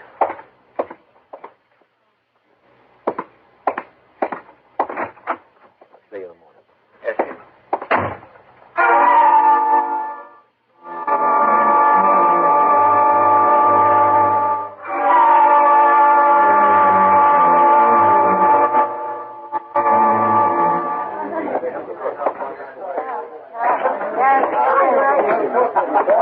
Hello, Matt. Evening, Kitty. Sit down. Well, thank you. It's kind of crowded in here tonight. I'll get you a drink. No, thank you. Chester was in earlier, Matt. He told me about you getting shot at last night. Huh? Well, I didn't get hit. But you might have, especially a man with a rifle. I'll admit I don't like the idea of being ambushed. I prefer to do my fighting in the open. Any idea who was after you last night? Well, it might have been one of those two men watching us from the bar over there. Huh? Maybe both of them. They look like gamblers to me. They are. And the one who just headed this way calls himself Ben Corder. There's going to be trouble. No, there won't be. Just sit still. Evening, Marshal. Hello. Right, pretty girl. Say what you gotta say, Corder. Sure make it hard to be friends, Marshal. I just wanted to tell you I heard that you got shot at last night. So? Well, I'm sorry it happened. Marshal, I sure don't envy a man who has to be a lawman. Man, it's mighty dangerous. Besides, it usually don't pay very good. What do you think I ought to do about it, Corder? Quit? Oh, that ain't necessary, Marshal. Because if you're smart, you can stay right here and make more money. And take less chances, too. I didn't know for sure it was you, Corder, but I know it now. What do you mean? There's a stage out of Dodge in about a half hour. You and Duggan are going to be on it. Oh, no. We're opening our new game across the street tonight. I'll take your gun, Corder. Wait a minute, Marshal. You can't do that. Yes, I can. But you won't do it.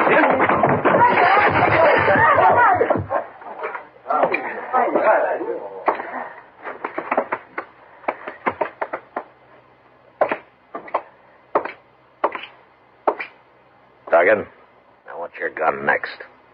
Sure, Marshal. Sure. Turn around and put your hands on the bar.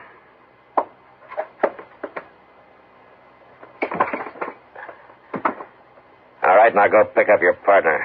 You're riding the stage north tonight. Get going, Duggan, and don't ever come back, either one of you.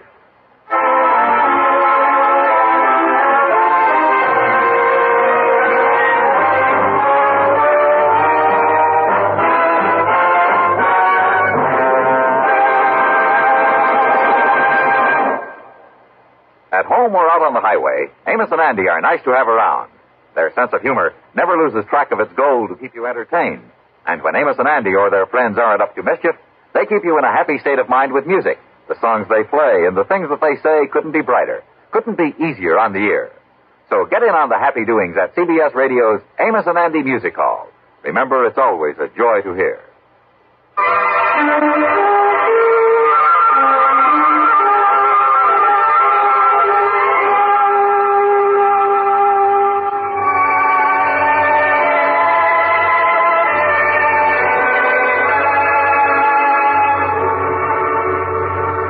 got on the stage all right. I was there to see him do it.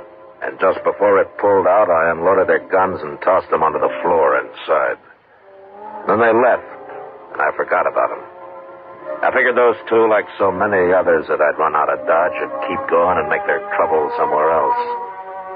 But a couple of weeks later, I found out I'd figured wrong. I was walking up Front Street one evening with Doc.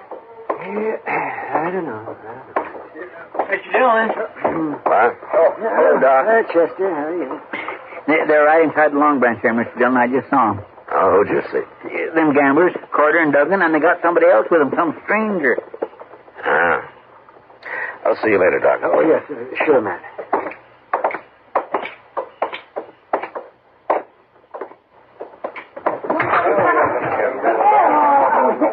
There they are, down at the end of the barn there. All three of them. Well, I'll be.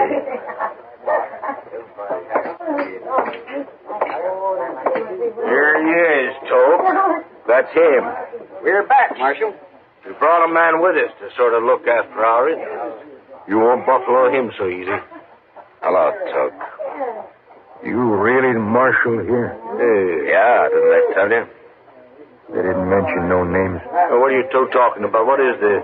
Toke Moreland and I are old friends, Carter. We worked and rode a long time together. We went through quite a lot. Didn't we, Toke? Too much. Yeah, I remember. So you've sold your gun to these two, huh? Is that right? That's right. And you're here to kill me. Yeah. I'm here to kill you. It was a bad feeling to meet Toke Moreland again after some 15 years and having standing at the bar of the Long Branch, hired by a couple of crooked gamblers to kill me. Toke and I had run horses together over in New Mexico until the night we rode into Silver City and got taken by a drunken mob and beaten half to death. The next day, when they found out we weren't the men that they wanted, it was too late. Something had gone wrong inside Toke, and as soon as he was able, he'd ridden off without a word. I never saw him again until now. How long you been a marshal? Long time, Toke. I never figured lawmen for much.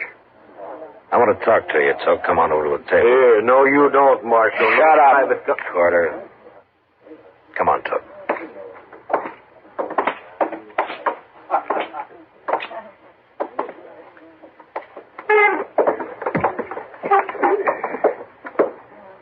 Is this your profession now, Toke? Killing people? I gamble a little. Why do you do it, Toke? I don't like people much. Not after what happened in Silver City. You recovered from that beating? We both did. We were young. That was a long time ago. Maybe my memory is better than yours. No, that isn't it. We both changed after that, Toke. We sure did. But we changed in different ways. You hate everybody. I just hate mobs. That's one reason I became a lawman. There was a lawman helping them that night in Silver City. He was the sheriff. There are good sheriffs and bad. Like marshals? Yeah, I suppose. It's kind of too bad you're a marshal, man. You're going through with this anyway. I never back off from a fight. What if I won't fight you? You don't have to. I get paid anyway. But you'll have to leave Dodge. You think I'll do that? No. But I'll give you 24 hours to think it over anyway. All right, Tuck. That gives you 24 hours, too. I don't change. Talk's nothing to me. But money is, huh? It adds to the pleasure. I want to ask you something, Tuck. What? Did you enjoy killing me? You ain't Matt Dillon. You're U.S. Marshal. Same as the sheriff. Same as the one who helped them half-kill me, you two, in Silver City. Toke, you're stupid. You don't think. Maybe, but I'm a pretty good gunman. Yeah, sure. You can let Carter and Duggan run their game here, or you can quit. It's a crooked game. There'll be fights, men will die. Now, I got a job, too, Toke. 24 hours, Marshal. Okay.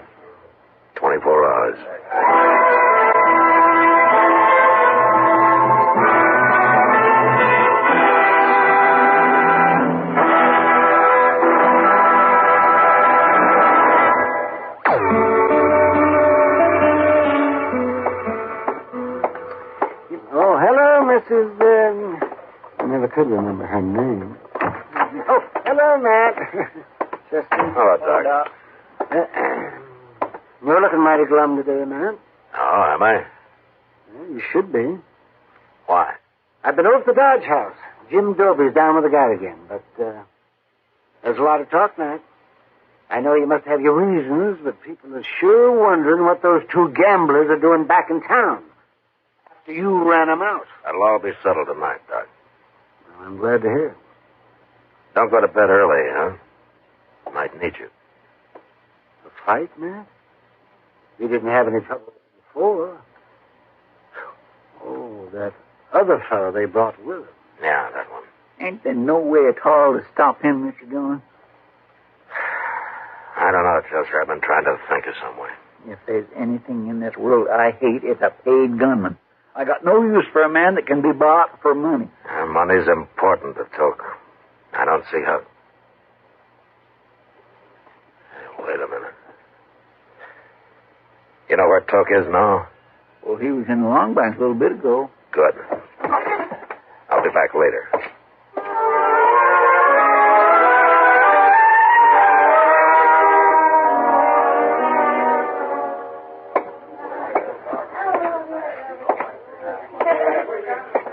Hello, Toke.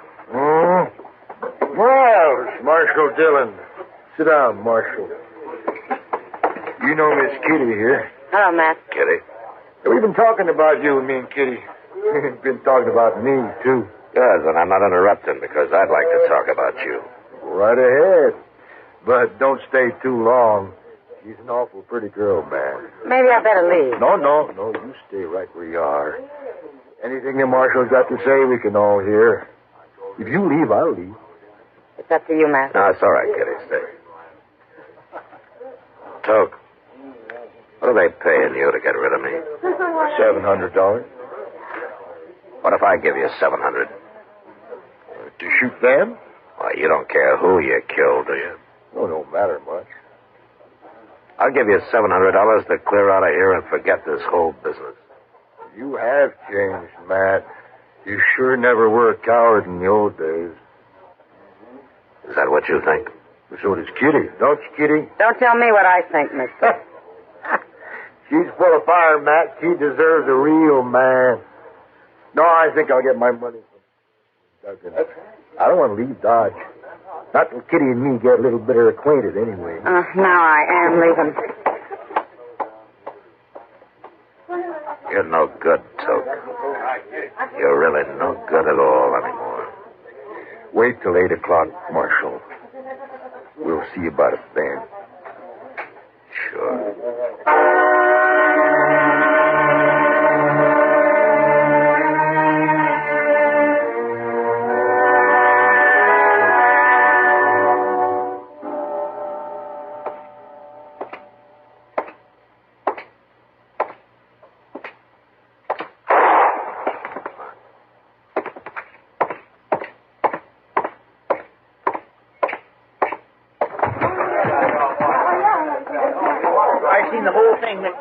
I was just coming for you. It was Toke Moreland. He just shot a man at the money table back there, but the other fellow drawed first. Okay, Chester. Just keep an eye on Quarter and Duggan. Yes, I will. Hey, Toke! Evening, Marshal. You got here just in time.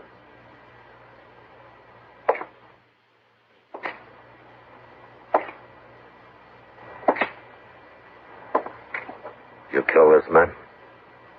I killed him. Why? He objected to the deal. Tried to pull a gun. It was self-defense, but that doesn't matter. A crooked deal always leads to killing. That's why I'm running your friends out of Dodge. You ain't running us out of Dodge, Marshal. Go on, Toke, show it. I told you once, Quarter, I'll run this place. Yeah, keep out of it. Sure, I don't mean nothing. Shut up.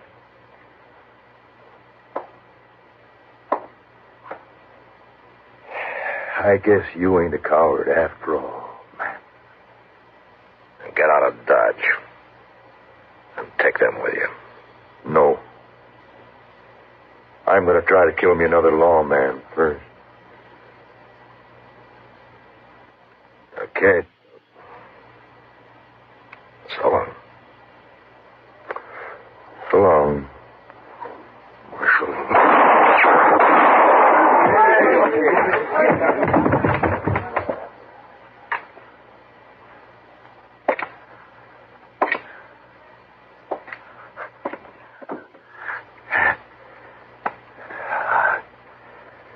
I'm hurt, Matt. Bad. Yeah. You hit me both times. I had to. Too late to do anything about it. Yeah, it's too late. Oh, by heaven. I wish I had last week back again.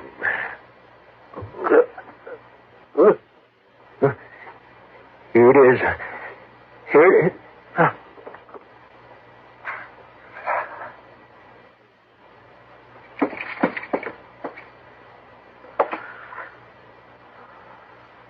Carter.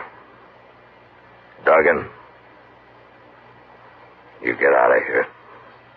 Any way you can, but you get out fast. We're going. And if you figure on coming back with another gunman, I won't wait to shoot him. No, you get away from me.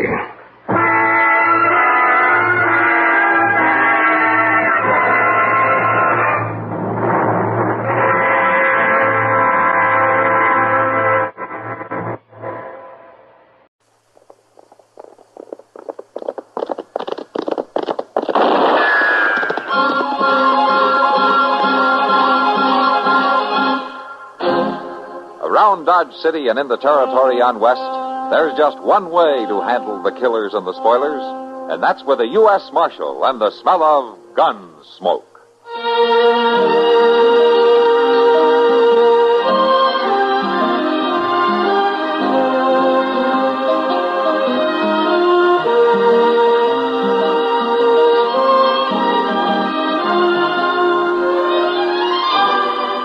Gunsmoke, starring William Conrad.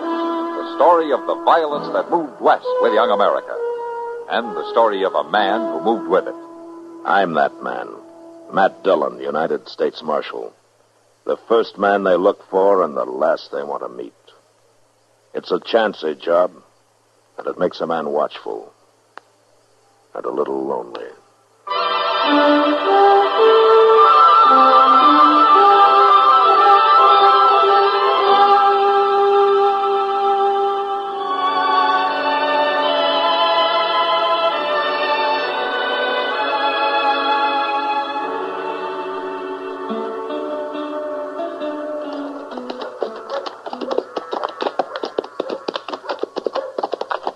I don't think that's Orland Barkus over there, Mr. Dillon. No, that's his paw.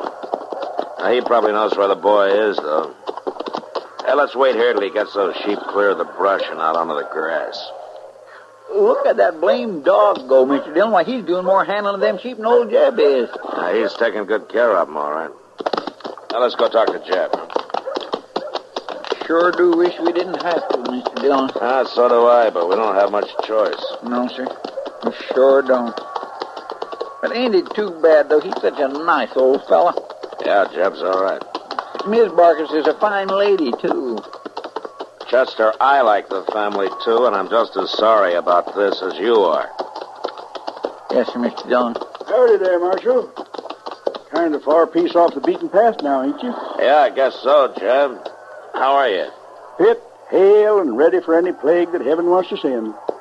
Morning, Chester. Morning, Mr. Barkus. How you like that flock of sheep, Marshal? That looks like they wintered all right, doesn't it? Yeah, wintered fine. Mighty hungry right now, though. I reckon they'll be eating their heads off the next few days. If you ask me, they've already started to. Well, I've been holding them back there in the brush for a week and a half till this grass dried off. Put them on when it's muddy, and they just tromp it down without eating more than half of it. Sheep's got no sense at all. No, I guess not. Well, that dog of yours has sure got plenty of sense. He's about as close to human as I ever seen. Maybe better than some, Chester. That dog would fight a cougar or a wolf pack till they killed him before he'd let him cut a single sheep out of the flock. He always takes care of his own. It's born in him. Sheepdogs like that. Well...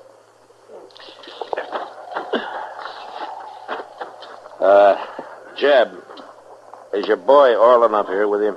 He might be down around the house. I know, he stopped by there. Well, I don't know. I left before sunup this morning. Your wife said Orland didn't come home last night, Jeb. Now, Marshal, you know how young folks are. Yeah, sure I know. Orland's been kind of restless lately. Growing pains, I reckon. Wants to stay around Dodge and work cattle this summer instead of going along when we take the sheep out onto the prairie. Yeah, he'll settle down after a while. You know where I might find him, Jeb? Well, he ought to be home any time now. Ordinarily, he ain't one to, one to stay out all night.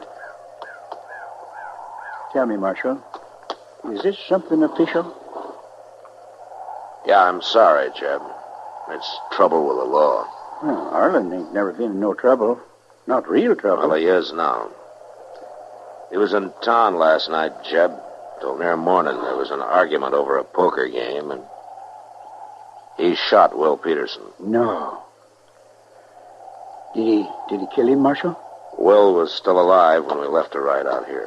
Well, I don't hold none with gunfighting, but if Will Peterson drawed on my boy, he had a right to defend himself. Will wasn't wearing a gun. I don't believe it. Somebody's lying. Yeah, maybe, but that's something the jury's going to have to decide. If thine own offend, deliver them not unto Canaan, but judge ye the false thereof in thine own tents. The law doesn't look at it that way, Jeb. Orland's one of my flock, Marshal. I'm sorry, but I got to take Orland in for trial. And the best advice you can tell him is to give himself up. Marshal, I'll have to think about that. Talk to him before I decide. All right, you do that, Jeb. But before you make any move you'll regret, just remember one thing. You're not a sheepdog, Jeb, and the law's not a wolf pack. Orland is charged with attempted murder, and he's gonna stand trial.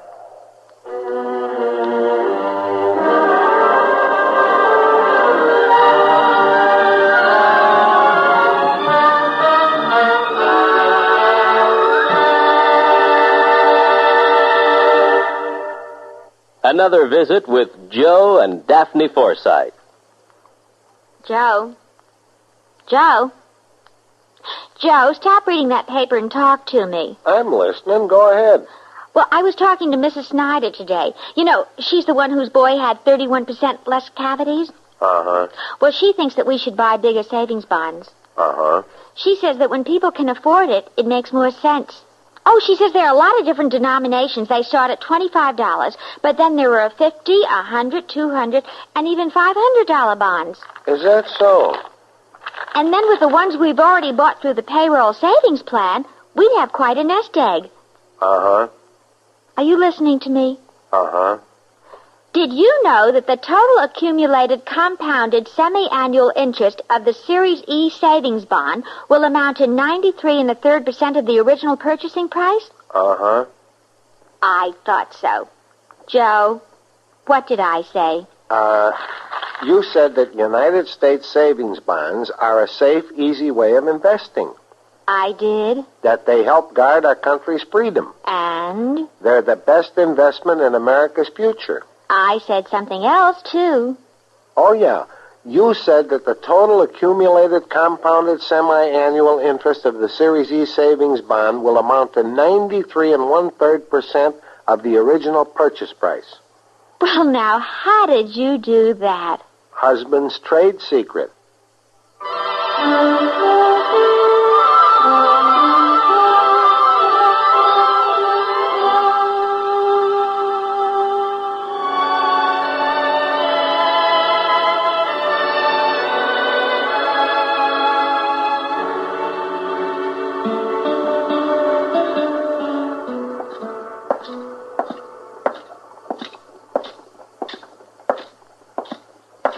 Matthew.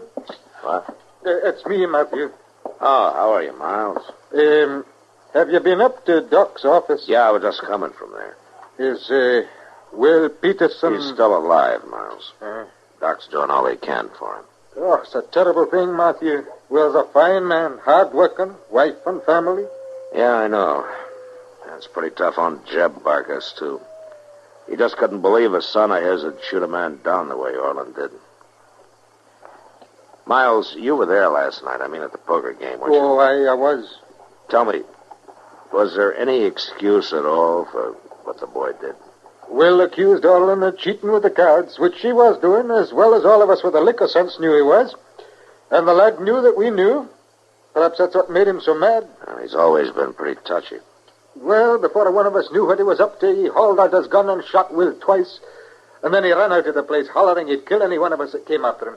If Will dies, that's cold-blooded murder, Matthew. Nothing else but. Well, it sure sounds like it. Well, I'll... Hey, Matthew, I think there's something that you ought to know. Oh, what? There's talk around town that's been getting louder all day. What kind of talk? Well, some of them are saying that you're not making any effort to find that boy and bring him in. And any of them think they could do a better job? Might be they're aiming to try, Matthew. Yeah, I see. Who's talking the loudest, Miles? Well, Riff Kelso mostly, I reckon. Yeah, sure. Riff always gets real law-abiding when he thinks there's a chance of making it mob law. Aye. Well, I thought maybe you ought to know about it. I'm not much obliged to you, Miles. Aye. Riff gets a bunch of drunken loafers around him. There's no telling what he might do. Mr. Dillon? Yeah, what is it, Chester? Old Jeb Barker's over at the Long Branch. Oh? He slipped in the back way, says he wants to see you. Oh, good. Miles, let me know if anything serious gets started, will you? Oh, I surely will, Matthew. Is he by himself, Chester? Well, I don't know for sure. He won't say nothing till he sees you. Well, I hope he's brought the boy in. It'd be better all the way around if he has. Well, how do you know Orlin even went home, Mr. Dillon? Maybe he just hit the trail out of town. No, I'm betting different, Chester. Orlin's not trail-wise. He's never been away from home in his life. He'd need a bedroll and grub and money. He ran out on that poker game without even picking up his winnings.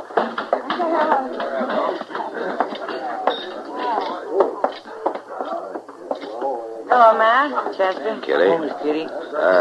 Kitty, is Jeb Barker still here? Yeah, back there in the corner below the stairway. Oh, good. Matt, have you caught the boy yet? No, not yet. What's it all about?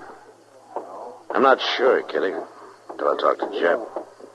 Is Will Peterson still alive? Yeah, so far he is. You know, there's a lot of talk around here. Yeah, I know. Miles McTaggart's just telling me. But talk never moved any mountains, Kitty. Yeah, it's moved mobs, though. Suppose Will dies, Matt. Kitty, a man would go crazy on this job if he went around supposing things. Just the same, it could mean trouble. Forget it. Well, I'm going over there and talk to Jeb. All right, Matt.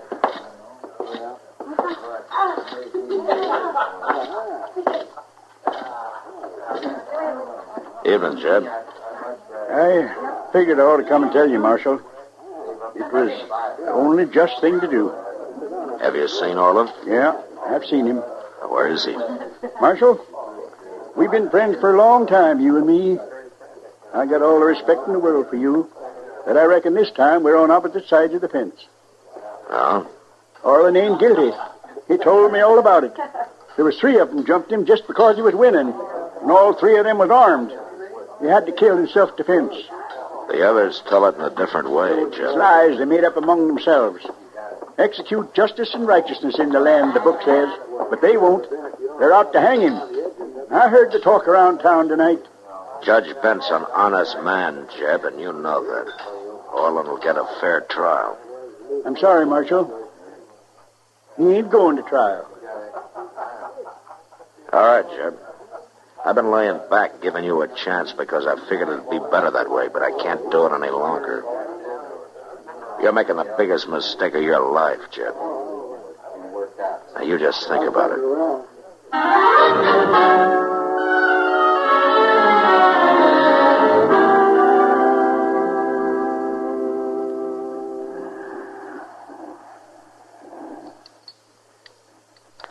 Is Will any better at all? No. Yeah, it's a thankless job, Matt, doctoring. No matter what you do, people are going to die anyway, sooner or later. But a lot of times you can try to make it later. Yeah. Hey, want some coffee, Matt? Yeah, I guess so. You know, it'd be a lucky thing for old Jeb and the boy if Will does manage to pull through. Found it, Matt. Part of it's old Jeb's fault. He's rode too close herd on that young'un. Oh, thanks. You never give him a chance to grow up. Yeah, maybe you're right.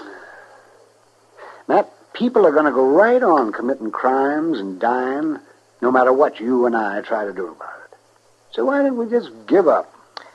I don't know, Doc. Why don't we? Maybe I should just stick to my coroner's job and forget the rest.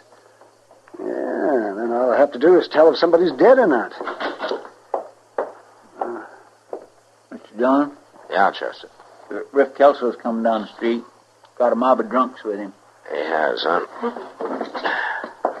Doc, I'll see you later. I'm going to arrest Arlen and jail him on an assault charge before they really start something. Oh, Matt. Huh? Wait. Yeah. Will is dead.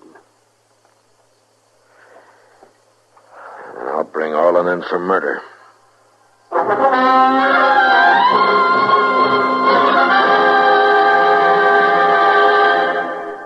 Did you ever pick up a newspaper or magazine, read an interesting article, and then put it down and say to yourself, I wish I knew more about that? Well, you're in a position to know more about a number of things.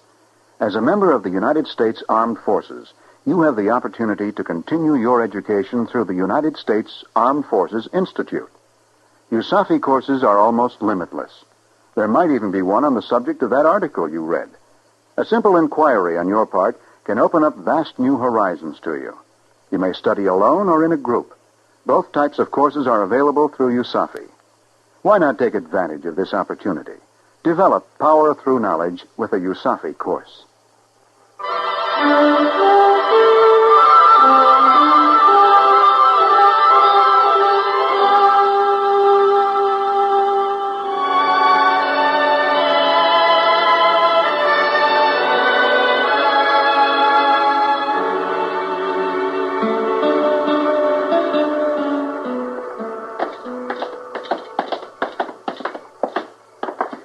Here they come, Mr. Dillon. He's got quite a bunch with him. Yeah, they're barflies mostly, and drifters going along for the show. Keep your eye on Mike Ellery and Red Stoddard. I'll handle Riff Kelso, and the rest of them don't count. All right, Chick.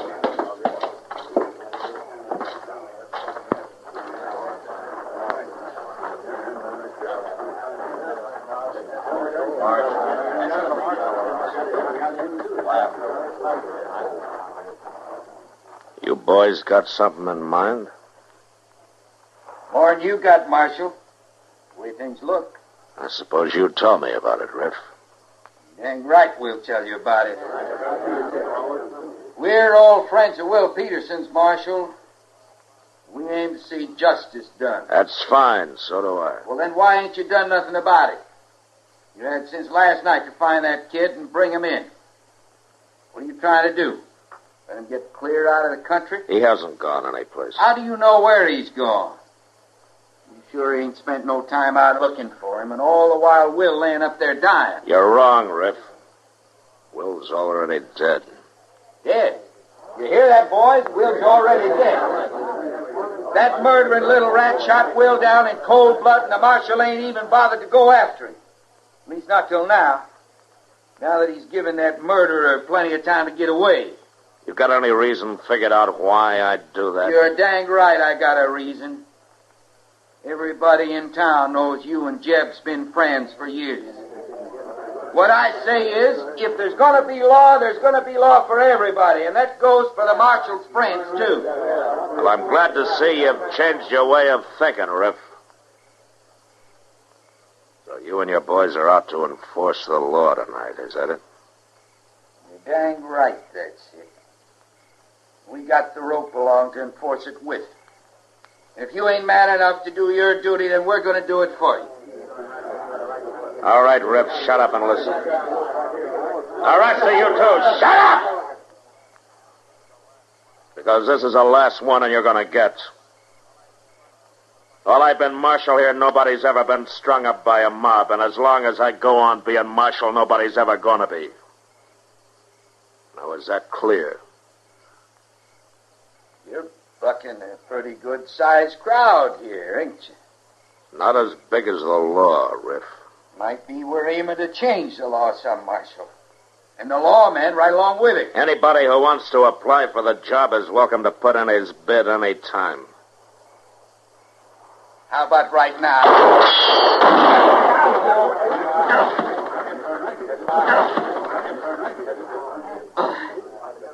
That's not the way to apply, Riff.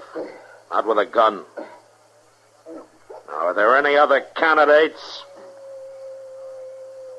All right, then a couple of you carry him upstairs and get Doc to patch him up. He's not hurt bad. And the rest of you get on about your business. Now go on, move.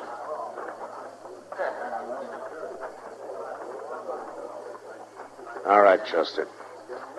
Let's go bring in Orland.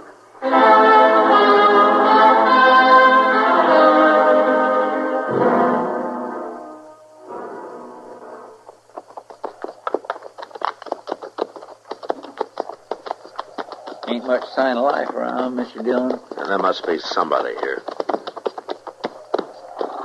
House is all dark. Yeah. Oh, watch yourself, Joseph. No telling what that crazy kid will do. Yes, sir.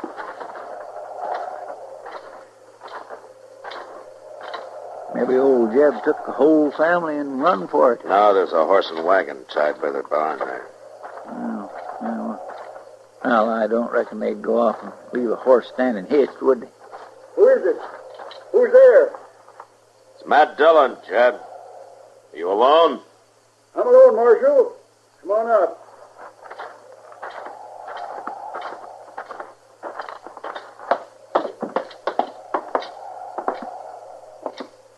Jeb, I can't make it easy on you any longer. Will Peterson died a little while ago. I reckon I already knowed it, Marshal. Somehow I just kind of felt it. The charge is murder now, Jeb. I've come for Orland. Yeah, I know. Orland come running home, Marshal, scared half to death. Just like he'd always done when he was a little shaver. Begged me to help him, and I listened to him and believed him. He was lying, Jeb. I was going to hide him. Help him get away. I know places to hide. Jeb, where is he? Marshal, you told me that there was a lot more than just a wolf pack after the flock. You told me I was making the biggest mistake of my life. Jeb. Now, wait a minute. When I come back out from town tonight, Orland was fixing to leave on his own. He broke into the box where we keep our savings. Pretty near $300. And he hit his ma when she tried to stop him. Hurt her pretty bad. Where'd he go, Jeb? I found him out in the barn, Marshal, saddling his horse. He had some food and my rifle that he was aiming to take along. I argued with him, and he laughed, and he said, sure, Will Peterson wasn't wearing no gun. I grabbed the rifle away from him, and he knocked me down.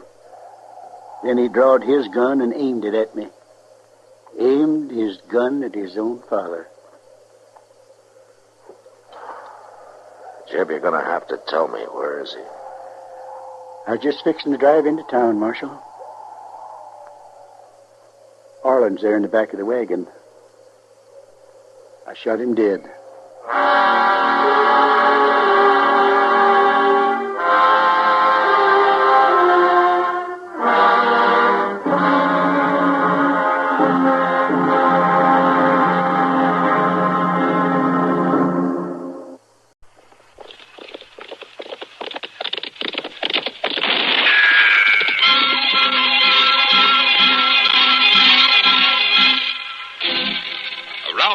City and into territory on west, there's just one way to handle the killers and the spoilers, and that's with a U.S. Marshal and the smell of Gunsmoke.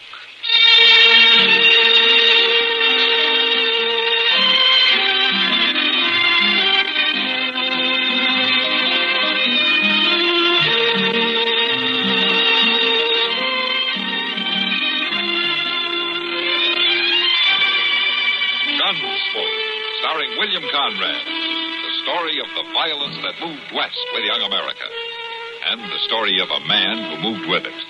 I'm that man, Matt Dillon, United States Marshal. The first man they look for and the last they want to meet. It's a chancy job, and it makes a man watchful. and a little lonely.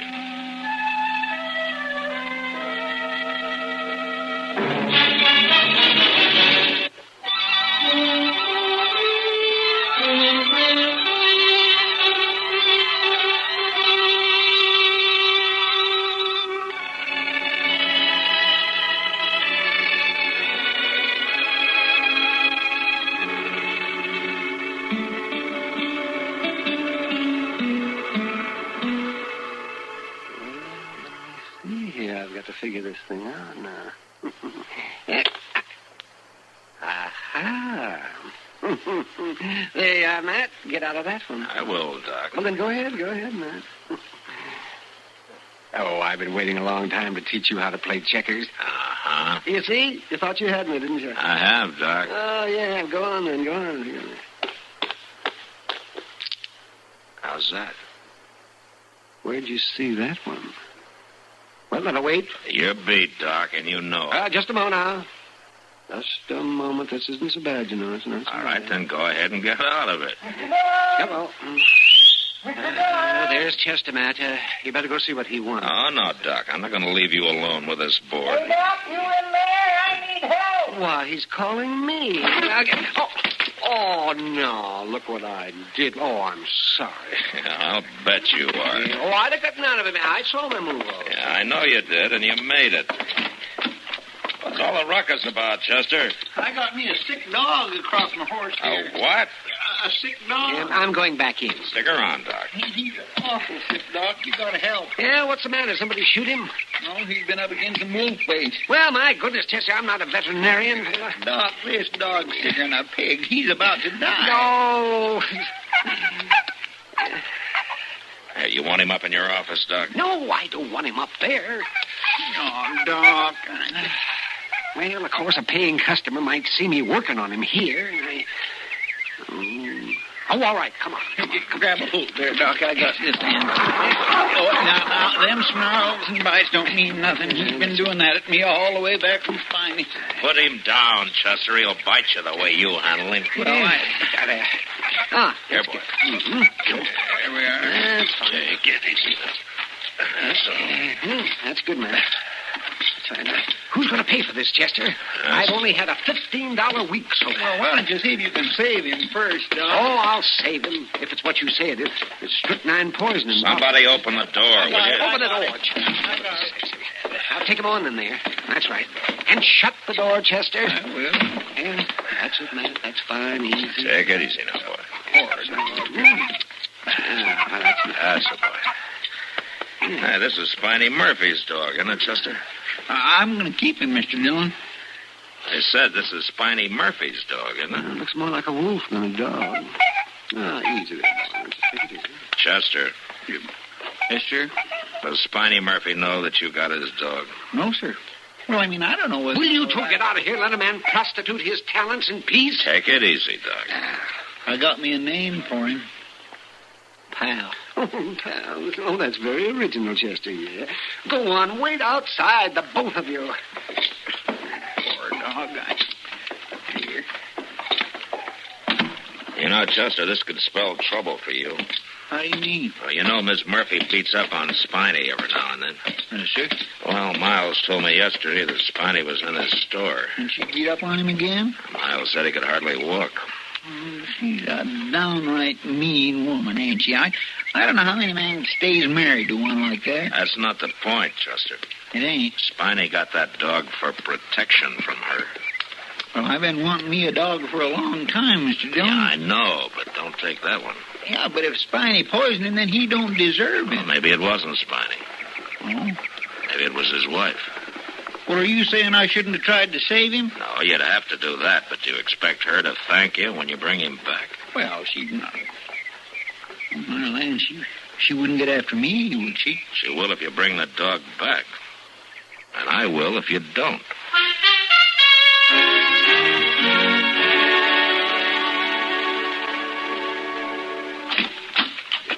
Here, boy. Here. That's a boy. Right inside. Hello, Doc.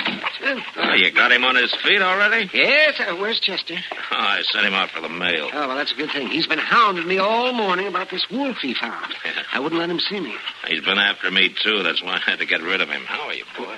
Where are you going to keep him, man? How are you, boy? Oh, we're not, Doc. You're not? Well, Chester's going to be mighty disappointed. Yeah, I know. Come here, boy. Come on. Now, why didn't you wash him up some? Wash Doc? him up some. It was bad enough just working on him without trying to wash him up. He's friendly enough, aren't you, boy? Huh? Ooh, that dog really smells. Yes. Why do you think I brought him down here? I'm going to put him out in the cell section. Come on, boy. Come on, this way. That's a boy. Is this the rope that was on him? I guess so. Spotty must have been really afraid he'd get away. Go on now. Go on in there. That's it. You're kind of unfair to your prisoners, aren't you, man? Well, they can complain to Chester. Mr. Dillon, there wasn't no mail down there. There was... Doc, what you doing down here? Where's Pal at? Chester, I've got bad news for you. Oh, now, Doc, now, don't tell me that. That dog kindly took to me. Now, Chester, just take it easy now, boy. There was nothing that I could do. Oh, my land. He lived. What? Where's he at? He's out back. But I wouldn't go out there, Chester. Oh, Pal, Doc, you're a wonder. Watch it, Chester.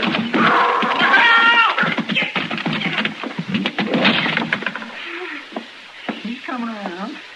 Oh, Doc, you've done fine. He looks right lively now. He does? Chester, I can't imagine how it could happen the way he goes after you, but don't get too attached to that dog. Well, why not?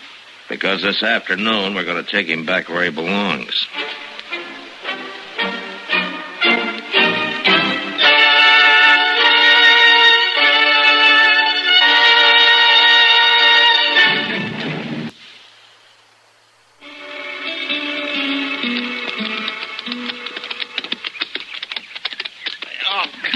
Pal, don't drag back that way.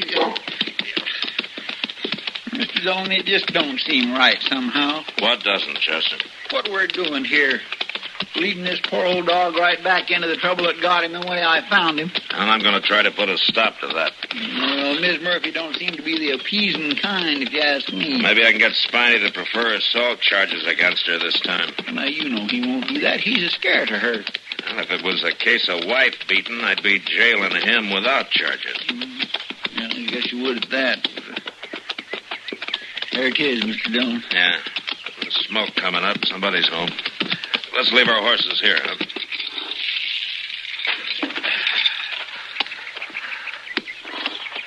Well, aren't you getting down?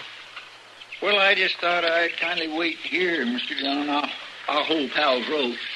Are you afraid, Chester? Oh, no, sir, I'm not. It ain't that. Oh, get down. Here, give me the rope before the dog takes a chunk out of it. Come on, boy. Okay. Oh, so you're the ones that got him. Here she is, Mr. Dillon. Hello, Mal. The Marshal, is it?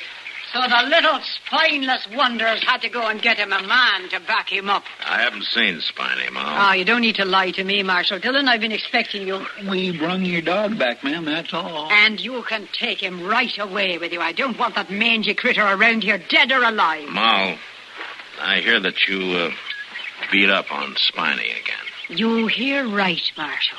And if he was to show up now, I'd do it all over, threatening to sick that dog on me the way he did. Where is Spiny, Mal? I don't know, but you'd better find him and bring him back.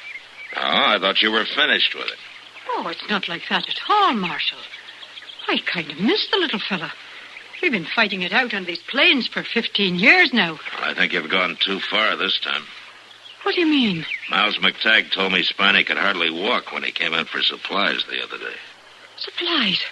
I didn't send him for no supplies. Well, Miles said he bought enough to keep him a month. Then he's holed up somewhere, the gutless little weasel. Maybe he's had enough.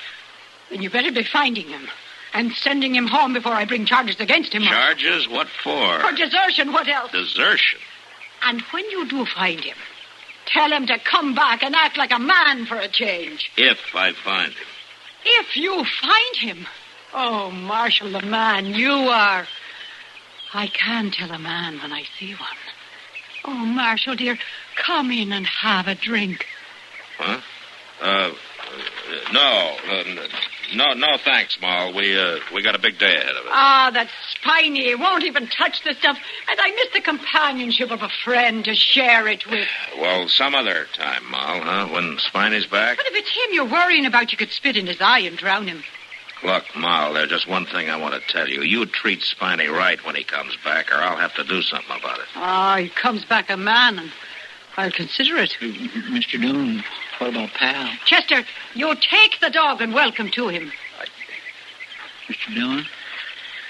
Oh, all right, Chester. You can keep him till we find Spiny. Come on. Keep a tight hold on that rope till I get on the horse. Oh, do reconsider, Marshal. I've got some real good whiskey from the old... Yeah, well, another time, Moll.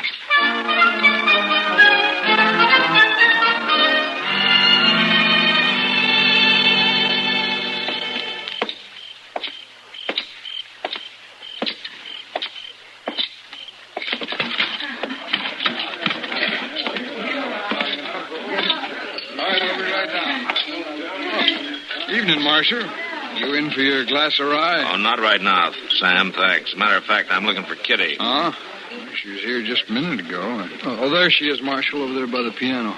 Talking to Mr. McTaggart. Oh, yeah, I didn't see her. Thanks, Sam. Yeah.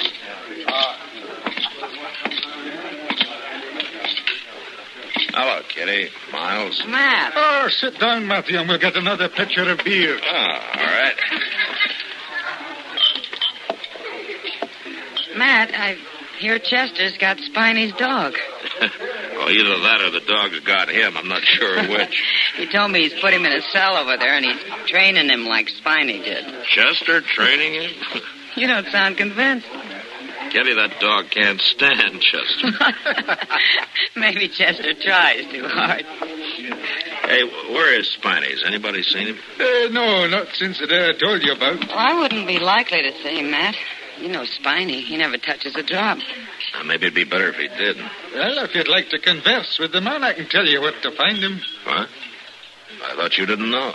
Oh, I didn't say that. I said I hadn't seen him. Well, that's the truth. The man swore me to secrecy. What for? When a man wants to get away from his wife for a change, why should I stop him? Had you seen him, you'd understand. Where is he, Miles? Tell me. I'd like to get this thing settled. He's over at the Dodge House, room 12. Yeah. Well, I'll see you later. What are you going to do, Matt? I'm going to talk to him, Kitty. I think Spiny needs to know a few things about the weaker sex.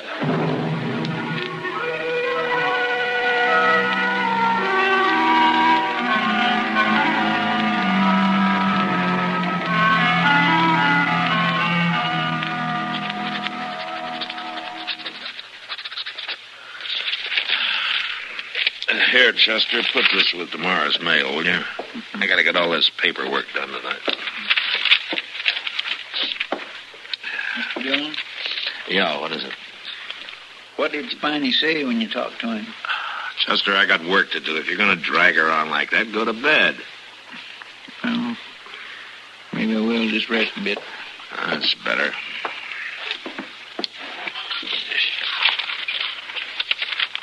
Mr. Dillon? Yes, Chester. The last dog I had, I wasn't but 9 years old.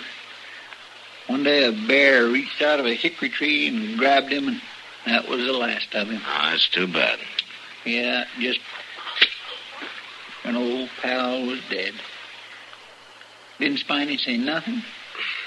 Look, Chester, we didn't talk about the dog at all. Spiny's got other problems. Now, maybe he'll let you keep him. I don't know. He will? I said maybe, Chester.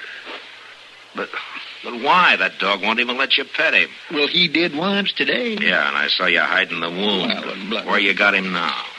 Outside. I tied him to the hitch rack out back. I better go bring him in. Don't get hurt. Oh, no, he ain't gonna hurt me. Now, let's see.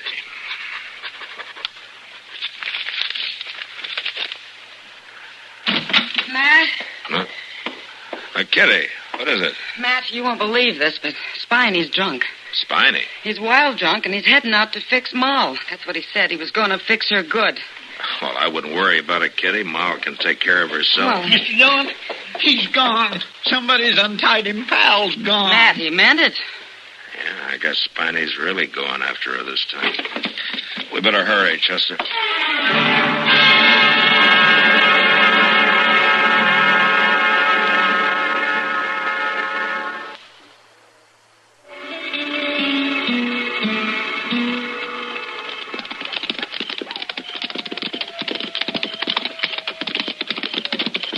All right, this is close enough.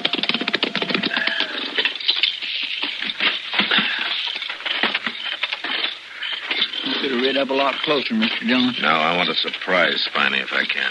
Well, now, Pal ain't going to let us do that. Be quiet now. Well, I've had all I'm going to take from you. Spiny Murphy, you've been drinking. Lord love you, you've been drinking. Don't call me Spiny no more. It's Terrence. Whiskey Terrence sure Murphy. boils to the top of a tin, a man, don't it, Mr. Dillon? Be quiet, Bet Chester. you ain't changed at all. You're still the spineless little wonder to me. Don't say that, Marl. I told you. Ow! Spiny am I? How do you like that? Come on, Chester, before he kills her. Oh, you want a good dog, do you? Spiney! Spiney! Now stop it! Mr. Dillon, look out behind you. It's Maul. There. Terrence Murphy. I guess that takes care of that nosy martyr. You all right, Mr. Dillon? Mr. Dillon, you all right? Come here, my lord. Mr. Dillon. Did I hurt you? Mr. Dillon, are you all right? Yes, Mr. Dillon? I'm all right, Chester.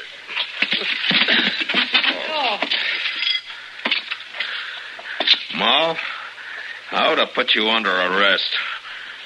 You too, Spiney. Who are you calling Spiny?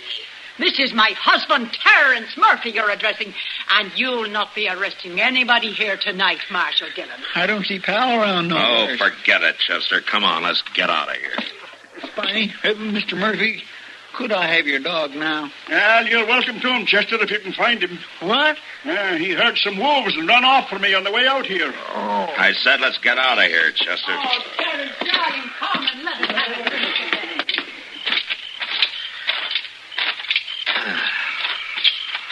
Mr. Dillon, old Maul sure did put an awful knot on your head of that table leg. Mr. Dillon. Yes, what is it? Did I get you into all this? No, Chester. Your dog did.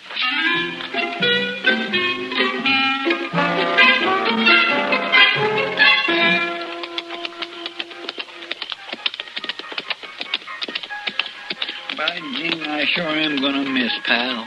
I don't know, Chester, the way that dog went after you. Well, you don't understand. I don't, huh? I wouldn't want a dog treated me the same way he done everybody else. Well, Powell sure didn't do that.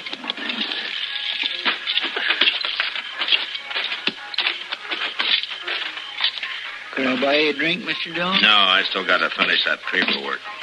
Well, I don't want to drink alone. Well, then you better stay here. I need your help anyway. I see.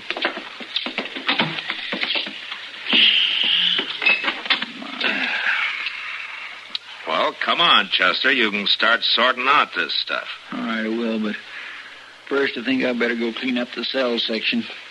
Pal kindly tore up a chair and a mattress out there. Okay. It won't take me long.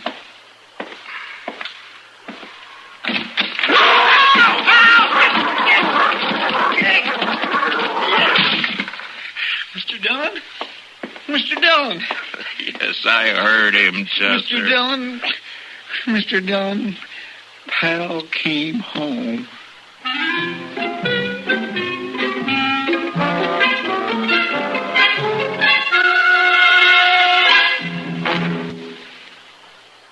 And now our star, William Conrad. You know, out in cattle country, each location has its own unwritten laws concerning the dress and the working habits of a cowboy. For instance, you can tell by his hat and the way it's shaped where a cowboy comes from or how he makes his living. Well, next week, a man dies because of a difference of opinion on how to rope a calf.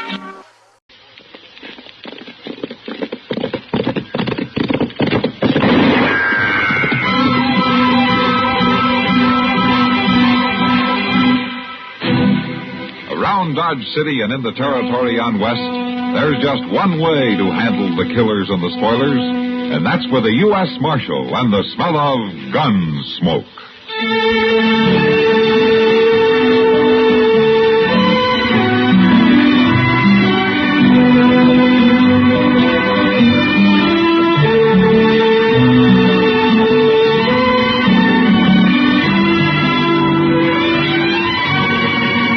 Gunsmoke, starring William Conrad. The story of the violence that moved west with young America. And the story of a man who moved with it. I'm that man. Matt Dillon, United States Marshal. The first man they look for and the last they want to meet.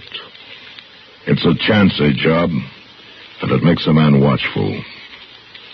And a little lonely.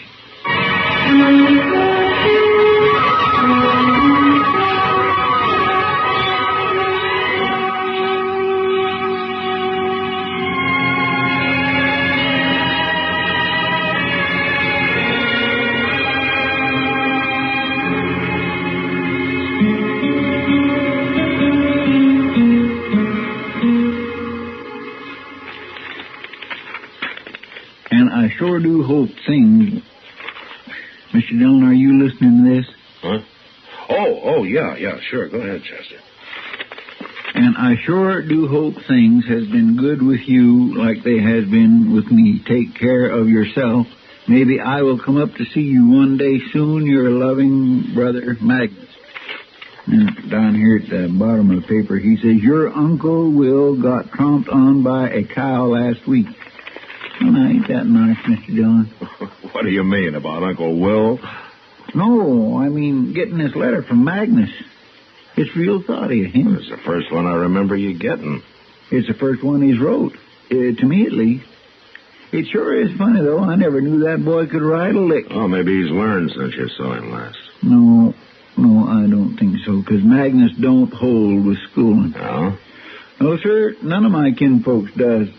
Well, my ma always said that all a body needs to know is how to cook, care for your own, and get to the church. Well, she must have made your pa a very good wife. Well, I don't know as he ever said.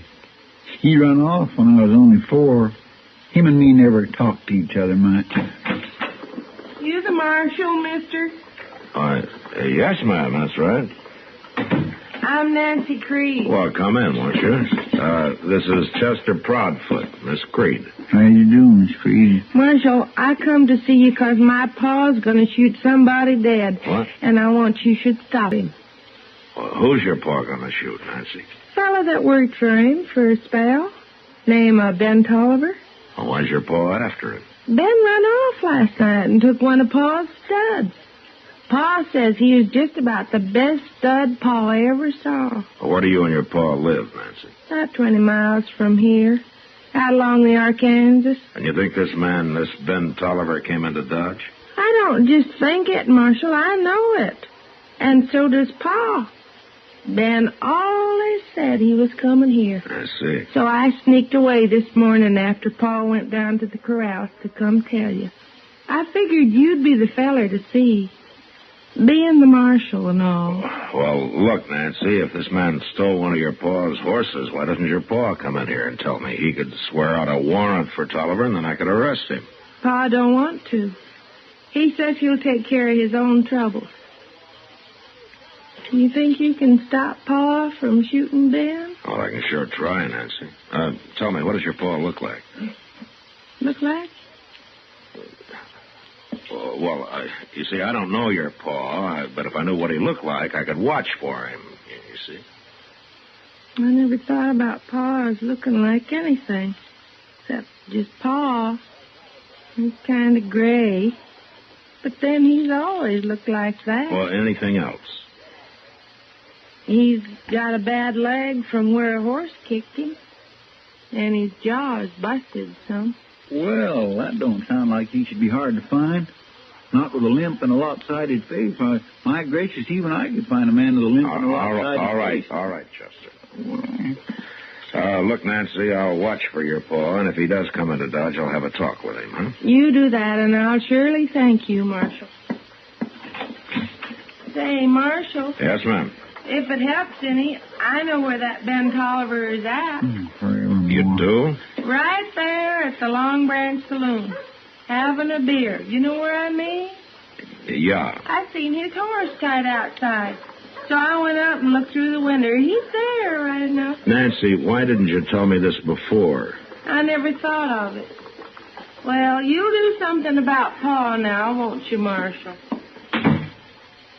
I declare she don't know get up from whoa, does she, Mr. Dillon? She's kindly pretty, but goslin, chin, and slack jaw. Come on, Chester. Let's go have a talk with Ben Tolliver and find out what this is all about.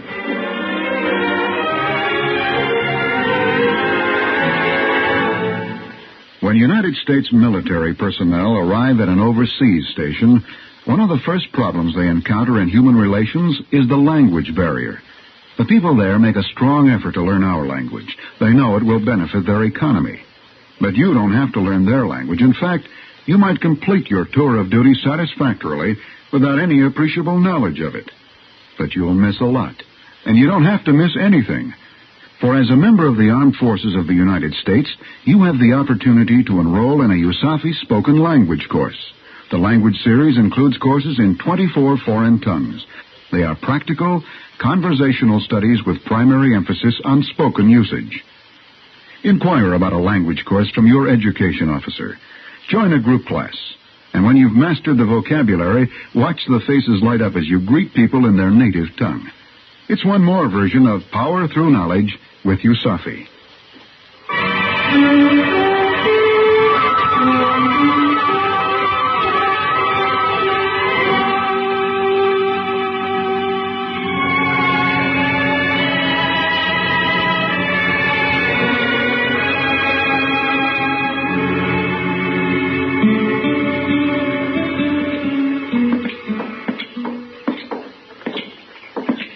You want me to come into Long Branch with you, Mr. Dillon?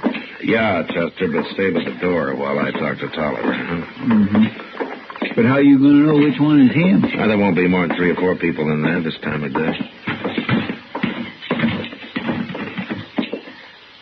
You reckon that's him sitting at the table over there? Yeah, it could be. Hello. Your name Ben Tolliver? That's right. My name's Dillon. I'm the marshal here in Dodge. You mind if I sit down? Please yourself. Thank you. A girl named Nancy Creed came into my office a little while ago. What'd she want? She says her pa is looking for you. No? Yeah, he claims you stole one of his horses. Is that right? He owed me 4 months' wages and he wouldn't pay me. Trouble. You think you can stop Pa from shooting Ben? Well, I can sure trust to somebody else, no matter what you figure. Look, mister, I caught him when he was running wild out on the range. I brought him into old Creed's place and broke him myself. I put 3 months' work into that stud, and on my own time of an evening. Creed says it was his horse and that you stole him. No such thing. Besides, he said he'd pay me $30 a month, then he threw me out without a penny. Well, come on, Ben. Come on where? I'm going to take you to jail. Jail? What are you putting me in jail for? If what Nancy says is true, Creed is coming into town to shoot you. Putting you in jail is the best way I know to stop a fight. But I ain't done nothing wrong, Marshal. You'll only be in jail till this thing gets straightened out. Now, later this afternoon, I'll ride out and have a talk with Creed before he decides to come into town.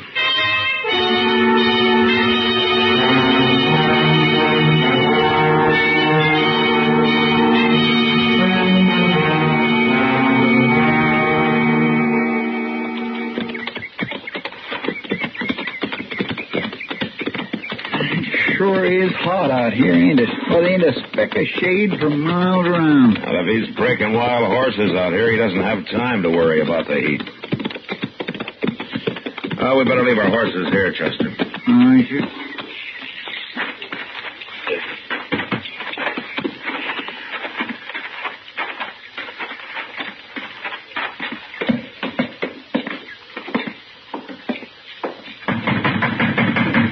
Don't be banging on the door. I seen you coming. You Jake Creed? That's right. I want to talk to you, Creed. Who are you, mister? Marshal Dillon from Dodge. I'll come out. What is it you want? I want to know about Ben Tolliver. That fool Nancy run to Dodge and told you. That's right. Well, since she did, I won't try to fool you. That boy stole a horse of mine. I figure in a couple of days I'll go after him. Find him, shoot him. Now, look, Creed, you just can't shoot a man down, you know. Why not? He stole a horse, so I got cause to shoot him. Oh, now listen to me, Creed. I don't have to listen to nobody. Being a marshal, you're all filled up with laws. But I ain't got time to mess with that, no. I'll just shoot him. Creed, either you come into Dodge and swear out a complaint against Tolliver, or you forget about the whole thing. I got better than 40 range horses out here, only half broke. I can't be wasting time fooling around with no trial. Did you owe the boy money? Of course not. Everything he did, I had to show him how. The way I see it, he should have paid me. He worked out here for you for 4 months, didn't he? You could say that. Well, he told me that stud horse was his. Well, since he caught him and broke him, I guess he'd figure it that way, but Ben was working on my place and taking my food. That stud's mine. The law might not agree with you, Creed. That's just why I'm going to handle my own trouble and not mess around with the law. Look, I've tried to tell you, Creed, and I'm going to tell you once more, real plain. You shoot that boy and you'll hang for it. I don't care what you think the right of it is. All right, come on, Chester. And maybe I won't shoot him. Maybe I'll fix that boy good some other way. Him and that stud horse he's so proud of. That miserable old buffalo's as mean as an acre of snakes, ain't he? Yeah. What are you going to do, Mr. Dillon? Well, I can't keep Ben Tolliver in jail forever. No, sir. Just have to turn him loose in the morning and hope they don't run into each other.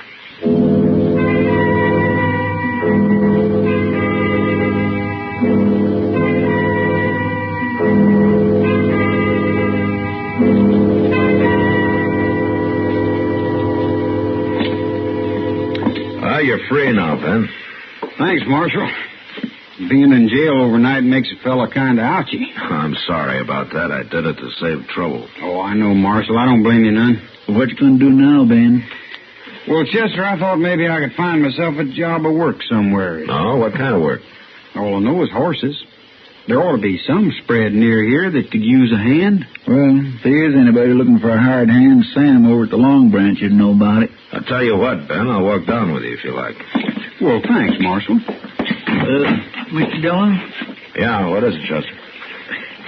You could just have a beer while you're down there talking, couldn't you? Yeah. Say, Chester, well, why don't you come along with us, huh? Well, thank you. Say, that's a good idea, Mr. Dillon, and I'm glad you thought of it. Well, thank you, Chester. Where are you from, Ben? California. California? What are you doing in Kansas? This is the cow country, Marshal. California just don't have the spreads. Yeah, but all that gold out there. The gold rush was 20 years ago, Chester. Well, I know that. But there might just be a little dab of it left laying around. I sure didn't find any, Chester. Well, maybe you didn't know where to look.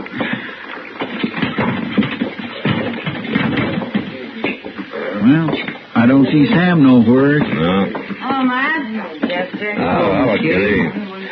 Here's Ben Tolliver. Oh, hi, ma'am. We came down to talk to Sam. And have some beer. Well, I can get you the beer, Chester, but Sam's down at the depot with a wagon. Oh, I see. You're up kind of early, aren't you? Oh, I can sleep this afternoon. Come over to the bar. I'll get you a beer. Okay. Why, you make a pretty fancy bartender, Miss Kitty. Well, girl's got to have an ace up her sleeve, Chester. What? Never mind, Chester. Well, I know. What do you do doing in the saloon this early? Well, Ben here's looking for a job. What sort of job, Ben? On the ranch somewhere, Miss Kitty. You work around stock much? All my life, just about. He was working for Jake Creed up until yesterday. Jake Creed? Yeah. Oh, do you know him? I know about him. only a few months back, some cowboy was giving me half a dozen reasons why I ought to kill him. Yeah, he must have been the fellow Jake threw out just before I come along. You probably stayed with him about 3-4 months, is that right? Yes, ma'am. Then he started some argument. You had a fight, and he threw you out, huh? That's about the right of it. And no pay in the bargain. I swear, I don't know how Creed gets away with it. Well, I guess there's always somebody new drifting by who doesn't know his reputation. What'd you argue about, Ben? Oh, a little bit of everything, Miss Kitty. But mostly on how to rope. How to rope? Yeah, Creed says when you're working stock, the only way is to tie hard and fast, and I dally. Oh, I sure couldn't argue that.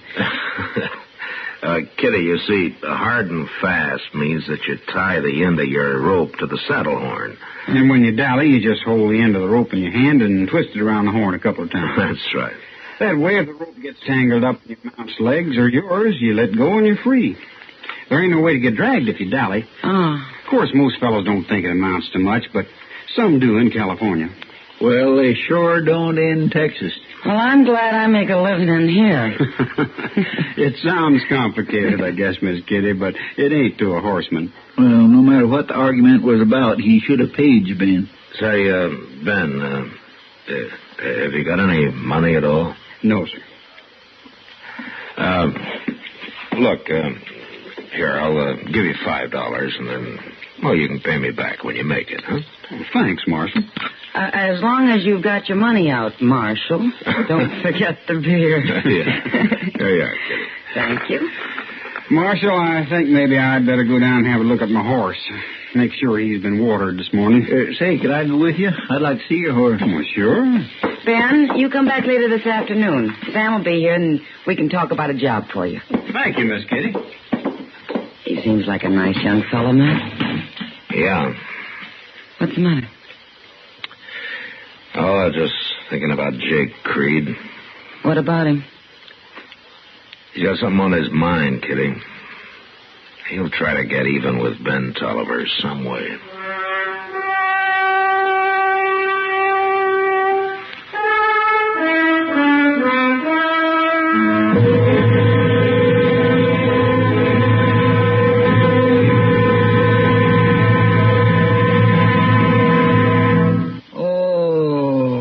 Pardon me, sir. What's the matter? I'm going to be a father. Well, congratulations. That's wonderful. Not the 9th time it isn't. Well, just think. Because you're a serviceman, your wife is under the Dependents Medical Care Program. That means complete maternity and infant care. Why, you'll practically have the baby for nothing. It's not having that bothers me. It's the rest. The rest? Yeah, I don't get any. They're always crying and yelling and playing, wanting a drink of water in the middle of the night. And there's the food bills and the clothing bills. For more about Medicare, get the pamphlet Dependents Medical Care Program. Baby oil and pablum and 3 o'clock feedings and burping and walking.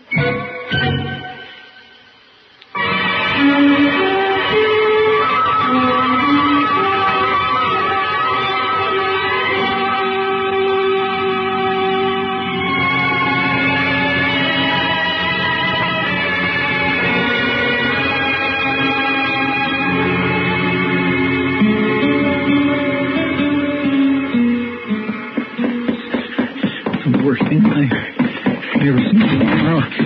Mr. Dillon? Yeah, what is it, Chester? Mr. Dillon, he's gone. What? Who's gone? Ben Tolliver. He took a horse from Moss Grimmick's and he's headed out to the Creed place. He says he's going to kill him. Well, what for? What's this all about? Well, this morning I was having a cup of coffee with Ben over at the Long Branch, and I walked down to the stable with him to kind of keep him company like while you fed. And that's when we saw it. Oh, that poor old stud. He was... Saw what, Chester? Moss told us he'd seen old man Creed out and back with the corrals, but he didn't think too much of it. Chester, will you tell me what happened? That mean old devil hamstrung Ben's stud, Mr. Dillon. He hamstrung it. He cut the tendons in both hind legs. That poor horse couldn't budge an inch out of his tracks. Ben just stood there, real stony-like, looking at the stud. Then he shot him. Didn't say nothing more, just turned and walked away with that funny kind of look on his face. All right, come on, Chester. Let's ride out to the Creed place before Ben does something he'll be sorry for.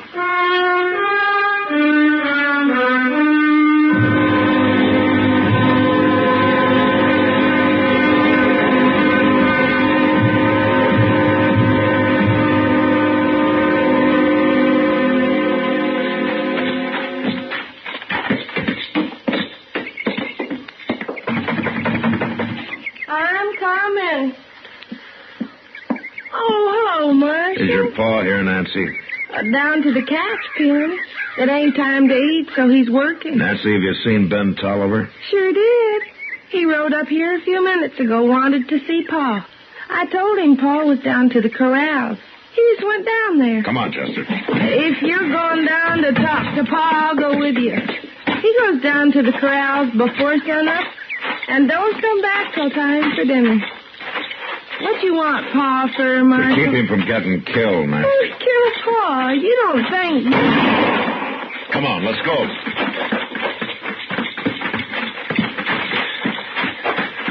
Mr. Dillon, look. Out there in the middle of that catch pen. All right, Tolliver. Hold it right where you are. I ain't moving.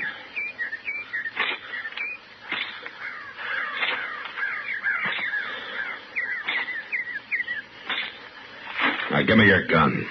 What for? Just give it to me. All right, now you're under arrest, and this time you'll stay in jail. Ben, why did you shoot my Pa? I didn't, Nancy. Well, then who did shoot him? Nobody shot him, Marshal. I'm trying to tell you, Jake was already dead when I got here. It was the horse I shot. What? See for yourself. Looks to me like Jake's horse got tangled up in the rope while they were working a Mustang. The horse got throwed, and Jake was trapped under him, and the Mustang drug them both. It killed Jake. His horse had 2 legs broke, so I shot him. That's what you heard. Well, looks like you're telling the truth, Ben. I am, Marshal. Poor old Pa. I always told Jake he shouldn't work wild horses alone. He ought to have somebody snub for him. Pa always did have a mind of his own. He sure did. That old devil. You should be glad he did, Ben. It saved you from hanging.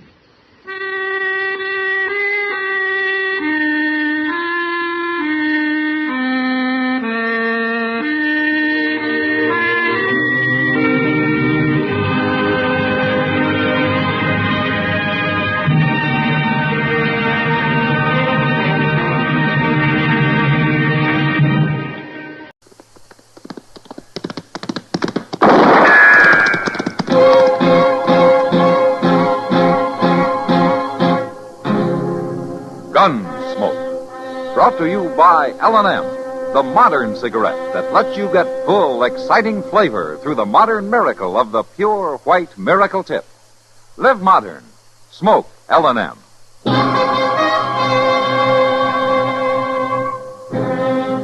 Around Dodge City and in the territory on West, there's just one way to handle the killers and the spoilers, and that's with a U.S. Marshal and the smell of Gunsmoke.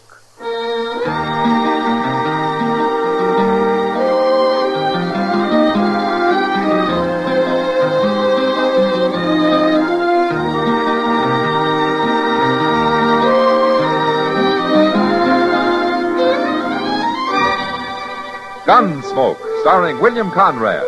The transcribed story of the violence that moved west with young America. And the story of a man who moved with it. I'm that man. Matt Dillon, United States Marshal. The first man they look for and the last they want to meet. It's a chancy job, and it makes a man watchful. And a little lonely.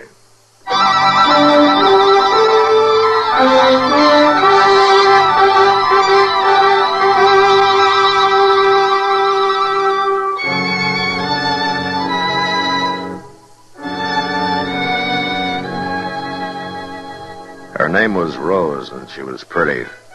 And that's all anybody in Dodge knew about the girl.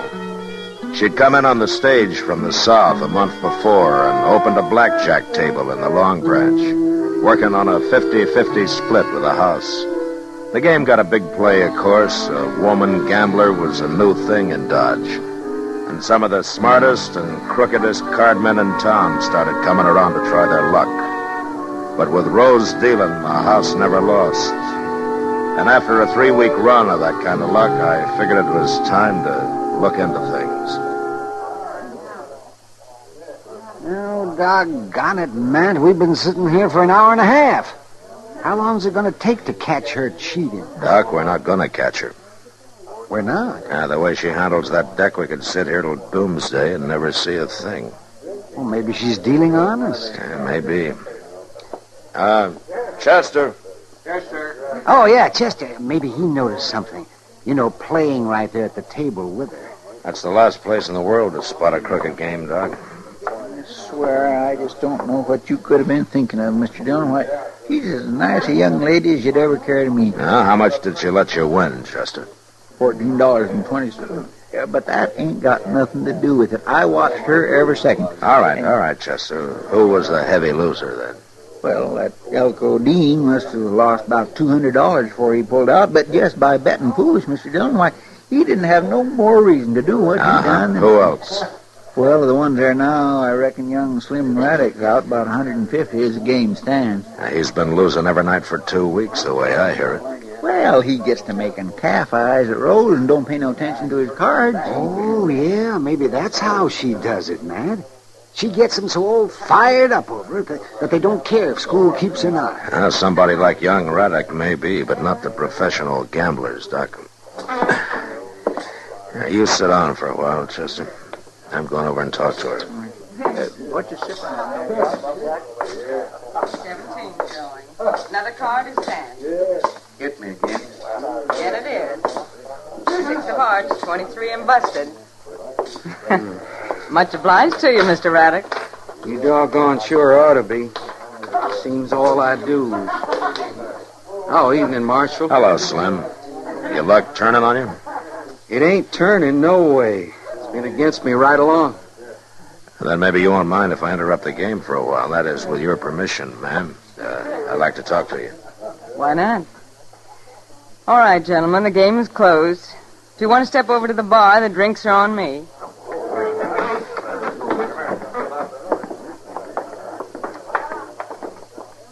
Well, how about it, Marshal? Do I get a clean bill of health? Along what lines, Rose? Running a square game. You've been watching me like a hawk for the last hour and a half. Every deal, every move I made. You see anything off color? Well, I saw Elko Dean slip a cold deck in on you. So did I. But I'll give you 10 to 1. You didn't see me slip it right back out. No, as a matter of fact, I didn't. Neither did Elko. And that mistake cost him $230. More eventually, because he'll be back here tomorrow night trying to get even. So the game is crooked, huh? Marshal, the man who taught me how to handle cards used to say, you can't cheat an honest man, Rose, so don't bother to try. But a crook is fair game any day. Uh-huh. Tell me something, Rose. How does that fit young Raddick? Slim? Yeah. That's different. Different how? He's been losing steady here at your table. It can't all be bad luck. I've tried to keep him away. I told him over and over again to stay out of it and leave me alone. Stay out of what, Rose? It doesn't matter. Here, Marshal. Take a look. Go on, count it if you want it. That's the money I've taken from Slim. $2,642. And when I leave Dodge, he'll get it all back. Every cent of it. Can I ask you something, Rose? What's a girl like you doing in this business, anyway? Earning a living, for one thing. Now, there are other ways, you know. None that I know as well. Besides, it lets me cover a lot of country. Look people over. Why is that so important? I'll tell you why, Marshal. I've spent 4 years now looking for one certain man. Now, you won't quit till you find him, huh? I found him. Tonight. Oh? What happens now? I'm going to kill him.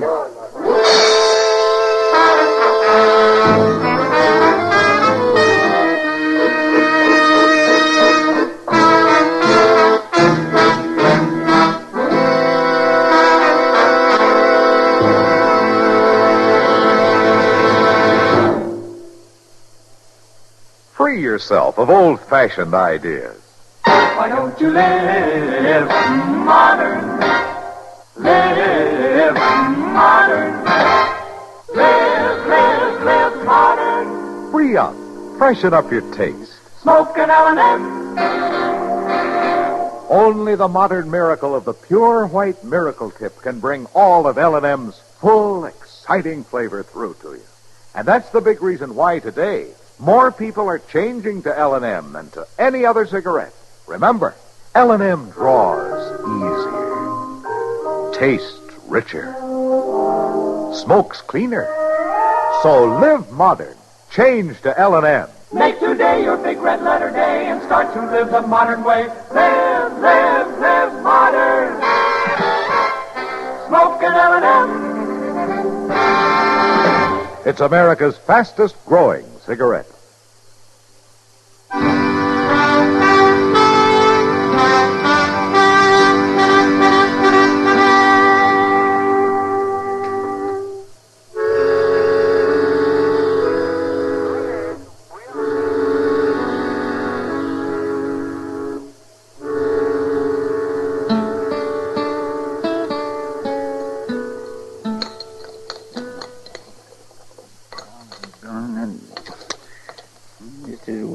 Jerky. You know something, Mr. Dillon? No, what, Chester? The doggone ham you get nowadays ain't nothing like it used to be. Oh, is that so? Well, just look at that. My land, they don't even half smoke it anymore. Just put on more salt. That's all they do. Well, it's better than side meat, anyhow. Why, even down in Texas, we used to smoke our meat at least 2 days. How are you, Marshal? Chester? Oh, morning, Slim. Oh, Slim. You had breakfast yet? I'm aiming to right now. I'll pull up a chair and join us, huh? Thanks, Marshal. My, you must have made a night of it. Didn't even get back to the ranch, huh? Oh, ranch will keep. I have some eggs and ham, Jeff. Right away, Slim. Say, maybe if you ain't tried this ham before, you ought to think twice. I've tried it, Chester. Most every morning out at my place. Jeff here buys all his meat from me. Oh. Well, it sure is a whole lot better than side meat. How's the ranch coming along, Slim? Had a good year? Best one yet. Mm-hmm. First time the place has brung me any hard cash. Feels mighty good to hear a few eagles jingling in your pocket. Might jingle some louder if you stayed clear of that blackjack table. My luck's bound to change. Not with Rose dealing. She's warned you already, I understand. Told you to keep out of the game. I guess I'm a stubborn man, Marshal. Here's some coffee while you're waiting, Slim. Oh. Slim, what are you after? Well, it's like this. Been 5 years now since I took that leased land up there on Bitter Creek. I spent 5 winters out there all alone. That ain't good for a man. I need me a wife on the place. Huh? When'd you decide that? 3 weeks ago. First time I seen Rose. Oh. How'd she feel about it? Hard to say. She got something on her mind that won't let her think of nothing else. Yeah, I know, Slim. She told me that she aims to kill a man. That's so. You wouldn't know her last name, would you? I never asked her. You know where she comes from? Nope. Any idea who the man might be? Marshal, if I did, I reckon I'd up and kill him myself, just to make Rose happy.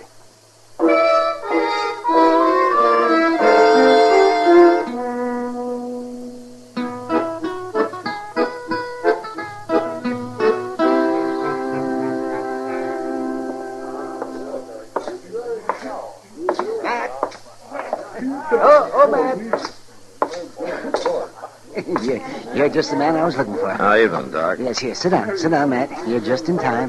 Time for what? A poker game. We got these 2 drummers here, fresh off the Santa Fe from St. Louis. Oh, Matt, they're as green as grass. So help me, Doc. If you'd sweat as hard over healing the sick as you do trying to clip some tenderfoot, well, we'd have This a lot... town's never been healthier, thanks to me. Matt, you got a minute? Yeah, sure, Kitty. I'll see you later, Doc. Maybe later it'll be too late, too. Oh, man, then you'll be sorry. I'm sorry to break in that way. Oh, that's all right, Kitty. Matt, I just found out. Oh, found out what? About Rose, who she is. Oh? Matt, she's Bill Prawley's daughter. Bill Prawley? That's right. The gambler who was killed in Liberal 4 or 5 years ago. Oh, yeah. Yeah, I remember. Rose Prawley, her name is. Bill Prawley's daughter. Who told you, Kitty? Mule Skinner came in tonight. He saw her dealing a table out in New Mexico last year. Yeah, I guess that explains a lot of things about her. It explains one thing, Matt. I haven't told anybody, of course, but the word will get around. And once it does, she's through here. Nobody's going to buck a game run by Dirty Bill Prawley's kid. They'll know it's crooked. Maybe the word's already out. I noticed Slim Raddock's pulled out of the game. He's standing over there at the bar. And she threw him out, along with all the other players except Elko Dean. She said it was a private game. Guess Elko wants to get back the money he lost last night. Say, Mr. Dillon. Yeah, what is it, Chester? Oh, something kindly funny happened. You know that sawed-off shotgun Sam keeps behind the bar, the one with the pistol grip? Yeah, what about it? Well, it's gone, and Sam thinks maybe it was Rose that took it. Rose? Yeah, but that don't make sense. Her and Elko were just sitting over there at the blackjack table looking at each other. Neither one of them made... What's the matter, Mr. Dillon? We're about to have a killing on our hands, Chester.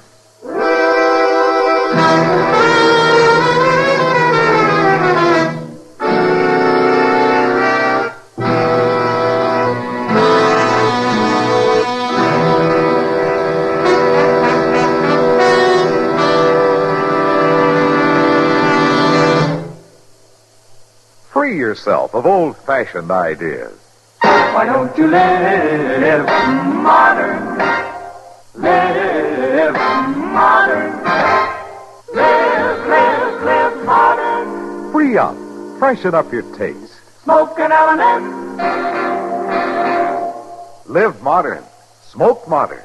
Smoke L&M.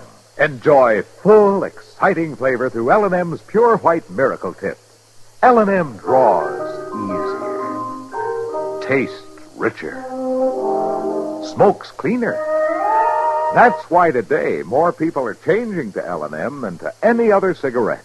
So free up. Freshen up your taste. Live modern. Change to L&M. Make today your big red letter day and start to live the modern way. Live modern. Smoke an L&M. It's America's fastest growing cigarette.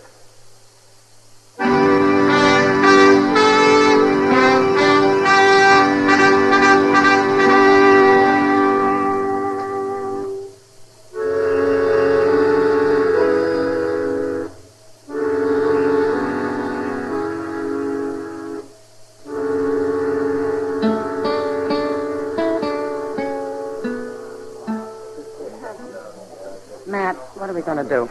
I don't know, Kitty. What do you think she's planning? Well, I can guess. Chester, is Sam sure that Rose took that shotgun? He says she come back to the bar just before he missed it. Yeah. She could have hid it in the fold of her skirt. Elko's looking pretty white, Matt. Yeah, just look at them sitting over there facing each other. You know, 10 to 1, she's got that shotgun under the table pointed at him. Can't you slip up behind her, Matt? Grab her before she can use it? A shotgun's not like a pistol, Kitty. All you got to do is point in the general direction of your target. Yeah, but why'd she want to kill Elko? Revenge, I guess.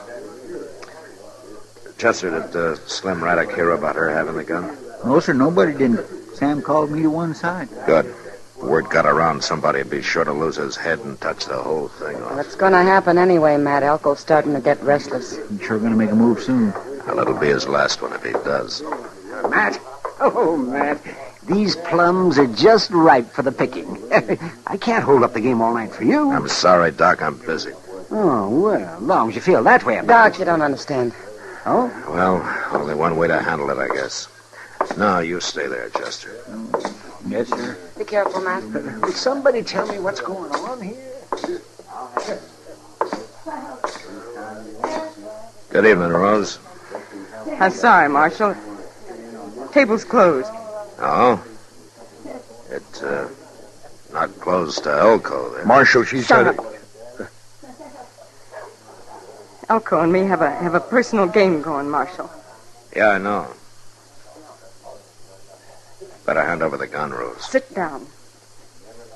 Sit down and put your hand flat on the table, Marshal.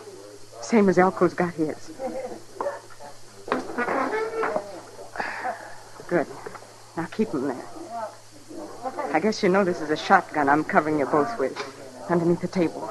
Yeah, I know that. But why'd you come over here if you knew that... Keep your voice down, Elko. Why didn't you shoot her from where you was standing? She's aiming to kill me, Marshal. Yeah, I figured it was about the way things stood. I knew I'd find him someday if I just kept traveling and kept on dealing cards. Last night it happened. I recognized him the minute he sat down at my table. I knew he'd be back tonight, and I was ready for him when he come. Now you mean to kill him, huh? She's crazy, Marshal. She's out of her head. Keep your hands on that table. I mean to kill him. Why, Rose? If you knew me, if you knew who I am, you'd understand. I do know, Rose. You're Bill Prawley's daughter. That's right. Dirty Bill's daughter. Look, Rose. Oh, I know what they called him. Dirty Bill Prawley. All the cheap little tin horns that tried to cheat him and lost their shirt doing it. They're cowards. And that's the only way they could hit back. Give a dog a bad name and shoot him for mad. Take her, Marshal. She's gone clean out of her mind. mind. Shut up, before you get us both killed. My father was a fine man, and anybody that says different is a liar. Marshal... That night he was killed, I was upstairs asleep. The shots woke me up. I looked out of my window, and I saw a man run out the front door with a gun still in his hand. I saw him for just a second in the light from the door. But I never forget his face. Elko here, huh? That's him. Don't listen to her, Marshal. She's lying. It's a job for the law now, Rose. Now you walk away from this table, Marshal. Stay clear of this. I got nothing against you personally. I want your gun, Rose. Sorry. The hand's played out. No, not yet, it isn't. I got a hold card. Hey, Slim. Slim Raddick. Marshal. Yeah, Marshal? Come here a minute, will you? What do you think you're doing now? Marshal, you... Hold it, Elko. Keep your hands on the table. What's going on? Get away, Slim. Stay back. Right here, Slim, between me and Elko, huh? No. That's right. What's the matter, Rose? Oh, you fool. All right, Rose, you were planning to give him back his money, so he must mean something to you. And he's in it now, too. The way a shotgun works, it's all three of us or none of us. Now, you hand over that gun. No.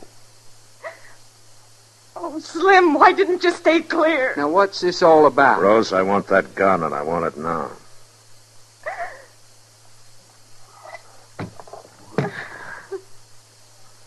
You knew I couldn't. You knew I couldn't, not with him in it. Well, I was sure hoping you couldn't. Chester. Here, put this in back of the bar, will you? Yes, Mr. Dillon. It wasn't fair, Marshal. It was cheating. It wasn't fair. Sometimes you have to cheat, Rose. Get her out of here, Slim. And if you take my advice, you'll keep her out of here. Don't you worry about that. Come on, Rose. Matt, if that wasn't the doggonest thing I ever saw. Hey, Elko! Wait a minute. No. I said wait a minute. You're under arrest. You're not taking me in, Marshal. Look out, he's got a gun! Drop it. Drop that gun!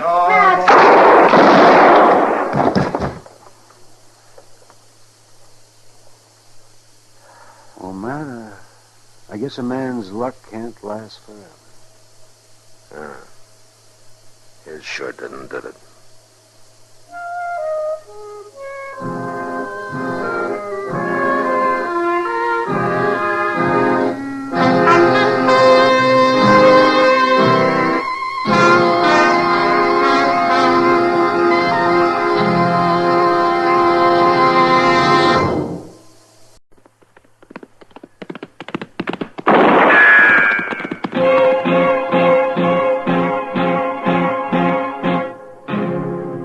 Gunsmoke. Brought to you by L&M, the modern cigarette that lets you get full, exciting flavor through the modern miracle of the pure white miracle tip. Live modern. Smoke L&M.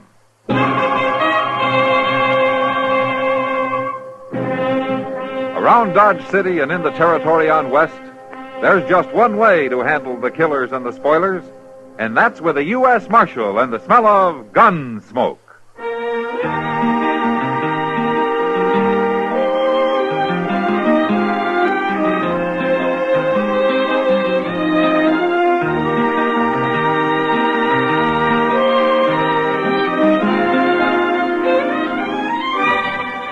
Gunsmoke, starring William Conrad. The transcribed story of the violence that moved west with young America. And the story of a man who moved with it. I'm that man. Matt Dillon, United States Marshal. The first man they look for and the last they want to meet. It's a chancy job, and it makes a man watchful. And a little lonely.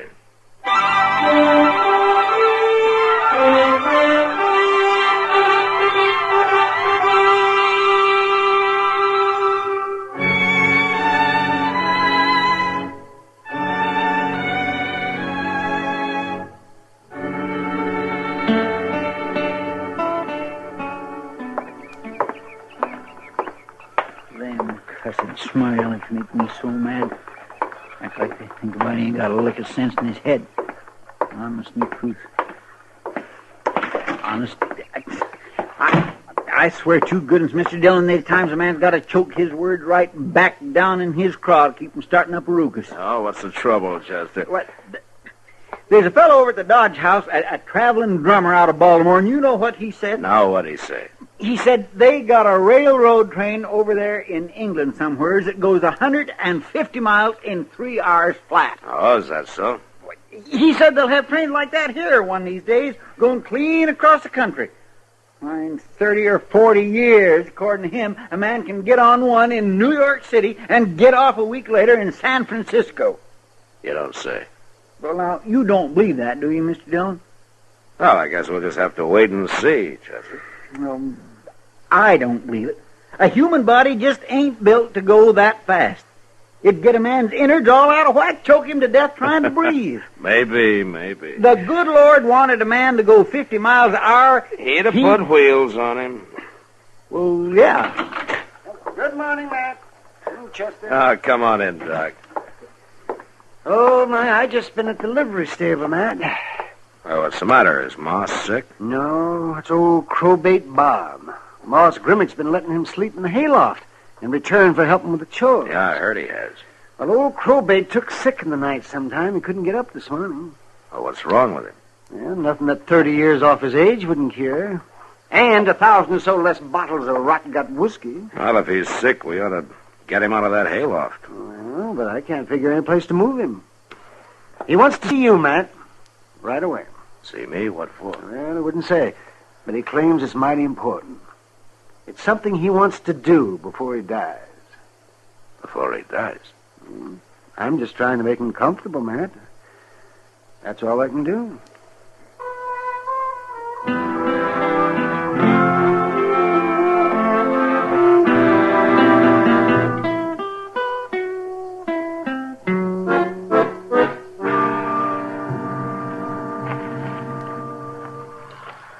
Well, as far as I'm concerned, Marshal, you're the only man in Dodge City that's worth a hoot and a holler.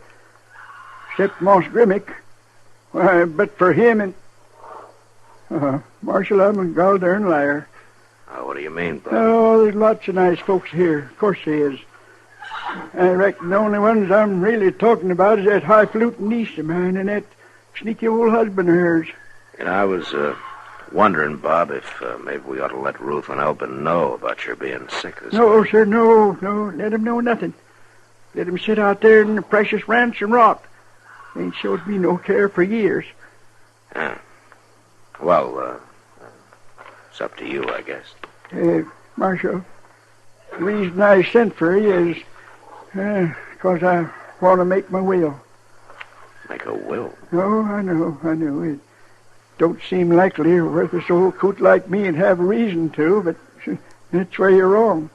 Well, Bob, I'll do whatever I can, you know that. And I only got one thing to leave. Let's see, it's here. Yes, it's right here in this here leather box. I want you to take care of it for me, Marshal. See, that ain't open till after I'm gone. Ah, Bob, that'll probably be years soon. No, you don't know. Doc's trying to fool me, too, but I know where I stand. All right, Bob, I'll take care of it for you. Look, Doc's gone after a rig, and we're going to move you over to the jail, huh? At least you'll be warm there, and there'll be somebody with you. And I'll write up a will of some kind, and you can sign it. Yeah, I'm much obliged to you, Marshal. That there box is mighty valuable. I want to be sure the right party gets it. Sure. Who does it go to, Bob? It goes to Miss Kitty. What? Kitty Russell? Yep. Yeah, she's a fine girl, Marshal. Just a gol-darned angel, that's what she is. Just a gol-darned angel.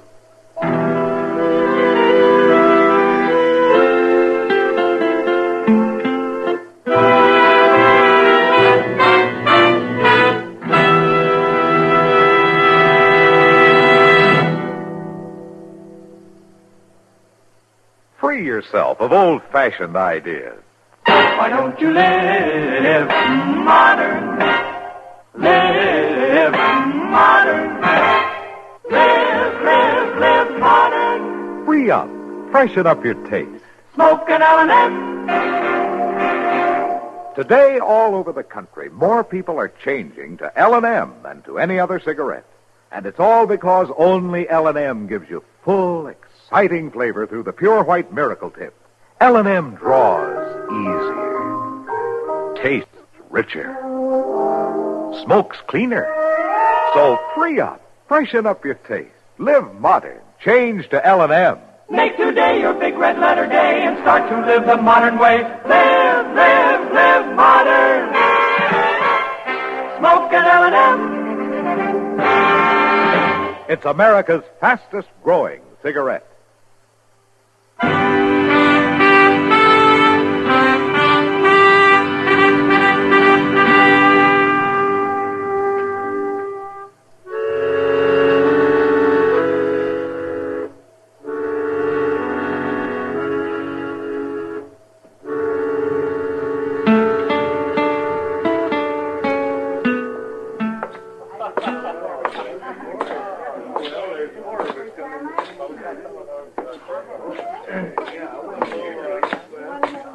I've been looking for you, Matt. Hello, Kitty. How does it feel to be an heiress? Oh, stop it. That's all I've been hearing for the last 3 hours. How's the old man, Matt? We got him moved over to the jail, Kitty. Fixed up a cell for him, and Chester's staying there this evening to look after him. Must be terrible to know you're dying. Be all alone like that with nobody of your own. Yeah. I asked him about sending for his niece, Ruth Gudler, and her husband, but he was dead set against that. And I don't blame him. Not the way they've treated him. Yeah. It seems like they might have done something for him. They could have found a place for him out there in the ranch. So he drank too much. Maybe he had a reason to drink. Yeah, maybe. Maybe he is worthless. But he never meant any harm to anyone. No. Crobate's all right. I didn't know that you and him were so thick, though. I treated him like a human being, that's all. No. Good evening, Mac and Kitty. Hello, Doc. Well, Kitty, I hear you're about to inherit $1 million. That's foolishness, Doc. Old Bob never had 2 quarters to rub together. Never can tell now. Well, at least you get it, Kitty, whatever it is. Oh, I wish he hadn't done it, Matt. I didn't expect any payment. Payment for what? Nothing. Forget it. Mac, you mean you didn't know? Didn't know what, Doc, you keep quiet Where now. do you think Crobate's been getting his meals?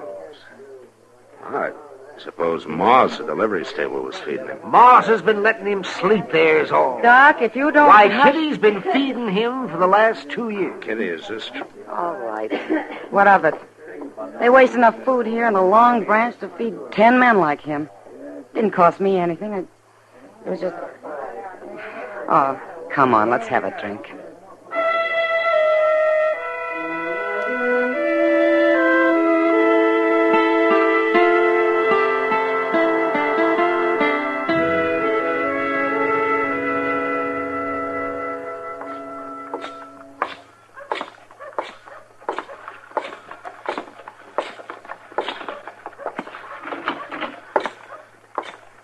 Well, how's it going, Chester? Fine, Mr. Dillon. We got visitors. Huh? Oh, good evening, Miss Cutler. Alvin. What brings you people into town? You know dang well what brings us, Marshal. Poor Uncle Robert laying back there sick to his death, maybe. And this upstart saying we can't see him. Upstart? Well, I'll be Now, switched just if I'm take gonna it sit here easy, and take Chester. sass. Take it easy. Poor old Uncle Robert. Would that be Crobait Bob by any chance? Marshal. Now you're insulting a dear relative of my wife. What a thing to call Uncle Robert. Why, we had no idea he was took down and ailing this way. No, I don't suppose you did, since you haven't spoken to him in the last 5 years. Well, that was just a family misunderstanding, Marshal. When one's own kin is took bad sick about he'd be mighty heartless if they didn't let bygones be bygones.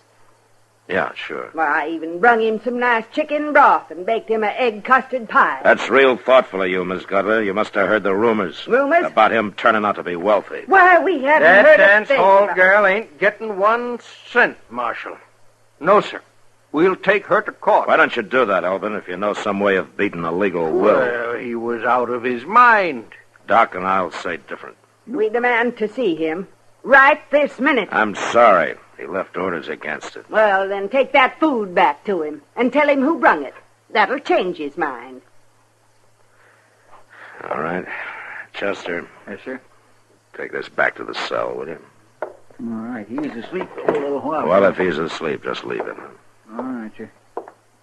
You be sure and tell him we brung it. Oh, I'll hire a brass band and tell the whole cousin tongue. Now, Marshal, you know that's a terrible thing. A woman like that to undermine a man's feeling for his own kinfolk. Look, Alvin, if you want to do something for him, why don't you pay off some of his bills around town? Pay off his bill. That's right. $10 or $15 to Moss Grimmick, 20 or so to Wilbur Jonas at the general store. Why don't he pay him himself if he's got Now, all wait that a minute, money? Ruth. It might just make him stop and think twice if we was to pay him off. Pay out good money on bills that worthless old shut coot up, rat- Ruth. All righty, Marshal. We won't bother you no longer. We'll be going now. Elvin, what are you... Come on, Ruth. Good night, Marshal.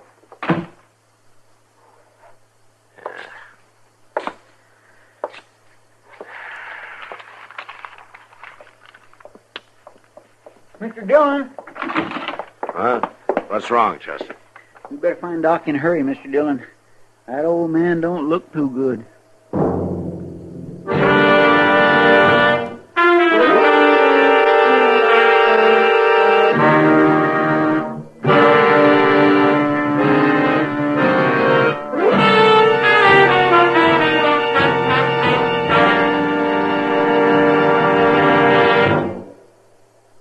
Free yourself of old-fashioned ideas. Why don't you live modern? Live modern. Live modern. Free up. Freshen up your taste. Smoke an L&M. Why are more people changing to L&M than to any other cigarette?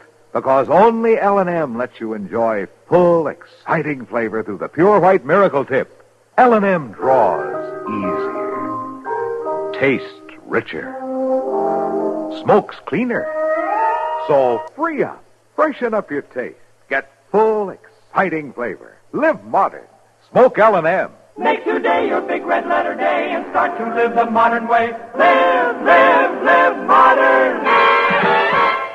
Smoke an L&M.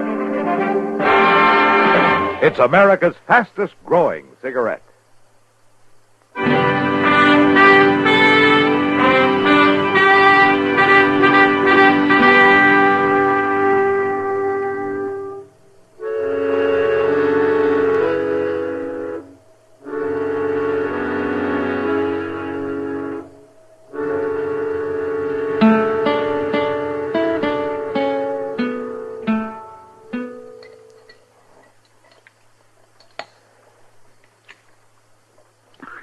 It's a mighty good pie, Mr. Dillon, even if old Miss Gudler did bake it. Yeah, it looks real good, Chester. Makes a man feel kind of funny eating it, though. No? Well, I reckon old Crobait wouldn't want it to go to waste. No, I don't think he would. wonder what is in that box, Mr. Dillon. I don't know. We'll find out as soon as Kitty comes over. Died in his sleep, Doc said. Peaceful as anything. Mm-hmm.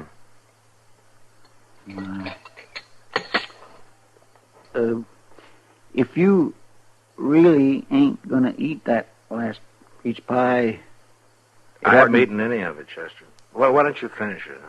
Yeah, it oughtn't to go the way he started. No. Oh, Kitty. Kitty, come on in. Doc told me, Matt. I'm real sorry. Yeah, I know, Kitty. Poor old fella. Well, I hope he had a good life somewhere back along the line. His last years sure weren't very happy. Well, here's a box, Kitty. It's all yours. I wish he hadn't done it, Matt. Why not? Oh, I don't know. Looks like I did things for him just because I expected something. I just felt sorry for him, that's all. Well, I wouldn't count any chickens ahead of time if I don't even care what's in it. It's just that I... Marshal. Oh, come in, Elvin. Marshal, you tricked us. All that good hard cash paid You out for folks acquainted with Miss Kitty Russell here? I know who they are, Matt. Yeah. How do you figure I tricked you, Elvin? How do I... Well, them bills are his. I paid out $86.40 in that old soak before I run into Doc, found out he'd died. And him without even knowing what we'd done for him. You ought to be ashamed of yourselves. Oh, mighty fine talk for you, doing his kin out of what's rightfully theirs. Oh, you beady-eyed old Now, goat. take it Why easy, you Kitty. little hurl? Take it All else easy. you can do is whine. All for right, hard settle cash. down! So you think I tricked you, huh, Elvin? Well, you don't think I'd have paid them bills if I'd known he was that far gone. I thought I was giving you a chance to do something decent for once in your lives. We ain't responsible for his debts. No, not legally. So now you're he's not. gone and died. He left all his wealth to this here woman. The way I hear, that box is full of diamonds and emeralds. Whatever it's full of, it belongs to Kitty, so you may as well forget it. Forget it. When a fortune that's rightfully ours is laying right there on that table and about to slip through our fingers, you get your hands up, Marshal. You too, Chester. Elvin. Elvin, that was a real foolish move you just made. You know. Now, you hand over the gun. Stay back, Marshal. I'll shoot. Elvin, I said hand over the gun. Marshal, so help me, if you take one more thrust... You hit him! You hit Elvin! All right, drag him back and lock him up, Chester. Yes, Mr. Dillon. All right, come on. You're locking up Elvin? Assault with a deadly weapon. Judge Brent will figure it's worth about $100 in good, hard cash, Miss Cutler. And court's at 10 in the morning if you want to be there. But what'll I do tonight? Why don't you get yourself a room over at the Dodge House and meditate on your sins? My sins? Good night, Miss Cutler. Oh.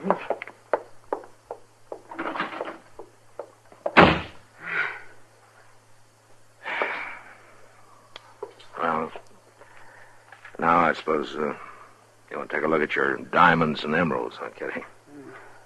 Can't we just burn it, Matt? Not even open it? Crobait wouldn't have wanted you to do that. Yeah, I know. Anyhow, you got too much curiosity to do something like that, and you know it. Well, you win, Matt. Okay, let's see now. Yeah, I guess if we break the seal on the catch. There we go. Matt, it's full of banknotes. Yeah. Confederate banknotes, Kitty. Well, what do you know? You suppose he thought they might fight the war over again someday, Matt? Maybe. Now, wait a minute. There's something underneath here. Oh, what is it, Matt? It's an Army medal. Bravery in Action Field Citation. Awarded to Lieutenant Robert Danford Conroy. See, that was his name. For conspicuous heroism during the storming of Chapultepec Heights, September 13, 1847. Signed, General Winfield Scott, Commander-in-Chief, United States Expeditionary Forces in Mexico. Here's a silver dollar, Matt. Uh-huh. Well, at least that's worth something. Oh, look. It's a ribbon. Silk hair bow. Tied to a curl. Lock of hair. Matt, I wonder who she was. whoever it was a long time ago. Medal, a curl, dollar, a box full of worthless paper. Story of a man's life, Matt. Yeah. And there have been worse stories. Well, I'll keep the curl and the medal. And you know something? What? We'll spend the dollar on a drink. All right, Kitty, I think I'd please him.